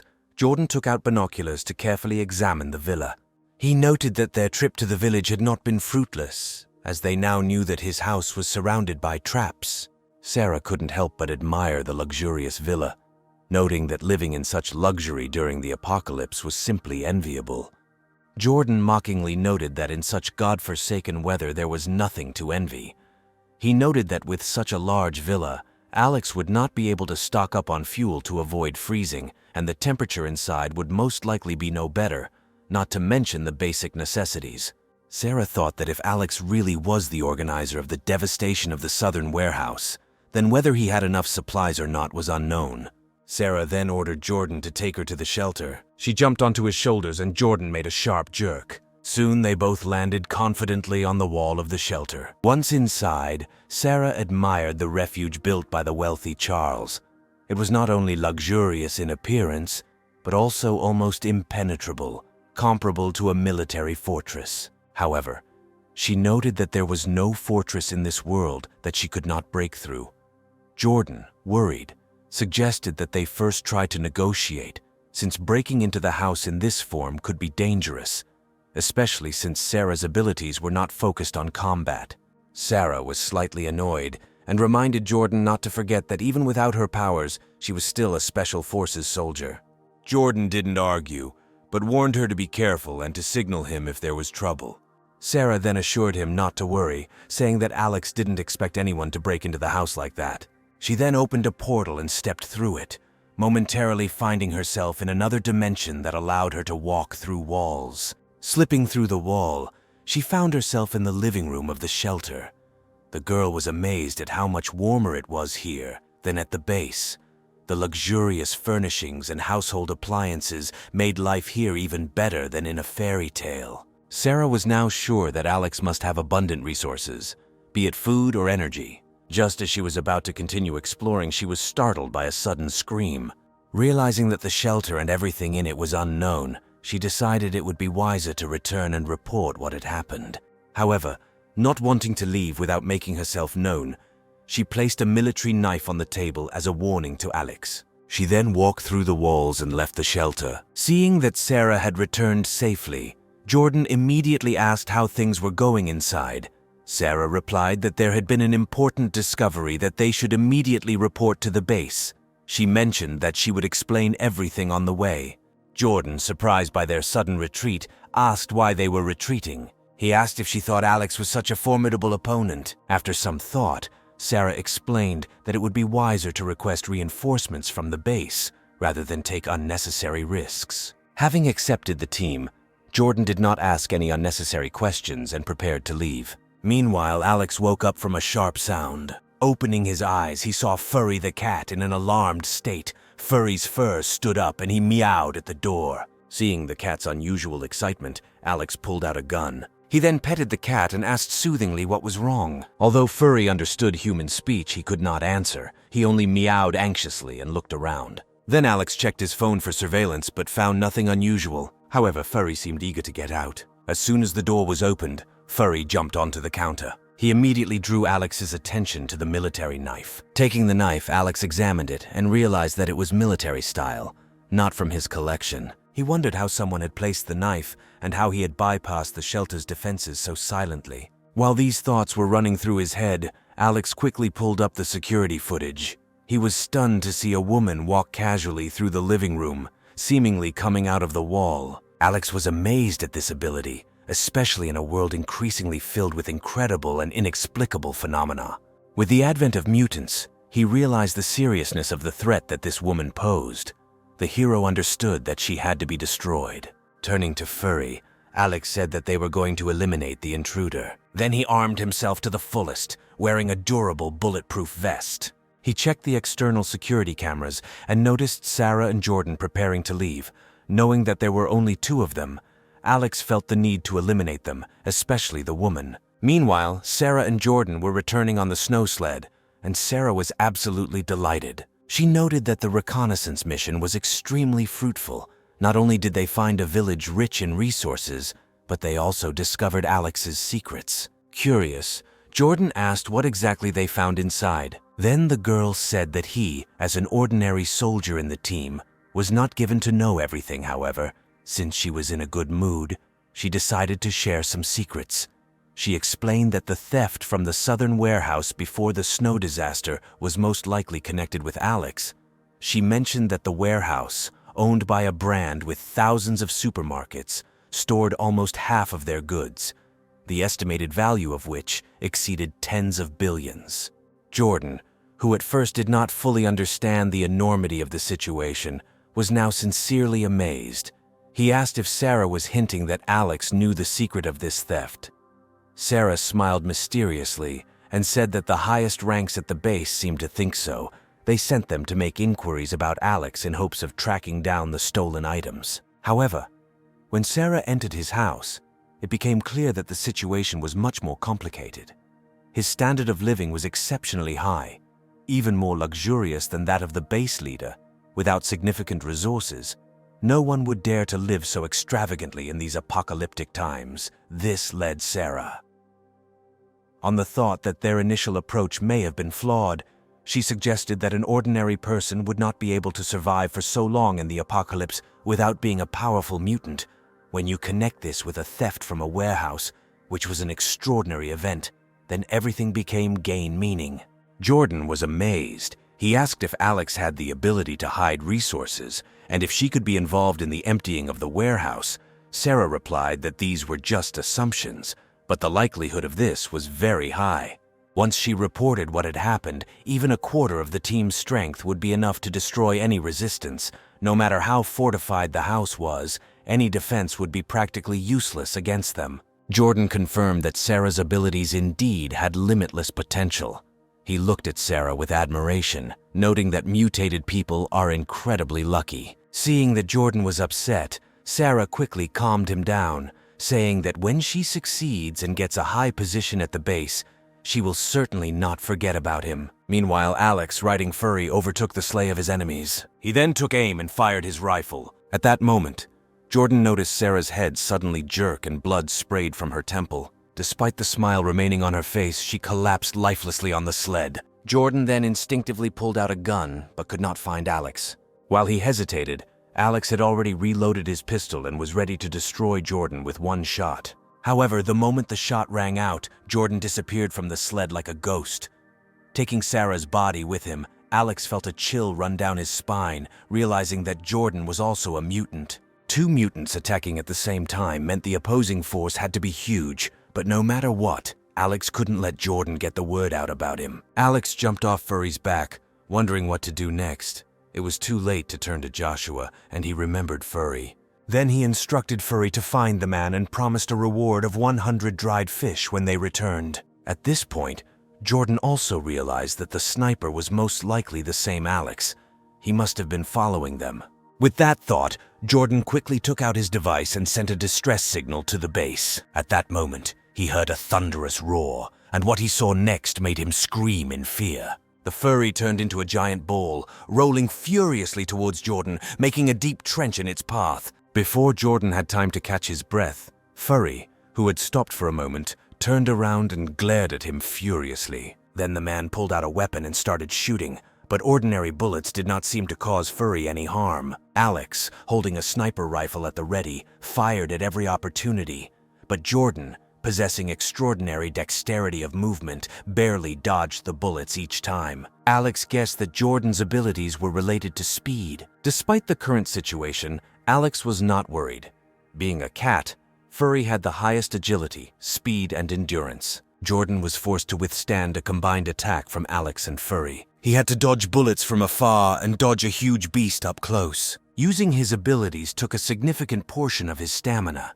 He soon began to weaken, and thanks to the increased lethality and accuracy of the bullets, Jordan barely had time to dodge the shot before the Furry immediately pounced on him and bit into his shoulder. Facing death, Jordan punched Furry in the eye, attempting to bring the beast down with him. But Alex quickly fired another shot, hitting Jordan square in the forehead. When both mutants were dead, Alex approached them. Suddenly, Furry rushed towards the bodies lying on the ground, meowing. Alex looked closer and saw that the woman's body was surrounded by a golden glow. When Alex reached out his hand to touch her, he was overcome by an indescribable feeling that flashed through his brain, as if some instinct had awakened. He seemed to have absorbed the power of this woman. Realizing that mutant powers could be absorbed by each other, Alex hugged Furry with delight. Having absorbed Sarah's power, Alex looked at Jordan's body with some bewilderment. He was interested in why. Despite the fact that Jordan was also a mutant, he did not feel any energy shift. As Alex touched the bodies, he moved them to another space and removed the blood stains at the crime scene. He reflected on the fact that the world was becoming more and more incomprehensible. Having dealt with the two mutants, Alex hurried home.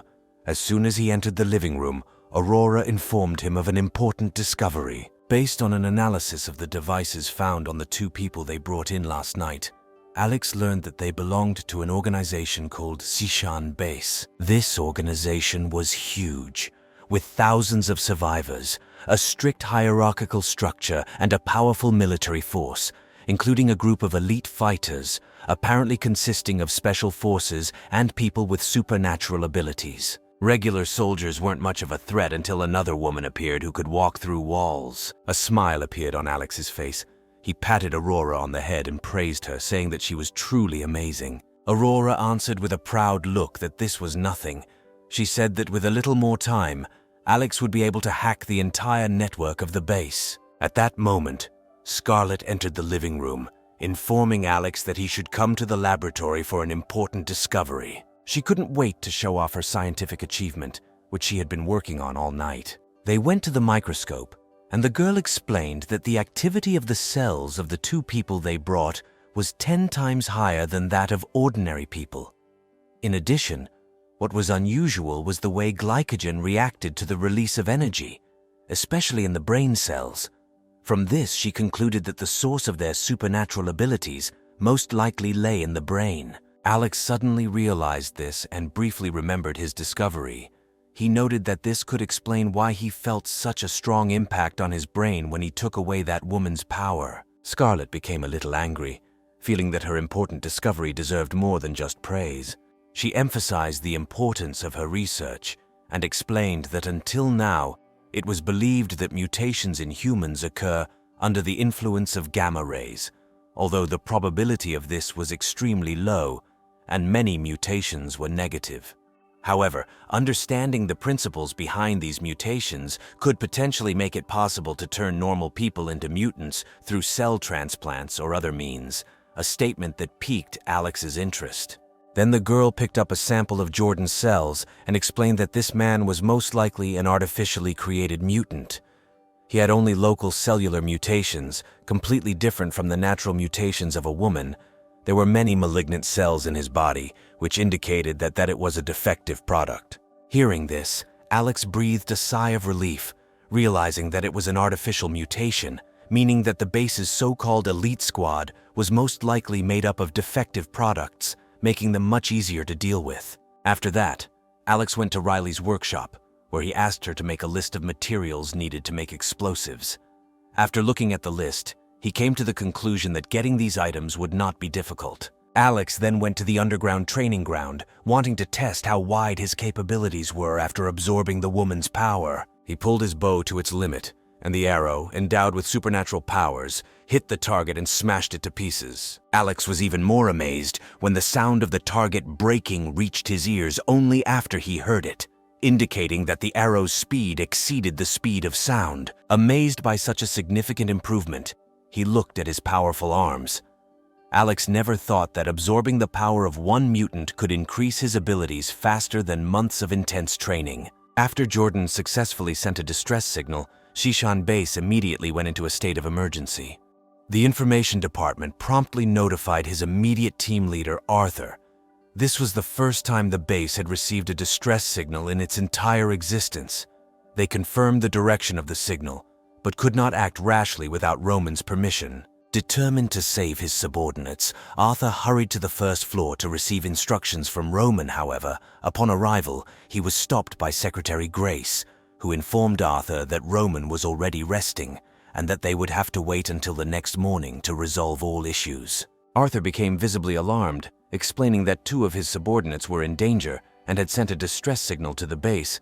He insisted that he urgently needed to meet with Roman and ask for support. Grace smiled, saying that she understood Arthur's feelings, but stated that they could not disturb Roman's peace. Arthur then became angry, declaring that his crew members would not have issued a distress signal if they were not in mortal danger.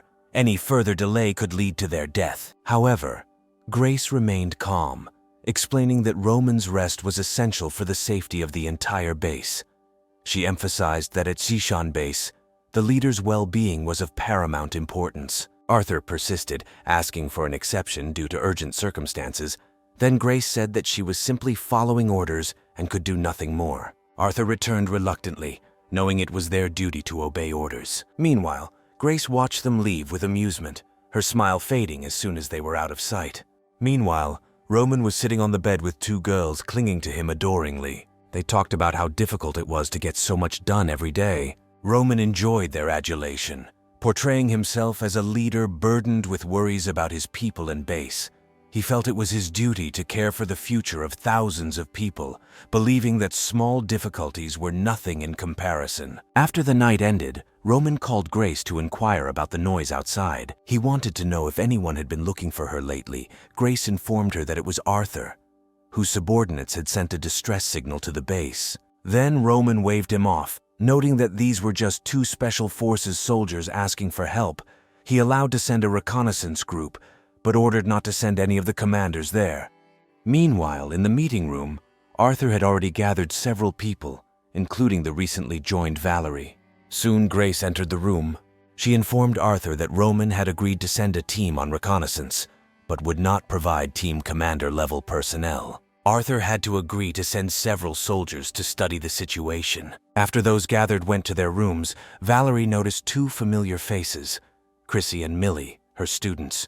Valerie called out to them. Millie, seeing Valerie, beamed with joy and greeted her, saying that she was glad to see her again. Valerie was surprised and asked how they ended up on this floor. Then, Millie smirked and explained that they had their abilities. As long as they served Roman, they could live on the elite like Valerie. Otherwise, they would end up on the 4th level like their classmates. Valerie was puzzled and asked what Millie meant. Millie wanted to say something else, but Chrissy stopped her, advising her to speak less to avoid unnecessary trouble. Valerie wanted to ask more questions, but Millie said she had nothing to tell her. Millie mentioned that since Valerie abandoned them, many of their classmates were taken away one by one. With tears in her eyes, Chrissy said neither returned. Having said this, she quickly turned around and left, apparently afraid of being involved. Valerie was left confused. She did not understand why the students mysteriously disappeared after she was transferred to another floor. The girl assumed that they were assigned to new positions. While Valerie was heading to her room, Vincent suddenly turned to her. Vincent said that if Valerie wants to find out where her classmates disappeared, then she should go with him. Following Vincent into the corridor, Valerie learned that recently, due to special work, he was periodically called to the 2nd level. On one of these occasions, Alex accidentally saw two people in protective suits carrying a long bag across the territory. This bag most likely contained one of the missing students. Deciding to get to the bottom of the truth, Valerie told Vincent to first return to the hostel while she secretly followed the man. Taking advantage of the moment when someone was changing clothes, Valerie knocked out the employee and quickly put on his suit. Mixed with the workers, she headed into the room behind the other workers. At the entrance, there were two people with weapons in their hands. The worker leader laughed and noted that this was the 8th failure recently, noting that the bodies were still difficult to adapt. Valerie was filled with confusion and fear, wondering what they were trying to adapt to.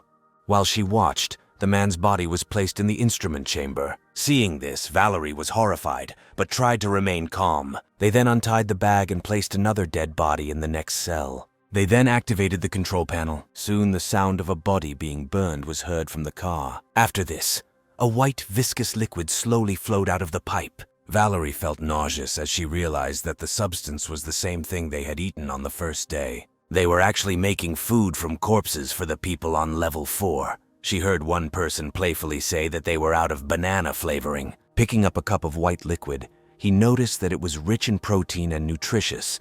He added that if you didn't know what it was made of, it was quite effective in replenishing energy. Having learned the secret of the white liquid, Valerie could not resist and rushed to the bathroom where she vomited.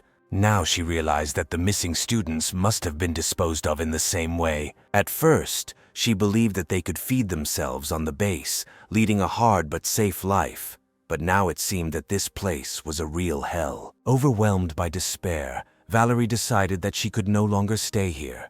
She needed to find a way to take the children and leave, but at the moment, she felt completely powerless. Meanwhile, the base, under Arthur's leadership, dispatched a 30-man Special Forces unit. Following the tracks, the team quickly found Alex's hideout. By order of Commander Arthur, the group formed a tactical line and carefully followed in Alex's footsteps. Suddenly, one of the soldiers felt a strange sensation near his leg. Before he could react, a powerful explosion occurred. Arthur only had time to shout out the soldier's name before he was blown to pieces. In the post-apocalyptic world, all comrades were like brothers. Therefore, the death of his brother right before his eyes filled Arthur with rage. He immediately ordered his soldiers to open fire on Alex's shelter, but their bullets did not leave any marks on the walls. Not even a scratch was left on the glass. The commotion outside alerted Alex, and he quickly rose from the basement. Realizing that the Shishan base had sent a command, he immediately activated the protection device. At the end of the voice command, a protective screen instantly enveloped the entire shelter. From the inside, Alex could see what was happening outside, but nothing could be seen from the outside. Watching the fully armed team outside, Alex muttered that a worthy opponent had finally appeared. He considered it beneficial to use against such an enemy a shelter designed for confrontation with professional military personnel. Soon, Arthur ordered the senseless shooting to stop and decided to first disarm the ground traps. After some time, one of the soldiers discovered a strange device buried in the snow. At this moment, Alika decisively pressed the remote fuse button. The power of the anti-tank bomb was amazing. It instantly killed the soldiers closest to her. Arthur's eyes were bloodshot with rage, wondering who this enemy was and why he had something that only elite troops had. This scene caused many to think about retreat. The second in command hurriedly stepped forward to urge Arthur to return to base and receive instructions to avoid further casualties. Second in command, Jace was still sensible and already felt that this enemy was not someone they could handle. However, Arthur vehemently rejected the offer, stating that they were a rescue team sent to the site. If they had to return for backup, it would ruin their mission. Arthur insisted on continuing the attack, arguing that the shelter must have weak points and that they must gather more important intelligence about the villa. Meanwhile, Julia watched what was happening with a worried expression on her face. It seemed to her that they looked so professional that they might not find a single flaw. Alex, however, did not panic at all. He was very confident in the shelter, which he checked every day. There were no external vulnerabilities. Julia was still worried and suggested that they might have to take the initiative and attack to stop the search. Alex replied that it was actually quite easy to attack them. He just wanted to know what other methods they could use. After conducting an investigation, the fighters came to the conclusion that the villa is a formidable iron fortress made of the most modern materials. Its only drawback was that it could not lead the offensive. They looked helplessly at the villa, noting that such a structure was not surprising to see in a wealthy area. They explained this by the rich people's fear of death, which led to the creation of this iron turtle.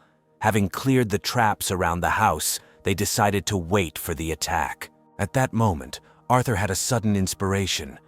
He suggested concentrating explosives to blow up the corner of the house, and then rush inside and finish them off. The deputy commander estimated how much explosives would be needed. Arthur chuckled, saying that on the battlefield, even the most fortified bunkers could be blown up with enough explosives. He doubted that a villa could be more fortified than a military bunker. If they concentrated all their forces, they would definitely be able to do it. Soon, each fighter placed his explosives in the weakest place, in his opinion, and prepared for detonation. Seeing this, Alex immediately rose from his chair and promised to teach them a good lesson. Having placed all the explosive devices together, the leader decisively pressed the detonation button. This was followed by an explosion, and everyone thought that if it did not level the building, it would at least create a gap. Everyone eagerly moved forward to view the aftermath of the explosion, but when the dust settled, everyone was stunned. There was a deep hole in the ground, but the main building looked completely undamaged. Under the wall, everything was covered with black material, meaning the villa was an alloy fortress. Team leader Arthur was stunned. It looked like they really needed to go back and ask for backup because the weapons they had weren't enough. They needed to call in a demolition team with more explosives. At that moment, Deputy Commander Jace's men brought the box. Opening it, Arthur saw a heavy sniper rifle capable of destroying a tank with one shot. Jace took aim confidently at the glass of the shelter, declaring that even if it was bulletproof, it was unlikely to withstand his shot. Just as Alex reached the second floor with his sniper rifle, a loud shot rang out, startling him. A creaking sound of friction could be heard from the outer glass. Alex walked closer and saw a small scratch on the glass. This was serious. If they fired millions of rounds, the glass might crack. Meanwhile, Jace, holding a heavy sniper rifle in his hands, suddenly fell silent. After 2 seconds of silence, he burst into tears, stating that he had used this cannon to break into bunkers before and wondered why it couldn't penetrate this villa. Arthur went over to console him, admitting that the villa's defensive strength might be even more formidable than that of their base.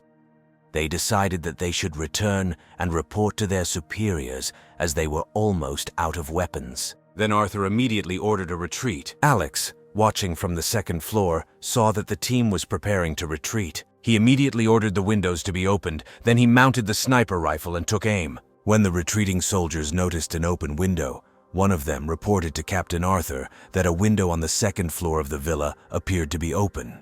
Without hesitation, the soldiers began to shoot. However, their bullets disappeared before reaching Alex. The hero grinned, noting that this sniper rifle should definitely be in his arsenal. As they opened fire, Alex pulled the trigger as well, aiming for the soldier carrying the box.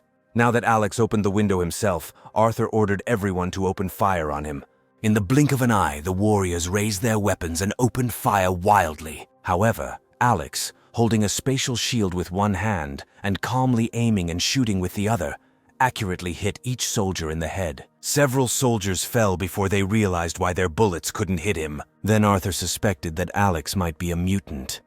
Jace next to him also wondered if Alex's ability was immune to all attacks. Arthur immediately ordered a retreat, realizing that if Alex was truly a mutant, then they would not be able to defeat him with just one command. All the soldiers turned and ran. Arthur shouted to his comrades not to worry about their dead brothers just yet and to quickly find shelter. Meanwhile, Alex noticed the two team leaders through his scope and took aim at them, but before he could shoot, Arthur and Jace instantly disappeared from their places, narrowly avoiding his attack. Alex was familiar with this scene. A similar move had taken him by surprise during his fight with Jordan. He wondered if the two were similar to that man. Mutants transformed through modifications and possessing almost the same abilities. He realized that only two people seemed to have special powers. Then Alex developed a plan and fired another shot, this time aiming not at the head, but at the legs of the soldiers. Several soldiers who failed to dodge in time fell to the ground, clutching their legs in agony. Their comrades, seeing this, desperately wanted to rush to help, but Arthur stopped them, saying that rushing to help now would be suicide. Remaining calm, Arthur immediately came up with a countermeasure and ordered his team to throw smoke grenades. Instantly, everything around the wounded soldiers was filled with white smoke and blazing flames. Alex could not help but praise the soldiers for their professional discipline. He then grinned evilly and changed the direction of the spatial gate. In the next second, All the bullets that had dug into the alternate space suddenly rushed out like a strong storm, killing the soldiers instantly. Trembling, the soldiers said that this man was not a man and that they could not resist him. The young soldier, completely broken, shouted to Arthur to give a distress signal and asked the base to send a battalion. Then Arthur grabbed the soldier by the collar and told him to be quiet, saying that they had come to save others, and asking for help alone would ruin their mission. The soldiers looked at their captain in complete despair with frightened eyes. They believed that Alex was an invincible opponent, and they felt powerless to resist him. The SWAT team found themselves in a difficult situation, but Second-in-Chief Jace tried to calm everyone down, saying that the fact that Alex was hiding inside and not coming out showed that he was still afraid of their power. He urged them not to lose heart. Arthur, looking worried, seriously pointed out that Alex's marksmanship was as good as theirs and that they could get shot at any moment. They couldn't just keep hiding. Then Jace drew a plan in the snow explaining his strategy. He noted that the villa had blind spots. If they could break through the few houses in front of them and move through them, then as long as they were out of Alex's sight, even the best aim would not help him. Alex, standing on the balcony, guessed their escape plan. Meanwhile, at the Shishan base, Roman received a report from his secretary Grace. He frowned thoughtfully when he read that 12 soldiers were killed and Arthur and Jace were ineffective and caused great damage to the base. Grace then suggested that they should be severely punished to set an example for others. Roman thought for a moment. In the past, he would have executed Arthur and Jace without hesitation. But now the base was short-staffed, and they did bring important intelligence. He decided that it was not their fault. The enemy was too strong. However, he was interested in the origin of this shelter. Since he had not heard of it before, he asked if there was any information on this matter. Then Grace handed Roman a tablet with a map of the city, on which several important places were marked. The most likely suspect for stealing items from the warehouse and occupying the villa was the warehouse manager, Alex. The original owner of the hideout was billionaire Charles, who was rumored to have spent $1 billion building it 10 years ago. At the time, this was considered just fun news, but now engineers claimed that the defenses of the shelter could exceed the defenses of the Shishan base, but how Alex captured the shelter remained unknown. Roman couldn't help but notice that the young man really was the chosen one, so lucky in his eyes. For him, Alex was just a minor figure. Roman picked up the report again and read it carefully. It said that the manager of the southern warehouse had the innate ability to be invulnerable to bullet attacks. Suddenly, he realized what the matter was. The place where Sarah ran into trouble was only a few kilometers away from Alex's villa. He theorized that Alex might have chased her out of the shelter to kill her, given her ability to walk through walls. It is likely that she discovered some secret that sheds light on Alex, and this gave him a reason to kill her. And the biggest secret in the apocalypse was resources. A sharp gleam appeared in Roman's eyes. It seemed that the billion-dollar resources of the warehouse were most likely at Alex's disposal, hidden with the help of some abilities. Excited, Roman exclaimed that this explained everything and that they should capture Alex. Grace, slightly taken aback by this discovery, did not forget to flatter Roman by congratulating him for finding a huge amount of resources for the base. Roman nodded in satisfaction, clearly intending to take credit for the potential discovery of the resources. He began to fantasize about the prosperous life ahead, as if the resources were already in his hands. He thought that if they obtained these resources, they would be able to feed the base for decades. Throwing the folder on the table, he ordered that Valerie be brought to him as soon as possible. Meanwhile, Roman gave instructions to Arthur and Jace's teams, ordering them to temporarily travel to the village across the river. Joshua hurriedly called Alex and told him that something terrible had happened. Alex immediately guessed that the soldiers might have gone to the village. He advised Joshua not to panic and to remember that these people are not the so-called government.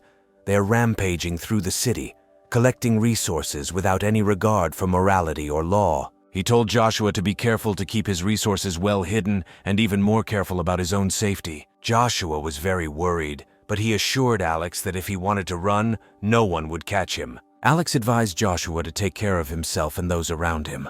Suddenly, the hero's tone turned icy. He reminded Joshua that he had always treated him like a brother and assured that if he ever decided to betray him, then he should remember the consequences.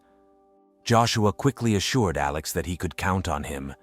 Initially, Alex wanted to call Joshua to the hideout, but then he changed his mind. He needed more information about the base, and he asked Joshua to try to find out as much as possible about the movements of the soldiers. However, Joshua did not want to agree, noting that undercover work is not his strong point and the soldiers scare him. Then Alex assured him that he was asking not to fight them, but just to reconnoiter the situation a little. If he manages to get important information, for this he relies reward. Joshua's face immediately lit up at the promise of a reward, and he assured Alex that he would handle it just fine. Meanwhile, the village chief attended to the soldiers, arranged for them to spend the night, and asked all the families to provide food and drink for them. When Joshua approached the headman from behind and called out to him, the headman turned around and scolded him. He asked why Joshua did not hide at home as he had ordered. He warned that if the soldiers found out that Joshua was a mutant, they could take him away, which would be a disaster for the village. Joshua smiled in response and stated that sooner or later his abilities would become known. Even if the villagers remained silent, he would not. Could be sure that people from the neighboring villages would not spill the beans. They might think that he was hiding something and would become wary of him. He decided that it was better to admit it now and use the opportunity to get closer to the soldiers. After some thought, the village chief found Joshua's proposal reasonable. He brought Joshua to Arthur and the others, introducing him as his grandson Joshua, who is a mutant. Hearing that Joshua is a mutant, everyone looked at him in surprise. Arthur approached and asked what Joshua could do. In response, the guy pointed to the snow houses and explained that Alex built them himself. He then demonstrated his ability by lifting a sheet of snow into the air with a slight gesture. Arthur, excited, grabbed Joshua by the shoulders and exclaimed that he was simply amazing.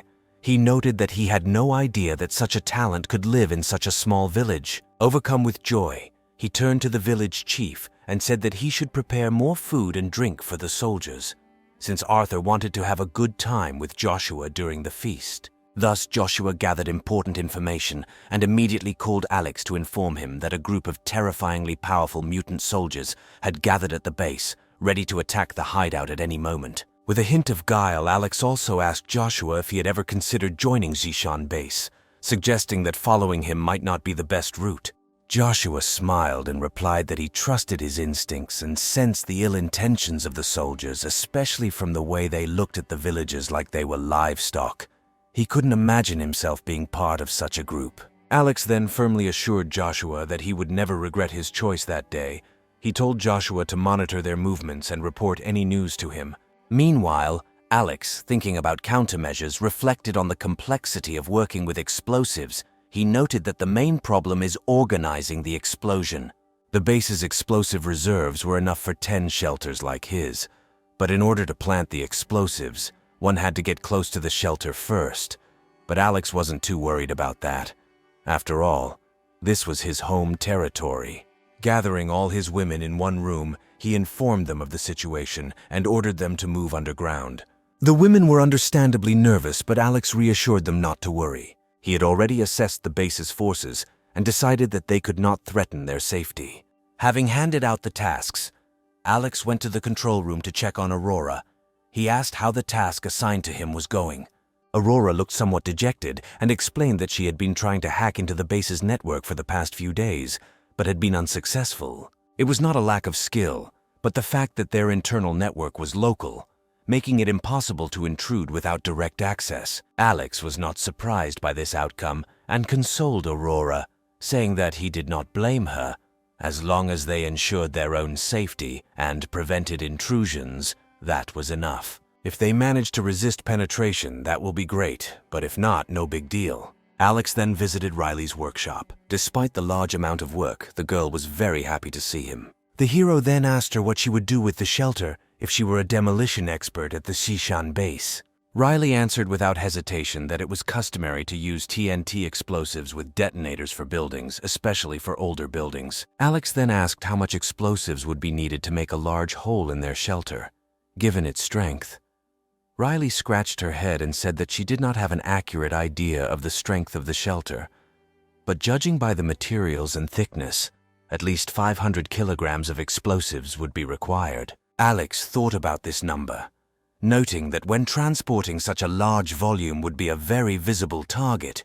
He wondered if he could blow them up prematurely with a sniper rifle. However, Riley shook her head, explaining that TNT is very stable and cannot be detonated by bullets or direct combustion. It must be detonated using a detonator.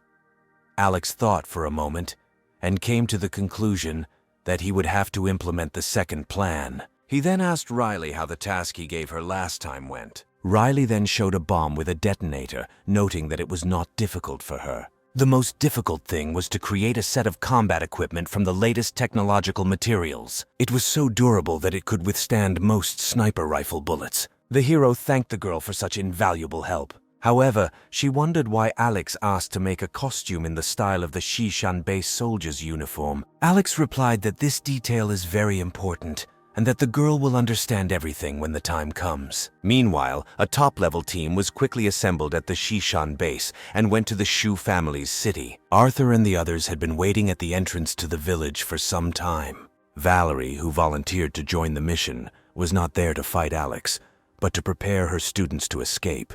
Seeing the battalion commander, the man hastened to admit his failure. They went as a rescue team, but ended up losing 12 soldiers without being able to save anyone. The man did not blame them, attributing the failure to organizational miscalculations and underestimation of the enemy's forces. He then pointed to Joshua and asked who he was. Arthur quickly introduced Joshua as a mutant who could control ice and snow. Valerie, standing behind Arthur, immediately recognized Joshua as the mutant who helped Alex take Aurora last time. However, she decided not to reveal his identity as her priority was to escape the base with her students. The man looked closely at Joshua and asked if he could really control ice and snow. Joshua nodded nervously and confirmed that all the ice houses in the village were built by him. Then the guy patted Joshua on the shoulder and promised that after this operation he would recommend him to senior management, and perhaps he would even get a chance to become a group commander. Arthur then began to deploy the operation. From the information they had, the enemy had very accurate shooting, so when the mine clearance and explosives team was in action, they used smoke grenades to obscure Alex's line of sight. Given his ability to ignore bullet attacks, their goal was to blow up the shelter rather than engage him in direct combat. Meanwhile, inside the shelter, Alex was quietly reading a book. Seeing thick smoke outside through the surveillance system, he closed the book and put on a special combat suit made by Riley. Then he ordered the women to stay in the basement and not go upstairs. Standing on the second-floor balcony, the hero looked at the thick smoke and thought that they seemed to be afraid of him. But it was indeed a good strategy. Alex looked confident and had a knowing smile on his lips. As it turned out, Arthur first instructed the sappers to dismantle the traps around the villa. Soon Arthur announced the start of the explosion. Their method was simple. Instead of meticulously disarming each trap, they used their own explosives to set off the explosion. Alex couldn't help but admire their skill, noting that they really knew what they were doing. When the traps were cleared by the explosion, Arthur signaled for the sappers to move out and ordered everyone else to be on standby to cover them. The sappers, each carrying heavy explosives, methodically placed them under the walls of the shelter. From inside, Johnny watched their every move. They needed to move to a safe distance to detonate the explosives remotely, and they couldn't risk being blown up. Alex realized that he seemed to have overestimated them. Soon, Arthur received a radio signal that all the sappers had approached a safe distance and were ready for the explosion. Arthur's lips curled into a smile at the thought that Alex wasn't as capable as they thought. Then Arthur pressed the detonation button and everyone prepared for the explosion. But no explosion occurred. The scout, who was watching what was happening through binoculars, widened his eyes in shock. The mountain of explosives disappeared in an instant, and the explosion and flame seemed to be sucked into the ground. The wall received only minimal damage. Arthur screamed in disappointment, unable to believe that Alex had spatial abilities. Valerie, who was watching what was happening, realized that Alex was truly special. She came to the conclusion that Alex would have to find a way to cooperate with him. After some thought, Arthur came to the conclusion that Alex's ability is connected to space, which makes remote bombing ineffective. Any amount of explosives sent will be instantly destroyed. Arthur still thought Alex's defensive abilities were outstanding, but suggested that he might not be strong offensively. He suggested that with 4 team leaders and their abilities, it was unlikely that one person's abilities would cover both offense and defense, so they did not need to rush.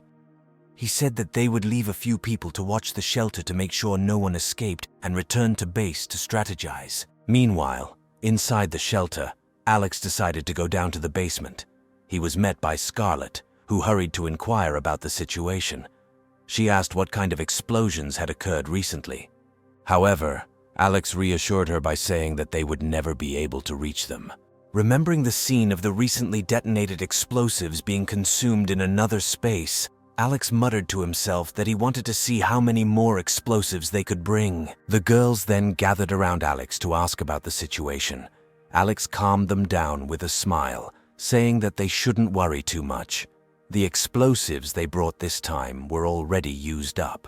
Moreover, Alex has already figured out what to do with them. At this moment, Joshua unexpectedly sent him a message that the noise coming from Alex's house scared him to death. He first thought that the villa area had been razed to the ground. Many soldiers had returned to the village, and some had gone to the west. Alex immediately realized that they had indeed returned for explosives and asked what the remaining people were doing. Joshua complained that as soon as they returned, they began to demand food and drink. Alex could not help but worry about Joshua. He reminded the guy to always be careful with the soldiers and in case of danger to come to him at any time. Joshua was deeply touched and assured Alex that if it really came to that, he would definitely come to him. After hanging up, Alex thought about the inevitable conflict between the base and the village. He hoped that the conflict would be resolved faster. Meanwhile, Arthur returned to the base with his men to deliver more explosives. Captain Tyler and most of his men remained in the village. Tyler informed him that they were planning to stay in the village for a while. He told the village chief to make room for them and prepare food for 65 people. The village leaders still did not understand the gravity of the situation and agreed, however. Joshua felt uneasy upon realizing that the soldiers were consuming a lot of food, with some of them eating huge amounts of food. He feared that if this continued, the village would eventually become empty. The head of the village still fantasized that the soldiers would only stay here for a few days and leave after dealing with Alex. He was counting on a big reward and casually asked when they would be able to pacify Alex. Hearing this, Tyler's eyes became cold, and he warned them not to ask about things they shouldn't. He told the village chief to take care of their food and lodging for the night.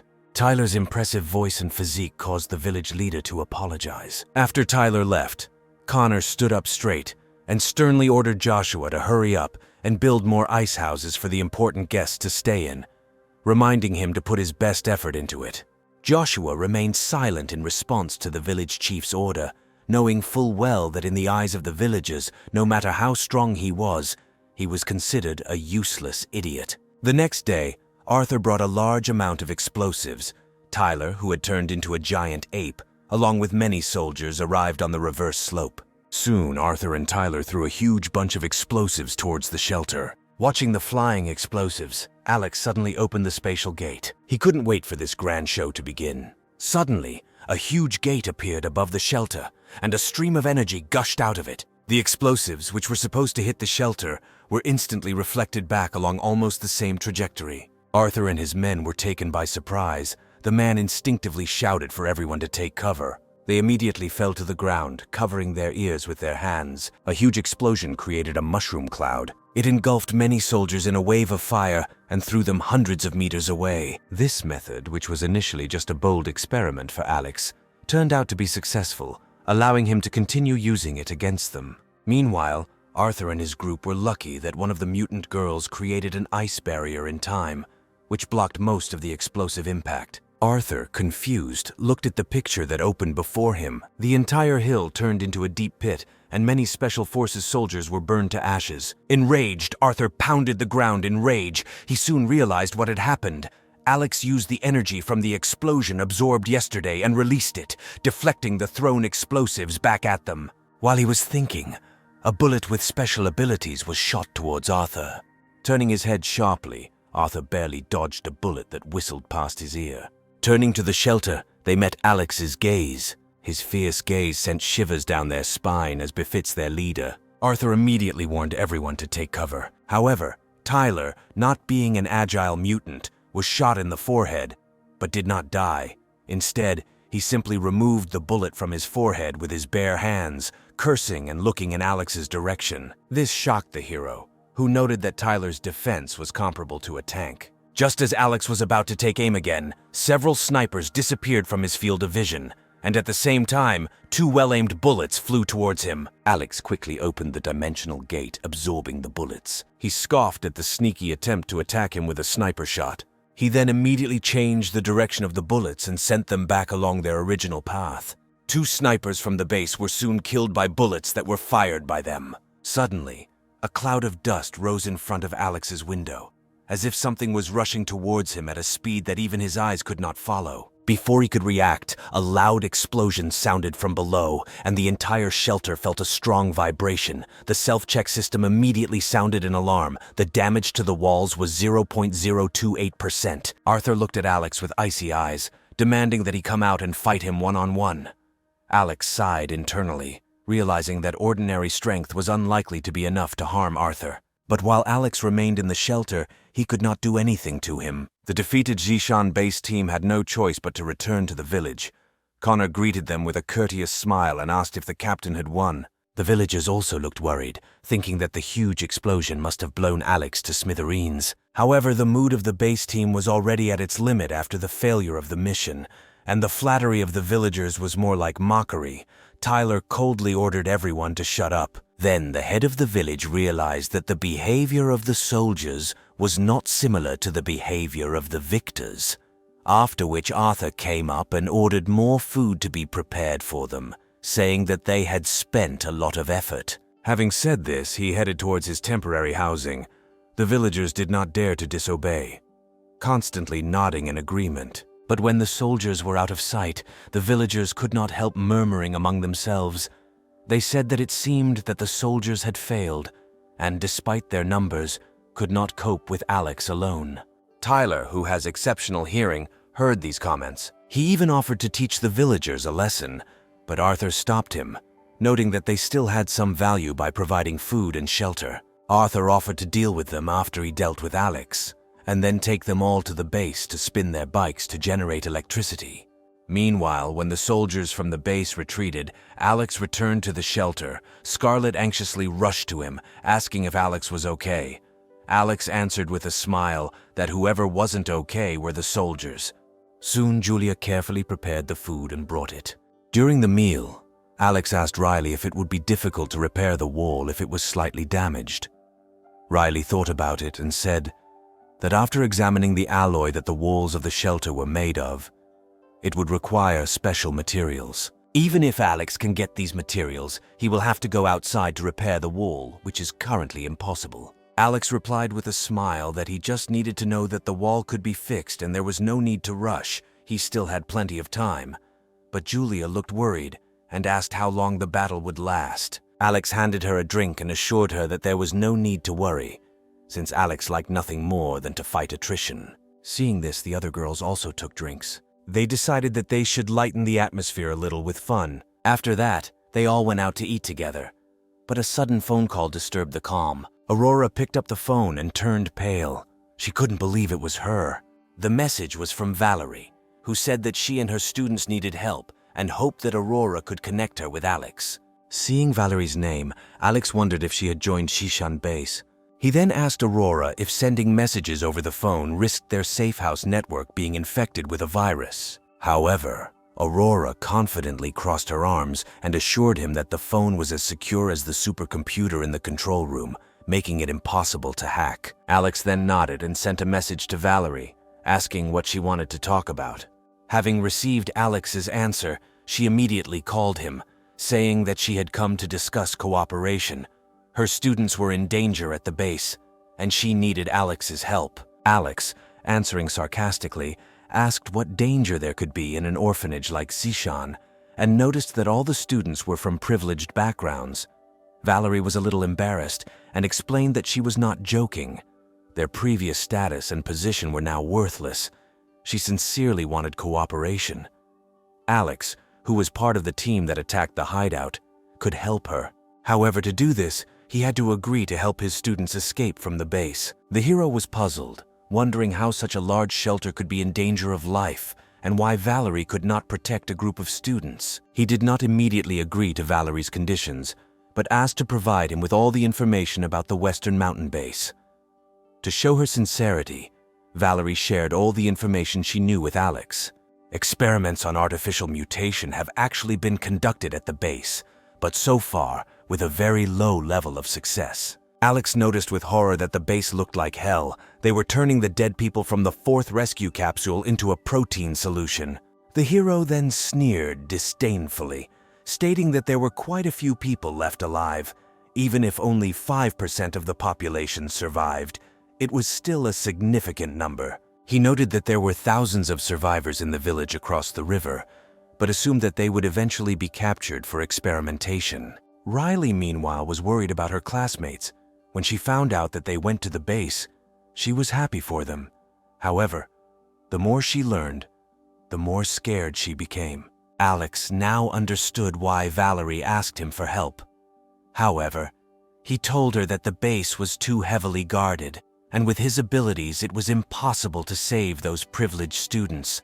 His power was for self-defense, and expecting him to go save people was overestimating your capabilities. Although Valerie was somewhat disappointed, she understood the principle of reciprocity. She asked if she could offer something valuable enough to make him take the risk. Alex then chuckled slightly and replied that his willingness to act depended on the value of what she offered. He offered to contact him again when she had something worthwhile, and then ended the conversation. Turning to Aurora, Alex asked if installing a virus on the base's network could completely penetrate their system. The hero decided that they needed to use Valerie to counterattack the base. Meanwhile, Arthur, having received a rebuff, gathered people for an important announcement. He was going to discuss with his partners a plan to take revenge on Alex. He gathered his most trusted subordinates in his room to discuss strategy to deal with Alex. Arthur sharing his thoughts, noting that although previous attacks had failed, they understood what Alex's special abilities were.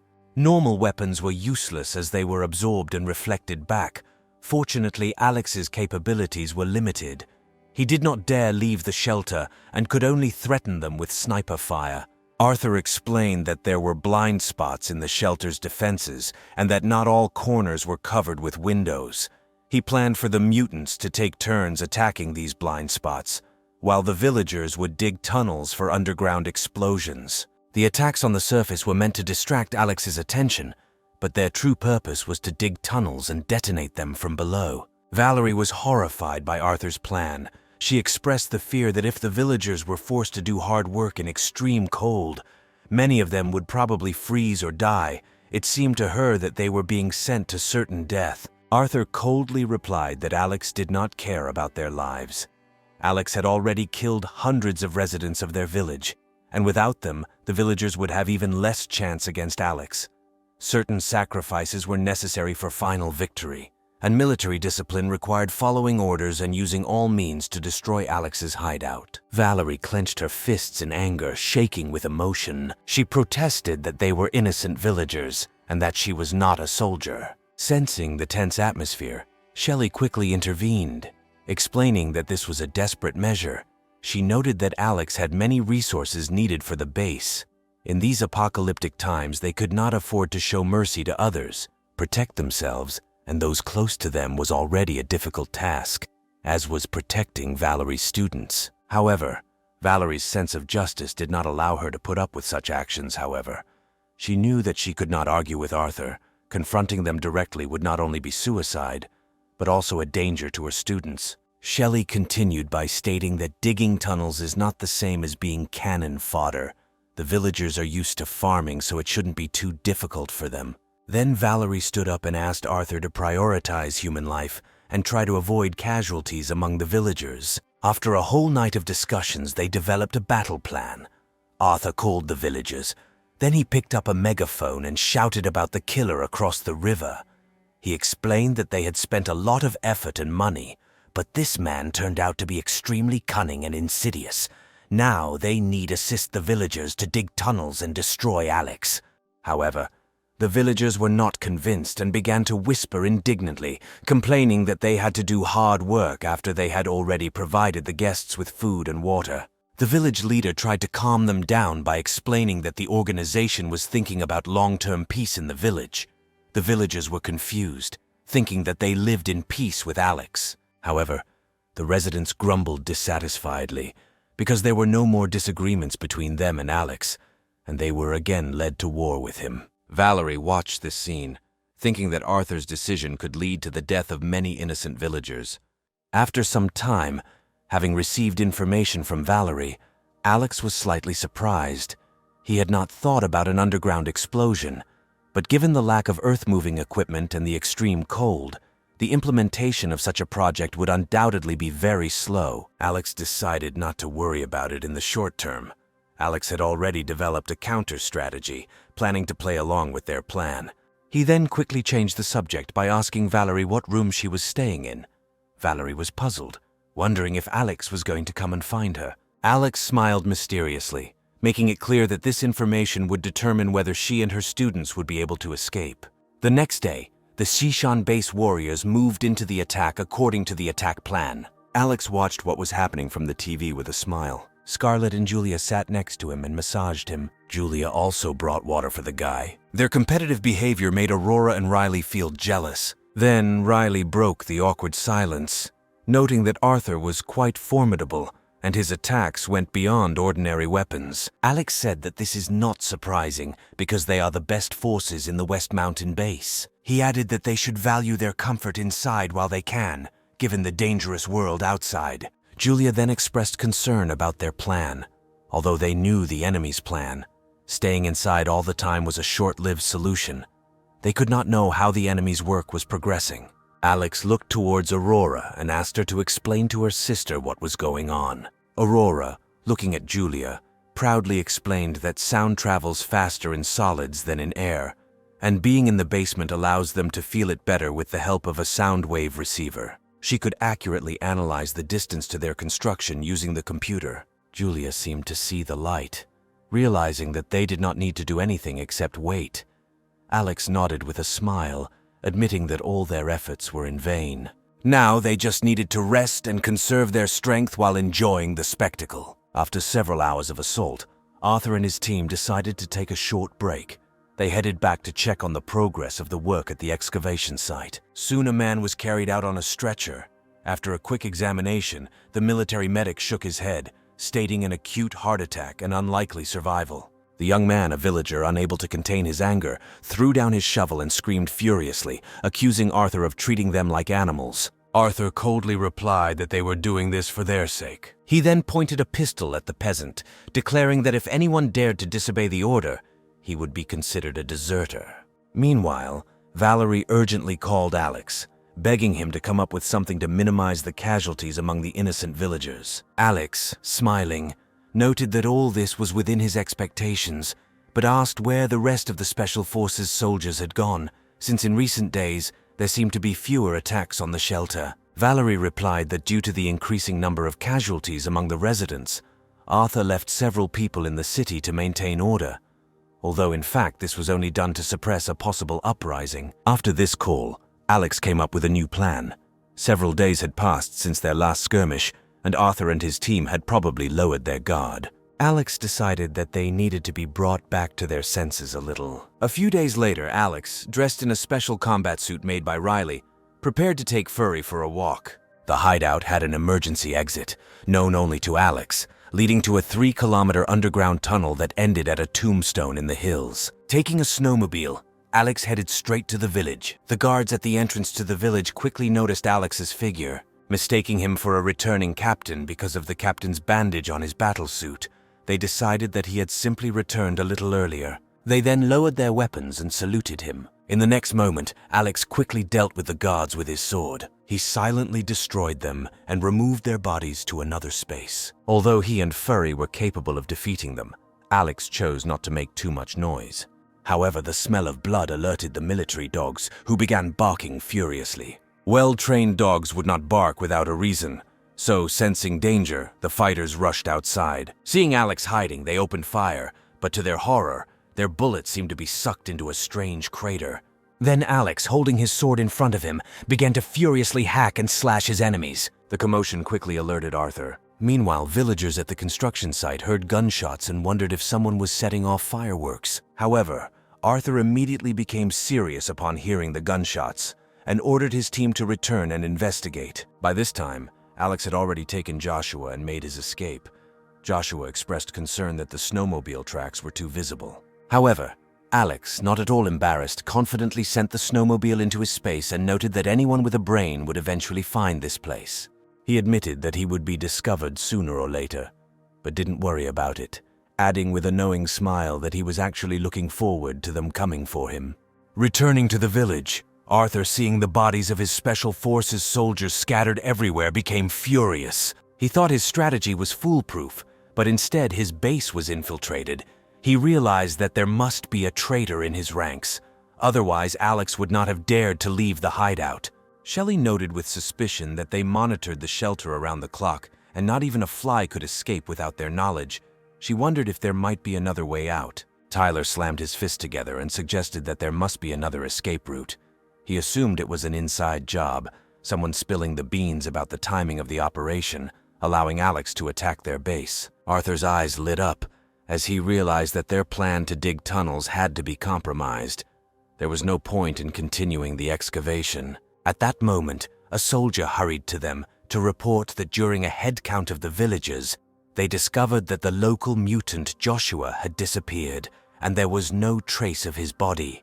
In addition, Captain Valerie had not returned to the squad. Hearing this, Arthur became even more furious. Gritting his teeth, he said that it seemed that they had more than one traitor, and decided to immediately follow the tracks of the snowmobile. The village leader lamented the loss of so many lives while digging the tunnel, wondering how he would explain this to everyone. Meanwhile, upon entering the shelter, Joshua was almost stunned by the sight before him. Alex prepared a room full of anime-themed figurines, tapes, and pillows. He told Joshua that from now on he would live there. Joshua, overjoyed, jumped onto the bed and hugged the pillow tightly, expressing his readiness to go through fire and water for Alex, not retreating even in the face of death. Alex then went to the control room with the information provided by Valerie. Using the equipment at hand, Aurora quickly hacked into the base's network. She confidently informed Alex that she could paralyze the base's network at any time and interrupt communication between the dispatched troops and their base. Alex then patted Aurora on the head, praising her for her good job. He said that once they dealt with the leading forces of the base, the threat they faced would be greatly reduced. He then turned to Valerie, declaring that if she would benefit him, he would naturally fulfill his promise to her. At that moment, the image of Arthur and his team, who had found an emergency exit, appeared on the monitor. Alex smiled slyly, realizing that the show was about to begin. Meanwhile, Arthur and his team followed the tracks of a snowmobile, which eventually led them to a cemetery and then disappeared. Tyler was furious after the deaths of many of his comrades and vowed to tear Alex apart when they caught him. Suddenly, one of the soldiers pointed into the distance, shouting that Alex was there. Without thinking, Tyler rushed forward, screaming that he would tear him to pieces. Then, Shelley tried to stop him, persuading him not to be impulsive and to return. However, by this time, Tyler had turned into a monkey and vowed that he would make Alex pay in blood. Alex, however, did not feel the slightest panic.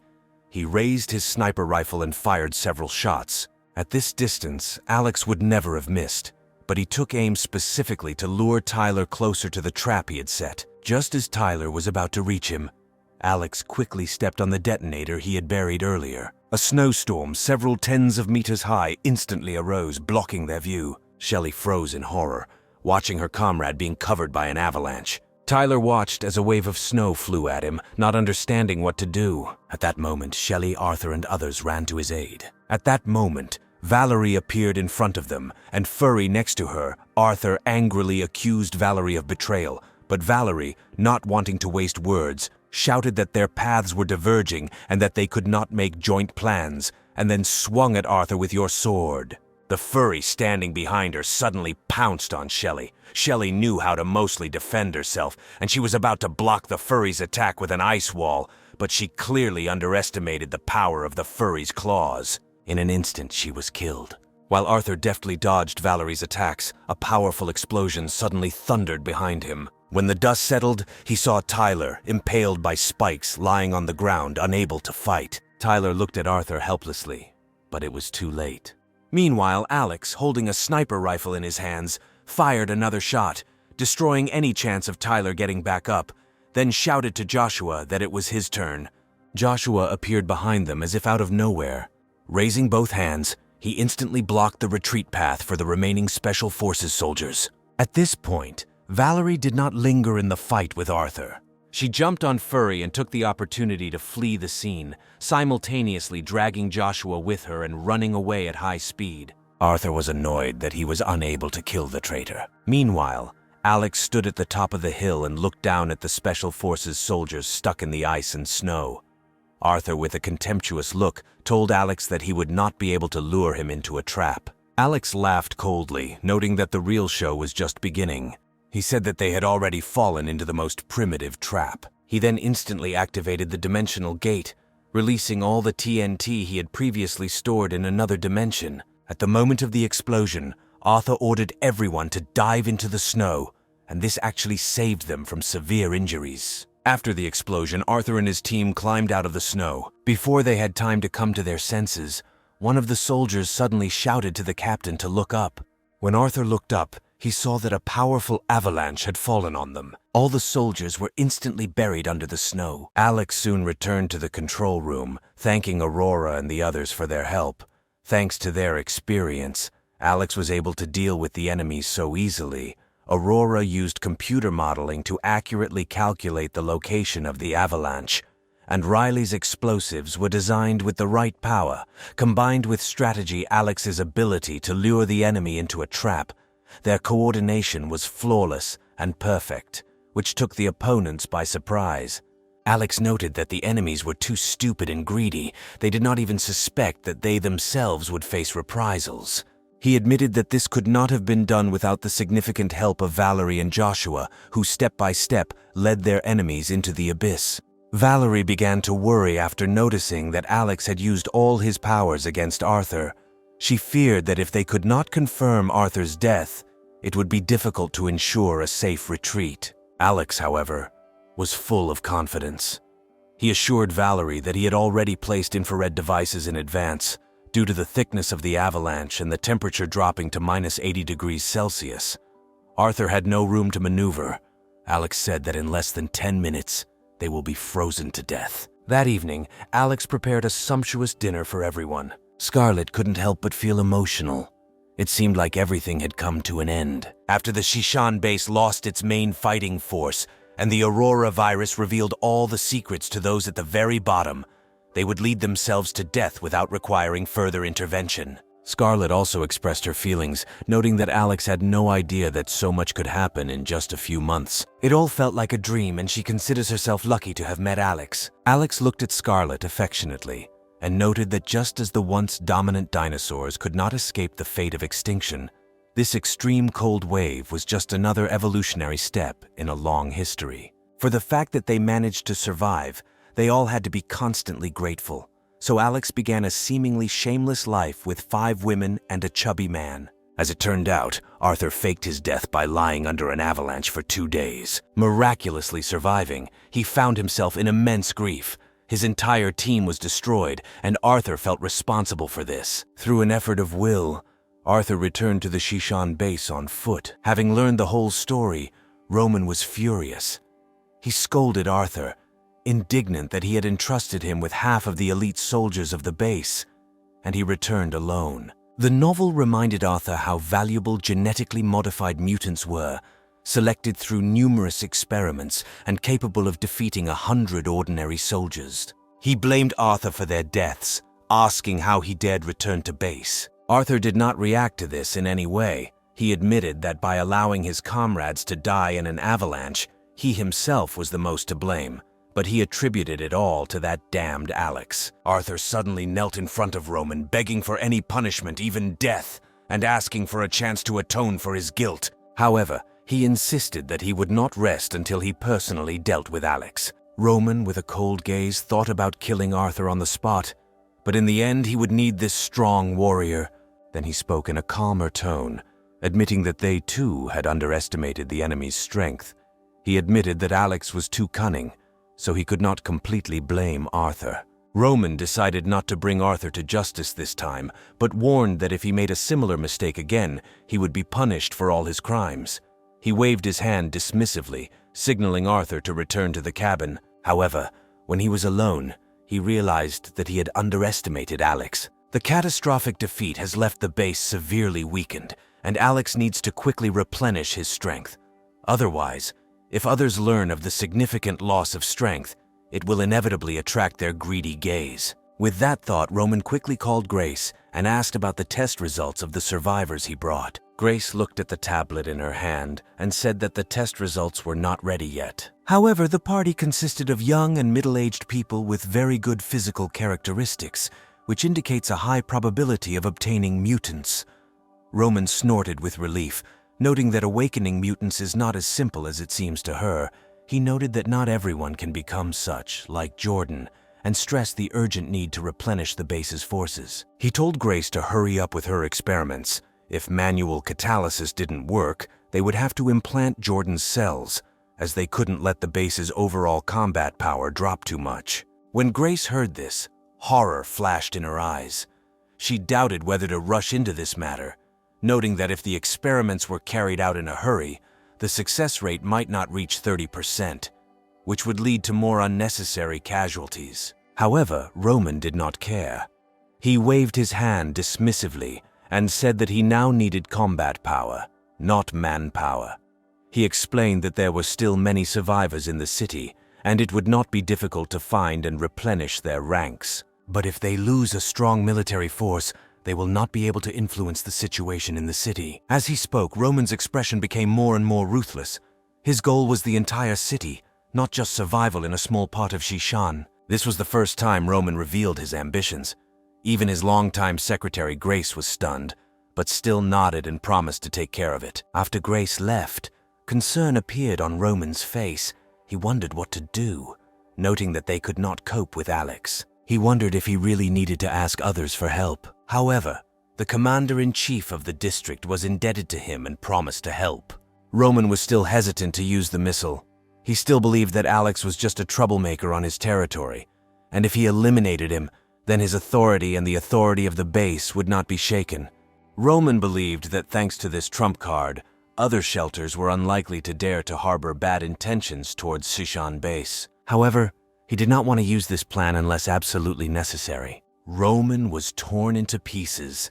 Since the tough approach did not work, he decided for the last time to convince Alex to agree to peace, offering favorable conditions. Roman then immediately called the Minister of Information and ordered him to contact Alex immediately. Roman thought to himself that if negotiations failed, he would use a missile to level Alex's hideout. Finally connecting via video link, Alex addressed Roman directly, expressing his admiration for his reputation. Roman then remarked that it was truly surprising that Alex was still alive, but hinted that his luck had run out. Alex waved his hand and advised Roman to stop interfering, noting that he had already dealt with all the elite people he had sent. Alex teased Roman, wondering why he should bother him if he had no real power.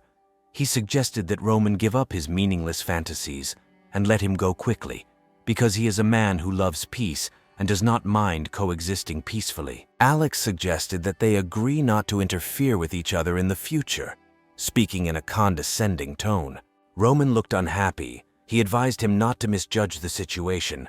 He warned that he was sparing Alex because he appreciated his talent and not because Alex could not deal him a devastating blow. He stated that if Alex was willing to comply, he could make him the second commander of the base. However, to show his sincerity, he must hand over all the supplies he has. Hearing this, Alex laughed. He ridiculed the idea of making Roman the second in command at the base, suggesting that Roman must be out of his mind. The hero continued to taunt the man, offering him to become his subordinate. If anything happened, he could use Alex's help. Roman instantly became enraged, calling Alex an ignorant fool and declaring that his end was near. Alex, still maintaining a smug expression on his face, challenged Roman to him. Roman's expression suddenly turned grim. He warned that just one phone call, and he could send a missile to level Alex's hideout. He asked if he was sure that his hideout could withstand an accurate missile strike. Hearing this, Alex was shocked, doubting that Roman was serious. However, he quickly came to his senses and told Roman not to scare them, hinting that Shishan most likely did not have missile capabilities. Roman laughed and called Alex a commoner from the lower levels. He insisted that with one phone call he could destroy the shelter. However, Alex remained unconvinced and asked that if they had so much power, then why did they wait until now? Roman stated that his patience has a limit. He hoped Alex wouldn't be too stubborn to understand him. He appreciates Alex's talent. That's why he hasn't hit him yet. Then Roman offered Alex two options: either submit or he would raise his shelter to the ground. The choice was Alex's. Alex, outraged by such arrogance, carefully said that if Roman is really capable of summoning a rocket, then he must prove it.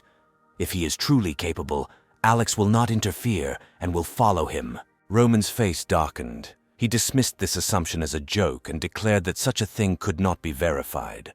He warned that his patience had a limit. Alex noticed the old man's angry face and suspected that the missile threat might be true. However, upon reflection, he decided that Roman had a strong ability to deceive, making it difficult to understand his true intentions. Then Alex thought about it and said that he needed to think about it. Noticing that Alex's tone had softened, Roman warned that there was no point in delaying. He gave Alex 1 day to make a decision. If Alex did not comply within 24 hours, Roman would raise his hideout to the ground. He then ended the video call. Roman took a deep breath, closed his eyes, and prayed with his hands together. He hoped that Alex would be wise enough to choose surrender, since the opportunity to use the missile did not come often, in which case a precious opportunity would be lost. Meanwhile, Alex stood up and stretched. Aurora expressed doubt, wondering why, if Roman really had missiles, they weren't used sooner. That would mean all his soldiers died in vain. Then Alex explained that Roman himself definitely did not have missiles, but there were several missile bases in the neighboring military district. Considering that Roman has been in Jishan for so long, it is quite possible that he has connections in the capital. However, as long as there was even a small chance that he would use the missiles, they couldn't risk their lives. Alex decided it was best to figure out how to protect themselves first. Scarlett's eyes lit up and she asked if they were going back to the apartment complex, to their original home. Alex nodded in agreement. For now, they could only return there. Everyone agreed with Alex's decision, deciding that safety came first. Only Joshua found it difficult to leave. Having moved here a few days earlier and having eaten and drunk to excess, he did not want to leave the shelter and return to the apartment. Valerie suddenly stood up and reminded everyone that they had to fulfill their agreement before leaving. Then Alex looked towards Aurora. He took the SIM card from her hands and gave it to Valerie. He said that they still need Valerie's help at Jishan base, as the virus Aurora previously implanted could help her bypass the base's identity recognition system and find an opportunity to save her students. Then Valerie decided to continue hiding at the base. The girl went there undercover to introduce a virus into the base system. She overheard a conversation between two test subjects. Because Valerie's betrayal angered Roman, her students were subjected to transformation experiments. After the soldiers left, Valerie took out the SIM card Alex had given her. This SIM card, specially modified by Aurora, not only had strong signal reception, but could also bypass numerous server ciphers without being detected by the base. Valerie sent a message to Alex, urging him to hurry up and get his students out of the base. She informed him that the students were now in great danger. Alex immediately reacted to this, advising her to try to get into the network center and insert the chip that Alex gave her into any computer. This would allow Aurora to control the entire network of the base, which could help in their escape. Valerie was slightly taken aback, realizing that this task was not easy to complete. The entire base was stuffed with a surveillance system, and the entrance to the information department was heavily guarded. Nevertheless, deep down, she knew that this was the only chance to save her students. She sent a message to Alex, assuring him that there was no need to worry and that she would definitely keep her promise. She hoped that Alex would also remember the promise he made to her before leaving. Alex replied without hesitation that it was no problem. Then Valerie turned off her phone, took out her SIM card, and began to mentally plan her route. The information department was about 500 meters from her current location. She took a deep breath, her gaze hardening, and she muttered to herself that she never thought she would return to her old job. When Valerie was a bodyguard for a high-ranking official, he underwent systematic professional training. Meanwhile, Alex and the others were heading to the apartment complex area. Immediately after contacting Valerie, Alex expressed anticipation of the confrontation. He noted that Valerie's role was extremely important, since knowing both themselves and the enemy, they could be sure that they would not be in danger. Understanding all the cards would give them a significant advantage. Aurora focused on her laptop, wanting to see if they actually had the ability to deploy the missiles. In such a post-apocalyptic world, the value of possessing such a strategic weapon was enormous, and the threat to them incomparable. Aurora then held up her computer to show Alex that she had successfully hacked into the base's surveillance system. Alex nodded admiringly, understanding that unknown forces caused the greatest concern. If they understood the enemy's capabilities, they could easily fend off his actions. At this moment, Riley, who was sitting behind the wheel, took a deep breath. Alex, worried, asked what was bothering him. Riley nervously explained that although they were safe now, Teacher Valerie was in a dangerous situation. Her mission was dangerous, and if she was caught, it would be a disaster. Alex thought to himself that he did not care about her life. Their communication was just a deal. However, he smiled and noticed that the teacher had her own destiny and that there was great merit in the fact that she saved her students. Higher powers would on her side. Riley nodded in relief, trusting that Valerie's kindness would keep her safe. Alex, holding back his laughter, decided to keep his thoughts to himself. Soon the hero and his group arrived in the Uelu area. Aaron and Elsa were already waiting for them downstairs. When everyone got out of the car, Alex looked around the area and noted the eerie silence, suspecting that everyone had frozen to death. Then Aaron and Elsa approached them with smiles, urging them to quickly go upstairs. Aaron had heard about the explosion in the villa and was worried whether something terrible had happened to Alex. Soon they all went into the building, to Alex's former apartment. Returning to the long-abandoned shelter, Alex and Scarlett looked at him with nostalgia. Alex doesn't think about how much time has passed since the start of the ice apocalypse. Meanwhile, Elsa said that she cleaned the rooms for the guests early in the morning. At that moment, an old friend, Julia, approached her and invited the girl to play mahjong. Soon, Alex also took off his equipment and sat down to chat with Aaron. Alex took out a pack of cigarettes, offered one to Aaron, and they started smoking. The hero spoke first, asking if anything had happened in the area during his absence. Aaron chuckled and explained that the situation was the same as when Alex left. After Alex left, people initially believed the area was safe and came to Aaron begging for sympathy. However, as the apocalypse dragged on, Aaron refused to help them, and when they tried to impose themselves, he took the opportunity to deal with them. He realized that in an apocalypse, protecting himself and others is most important. Aaron continued that not everyone was dead. There was a group of survivors in the area. At first, Alex didn't believe him, not understanding how they didn't die without supplies. Then Aaron took a drag from his cigarette and said that Carter and his group from Building 18 were still alive. Alex looked at him incredulously, noting that he didn't expect them to last long. Alex, curious, asked how they managed to survive. Aaron shook his head, saying that he was not sure. He advised Carter not to contact anyone to avoid betrayal. Aaron said they were still afraid of Alex, so they wouldn't take any chances. The man noted that he often saw the shadows of living people in Building 18. It turns out that many of them are still surviving. Then Alex replied that he urgently needed to visit this old friend. Aaron also asked with concern whether Alex's shelter was now in danger. Then the hero described the whole situation to Aaron in detail, causing him to almost drop his jaw in surprise. He was surprised that they were willing to use missiles against civilians. Then Alex took out some food from another space and noted that it was not yet clear whether they were bluffing or really had such capabilities. For safety reasons, Alex decided to temporarily return here and hide. As soon as safety was confirmed, they would return back. Aaron didn't take it as a joke. He thought that since they were already there, it was better for everyone to stay a little longer. He invited Alex to move next door, recognizing that the house originally belonged to Alex. and he could not consider himself its owner. However, Alex patted Aaron on the shoulder, noting that they would not linger. Alex thought about it and decided that they needed to settle relations with the base once and for all. The conflict had reached the point where it could no longer be resolved. Roman most likely wanted him dead, and until Alex gave in, Roman would try everything to kill him and take everything he had. Alex sighed helplessly, wanting to just live quietly in the shelter without being disturbed. Aaron, seeing Alex's gloomy face, tried to console him.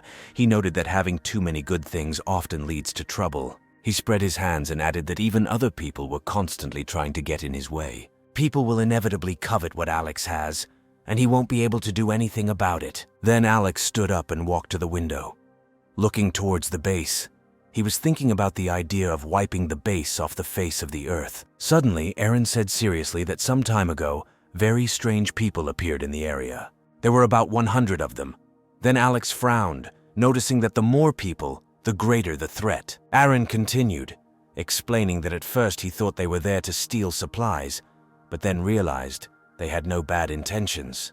He tried to establish contact with them and found out that they were a religious organization, or rather, a sect of snow worship. Alex laughed, noting that even religions arise in times of crisis. He compared this to the historical practice of people attributing natural disasters to supernatural beings, such as rain or plague gods. Aaron reflected on the past and admitted that he did not take them seriously at the time. However, looking back, these people were truly unusual. Their leader determined at first glance that Alex was a mutant, and whimsically stated that he could help him unlock the potential of his abilities and become even stronger. Hearing this, Alex became serious, intrigued by the mention of unlocking the potential of the Force. He thought that nothing is free in this world, and wondered why they were helping for no reason. Most likely they were scammers. Aaron nodded, agreeing with his friend's opinion. Since Alex had warned him not to trust strangers easily, he outright rejected this group.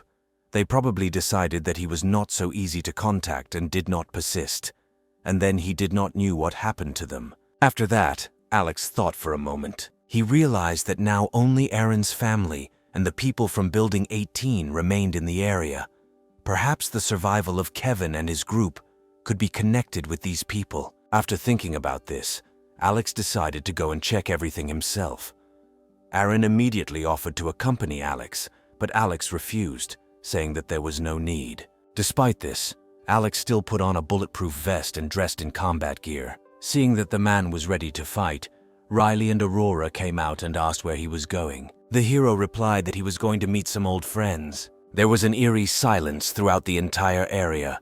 No signs of life were visible. At the foot of one of the buildings in the snow, Alex saw hundreds of snow mounds that looked like graves. Approaching the entrance to Building 18, Alex pulled out a pistol and fired 2 shots into the air. The sound of gunfire reminded the residents of the house of the fear they once felt under Alex's rule. Carter, looking out the window towards the source of the shots, immediately recognized Alex and felt a chill run through his body. He was afraid that Alex had returned to hold them accountable for the child they could not protect. Carter's wife and child approached him, expressing concern about Alex's return. They could not allow him to destroy them again and decided to face him. Carter explained that if Alex found out about what happened, they could all die. He took a deep breath and decided to go downstairs and talk to Alex. He warned his wife to stay and protect her son if anything happened to him. Carter soon walked down the stairs and soon found himself at the window in the hallway. Seeing the emaciated man in front of him, Alex expressed surprise that Carter had managed to survive until now. He noted that there seemed to be even more people in the building. Alex asked Carter how he managed to survive. Carter swallowed hard and replied that it was all thanks to the seeds Alex left them. Alex was amazed by this outcome of events because he had mentioned the seeds in passing and could not believe that they could germinate, especially given the low temperature. It looks like there might be a mutant in their house. Alex, ready to act at a moment's notice, prepared to kill Carter if anything unusual happened. Seeing this, Carter abruptly knelt down, admitting that they had failed to protect the child Alex had entrusted to them. He sincerely apologized and asked Alex not to harm innocent people. Carter bowed his head, ready to face death as punishment. At that moment, a man's voice was heard from the snow cave next to Alex. He resolutely stood in front of Carter, stating that Carter should not be killed, as it would mean the loss of hope for all of them, he offered to take Carter's place, noting that he had lived long enough. Other people also rushed to Carter's defense. Alex, watching this scene, felt unexpected excitement. He paused as he saw a glimmer of humanity in their desire to protect Carter. Then he smiled awkwardly and assured them that he had not come for their lives. Carter, shocked, humbly admitted that the child Alex had entrusted to them had died and asked if Alex was seeking revenge. Alex, speechless, realized that all this melodrama was connected with the child he had almost forgotten about. He considered the child a burden and would have gotten rid of it himself if he had not been afraid that he would be haunted by guilt. Their fear and anxiety stemmed from the belief that the child was important to him. Alex came to the conclusion that death could not be reversed and admitted that they had done everything possible. He assured them that he would not hold a grudge against them. Hearing this, Carter breathed a sigh of relief. However, Alex, still perplexed, asked how they managed to survive until now, noting that it was nothing short of a miracle. Carter, deciding not to withhold information, said that it was a long story and invited Alex to see for himself. Alex agreed to come in and take a look. Carter took Alex upstairs and told him about the recent events in his building. He said that they were trying different growing methods with the seeds that Alex gave them. Despite all their efforts, the results were disastrous, and they even considered sending a detachment in search of food. Just when they were in complete despair, a group claiming to be from the snow worship sect appeared nearby. A glint flashed in Alex's eyes. It seemed like these weirdos were involved in the matter. Carter admitted that their leader had promised to give them unusual abilities to help them survive. Having no other choice, they decided to agree, since the only alternative was death. However, he expected them to only have faith in the snow god. Nothing else was required. Alex was skeptical and never believed in the concept of free help. He couldn't help but ask Carter about his special ability. Carter pointed to his forehead and explained that he had planted a seed there that made his entire body feel as if he had been thrown into an ice cellar. After some time, he became unbearably hot and soon lost consciousness. When he woke up, he discovered that a strange power had appeared in his body. Carter rolled up his sleeves, revealing arms covered in projections like seed sprouts. Carter explained that these were all seeds of food crops, his ability being to grow plants from his own flesh. After the plants absorbed his flesh and blood, they not only gained vitality, but also grew faster. Alex looked at Carter and said that despite this, the nutrients obtained from one person cannot meet the nutritional needs of all people. Carter weakly replied that this is indeed a big problem, but fortunately, they have a professor, leading specialist in agronomy. Carter then brought Alex into the room and cryptically warned him to mentally prepare himself, as the scene inside could be frightening. Alex laughed, saying that he had seen a lot after the apocalypse and was not easily alarmed. Carter smiled awkwardly and opened the door. Despite the preparation, Alex was still shocked by the sight that opened. The room was filled with piles of corpses on which plants were growing vigorously. Carter continued to explain that these corpses were collected from around the area to provide nutrients for the plants, a reluctant choice. The hero smirked, noting that although the bodies would no longer be useful, this way they would be used to the maximum. Alex curiously asked if they had made snow-covered graves outside. Carter nodded sheepishly, admitting that they had piled the bodies for storage. Then the hero carefully examined the lush crops.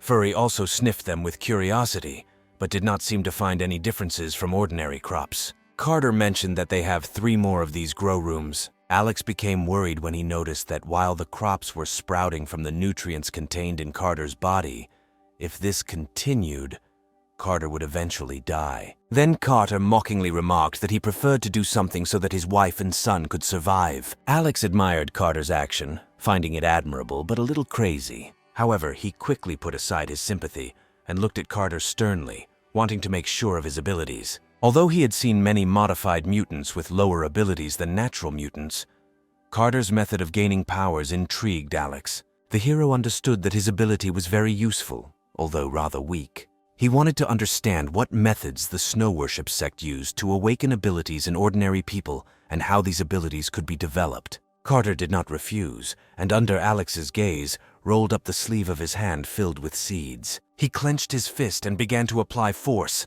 Alex noticed how a white light appeared on Carter's forehead. A moment later, The veins on his arm bulged, and a seed burst through his skin, turning into a wheat sprout about 10 centimeters high.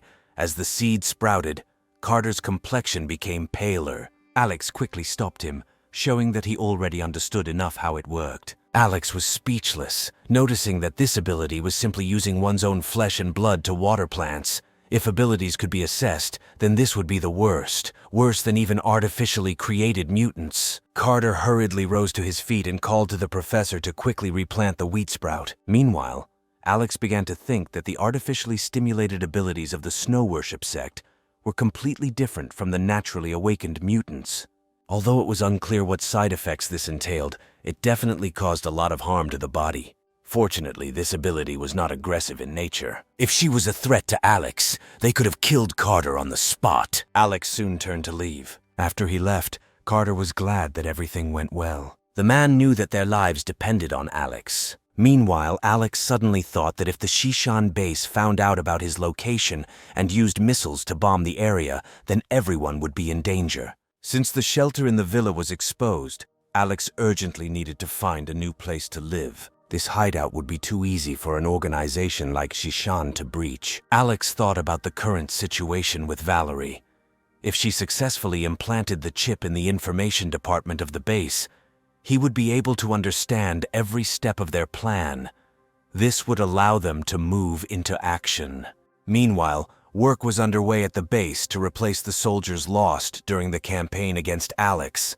The young people kidnapped from Shu Village were closely watched by armed soldiers, leaving them no opportunity to resist. One of the villagers, clenching his fists, shouted in frustration that he would have to bear the consequences of the defeat and argued that it was unfair. Another man burst into tears as he recalled how their wives and children were killed, accusing the soldiers of being more cruel than Alex. 2 shots were fired in response, and both men were shot in the head on the spot.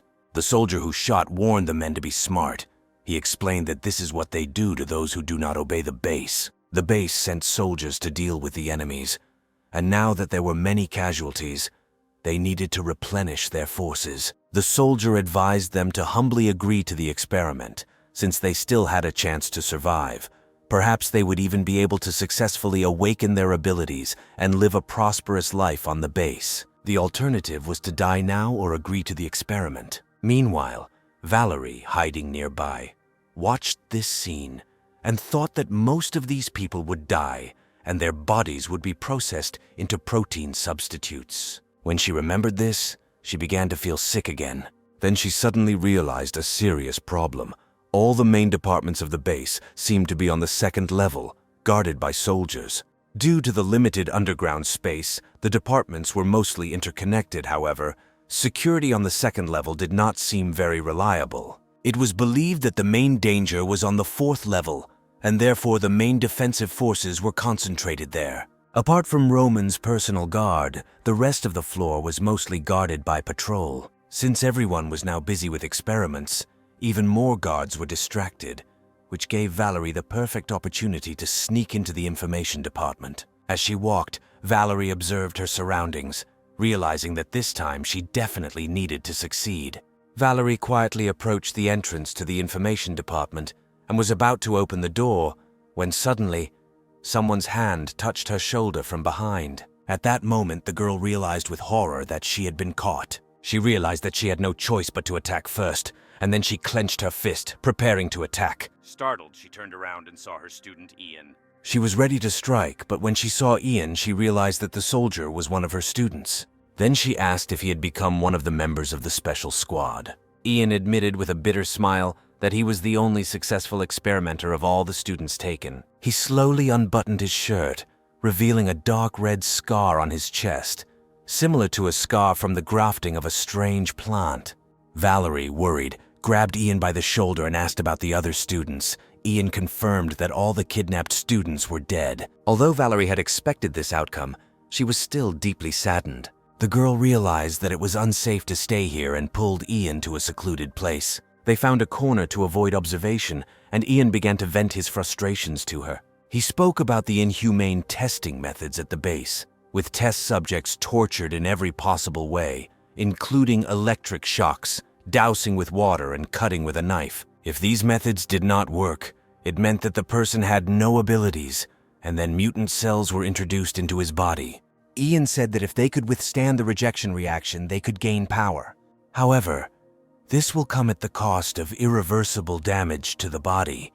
The strength acquired as a result of postnatal modification was obtained at the expense of one's own life. Valerie moved closer to him to hug him, and then looked into his eyes, sincerely asking if there was a way for him to leave here, if he would cooperate. Ian, standing up abruptly and clenching his fists, said that he did not want to stay here for another minute. He would prefer to blow up this terrible place. Then the girl said that she would need the guy's help. Valerie, who was following Ian, headed towards the entrance to the information department. Ian quickly found a reason to send away the 2 guards stationed at the entrance. He reported that there was a major shortage of workers on the lower levels. When the way was clear, he used his identity to help Valerie open the door to the information department. For someone with Valerie's abilities, walking through a door and inserting a tiny chip into a computer was a simple matter. Meanwhile, Alex decided to call Roman to inform him of his decision. Roman began the conversation in a calm tone, demanding an answer from Alex. In response, Alex laughed contemptuously, telling him that his answer had not changed. Enraged and pale, Roman warned that he and his shelter could turn to ashes. After that, he immediately hung up. Alex remained calm, realizing that Roman had lost his patience. This confirmed that the missile threat was almost certainly real. Alex took a deep breath, accepting that he might have to give up the shelter. After all, he had enough supplies, and as long as the people were alive, that was all he cared about. At that moment, a message from Valerie arrived on his phone. It said that the chip had been successfully inserted into the base's computer, and she hoped that Alex would keep his promise to help her and her students escape. Without saying a word, Alex headed to Aurora's room and reported that their plan was a success. The girl immediately jumped up and down on the bed. Her eyes sparkled with joy, and she said that she would immediately get to work. Soon, Aurora moved to her workplace in a wheelchair. A few seconds later, Aurora proudly announced to Alex that the base network was now under their control. Alex was a little surprised because he expected it to take a while. Aurora explained with a hint of arrogance that hacking the base was not difficult.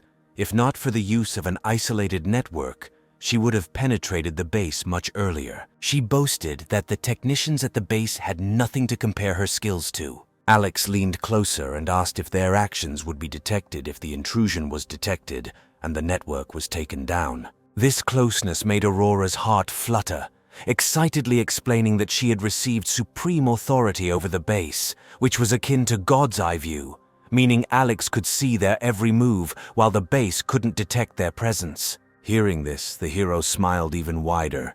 Now they could find out everything about the base. Alex pointed to the screen and ordered Aurora to quickly bring up all the information related to the missiles on the screen. He wanted to check whether Roman really had the capabilities he claimed. Aurora acted quickly and soon received information about the missiles. It turned out that they did not have the authority to place them. She confirmed that Roman approached the neighbor with a request to place missiles. The region agreed to launch them exactly at 12 o'clock. Alex and Aurora were amazed. It turns out that that region had significant power. Alex was surprised by Roman's connections. Alex then hurriedly asked Aurora to check if they had sent the coordinates to the shelter. Aurora worked quickly and found out that they were still going through the approval process. The coordinates had not yet been sent, as coordination with the satellite was required for accurate targeting. Smiling slyly, Aurora suggested an interesting game. At first, Alex didn't understand what she meant. As it turned out, she suggested that Alex change the coordinates of the missile target to the Shishan base, as a result of which they would bomb themselves. Alex was delighted with the idea, but doubted its feasibility. He believed that they would probably triple-check the coordinates before sending.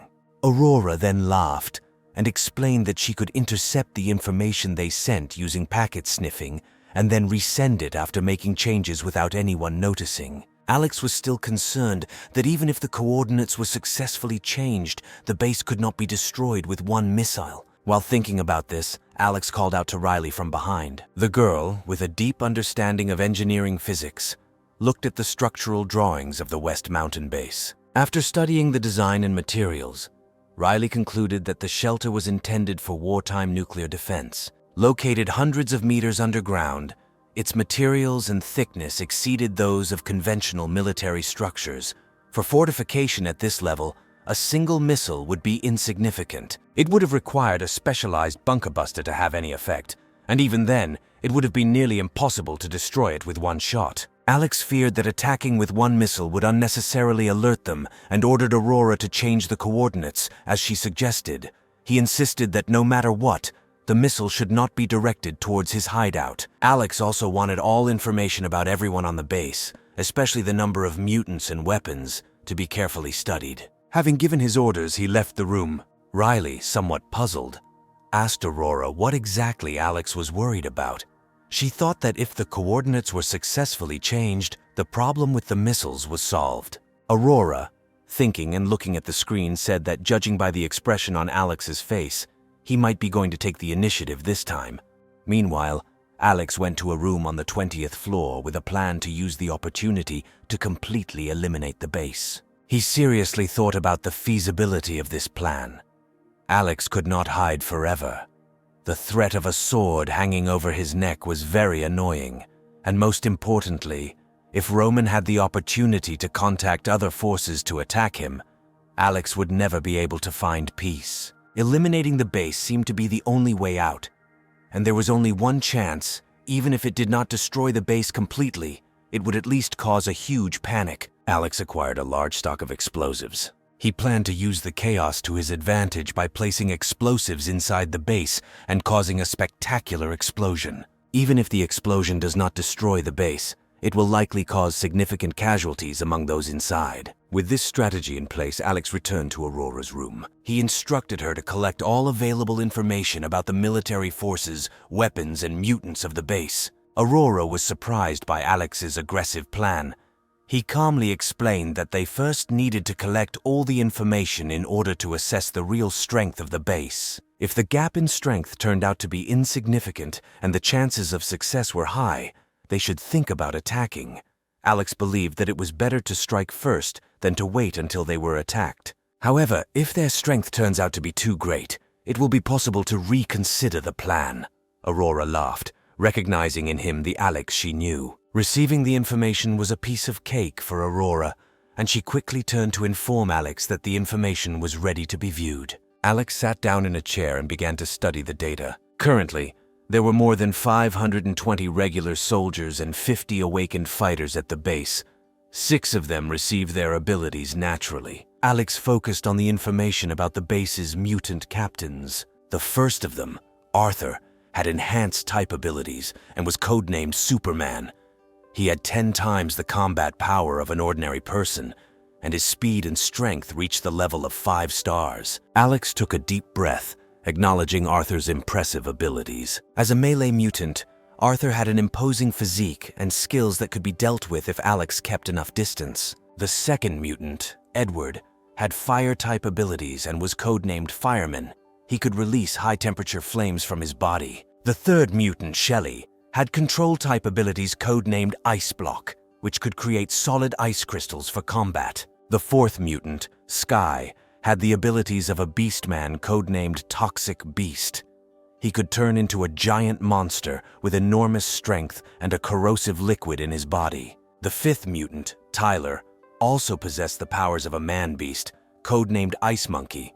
He could transform into a giant frost monkey, greatly increasing his physical strength and resistance to cold. The sixth mutant, Chloe, had psychic powers codenamed Witch. She had the ability of deep hypnosis, allowing her to hypnotize others through brain waves or even cause brain death.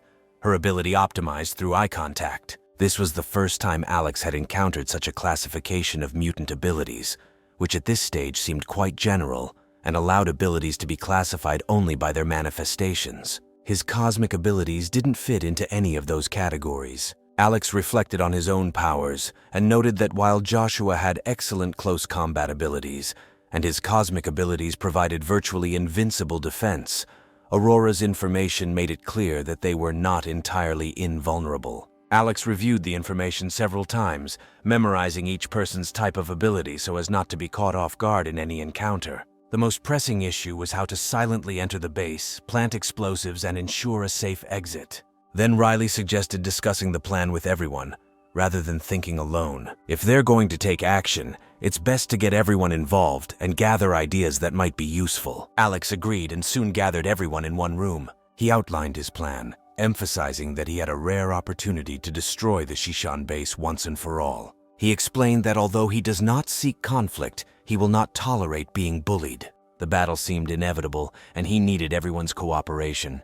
Aaron, as the eldest, was the first to be asked his opinion. Aaron agreed that reconciliation was impossible after the base had brought them so much grief. He believed that it was better to strike first than to wait until you were attacked. He was ready to fully support Alex because it was he who saved his life. Alex then turned his gaze to Joshua, who appeared to be hesitant. He asked if they could win when faced with the army, weapons and mutants of the base. Alex answered calmly, assuring Joshua that there were only 6 mutants. Moreover, it would not be difficult for them to cope with ordinary soldiers. It reminded him of the many villagers who died at the hands of the base. Joshua, scratching his head, said he didn't get along particularly well with them. Alex, noticing Joshua's cowardly behavior, thought that while he was stubborn, Joshua seemed even more stubborn. Before Alex could say anything else, Joshua rushed to express his support.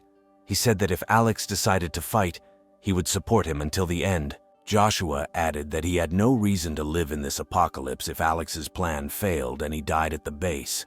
Alex felt more confident after hearing the words of encouragement and said that in this case they should start implementing the plan. The 3 of them formed a single team ready for action. However, Joshua still voiced his concerns, suggesting that the operation be carefully planned. Alex laughed, making it clear that he had no intention of dying anytime soon and that it was time to discuss strategy. Aaron noted that he has undergone professional military training and can provide specific recommendations. Alex then approached Aurora, asking her to report on the situation at the base using the information she had collected. Then Aurora led the men to the computer. Meanwhile, Alex took out his phone to contact Valerie. Since Valerie's role was critical to the success of the plan, Alex sent her a message instructing her to hide with her students in a safe place until midnight. Alex assured her that she would have a chance to escape and they would meet outside. Valerie responded immediately, agreeing to hide, but asking that they keep her informed of the plan so that they could coordinate their actions both internally and externally. Alex sensed her excitement and reported that they had successfully seized control of the base's network, so communication security would not be an issue. She will find out the specific plan in due time, but for now she needs to take care of herself and her students. Alex decided not to reveal the entire strategy in order to avoid unnecessary disputes. He wanted to make sure nothing went wrong, so he asked Aurora to conduct a detailed analysis of the base's structure. The girl said that if everything went smoothly, the missiles would hit the base exactly. The hero patted Aurora on the head and praised her for her excellent job. He then decided that it was time for the final battle, since there were 30 hours left before the missile attack on the base. According to Riley's calculations, in order to cope with the shelter, they will most likely need heavy missiles to destroy the bunkers.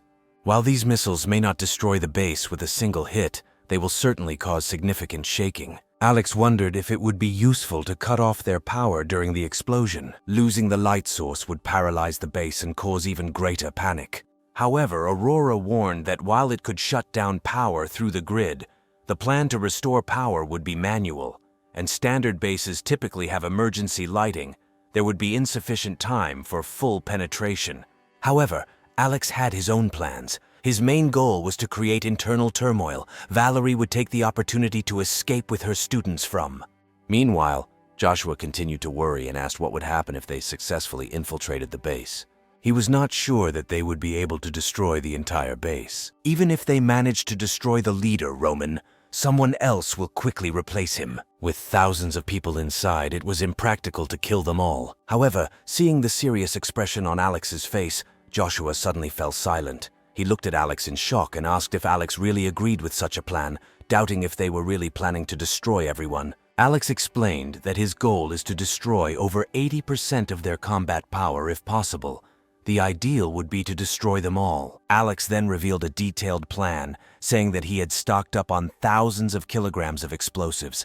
The plan was to infiltrate the West Mountain base and plant it. An underground explosion of this magnitude would undoubtedly be significant, as would its consequences. Riley thoughtfully noted that external and internal explosions have completely different consequences. Even if the structure of the base withstood the explosion, the people inside would not be able to withstand the impact. The explosion would also destroy the base's life support systems, including air circulation and evacuation systems, and would consume large amounts of oxygen while generating intense heat. All of these factors taken together would make the success rate of internal detonation very high. Joshua, now excited, thought Alex's plan was brilliant, but he expressed concern about how to get into the base without getting lost, and asked if a direct approach could be done. Alex pointed at the computer screen, emphasizing the need to memorize the internal structure of the base as it was a matter of life and death. He then took out 2 sets of white combat suits from his space. Alex told them to wear these costumes, which were supposed to help them blend in with the crowd during the chaos. He also said the explosives were placed on the 2nd level, where the base's main forces and various life support systems were located. The most important thing is that their arsenal was located there. Blowing up the armory means getting a double advantage. Moreover, Furry's mobility was unmatched among ordinary mutants. If something went wrong, Furry could instantly transform into a mutant and bring them all to the surface in the blink of an eye. Once they were on the surface, everything would become easier. As far as he knew, there was only one snowmobile at the base. Alex seriously reminded Joshua and Aaron that the most important thing was to save their lives. Meanwhile, at the base, Valerie, with the help of Ian, reached the 4th level. She told the students not to sleep and said that Alex would return at midnight to tell them something important. The students unanimously agreed, as the constant disappearances of their comrades made everyone worried. Valerie became their only hope. Calming the students, she left the dormitory. The next morning, over a hearty breakfast, Alex and the others discussed their battle plan. Alex said that the missile attack was scheduled for 12 o'clock and that an hour before it, they would reconnoiter the surrounding area. If the missile hits the target, Valerie will lead her students out amidst the chaos. Alex stressed that they must wait for Valerie to come out before taking any action. If Valerie manages to escape, it will mean that the 4th is already in chaos. If Valerie didn't show up, it would mean they were in trouble and would have to abandon their plan of attack. The rough plan was to blend in with the crowd during the chaos, plant explosives, and then escape. If anything uncertain happened at any stage, escape would be the priority. Hearing this, Joshua nodded vigorously, agreeing to the plan. Aaron thought and asked if their actions depended on Valerie being able to save her students. Alex smirked, saying that although it may seem like it, he doesn't care about the fate of Valerie's students. If Valerie can get out herself, that will be enough. Alex drew attention to an important aspect. If a battle breaks out inside the base, large weapon systems will not work. Ordinary soldiers were no problem for him. The greatest danger was represented by 6 mutants. If they encountered them, Alex planned to use a divide and conquer strategy, but only as a last resort if they were unable to escape. Fleeing was, of course, the most important option, and he once again warned that they should not run into mutants. By evening, the group was ready to leave. Aaron and Alex said goodbye to their women, and Joshua stood alone, feeling a little out of place. Scarlett, unable to hide her concern, invited Alex to take her with him, but Alex refused, since there were already enough emergency medicine prepared, and he advised the girl to patiently wait for their return. After saying goodbye, Alex and the others headed to the base on a snowmobile.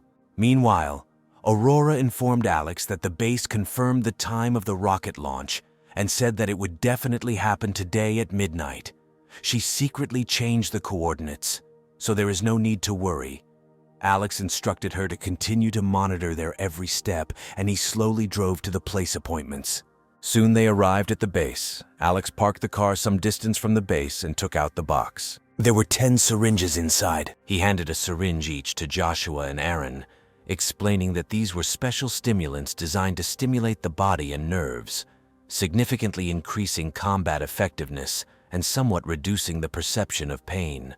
After receiving the injections, Joshua asked if there would be any side effects. Alex then assured him that even if there were side effects, they would not be significant in the short term. Their main task is to save their lives, and they will recover after completing the mission. Meanwhile, the attack on the base was approaching. The group was waiting in the car for a missile to strike. Meanwhile, back at the base, Valerie went to level 4 again.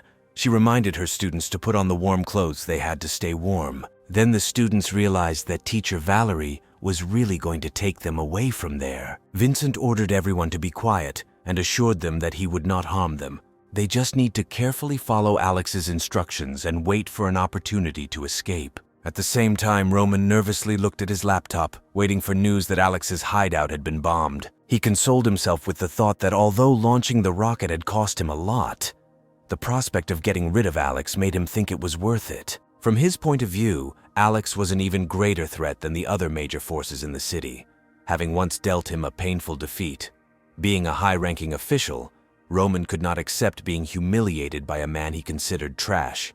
Then he called the team leader, Arthur, to him. He told him that he had already dealt with the man whom Arthur could not cope with, reminding him. Arthur was surprised to learn that Roman had a way of dealing with Alex. He noted to himself that Roman had risen to his current position largely thanks to the power of his family. In terms of combat readiness, Roman could not compare even with a top-class soldier. At this moment, Roman was full of confidence. He told Arthur that mutants are not invincible even now in a post-apocalyptic world. The power of the military remains unquestioned. Roman then turned the computer screen around to show Arthur the layout of the house. Roman mentioned that the head of the neighboring region owed him a big favor, so he contacted him to get an Earth-penetrating missile. Hearing this, Arthur was delighted and decided that they would finally be able to avenge their dead comrades. Then Roman called Arthur to stand behind him and announced that they would watch Alex fly to pieces. Arthur naturally was happy, because many of his brothers died at the hands of Alex, and now he will finally be finished. However, he noted that using such a powerful rocket just for Alex seemed a bit wasteful. In response to this, Roman said that in the past his powers were almost the same as Alex's, but now they controlled weapons. Suddenly he had an idea. He suggested that if they could gain the support of the commander, the city would become their property. It was almost midnight.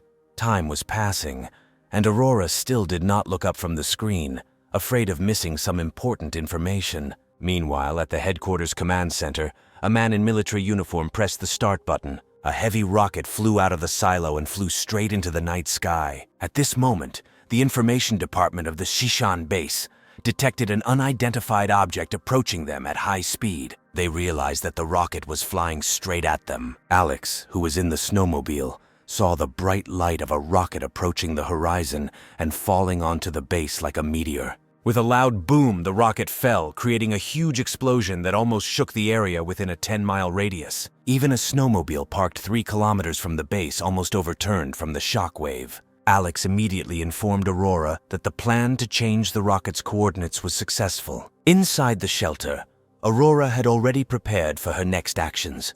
She immediately turned off the base's power supply system. At this time, chaos reigned inside the base, as if it had experienced a strong earthquake. A sudden power outage plunged the entire base into darkness. Roman did not understand what was happening and suddenly collapsed to the ground, weak to the point of trembling in his knees. He wondered what was happening and how this could happen. That's when the information department called. Roman was puzzled, wondering who dared to attack them with missiles. He wondered if Alex had betrayed him. However, the man quickly pulled himself together, realizing that his priority was to quickly restore order at the base and ensure his own safety. He immediately ordered Arthur to call in special forces to protect him, ensure that those on the 4th did not cause problems, and send troops to strictly guard her. Roman knew that the Western Mountain base was built reliably and could not be penetrated by just a few missiles. As long as they could stabilize the situation, the advantage would be theirs. Meanwhile, strong shaking caused the soldiers guarding the base to panic. They hurriedly tried to contact the command center using their communications devices, but Aurora cut off the underground power supply, leaving them unable to contact anyone. At that moment, Alex flew into the building at high speed, instantly knocking down 4 people. Before the guards had time to react, Alex and his 2 companions had already gotten out of the car with weapons in their hands. In just half an hour, all the guards at the entrance were destroyed. Then Alex looked at the entrance of the base. He was not going to stop, but now everything depended on Valerie. At this moment, on the 4th level, the students also screamed from the sudden shaking. Valerie understood why they were told to wait until midnight. Fortunately, the shelter turned out to be very strong, and despite the strong shaking, There were no signs of collapse. Valerie then ordered the students to quickly follow her as every second counted. If they manage to restore the power supply system at the base, they will not have a single chance of salvation. The hall on level 4 was in chaos. The soldiers were momentarily confused, took up their weapons, and ordered everyone to quickly return to their rooms. However, in the pitch darkness, they did not dare to shoot rashly, especially since they had not yet received an order from above. Watching the chaotic scene outside, Valerie secretly rejoiced that they were finally able to escape. Valerie had already memorized the entire escape route, so she didn't run aimlessly like the others. Taking advantage of the opportunity, she led the students out of the 4th escape capsule. Several shots were heard from inside, but fortunately they managed to escape in time. Despite all the shooting, they could not stop. Valerie also knew that the base's military forces were formidable. Once electricity is restored, it will not be difficult for them to suppress such large-scale riots. As they walked past the stairs, they suddenly encountered 2 soldiers guarding the area with weapons. Seeing that the situation was getting worse, the soldiers were about to raise their weapons to stop them. Valerie did not hesitate. She activated her ability, swung her sword, and rushed forward. The 2 soldiers did not even have time to understand what was happening before they were quickly beheaded. Valerie knew that the appearance of these soldiers meant that the higher ranks of the base had begun to restore order. If they don't leave now, new soldiers will definitely appear. The students ran up the stairs. Soon a bright light appeared ahead, and the students rejoiced as they almost reached the exit. At that moment, Valerie extended her hand to shield the students. A sinister figure appeared ahead, and the familiar sound of high heels was heard. The stranger coldly addressed Valerie as a traitor. When they looked up, they realized that a squad of armed commandos was standing in front of them, with Grace standing in front of them. The girl noted that their leader Roman was truly wise when he realized that some would try to hide in this chaos. She ordered the soldiers next to her to fall into line, declaring that Shishan Base was not a place where one could come and go at will. The only outcome for those who tried to escape would be to become food for the lower classes.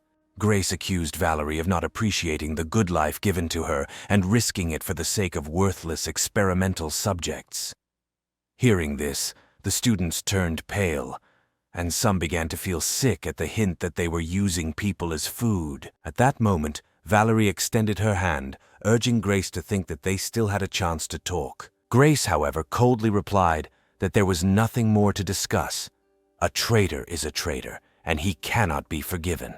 Just as Grace motioned to open fire, one of her soldiers was shot in the head. He fell, shot by Alex, who appeared behind them with a silenced sniper rifle. Grace's face immediately turned pale, and she loudly ordered her soldiers to return fire.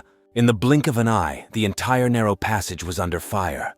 Valerie forced the students to press themselves against the walls, and she rushed forward with a long sword, knowing that Alex and his team had arrived to help. With this support, Valerie's self-confidence increased. The soldiers of the base were attacked from 2 sides by powerful mutants. After Alex opened the spatial gate, all their shots became meaningless. In just 2 minutes, the passage was filled with the dead bodies of soldiers. Valerie, having come to her senses, looked at Alex with gratitude and thanked him for his support.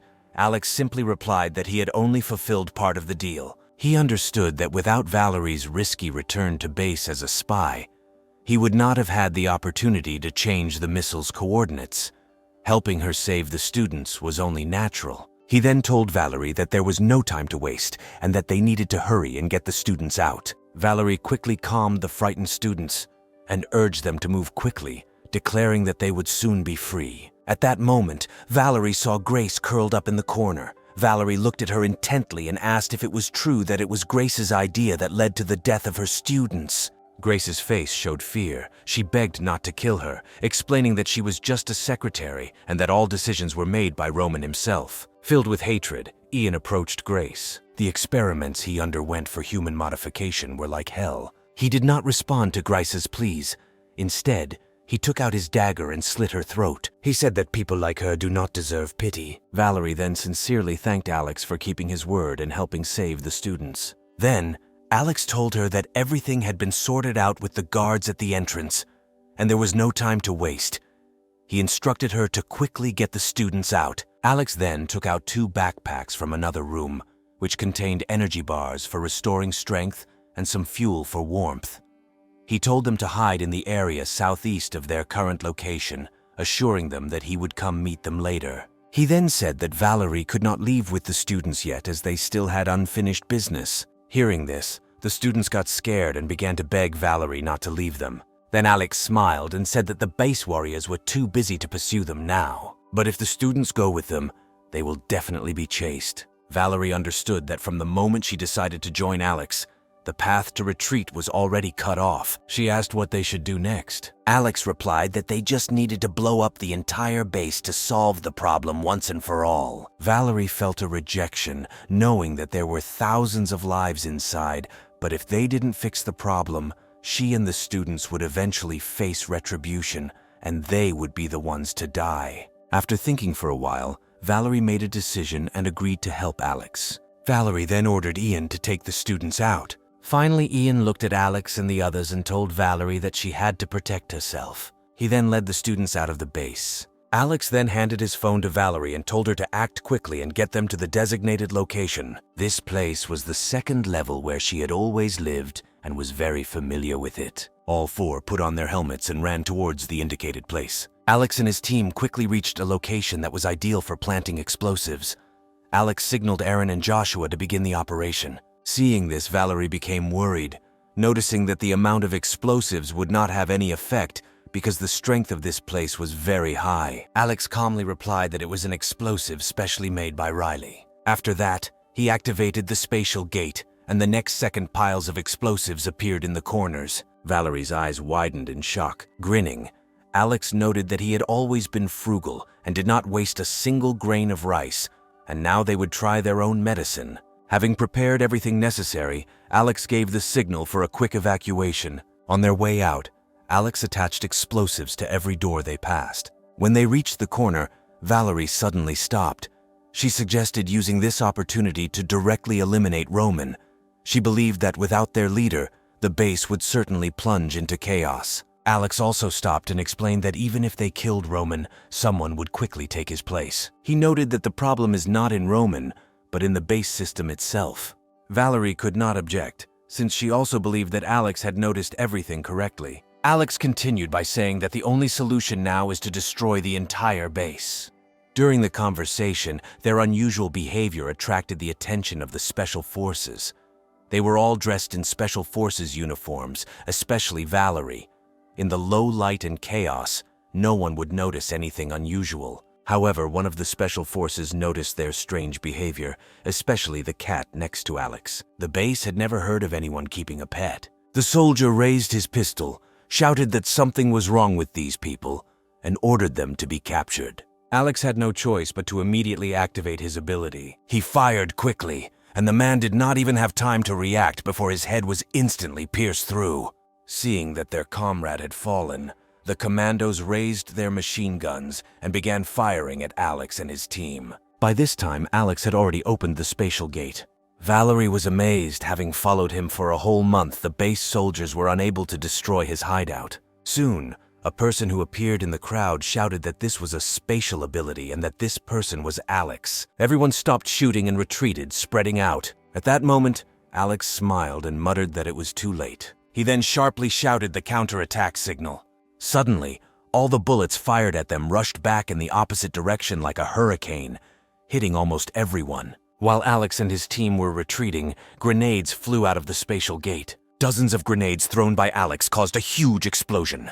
The heroes understood that they could not stay there for long. If the base's energy was restored and they were surrounded, it would be very difficult, since the dimensional gates could not protect against several angles at once. Just then, Alex noticed that the light overhead began to flicker, indicating that the base's electrical system was about to be restored. Then he ordered his partners to immediately run to the exit. At this point, news of Alex's infiltration and Valerie's betrayal reached Roman.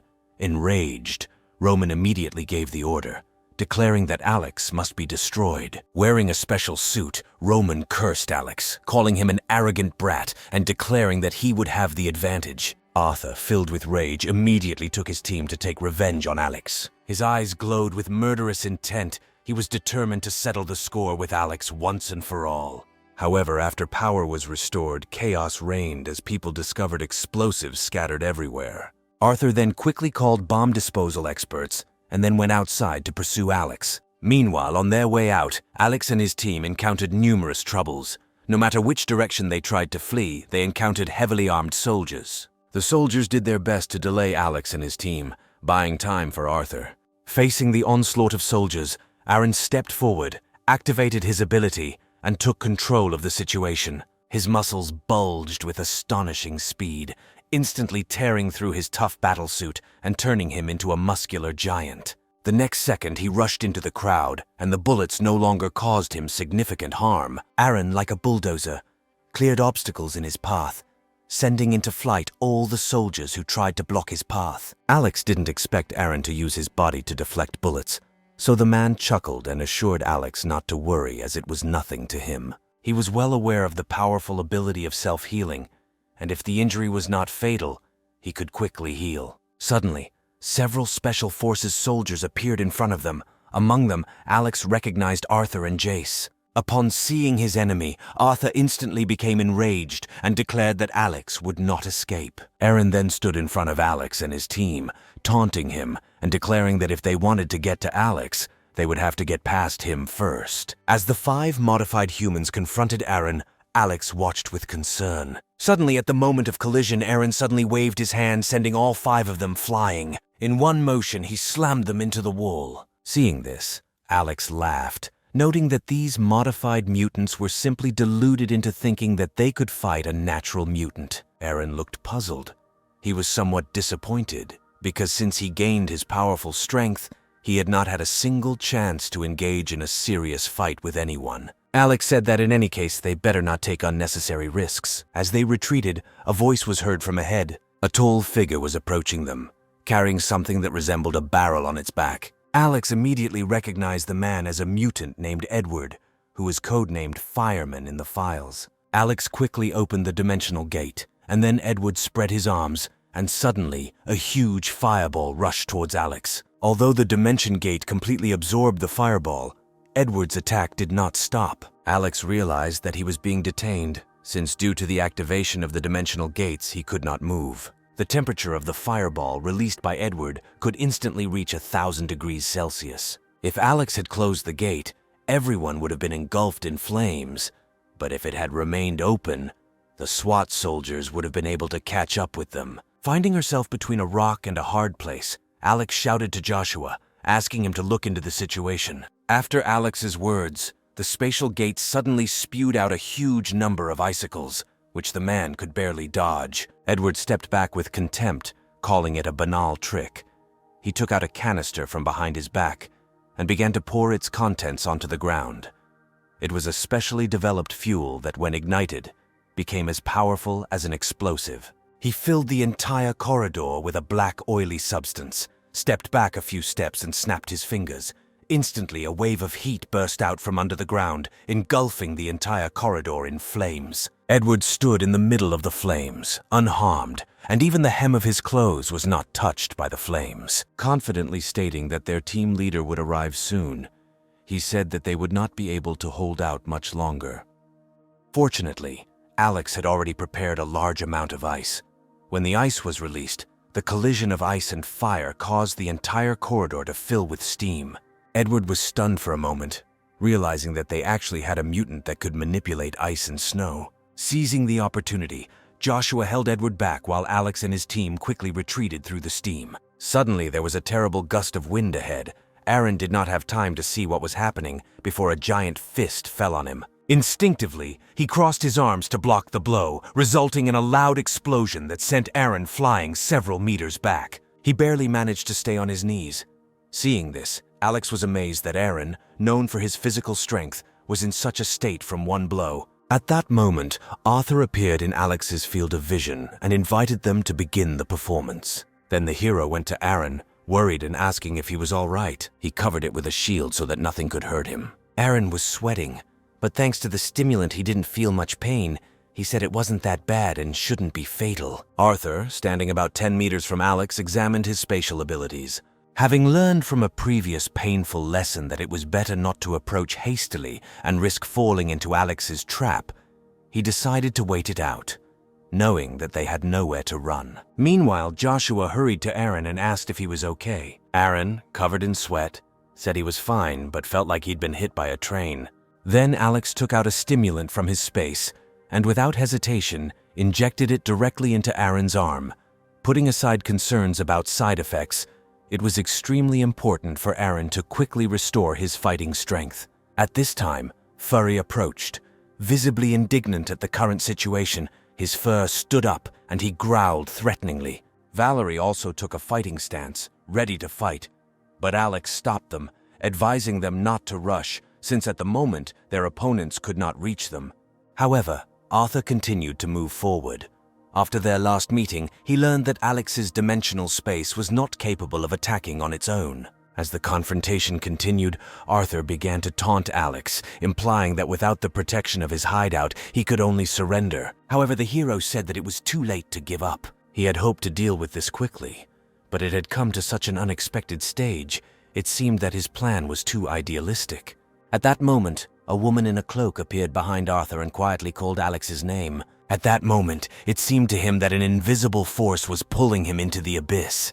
It was Chloe, whose ability was to hypnotize through eye contact. However, the next second, Chloe closed her eyes, screaming in pain. She screamed about the incredible pain in her eyes. Alexei grinned and showed that his space could reflect psi waves. Taking advantage of the momentary confusion of mind, everyone, at Alex's command, quickly climbed onto Furry's body. Then they quickly ran towards the exit of the corridor. Joshua barely managed to grab the animal's tail. Then Alex opened the dimension gates and threw the grenades out of space. Arthur and his team were just beginning to come to their senses when they were instantly engulfed in a sea of flames. The corridor echoed with continuous explosions. Joshua, worried, asked Alex if the explosives they had set had dissipated, fearing that all their efforts would be in vain. Alex replied that there was no way it could have been neutralized in such a short time. He assured Joshua that as soon as they got out, they would blow it up. While Furry ran to the exit from the base, Arthur and his team took cover behind the walls during the explosions. Suddenly, Arthur crashed through the wall and shouted to his team to hurry up in pursuit. At this moment, another mutant, Sky, stepped forward. The next moment, he turned into a 2-meter humanoid creature. He grabbed Chloe with one hand and Edward with the other. After that, he rushed after Arthur in a furious pursuit. Seeing that they were about to be overtaken, Joshua urgently ordered Alex to throw more grenades to delay them. However, Alex stated that he is not one to take advantage of other people's vulnerabilities. He noted that if they like to stalk, then let them stalk. Joshua and Aaron were speechless, finding Alex's statement unconvincing. However, they knew that Alex was always willing to use any means to achieve his goals, and that he must have his own reasons for not rushing to use his spatial abilities. A few seconds later, Furry jumped out of the opening and they ended up on the ground. Arthur and his team also rushed to the door. He was well aware that no one would be able to escape under his watch, especially in the vast snowy terrain. He noticed that Alex's space was only invulnerable in one direction. If he avoided that side and attacked from all other directions, he would not be able to escape. At this moment, Joshua realized the gravity of the situation. Without the narrow corridors of the base, Alex's spatial defense could not block Arthur's quick attacks. He asked Alex what they should do next. A cold smirk appeared on Arthur's lips, and his eyes filled with a thirst for revenge. He mockingly said that without the protection of their shelter, they had nowhere to run. In response to this, the hero only grinned. Alex then took the remote control out of his pocket and pressed it hard. Seeing this, Arthur panicked and asked what Alex had in his hand. Just 2 seconds later, a dull sound came from behind and the ground shook violently. Before they knew it, a wave of heat rose from behind, and then fire burst out from the entrance to the corridor. Arthur's entire group was suddenly blown away by an explosion. Joshua's eyes sparkled as he watched the destruction. The base was destroyed, and they all smiled in relief. Arthur clenched his fists and growled in anger, cursing Alex for what he had done. In response, Alex teased him by noting that he should actually be thanking Arthur. He reminded Arthur of the large bundle of TNT he left behind when he attacked the hideout and said that Alex returned it all to him. Alex even added a little extra as a return gift, noting that Arthur's explosives were quite effective. He provocatively stated that if not for Arthur's generous gift, they would not have been able to make such powerful explosives themselves, especially in the snowy desert where collecting materials was impossible. Arthur turned and looked at the destroyed base, feeling a chill in his heart. The base he relied on had been destroyed with their own explosives. The man felt an urge to go back and save people. But after such an explosion, it is unlikely that there were survivors there. Arthur's eyes were almost bloodshot with rage, and he swore that Alex would pay for this in blood. At this moment, Alex suddenly extended his hand and said that they needed to think about everything carefully. He noted that there were 4 mutants on their side. He hinted that even if Arthur was stronger, it would end in mutual destruction. And even if they could not kill Arthur, they are confident that they can destroy all the other members of his team. Alex stressed that Arthur attacked them first and it was self-defense on their part. Then Arthur coldly answered Alex that there was no need to talk about nonsense.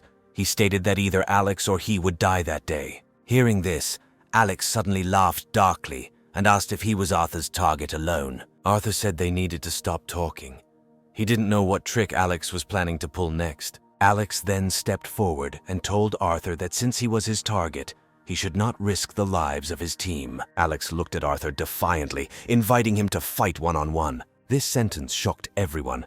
Valerie quickly pulled Alex aside, pointing out how strong Arthur was. However, Alex ignored Valerie and continued to address Arthur, declaring that a fight between them would be mutually destructive. He proposed a one-on-one fight, stating that if he won, then Arthur would let them go, and that would be the end of their war. If Alex loses, Arthur can do whatever he wants with him, but must spare his brothers. Joshua and Aaron looked at Alex skeptically, remembering what Alex had explained to them before they set off. Alex said that all the special forces on the base are highly trained soldiers with abilities, and their combat coordination is unparalleled. Alex planned to challenge their leader to a duel. The fact is that Arthur, who had a high opinion of himself, most likely considered Alex a coward who relied only on spatial abilities. Since Arthur didn't fully understand Alex's abilities, he had to accept the challenge. Then the hero asked again if Arthur was ready to accept his challenge. At this point, Chloe warned Arthur that Alex was very cunning and could set a trap, advising him to be careful. Arthur, realizing that Alex might be up to something, still did not lose hope. Alex was right. His side was greatly weakened, and Arthur knew that Alex's combat prowess was formidable. The other commandos most likely could not stand up to her. After some thought, Arthur accepted Alex's offer of a one-on-one duel. At the same time, Alex stipulated that no outsider should enter the valley where the fight would take place. Meanwhile, Chloe did not lose hope and warned Arthur that it could be a trap. Arthur brushed her off. Soon they arrived in the valley. Chloe, who was watching the fight from above, declared that in the face of absolute power, all schemes and tricks were meaningless. On the other hand, Joshua and his companions were visibly worried. Alex said back in the car that he wouldn't fight one-on-one unless it was absolutely necessary, which meant that even Alex wasn't confident in himself. Chloe, watching Joshua and the others try to maintain their composure, smiled mockingly and shared a secret. She explained that some powerful mutants, such as Arthur, have the ability to absorb others' powers. While everyone else has a fixed level, Arthur can level up by killing other mutants and taking their powers, making his abilities potentially superior to theirs. This revelation caused Aaron and the others to become alarmed. Chloe said that their boss would definitely win and take Alex's power for himself. Joshua gritted his teeth and muttered that it was impossible because their boss had never fought a battle he wasn't confident in, and he wouldn't risk his life this time. Chloe, speechless from such logic, replied that Arthur would definitely return here with Alex's head. Meanwhile, in the valley, Alex looked at Arthur, who was ready to fight. He noted that his abilities were more of a supporting nature and would be disadvantageous against fighting types like Arthur. He suggested that they might not have to fight. Arthur told Alex to stop talking nonsense and prepare to die. Then Alex, with a helpless expression on his face, said that he hated to fight, but he was forced into it. His dream was to simply survive the apocalypse. Arthur, irritated by Alex's evasiveness, demanded that he stop beating around the bush and fight him. Then the hero once again asked to spare his friends if he lost. He also asked to let go of the cat they had brought with them, a proposal that infuriated the man. Arthur attacked Alex furiously. Without thinking, Alex activated the speed to maximum. He opened the dimensional gate to block Arthur's path. However, after several battles, Arthur already knew this tactic of using spatial gates well. He smiled, recognizing the old trick. As long as his speed outpaced Alex's ability to switch gates, Arthur believed he could win, but as he moved, he suddenly found a massive truck falling on top of him. Instinctively, he ducked to the side, wondering if Alex's ability included throwing objects. Alex grinned and showed that this was just the beginning. He then pulled out a mountain of cars, trucks, sports cars, and even excavators. There was everything that Alex collected in his free time. Originally intended for collecting, they were now perfect for attack. Arthur, drawing a warblade from behind his back, thought that if he could not dodge, then he would have to directly confront his enemies and destroy them. He then split a truck weighing tens of tons into 2 pieces with his blade. Seeing this, Alex became even more delighted. As if throwing out garbage, he continuously released various objects from the dimensional space. Although Arthur had excellent close combat abilities, he found this attack unpleasant. Dodging and speaking at the same time, he noticed that Alex's little tricks would not harm him. When Alex backed away, laughing, he replied that if that was the case, then Arthur shouldn't shy away. While Arthur desperately dodged and made his way through the rubble, he realized that he would not be able to get close to Alex. Since the gate area was quite large, it was not easy for Arthur to bypass it, and he could not use firearms at this moment. If he managed to get within 3 meters of Alex, he was confident that he could kill him instantly. However, Alex's objects became more and more varied. Arthur could cut ordinary objects. These light lace materials were a serious hindrance. He didn't believe that Alex had an endless supply of objects to throw. It seemed more offensive than dangerous to him. However, suddenly Arthur noticed that Alex had thrown away a large number of iron barrels and logs. Understanding the danger if the barrels contained flammable or explosive substances, Arthur suspected that they were filled with gasoline. Despite all his attempts to dodge, he was unable to avoid the splashes. Feeling the impending danger, Arthur decided to move away. At that moment, Alex took out a pistol from space and shot at the ground near Arthur's feet. Flames shot up into the sky, engulfing Arthur in a sea of fire. Although Alex knew that such intense fire would not be able to burn Arthur to death, the special military-grade combat suit he was wearing was unlikely to be vulnerable to ordinary flames. Meanwhile, Arthur reflected that this fire did not cause him any harm. However, it could obscure his vision, rendering his high-tech glasses unusable. Arthur then jumped to his feet and shouted towards Alex that his sneaky tactics couldn't touch him. He acknowledged Alex's strong defensive abilities, but stated that they couldn't do him any real harm. Having finally escaped from the ring of fire, Arthur found himself under a pile of iron barrels flying towards him. This time the barrels were not filled with gasoline, but with a milky white, unidentified liquid. As the barrels fell to the ground and burst, Arthur, despite his agility, was unable to avoid falling into the sticky white substance. Realizing that it was durable latex paint, Arthur growled in anger. He yelled at Alex, blaming his stupid antics instead of a real fight. Then he suddenly saw something flying towards him. The man instinctively covered himself with his hands from the next portion of paint. Angry to the extreme, he tore off his clothes and vowed to finish Alex off. Arthur decided that if he held out until Alex ran out of items, he could split Alex's head in 2 with 1 blow. However, the moment he saw Alex's faint silhouette, hundreds of iron barrels rolled out in front of him. All the barrels were open, and the cold wind spread the gas that was inside them. As Arthur inhaled the dust, his eyes filled with intense fear and his face turned red. He quickly covered his mouth and nose. Alex, noticing this, calmly stated that everyone has a weakness and no one can be perfect. He noted that even their invincible Captain Arthur has a weakness, an allergy to seafood. The hero added that the powder was made from grinding more than 100 types of seafood, and Alex assured him that at least one of them would cause an allergic reaction. Now the entire valley was filled with seafood powder. Arthur held his breath. Unable to believe what was happening, he could not understand how Alex discovered his weakness. Realizing that this could not continue, Arthur gathered all his strength and rushed to Alex, ready for a desperate fight. Seeing this, Alex activated quadruple speed and began to run, teasing him as he went. Even though Arthur tried to break through the endless stream of objects and grab Alex, his caution was obvious. He kept a safe distance from Arthur. Just 2 minutes later, Arthur's complexion changed.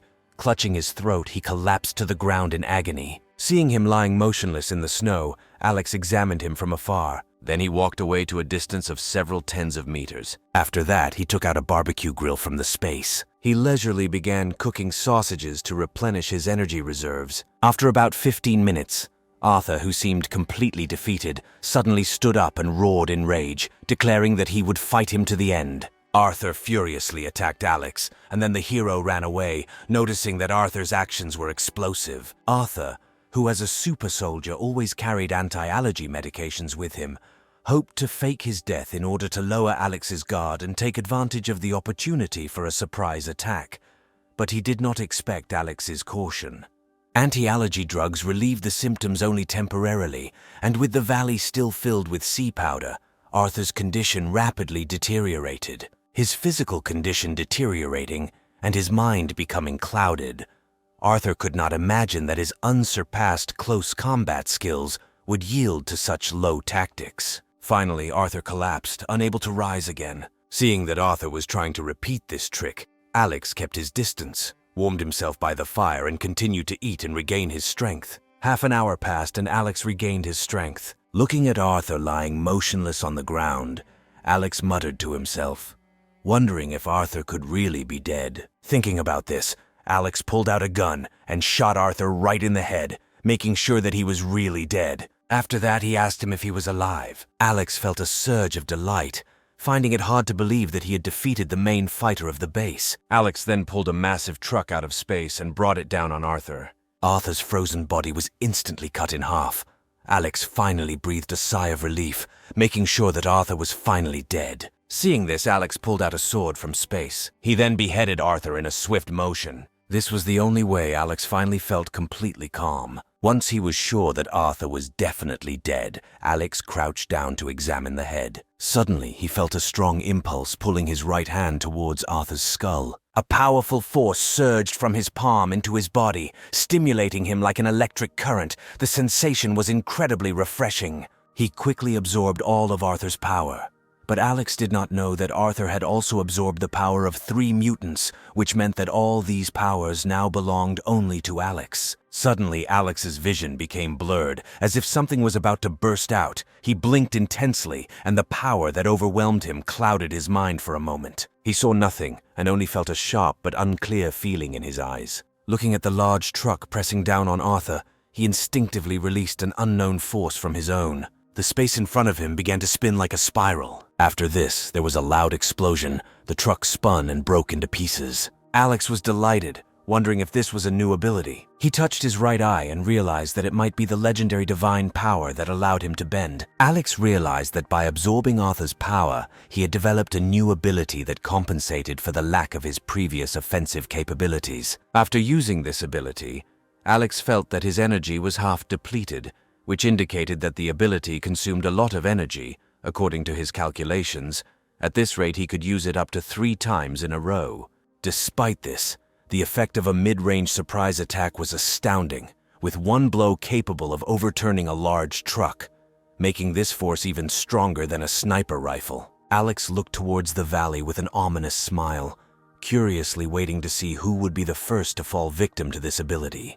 Meanwhile, outside the valley, after waiting for almost 2 hours, everyone began to worry. According to Chloe and the others, Alex should have been easy to kill, so the battle took so long was unexpected. At this moment, Joshua and Aaron exchanged glances, and smiles slowly appeared on their faces. This delaying tactic was very suitable for Alex's fighting style.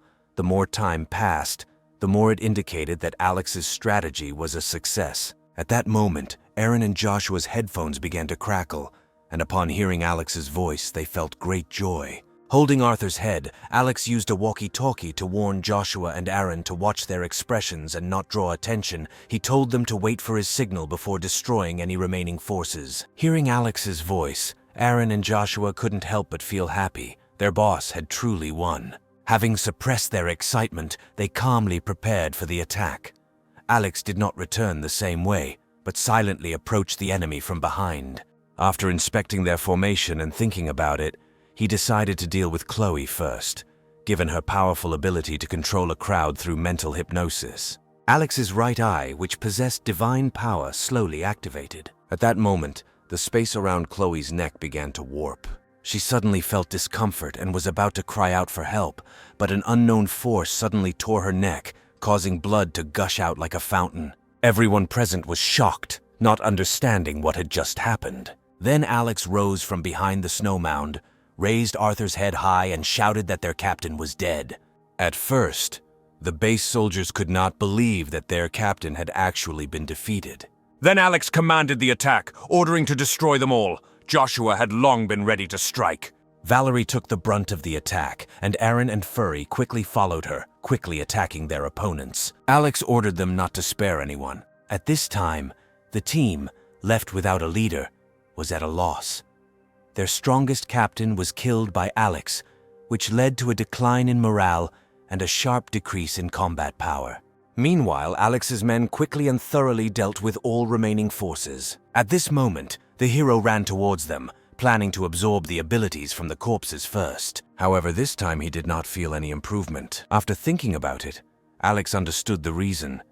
It must be that the level of these mutants was too low, much lower than Arthur's level. Alex then called Joshua and Aaron, but after trying to absorb the power, they both shook their heads. They did not have the ability to absorb others' abilities. At that moment, Furry suddenly came closer and sniffed Edward's body. Then, in one fell swoop, he bit off his head, swallowing it whole. Alex, puzzled, asked Furry if he could absorb their powers. In response, Furry nodded slightly. In this case, Alex decided to leave these people to her as a snack. Immediately after this, Alex approached the entrance to the Shishan base. He opened a dimension and dumped a pile of objects such as trucks and machines, effectively blocking the exit. Valerie was speechless, doubting the need for such caution. Then Alex calmly took out the detonator remote control and said, "We need to complete the finishing touches." Then he detonated the explosives that had been planted in advance. Now, even if the tunnel had not collapsed, it would still be reliably blocked with all sorts of metal rubbish. Even if someone survived, it would be impossible for them to break through the heavy scrap metal and get out. Having said this, Alex took out a snowmobile and ordered everyone to go with him. He said he would take them to an interesting place. Soon the group set off through the mountains on a snowmobile. Alex opened his phone, which displayed a structural map of the base. They soon discovered 3 figures on the outskirts of the base in the mountains. Valerie was amazed and asked how Alex came up with this idea and how he did it.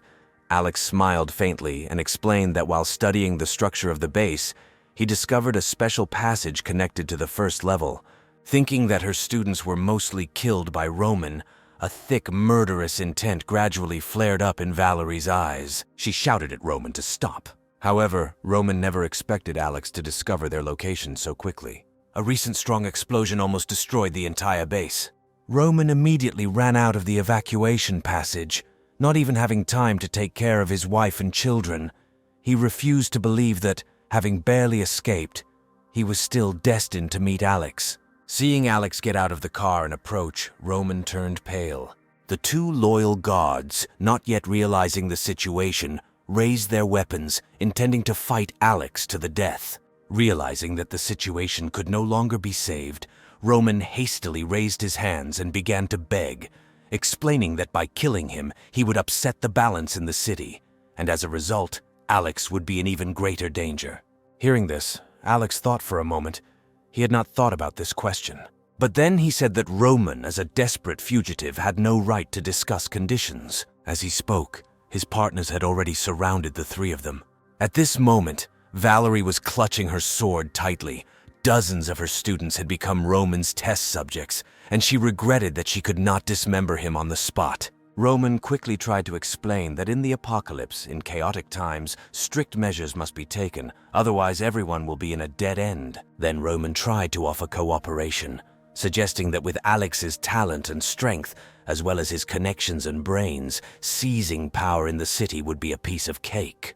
Alex grinned and replied that he was not interested. After saying this, he activated his divine power, and Roman's neck instantly twisted, and in the next second, his head was torn away from his neck. The 2 guards, instantly petrified with fear, knelt down in despair and began to cry. Alex coldly stated that a man like Roman could not dominate the city. Roman's 2 loyal subordinates then pulled out their grenades, intending to die along with Alex, at which point, still fueled by adrenaline, Alex quickly pulled out his pistol and shot both of them in the knees, causing them to fall limply to the ground.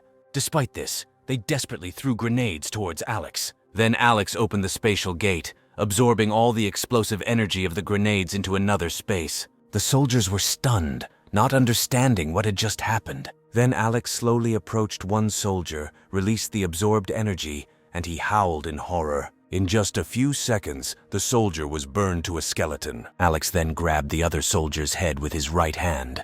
After that, he activated his ability again. The next moment, the soldier's head exploded. Alex looked at his right hand with satisfaction, noting that his control over the power of space was becoming stronger. After that, Alex released a flame, burning the bodies of the three men until there was nothing left of them. Valerie, who watched Alex's actions, was speechless, doubting the need for such large-scale measures, because the base had already been destroyed by Alex. Alex explained that Valerie did not understand the significance of Roman's status in the city. His social connections were beyond their understanding, and if someone found out that it was Alex who killed him, they might come after Alex to take revenge. Alex didn't want to get himself into unnecessary trouble.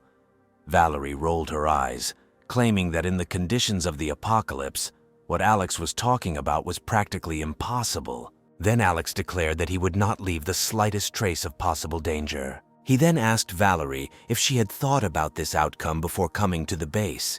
If she had, perhaps her students would not have died in such numbers. Valerie's heart sank as she realized that Alex was right. She was indeed inevitably responsible for the tragic deaths of those students. At this moment, Alex prepared to return, at which point Valerie caught up with him and asked about her students. Alex didn't say anything, planning to take Valerie to her students first. The students, following Alex's instructions, hid in the village closest to the base. They quickly found the students, and after dropping Valerie off, Alex told her that, according to their agreement, Alex would put her up for the night and give her some food. She should first go to the city of Zhu, where there were many vacant houses, and she could learn to fish for food. Valerie couldn't help but ask if Alex was going to take them there by car.